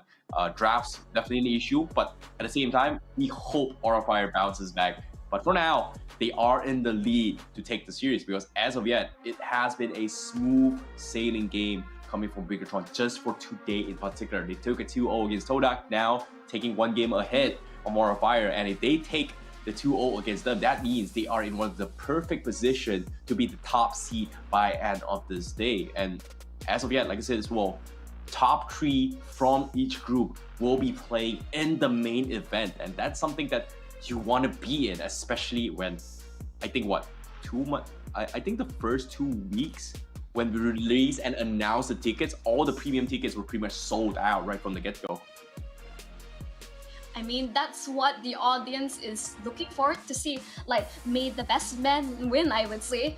But overall, like, we talked about adjustments. Aura Fire, I feel like if they have drafted slightly differently and they have some form of combat mechanics, like Link could easily, like, you know, farm out, scale, split push, like do cross map plays. There will be at least some space created to buy time for Aura Fire to back in towards this game.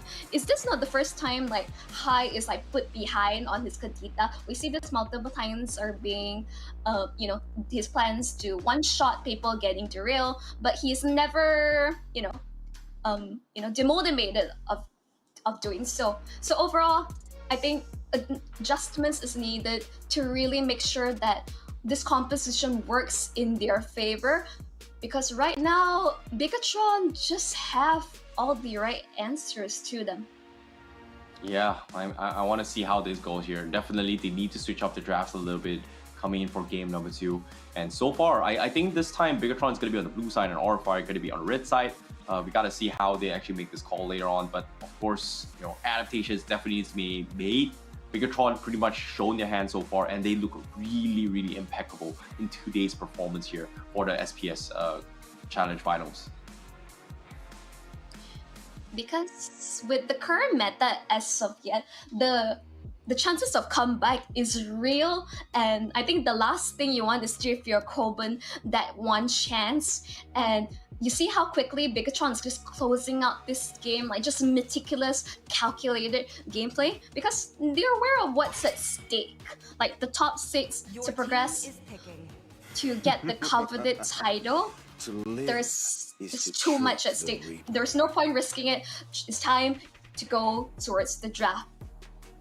Yeah, I want to see how things go as well. But now, when it comes to first pick here, Bigetron, do they want to deny that Ling away? And so far, we've seen a lot of Ling first picks throughout this day. Looks like it's not going to happen here. They are going to prioritize on that Angela. And to my surprise, I'm not a big fan of this, but Angela is going to be officially in the meta. Everyone thinks that Angela is the strongest hero, and I can see why. I can see the resemblance. You can do so much more value with those horse cards, especially because you can mix and match your emblems to kind of accelerate the cooldowns, as well as utilities that an Angela can bring to the table. So this is where things will get a little bit interesting, because Angela can free hit you and provide so much utility globally compared to heroes like maybe a Yi or even a Farsa to a certain degree. But once again, Aura Fire this time, they take the Paquito and the Ling away from Bigetron. I think this is just like they forced their hand, they showed their Angela. If you do not pick Ling, we're gonna pick up the Angela Ling combo. And I think that's the last thing Aura Fire wants to do. So they pick up the Paquito, can be flexed towards the EXP lane, then on the Ling once more. maybe he have a better showing. I think like enough adjustments needs to be made to make this work. But really flexible can be, I think, even pair a Lancelot or a tank jungler just for the additional sustain. And very much so, many people tend to build like damage Angela in a way because she just provides sufficient healing. But man, I'm not looking forward to Angela Uranus. Ugh. Oh wow, I was expecting maybe Angela Esmeralda, but let's talk about the thought process that's going through Bigetron, right? Like, we've hyped up how crazy Van can be in terms of his jungle role, you know, his playstyle, etc. Like, I feel like Bigetron drafted this first pick Angela with very, very clear intentions, like saying that, hey, you know what? I want to play an Angela Link. Deny it away from me, take it away from me. And the moment Aurafire picks this lane, it pretty much solidifies that, Van, I'm sorry to say, you have to play Link. There's no fancy Lancelot, there's no Hayabusa, there's no whatever you're talking about when it comes to your playstyles. Like, you are forced to be playing this Link, and this is going to be putting Aurafire in a very awkward position. So they are being reactive right now. They're drafting Paquito, they're denying away all the heroes that can actually be a big threat on this Link now. But the question here is that Aurafire, hey, you know what? It's okay. Angela has so many compositions. There's the Flying Dragon with the Yujong, there's the Esmeralda, there's the Uranus, there's, if they want to go the distance, they can even go for a Hayabusa in their favor, which does a lot of damage if you pair it up with the lethal Ignite coming from the old Magic Worship here, especially when the emblems has been interchangeable. Fight for the ultimate. Yep, exactly. Right now, you can see instantly Bigetron like playing a bit of mind games, forcing Aurafire's hand, as you said. And this Angela could be combo with just anyone. With Uranus, absolutely unkillable. With the Baxia, even more killable. At this rate, I think Super can just have, you know, just play whatever you want. Because Aurafire being very reactive, as you say, do they have enough tools to counter Bigetron's grand plan? Oof, all things considered, with the Arlott, I think it's very, very doable. In this case, let's talk about benefiting from the shields right now. And personally, I think Aurafire, they could have went for the Esmeralda. Arlott definitely a safety pick here because you've got so much flex available, right? You can play Arlott tank, you can play Arlott XP, but doubling down right now pretty much secures that, hey, I'm gonna play this as a role Arlott. But when it comes to marksman here, what's a good marksman to actually be able to utilize these combos coming from the final stash, from the Paquito combos? And the hero that I can think of right now is pretty much Beatrix. But if you go for a Beatrix, it's pretty much one trick, right? You're not providing a lot of CCs. You're just going for this one-shot combo. Can you chip down the shields? And you have limited ammunition, so I think that's gonna be a big problem for them. But Bigetron, oh boy, they take the Kadena for themselves. They have a Grok. Is this a jungle Grok? It is a jungle Grok. I hope this is jungle Grok and not jungle Uranus. Yeah, I don't think it's not like we have not seen it before. We have seen jungle Uranus. Not my first pick in my books, definitely. But hey, I think if Bigetron wants to experiment, they're one game up. This is time for them to play around. But I think most likely it's going to be jungle Grok. We have seen really great for countering and like just contesting for objectives. Kabuki, I think overall just really safe. Going for Brody. I hate this. So like, I really hate this. Like, they were put in a spot where, hey, I want to play the Beatrix. Great, I can set it up, but I've got two really, really tanky heroes and I got a lot of shields. Beatrix can't tank through so much damage. And the next hero I thought of was like, hey, maybe I can go for a carry. Maybe I can go for a Leslie. 2 damage here.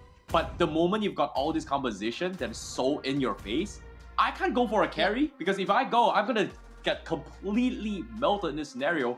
And instead of forcing the carry, they chose the safety option. Brody gives you a little bit of a disengagement tactic. You can still kind of chip damage from afar. But personally, I feel like Bigetron had a very, very scary draft. They definitely played into the hands of in the drafts here right from the get-go in this draft came to. Yeah, I mean, carry would have been really great, but the minute they reveal the Kadita, I mean, as well as the Grok, these are not great options for the carry, even though like being able to stretch through armor lacks a lot of mobility, has to be really wary of the positioning, even though it's one of Kabuki's best heroes. But I think Brody is just safer. But I'm also kind of worried about the overall impact of this goal laner. Yep, at the same time, this pretty much has to be decided as well. Bigetron currently match point from taking 2-0 against Aura Fire. Will Aura Fire bounce back? This is the perfect time to do so because as of yet, Aura Fire has the better twos compared to game 1. Ladies and gentlemen, welcome to Mobile Legends, and we are heading into game number 2 between BTR versus Aura Fire. Right, BTR, let's remember they're one game up. They can be a bit more experimental, and oh my goodness, I didn't want to be right, but Super Ken's on Uranus. Come that on, I'm right. man. Like, oh no. okay. Hey, hear me out. Uranus jungle like farms surprisingly fast. I guess, you know, with the Ionic Shield, kind of do this well, and as long as you're hitting jungles, you are getting those stacks. But speaking of harassments here, Super Ken just taking advantage of those Ionic Shells' stacks here to kind of apply pressure. And Van, well, can't he do much here? But Super Ken, oh, okay, he misses sidestep. It's all good. You know, he needs to build up his stack a little bit more. But for now, Aura Fire, they have to dodge all these fights. There's just no way they can kill a Uranus this early on. The fact that, you know, he's being the jungler, being able to get those like items, he's going to be really unkillable. Combo it with the hot guard, I'm really worried for Aura Fire and their composition, even though it's better. But High already forced to flicker early on, so that is like basically their main source of engagement. Flicker with the final slash is out of the picture for this turtle take. Yeah, I think the win condition here coming from both Aura Fire and Bigetron Alpha is a little bit more fast now. That Bigetron Alpha, all they gotta do is snowball with this Angela Uranus, right? But when it comes to Aura Fire, all they gotta do is just buy time. Hold that thought for now. Flicker, full charge, boom, one shot. Kimura cannot disengage here, and this is how you play the Kadita composition. No purifies, best time for Kadita. However, Van, they're a little bit cheeky. They are going to try and steal away the purple buff from this Uranus, and I would say it's a big dub considering that Van will be able to get it, but the turtle still a little bit too slow. But nope, Ken already takes it down very quickly as well. I don't think it's worth when Super Ken can just invade your jungle and take your purple away. Can they kill him though? I don't think they can actually kill Super Ken. Look at him, he's just building his stacks, he's building his regen. What can you do? But at the same time, here comes the hot guard, boom, instant full health, and he's gonna try and build up his Ionic Shells as well. 2 stacks on Van. Van cannot continue. He's gonna try and disengage, but at the same time, from behind, Kimura could not chain up the combo. Zarizo goes in for Ultra, saves the day. He will sacrifice his life for Super Ken, but they do trade 1-for-1. Van for Zarizo, absolutely worth it in the hands of Bigetron Alpha. Absolutely. This is really what I worry about. I feel like Bigetron Alpha, this bullying, this is not good. Oh no, Vin! Oh my goodness, Kabuki! You're looking at the wrong direction. Surprise, Vin goes in for the one shot, and now Van is gonna try and trade off his life as well, and that's gonna be a little bit of a overextension coming from Bigetron Alpha. They trade 1-for-1, so that's gonna be a little bit of glimmer hope for Aura Fire. That's what they need. Yep, I think overall, Super Ken just overstaying his welcome. Yes, Uranus, but you still, even though you're jungle Uranus, you still need time to farm out. Zarizo getting like pushed out lane. Kimura wants some form of revenge, but no, wild charge onto Kimura. Hardguard is ready, but I don't think both teams are gonna force the issue. This isn't too bad of a matchup coming from Zarizo. Yeah. Like, damage versus damage is great, you know. Damage on the Paquito means you can one-shot people, but damage on Zarizo means that I can do damage and also be tanky. So that's pretty much the good side about Zarizo, but at the same time, look at bottom lane. Okay, as soon as I said that, Kimura gets the outplay here, but once again, Super Ken being a nuisance here. He's gonna try and buy time. Hardguard comes in, tries to steal the purple buff, and he does! No purple buff from Van! Oh my goodness, you hate to see it on this lane, and BTR they're just going out of control. Turtle secured. Now Aura Fire, they need to make move across the map here. In this case, BTR, they're not even collapsing on the turtle buff. They're just mirroring Aura Fire, not giving them the space that they need to get farm in this game. They're not too far behind in terms of the gold lead, but it's really going to come down to Van being able to like steal objectives way, but with no purple buff on this lane. This is cooking really loud. Super Ken taking a fair bit of damage. Heartguard is not available. Beautiful final slashes timing as well. Stops him with the retribution. That's gonna be Kimura going for the chain as well, and he gets the flicker out. Very nicely done coming from Aura Fire high with the perfect timing to set up for Van to steal the turtle. So this is a little bit of glimmer of hope, but it is still 50-50. So I would say this is as close as it gets. It comes down to execution. However, let's talk about the win condition late game here. Kabuki versus Saken. Now, Saken, one level ahead means that Aura Fire needs to find a way to secure Kabuki's farm into the later stage of game. Well, here's the thing. In order to enable Brody, he has to farm kills. But as I see that Vin taking out beautiful Feather Strike from Aura's Sin. Oh, nicely done coming from Aura. Because as of yet, Super Ken slowly losing his strength as well. He's getting chains done all the way through now with the final slash to force the hard gun in. Super Ken just not getting the stacks that he needs to actually do damage. He's tanky enough, but Aura Fire, all they gotta do is just kite him around. But High, he's taking a little bit too much. High, he might actually die here, but bottom lane, they finally take down High. Zarizo as well, gonna be taken down. And this is the timing that Aura Fire has been looking forward to here. They've got their items and they are back in action now. Kabuki versus Saken, 1v1. He's a little bit trouble, but can he get out? BTR, they've got him trapped. He's stuck. Can he get out? No, he cannot. The Petrify comes in, and that's going to be Vin that takes him out. And Bigetron, they lose the side lanes, but they secure the win for Saken. Tier 1 on the top side, they mowed down, and Sid trying to clear the minutes, denying it away. So BTR will have to settle with just that. Kimura, Saken. Oh, okay, he's fine.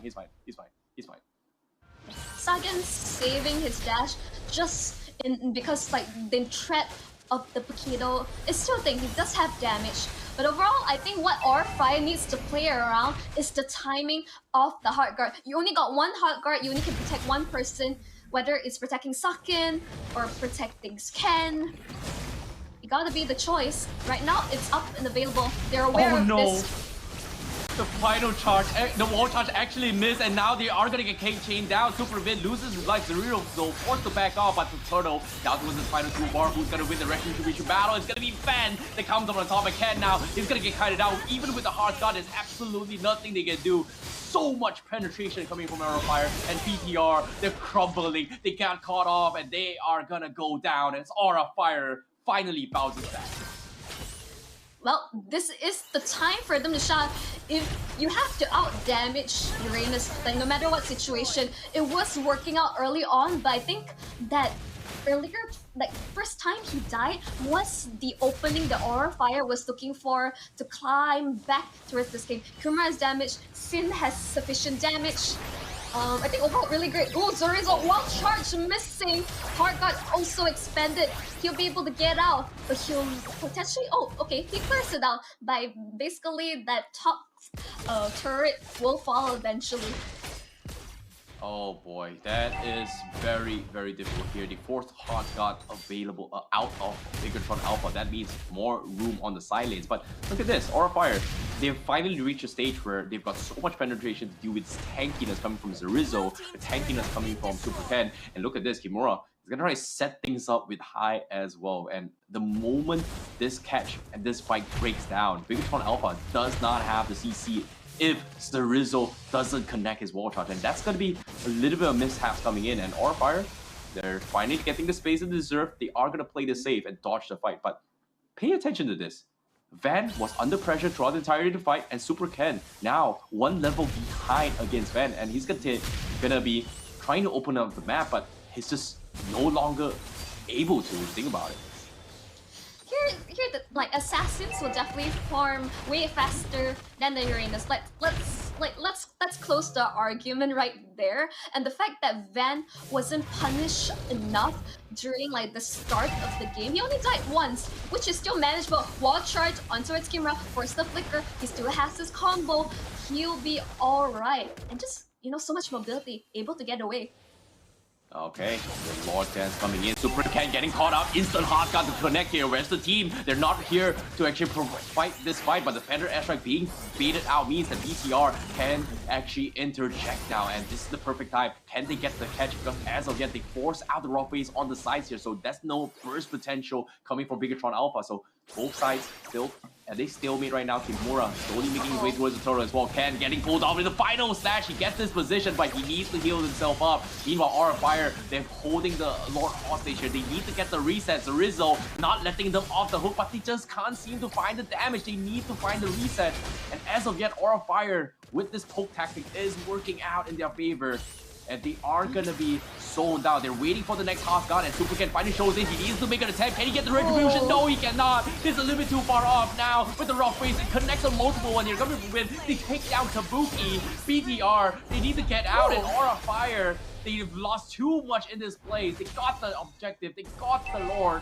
But to what avail, because BTR will get heroes and they finally find the space. And Kai, great outplay here. He's gonna be able to get out, but Kai. Okay, he's got the slow, but Super Ken, does he want this though? But it seems like he's gonna zone out for a teammate. Tier 1 is gonna be way to go. Kimura is gonna be here to respond, but wall charge finds him from the side. Kai will be the one to fall, and that's gonna be Aura Fire losing yet another member to the hands of Bigetron Alpha. Yeah, Super Ken, unfortunately losing on the retry battle, considering the level difference. But yeah, basically 2 levels under Van. But Bigetron Alpha, they have damage from their other cores, and Aura Fire was not ready for that. Even though they secured the Lord, this is the first Lord of the game. Bigetron Alpha would just be able to clear it out. I don't think it will even collide with their tier 2. Yep,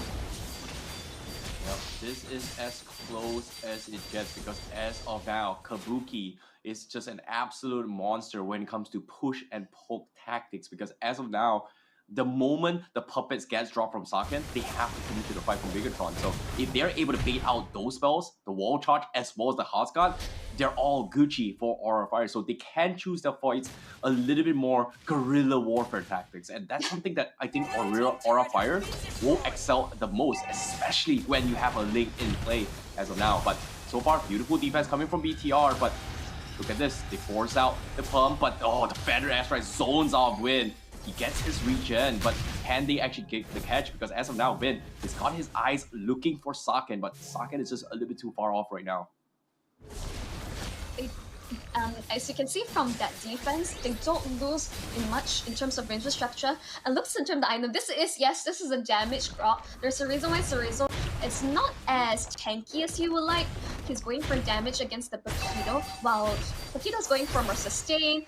And instantly, you can see Van having a much better time this game to almost 3k network up against the Uranus. Yep, and as of yet, Saken already having a lot of items here. He's slowly progressing against Aura Fire. So that's something that I think they are going to be a little bit more worried here, because the moment Saken builds his max item slot, this is where things get very difficult for Aura Fire, because eventually he's got the attack speed, he's got the damage to zone out everyone from Aura Fire. But now we do see a pause coming in. That means they need to actually figure out what's going on. But this gives a little bit of breathing room for both teams to think, how do they win this game? Because both have very, very clear winning conditions and still achievable at this stage of the game. Agree. I mean, like, also give us a moment to take a quick breath and step back and assess the situation. Was this Uranus jungle too experimental, or do they still have the tools, you know, the late game power spike they need to deal with the likes of Aura Fire? Yeah, that's the thing, right? When it comes to the power spike, I would say both can play in the late stage game. They're both equally strong, but it comes down to who gets the first great engage, and that's going to be what dictates the tempo, right? So when it comes to this matchup, whoever gets the best first engage will have most likely 30% in their favor won in terms of the team fights. But that's the thing. Right now, at this stage of the game, it doesn't feel like that. It feels like whoever makes the first move, and if it's the wrong one, they pretty much lose the entire fight. Yep, instantly the Lord fight, even though that they were able to secure the Lord, Van was 2 levels up, had that retribution advantage, but instantly you can see BTR just collapsing onto the remaining members on the side of Aura Fire, and instant just negating the damage from the Lord whatsoever. Of course, first Lord of the game, not gonna deal too much. We're actually going for a bit of in-game pause. Do hang on tight. This is the last best of 3 we have, ladies and gentlemen, for tonight. And just sit tight and shout your predictions and show your support for the respective teams. Yeah, but as of yet, Aura Fire finally getting the lead that they need, right? And you talked about 40,000 network lead, right? It feels like Aura Fire, they may be leading, but I think in about 4 to 5 minutes time, the goal lead doesn't even matter. Everybody's gonna be the same here. Yep. It's gonna be a battle between Winter Drunken Swaps, Immortality. It will get into that stage because in terms of global presence, Aura Fire does have that first take initiative because you have a link, right? The global presence coming in from BTR pretty much plays around this Angela, catching people off guard with those hard guard. But at this stage, Super Ken isn't able to get out without being punished because of all this penetration coming from Aura Fire. You've got penetration coming from Hai, you've got penetration coming from Kimura, you've got penetration coming from Kabuki.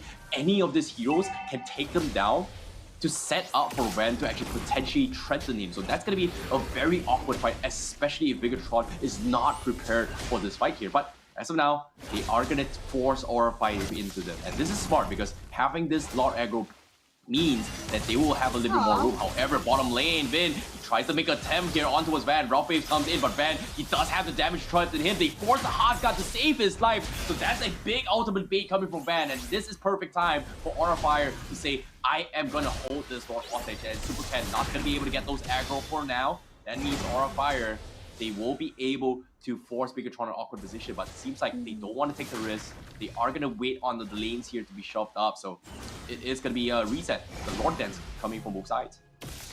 I think Vin, even if he died earlier, he did his job. He forced out the Tempest of Blades from Van. But as I say that, the cooldown is back online.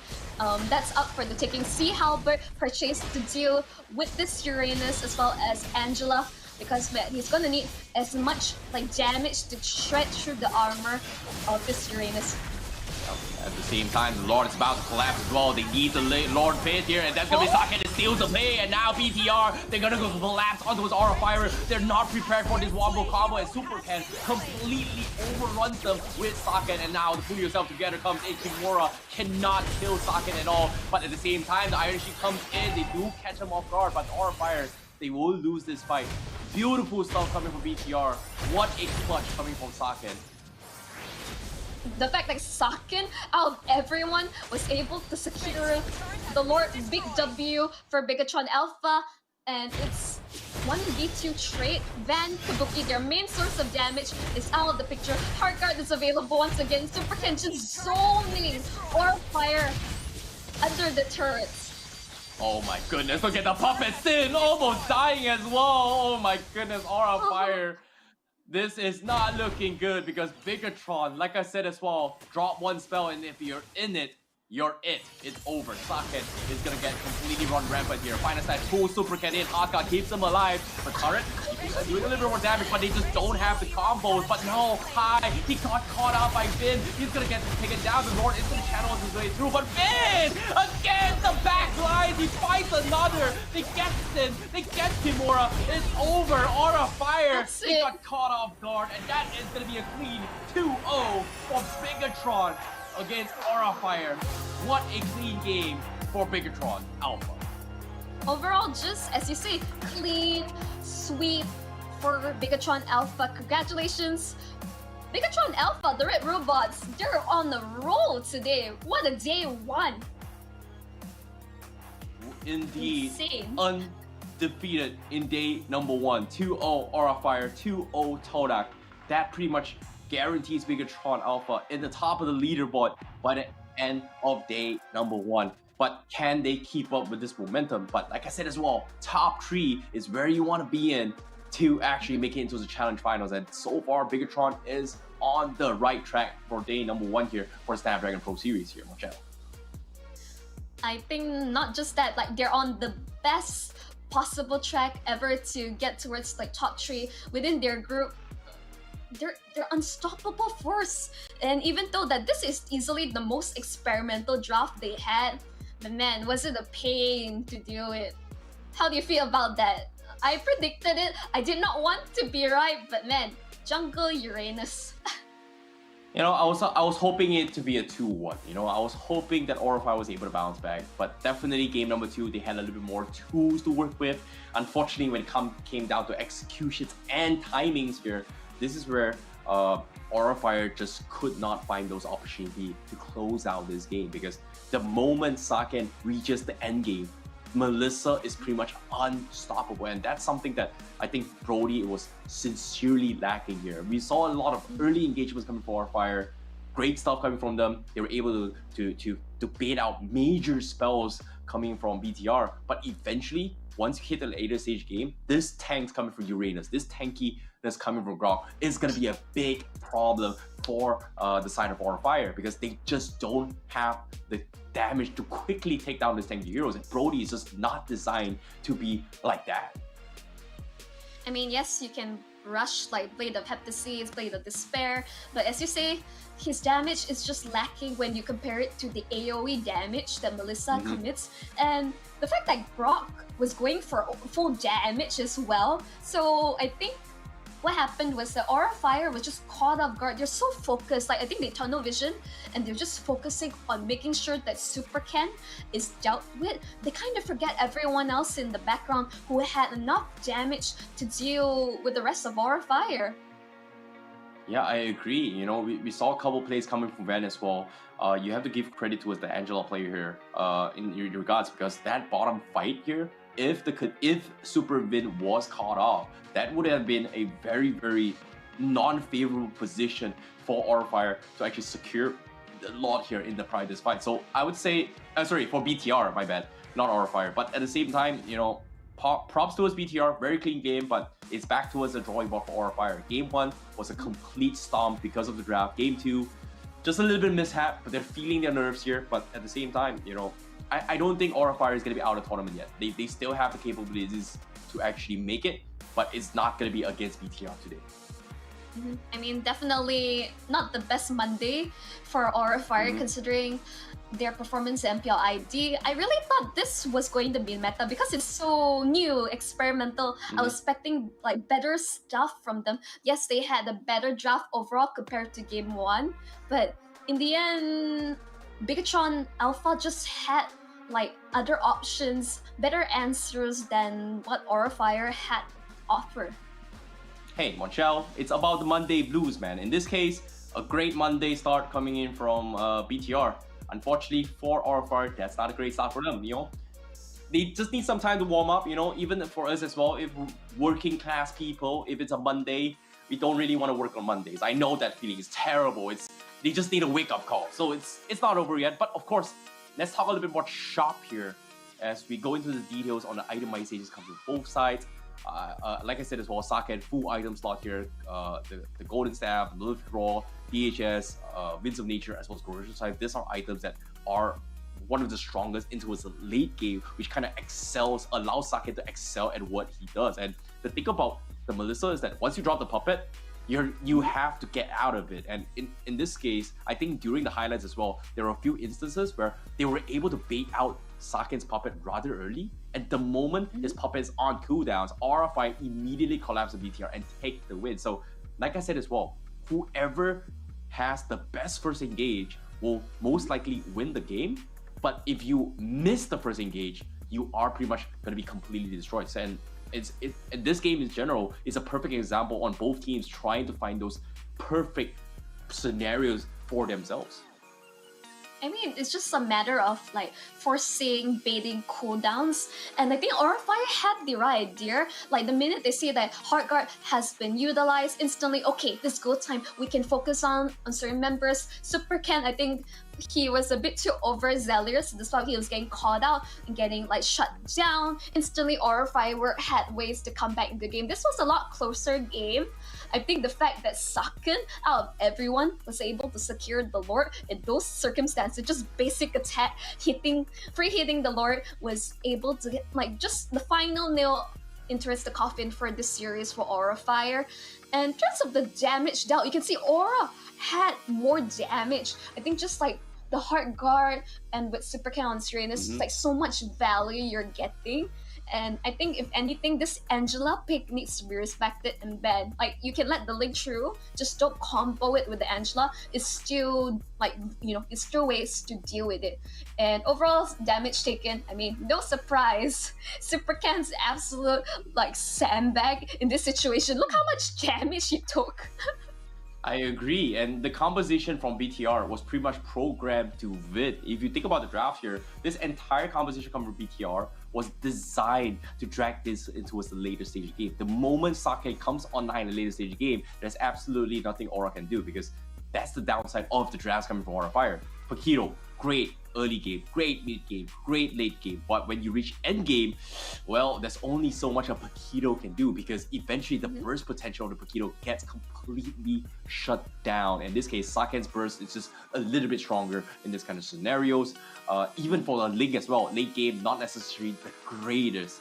But whereas for Super Ken, yeah, he doesn't have the damage, but I felt like a lot of times where he actually sacrificed himself, like you said, being very, very overzealous in the scenarios, was all intended to take away pressure from Saken to allow him to get farm. And that's something that I think throughout the entire stage of the game, we did notice that Saken was always one level ahead compared to Kabuki. And this is a very awkward spot for Aura Fire, because you need Kabuki in this early engagements to pressure BTR. But all that is said and done, let's show our match MVP for today. I mean, like, drum roll, please. Oh, okay, No it's way. gonna be key. What is this kill participation? I assume it's 73%, not 7,300%. 209 on this Angela. I mean, okay, let's face it. This is Angela meta. Like, no matter, like, you can like combo it, pair it, whether it's with Angela Ling, or in this case, Angela Uranus. It's really working really well. And I'm glad to see Key once again. I feel like we haven't seen like too much of Vin ever since Vin joined BTR as their roam. Key was always Bigetron's roam, but now coming in as the mid lane, swapping out Moreno, giving Moreno a bit of a break. I think overall this is just a great showing from Key. And now let's just dive into the match highlights of this game too. Yep, in the highlights as well, in case you missed out early game here, you can see Super Cat just showing so much confidence here. They were able to make so much space, and even with this play here, they sacrificed Chorizo.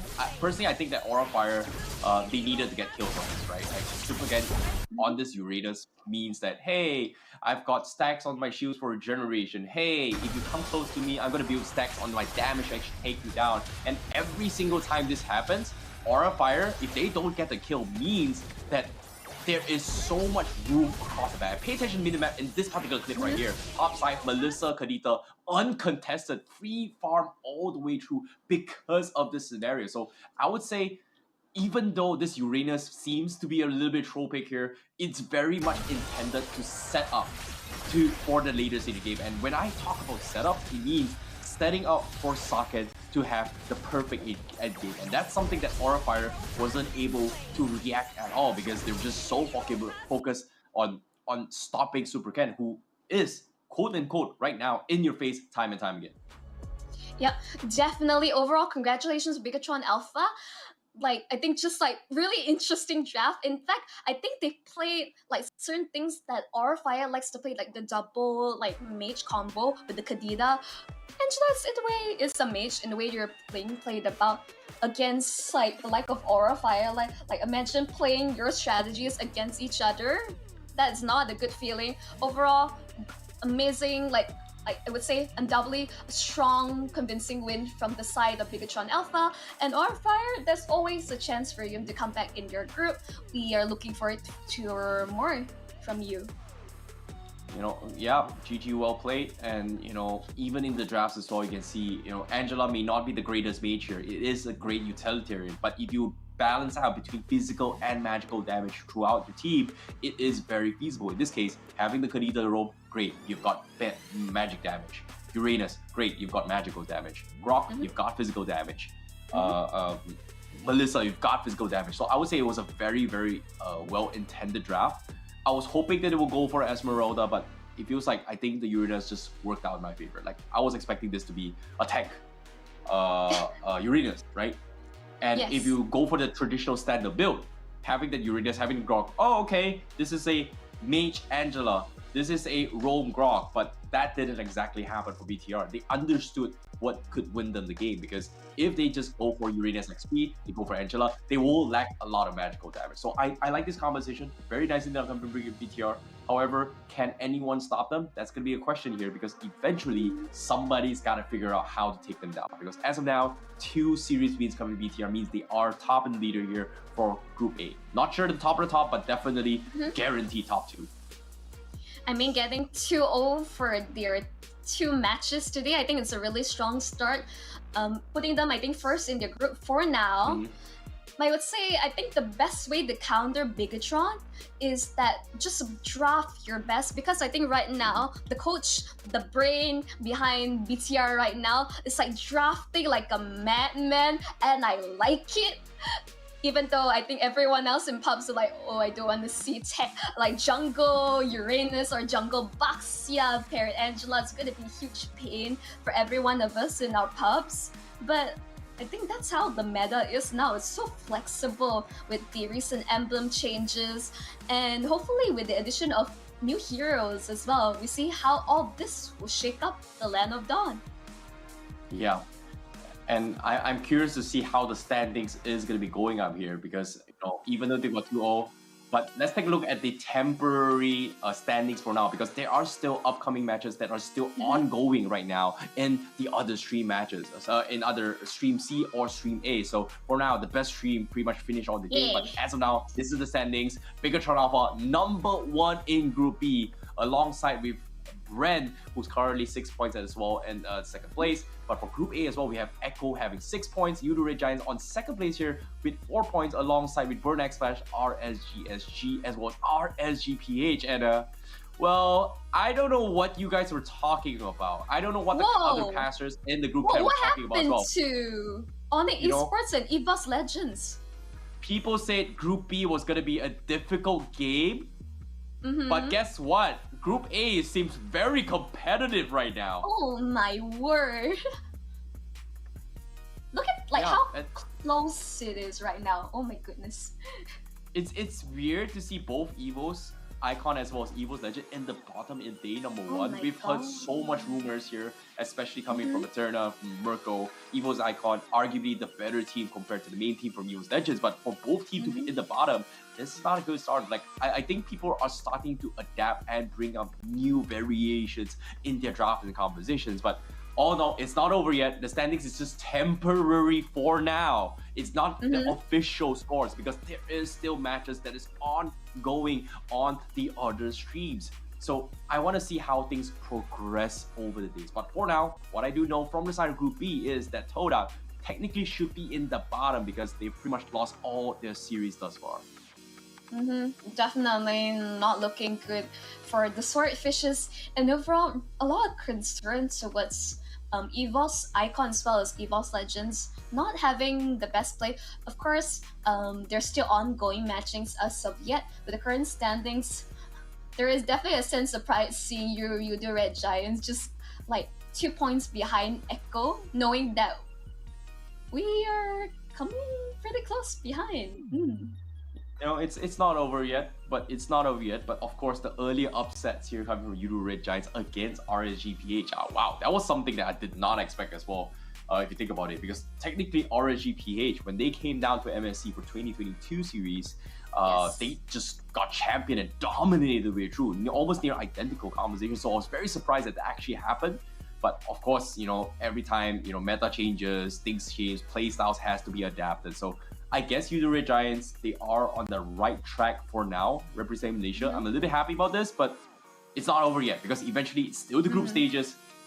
Where it matters most right now is qualifying in towards the grand finals, and that's going to be happening in Jakarta, and that's going to be something that it won't matter the most. Qualifying is just the basics, but winning champion is going to be the long run. Like 65k first place, oof, I want that chunk of money. That sweet cash that they'll be able to get their hands on. Of course, as people mentioned, like, this is only day one, and we're really getting so many surprises, upsets with the recent meta that's currently ongoing. Overall, Terrence, what rare picks do you hope to see in the upcoming days? I want to see Ixia, but at the same time, it's pretty much not allowed for this tournament for now. Not allowed. It's relatively new. Unfortunately, we don't get to see it. I played it, hate it, absolutely don't really like it. I don't think it's going to be meta anytime soon. But at the same time, for you guys watching at home, if you guys want to know updates, you guys want to know whatever is happening here for the Snapdragon Pro Series, be the first to know and get your latest updates and news at esl.gg/MLBB/newsletter. So if you guys want the juicy, spicy info, you guys want those cringy moments video contents here, especially from the talents coming from Group A, and whatever insider scoops of the teams, this is the perfect place to get your information. Not Instagram, not Facebook, not TikTok, not whatever. It's not from your friends. It's gonna be from this website. You want those very, very juicy content, it is gonna be there. And here's a little bit tip for you guys. I'm pretty sure somewhere along the line that I think, okay, we are gonna see some TikTok dances by the players brought up by Rose. Not sure if that's gonna happen, but I have a gut feeling that might be happening in this website. You can actually check it out there.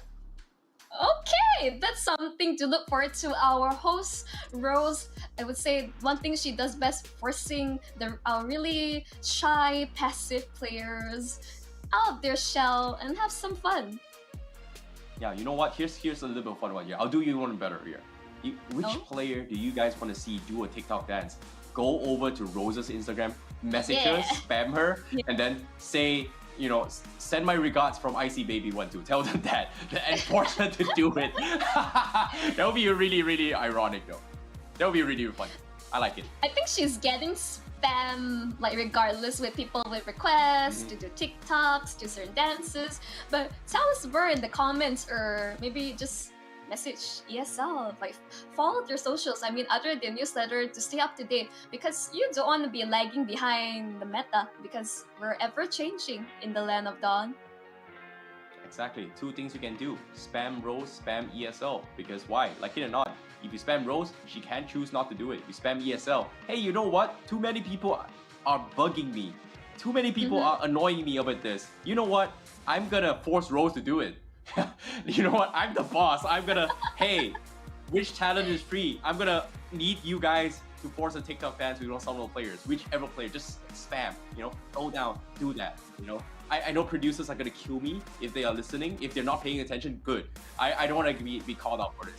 Okay, yeah, producer is listening. I'm scared now. But of course, let's talk a little bit more on the overall general things that's happening here for Group B. We have the 3 top players of the highlights for you guys to vote for. On who do you think is the best player for day 1 in B3 here thus far? Right, I mean, first off, Sanford, like, his performance on Trisla was just impeccable. Like, this easily every Trisla's main's wet dream. like perfect KDA, unkillable, so much damage across the board. What more can I say? yeah, that's the thing, you know, when it comes to the individual play here, Sanford definitely a force to be contender here. The San combo, they definitely showed up what they are capable of. And for him on this Terizla, he was one of the more predominant players in this game because of the fact that Echo PH did not have this roaming composition. He did his role as the XP, the perfect setup. He was able to beat up multiple spells on this team to actually win the game, to win the fight. So I would say Super Ken is going to be the next contender as well as those two. If you guys like him, you can also vote for him. This is going to be some of his highlight moments when he was playing his, I would say Angelo play. Like just this game in general here. 2-0 against Todak, 2-0 against the recent game here against Aura Fire. It just shows you that he's such a great jungler when it comes to snowballing and identifying what he needs to be done. And like for your Malaysian fans, also there is also Skies. As you see, really predominant on this Murdis pick, and this is a young like prodigy in the making. So these are all, I would say, are they all? No, except for Sanford, the rest are junglers. So Sanford really holds a special place in production's heart. Yeah, definitely here. That was one of the best plays here coming from Group B. And of course, Skies coming in from Yoodo Red Giants. No one expected them to actually go this far, but taking a 2-0 against RGPH with Skies on that Martis, that was a crazy game here. But you guys have got to vote for those clips. But before that, guess what? I'll do you guys one even better. If you guys are looking to see some really good MLBB action, you want to be in your face, potentially see your casters, your favorite casters, your favorite players, you can actually watch it live in the Snapdragon Mobile Challenge Finals in Astoria, Senayan, Jakarta. Same place as where M4 is designed here. It is going to be on the 21st to 23rd of July, which is coming in an upcoming day. So if you guys are currently watching these games, these are currently the group stages here. It's a little bit of warm-up matches here, give you guys a little bit of taste on how one of the best Mobile Legends are being played on screen. This is just the warm-up, but if you're gonna feel the actual experience, you can get your tickets at esl.gg SPS MLBB tickets starting at 30,000 rupias. And the reason why is that tickets are getting very limited now. Like, we've upgraded the seats for you, we've upgraded the spots for you guys. From a medium-sized coffee, it's now a large-sized coffee. In this case, get it now, because from what I've heard, 2 months ago, premier seats, all the top seats, the front row seats, sold out in the first week, and this was 2 months ago. So I would say, if you guys are looking to actually watch your favorite pro players, your casters in particular, this is the perfect time to go for it. You know, watch your pro games. We're gonna have it in this coming week. For now, yeah, that's pretty much for me. Yeah, watch out. I mean, Terrence, overall, are you planning to fly into Jakarta as well? I want to. Unfortunately, saying my wallet is saying otherwise, and in this case, you know, if I were to fly there, it is going to be in ESL's budget, or maybe even Snapdragon Pro Series budget, but most likely may or may not happen. Pray for me, but I most likely not going to be happening. All right, production, hope you're here listening to us. We would like some free tickets. Anyways, jokes aside, now we're going in towards the winner's interview with the coach of Bigetron Alpha. Production, is the coach ready for us? Okay. Well, you know, I'm excited to see what kind of interview here. In particular, I want to ask, you know, how they're doing for sure. I'm curious to see what was going through their mind putting the Uranus jump. This is something that I did not expect as well, and you know, it's technically shouldn't work, but it was just designed really well, and I really like the drafts, the opening drafts coming from BTR 2.0, and so far, they look very prepared, and I want to see it pick the brains behind the games here, and I want to see how they actually draft this game. This is something that we don't really have this kind of opportunities when it comes to identifying the players, identifying the brains, who's the bronze, who's the meme, who's the troll. In this case, I might be the troll here, but at the same time, you know, you guys don't want to see me. You know what? I'm done. You know what? Enough of me. Nobody wants to talk about me. Let's take a look at what the guys from BTR think about this one. Yep, let's throw it in. Hello there. Hello. Coach. You know, how are you feeling today? You know, so far, very clean 2-0s, 4 games in general here, Coach. Oh, Can it's you muted? hear Okay. us, Monchel, Coach? can you hear? I can hear you, Monchel, but I cannot hear Terrence. Okay, Okay, so we're Monchel, having go this ahead. issue where only one person can talk. All right, all Yeah. right. So Terrence, repeat your question. I lost Oh, my train very, of thought. very simple. How are they feeling? 2 series in a row. Monchel, please translate. So overall, how are you and the team feeling winning 2-0 for your day one matches? We're feeling good. We're happy, of course, and yeah, looking forward to the next matches for sure. Okay. Yeah, personal question. Monchel, you want to translate back to me because I don't understand that. What did he say? What did he say? No, I didn't understand. Feeling He's good? really Okay, happy I get it. Okay. and Yeah. really comfortable. Yeah. So personal question. So coach, are you happy to see me? I have casted both matches, and well, we'll see how this goes. I think it's just a mere coincidence, but of course, kudos to your brain and how you really drafted around. But was the Uranus jungle planned? Yeah, No, we but- planned that. We practiced that already, and we want to see if it works in a professional environment. And yeah, if it works, it works. If it don't, it don't. So yeah, we're just kind of trying out what we have practiced. All right. Okay, so basically you're saying that everything that BTR does right now has been like time tested, scrim. Yes, Right? yes. You're an absolute madman for doing this. But overall, Terrence, any last questions you have for Coach Aldo here? How long have they been training? Can you tell me a little bit more on how who's the brains behind the team? And at the same time, who is the one making the complete shot to say I want to pick this hero, and who decides who's the shot caller for the team here, Marshall? Okay, to summarize, Terrence asks who is the brains behind the team and who is the main shot caller for Bigetron Alpha. It's Superfin. He's the main shot caller, and yeah, he's Ooh. the in-game leader for Bigetron Alpha. What about the drafts, Marshall? Oh, what more? What about the draft? Okay, What about he the asked, drafts here? The decision from the BTR. I'll translate. So basically, Terran asked that I would say, Coach, do you have the final say in terms of picking the draft, or the Supervin has the final say? In drafts, it's I have the final say.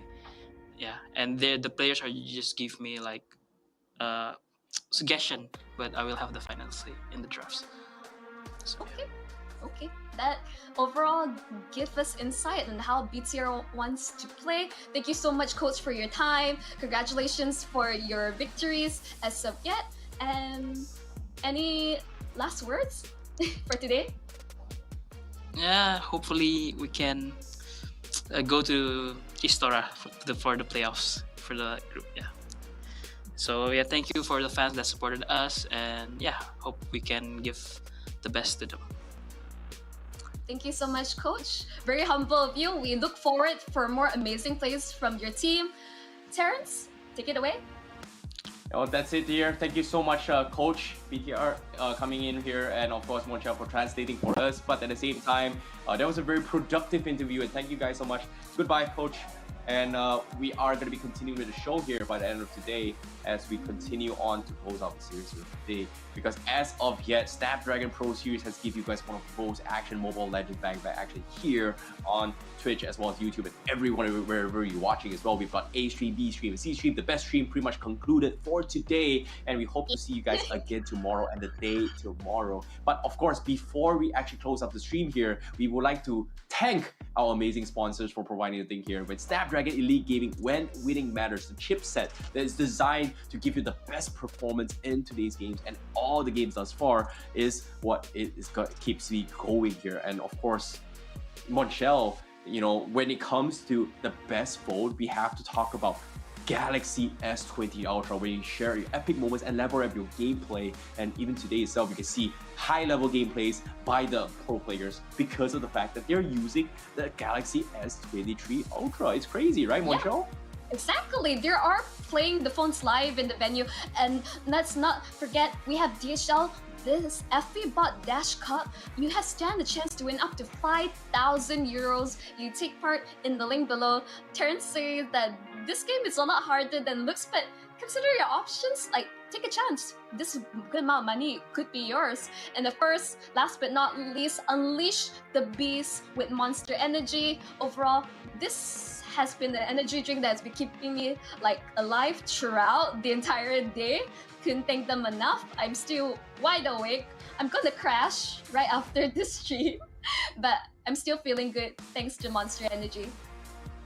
Yep, and of course, if you guys have wanting for more Mobile Legends Bang Bang action here, you can come back tomorrow as we take a look into the schedule on what tomorrow is going to be happening here. And of course, to start things off, we have 3 games in total in the B stream here. Starting things off, we have Echo PH going up against RSG PH, followed by Todak going up against Aura Fire, and then closing things off, it is going to be RSG PH again, but this time, they're going up against the Cambodian favorites here, Burn X Flash. Ooh, really spicy. And of course, you can see all the matches that will be streaming on Stream A, Stream B, and Stream C respectively. So I would suggest opening like several like tablets, phones, your PC to watch all the games, because all this non-stop action here right in the Snapdragon Pro Series. Yep, but at the same time, when it comes to the matches as well here, I feel like Stream B is definitely the best stream to watch, right? It's always going to be the best stream. You can come back here tomorrow once again. Don't watch Stream A, man. Bunch of losers over there. No, don't watch the talents there, man. But as you know, of course, if you guys are there to support the team, of course, you can watch Stream A. You can also watch Stream C. But at the same time, we hope you guys have enjoyed so far. That pretty much is going to be scheduled for tomorrow. And once again, come back to Stream B. Yeah, we would love to have you guys once again. Yeah, Stream B. Best stream, right? Best stream. Not A, not C, it's B. B starts with best, starts with B, right? Correct? Yeah, I'm right, Conchel. Correct. Yeah. Yeah, I mean, you definitely know your alphabets. Overall, like, this was a really long, drawn-out game, Terrence. Like, you casted like the first, I casted the rest with Holler, and now you. Overall, any final closing before we mark it end of day 1? B stream. Best stream. Best starts with B, not A, not C. Yeah, that's it. Remember that. B. Yeah. Alright, stay tuned to Stream B, and we'll see you tomorrow. See ya. Bye.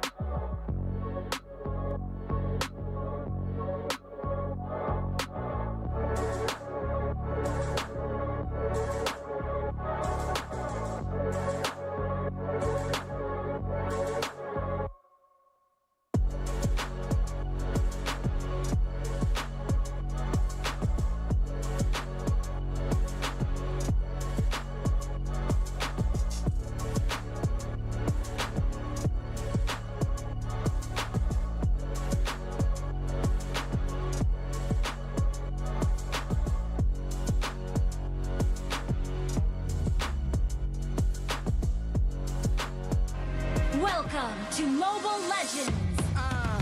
What is a winner? Make a promise, then I go and deliver. What is a threat? They all amazed. This ain't for beginners. Back in the days, we used to dream, but now we can get it. Work, work, work. We gotta push to the limit, then work till we finish, then push to the limit, then work, work, work, work.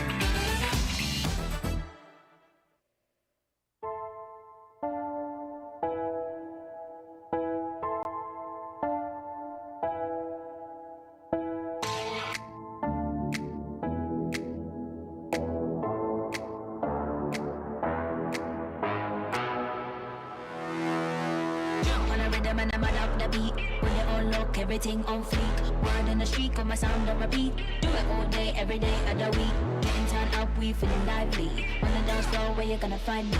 Here comes the drop, it's time to party. Here comes the drop, it's time to party.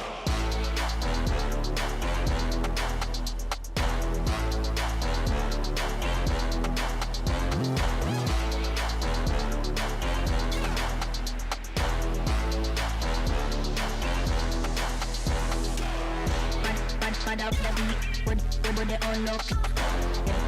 Everything on fleek. Do it all day, every day. Mad up the beat, when they all look. Everything on fleek. Do it all day, every day.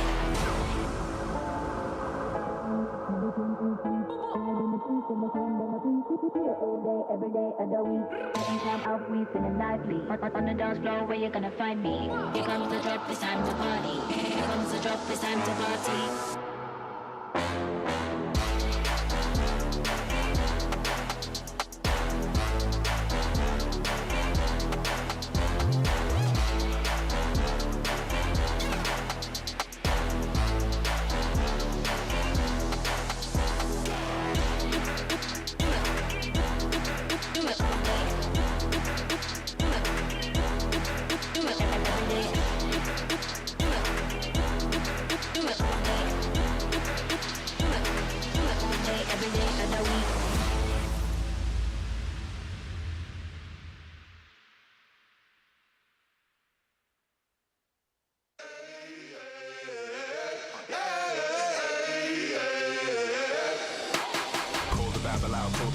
Back to life, I'm undeceased. Breaking the chain, unleashed. My true power released. Reached my hand into the sky and made the stars align. Cause when I left it down to fate, it was taking up too much time. It's a miracle, it's a curse. I will not be deterred. If you predicted the worst, bon appetit, eat your words. Keep my score, fire the gun. Watch me how I overcome what they said could not be done. I did it, now sing it. Oh, here I go, changing destiny, shaping the road to my victory. I won't admit defeat. I'm making history like it's meant to be. When they send for me,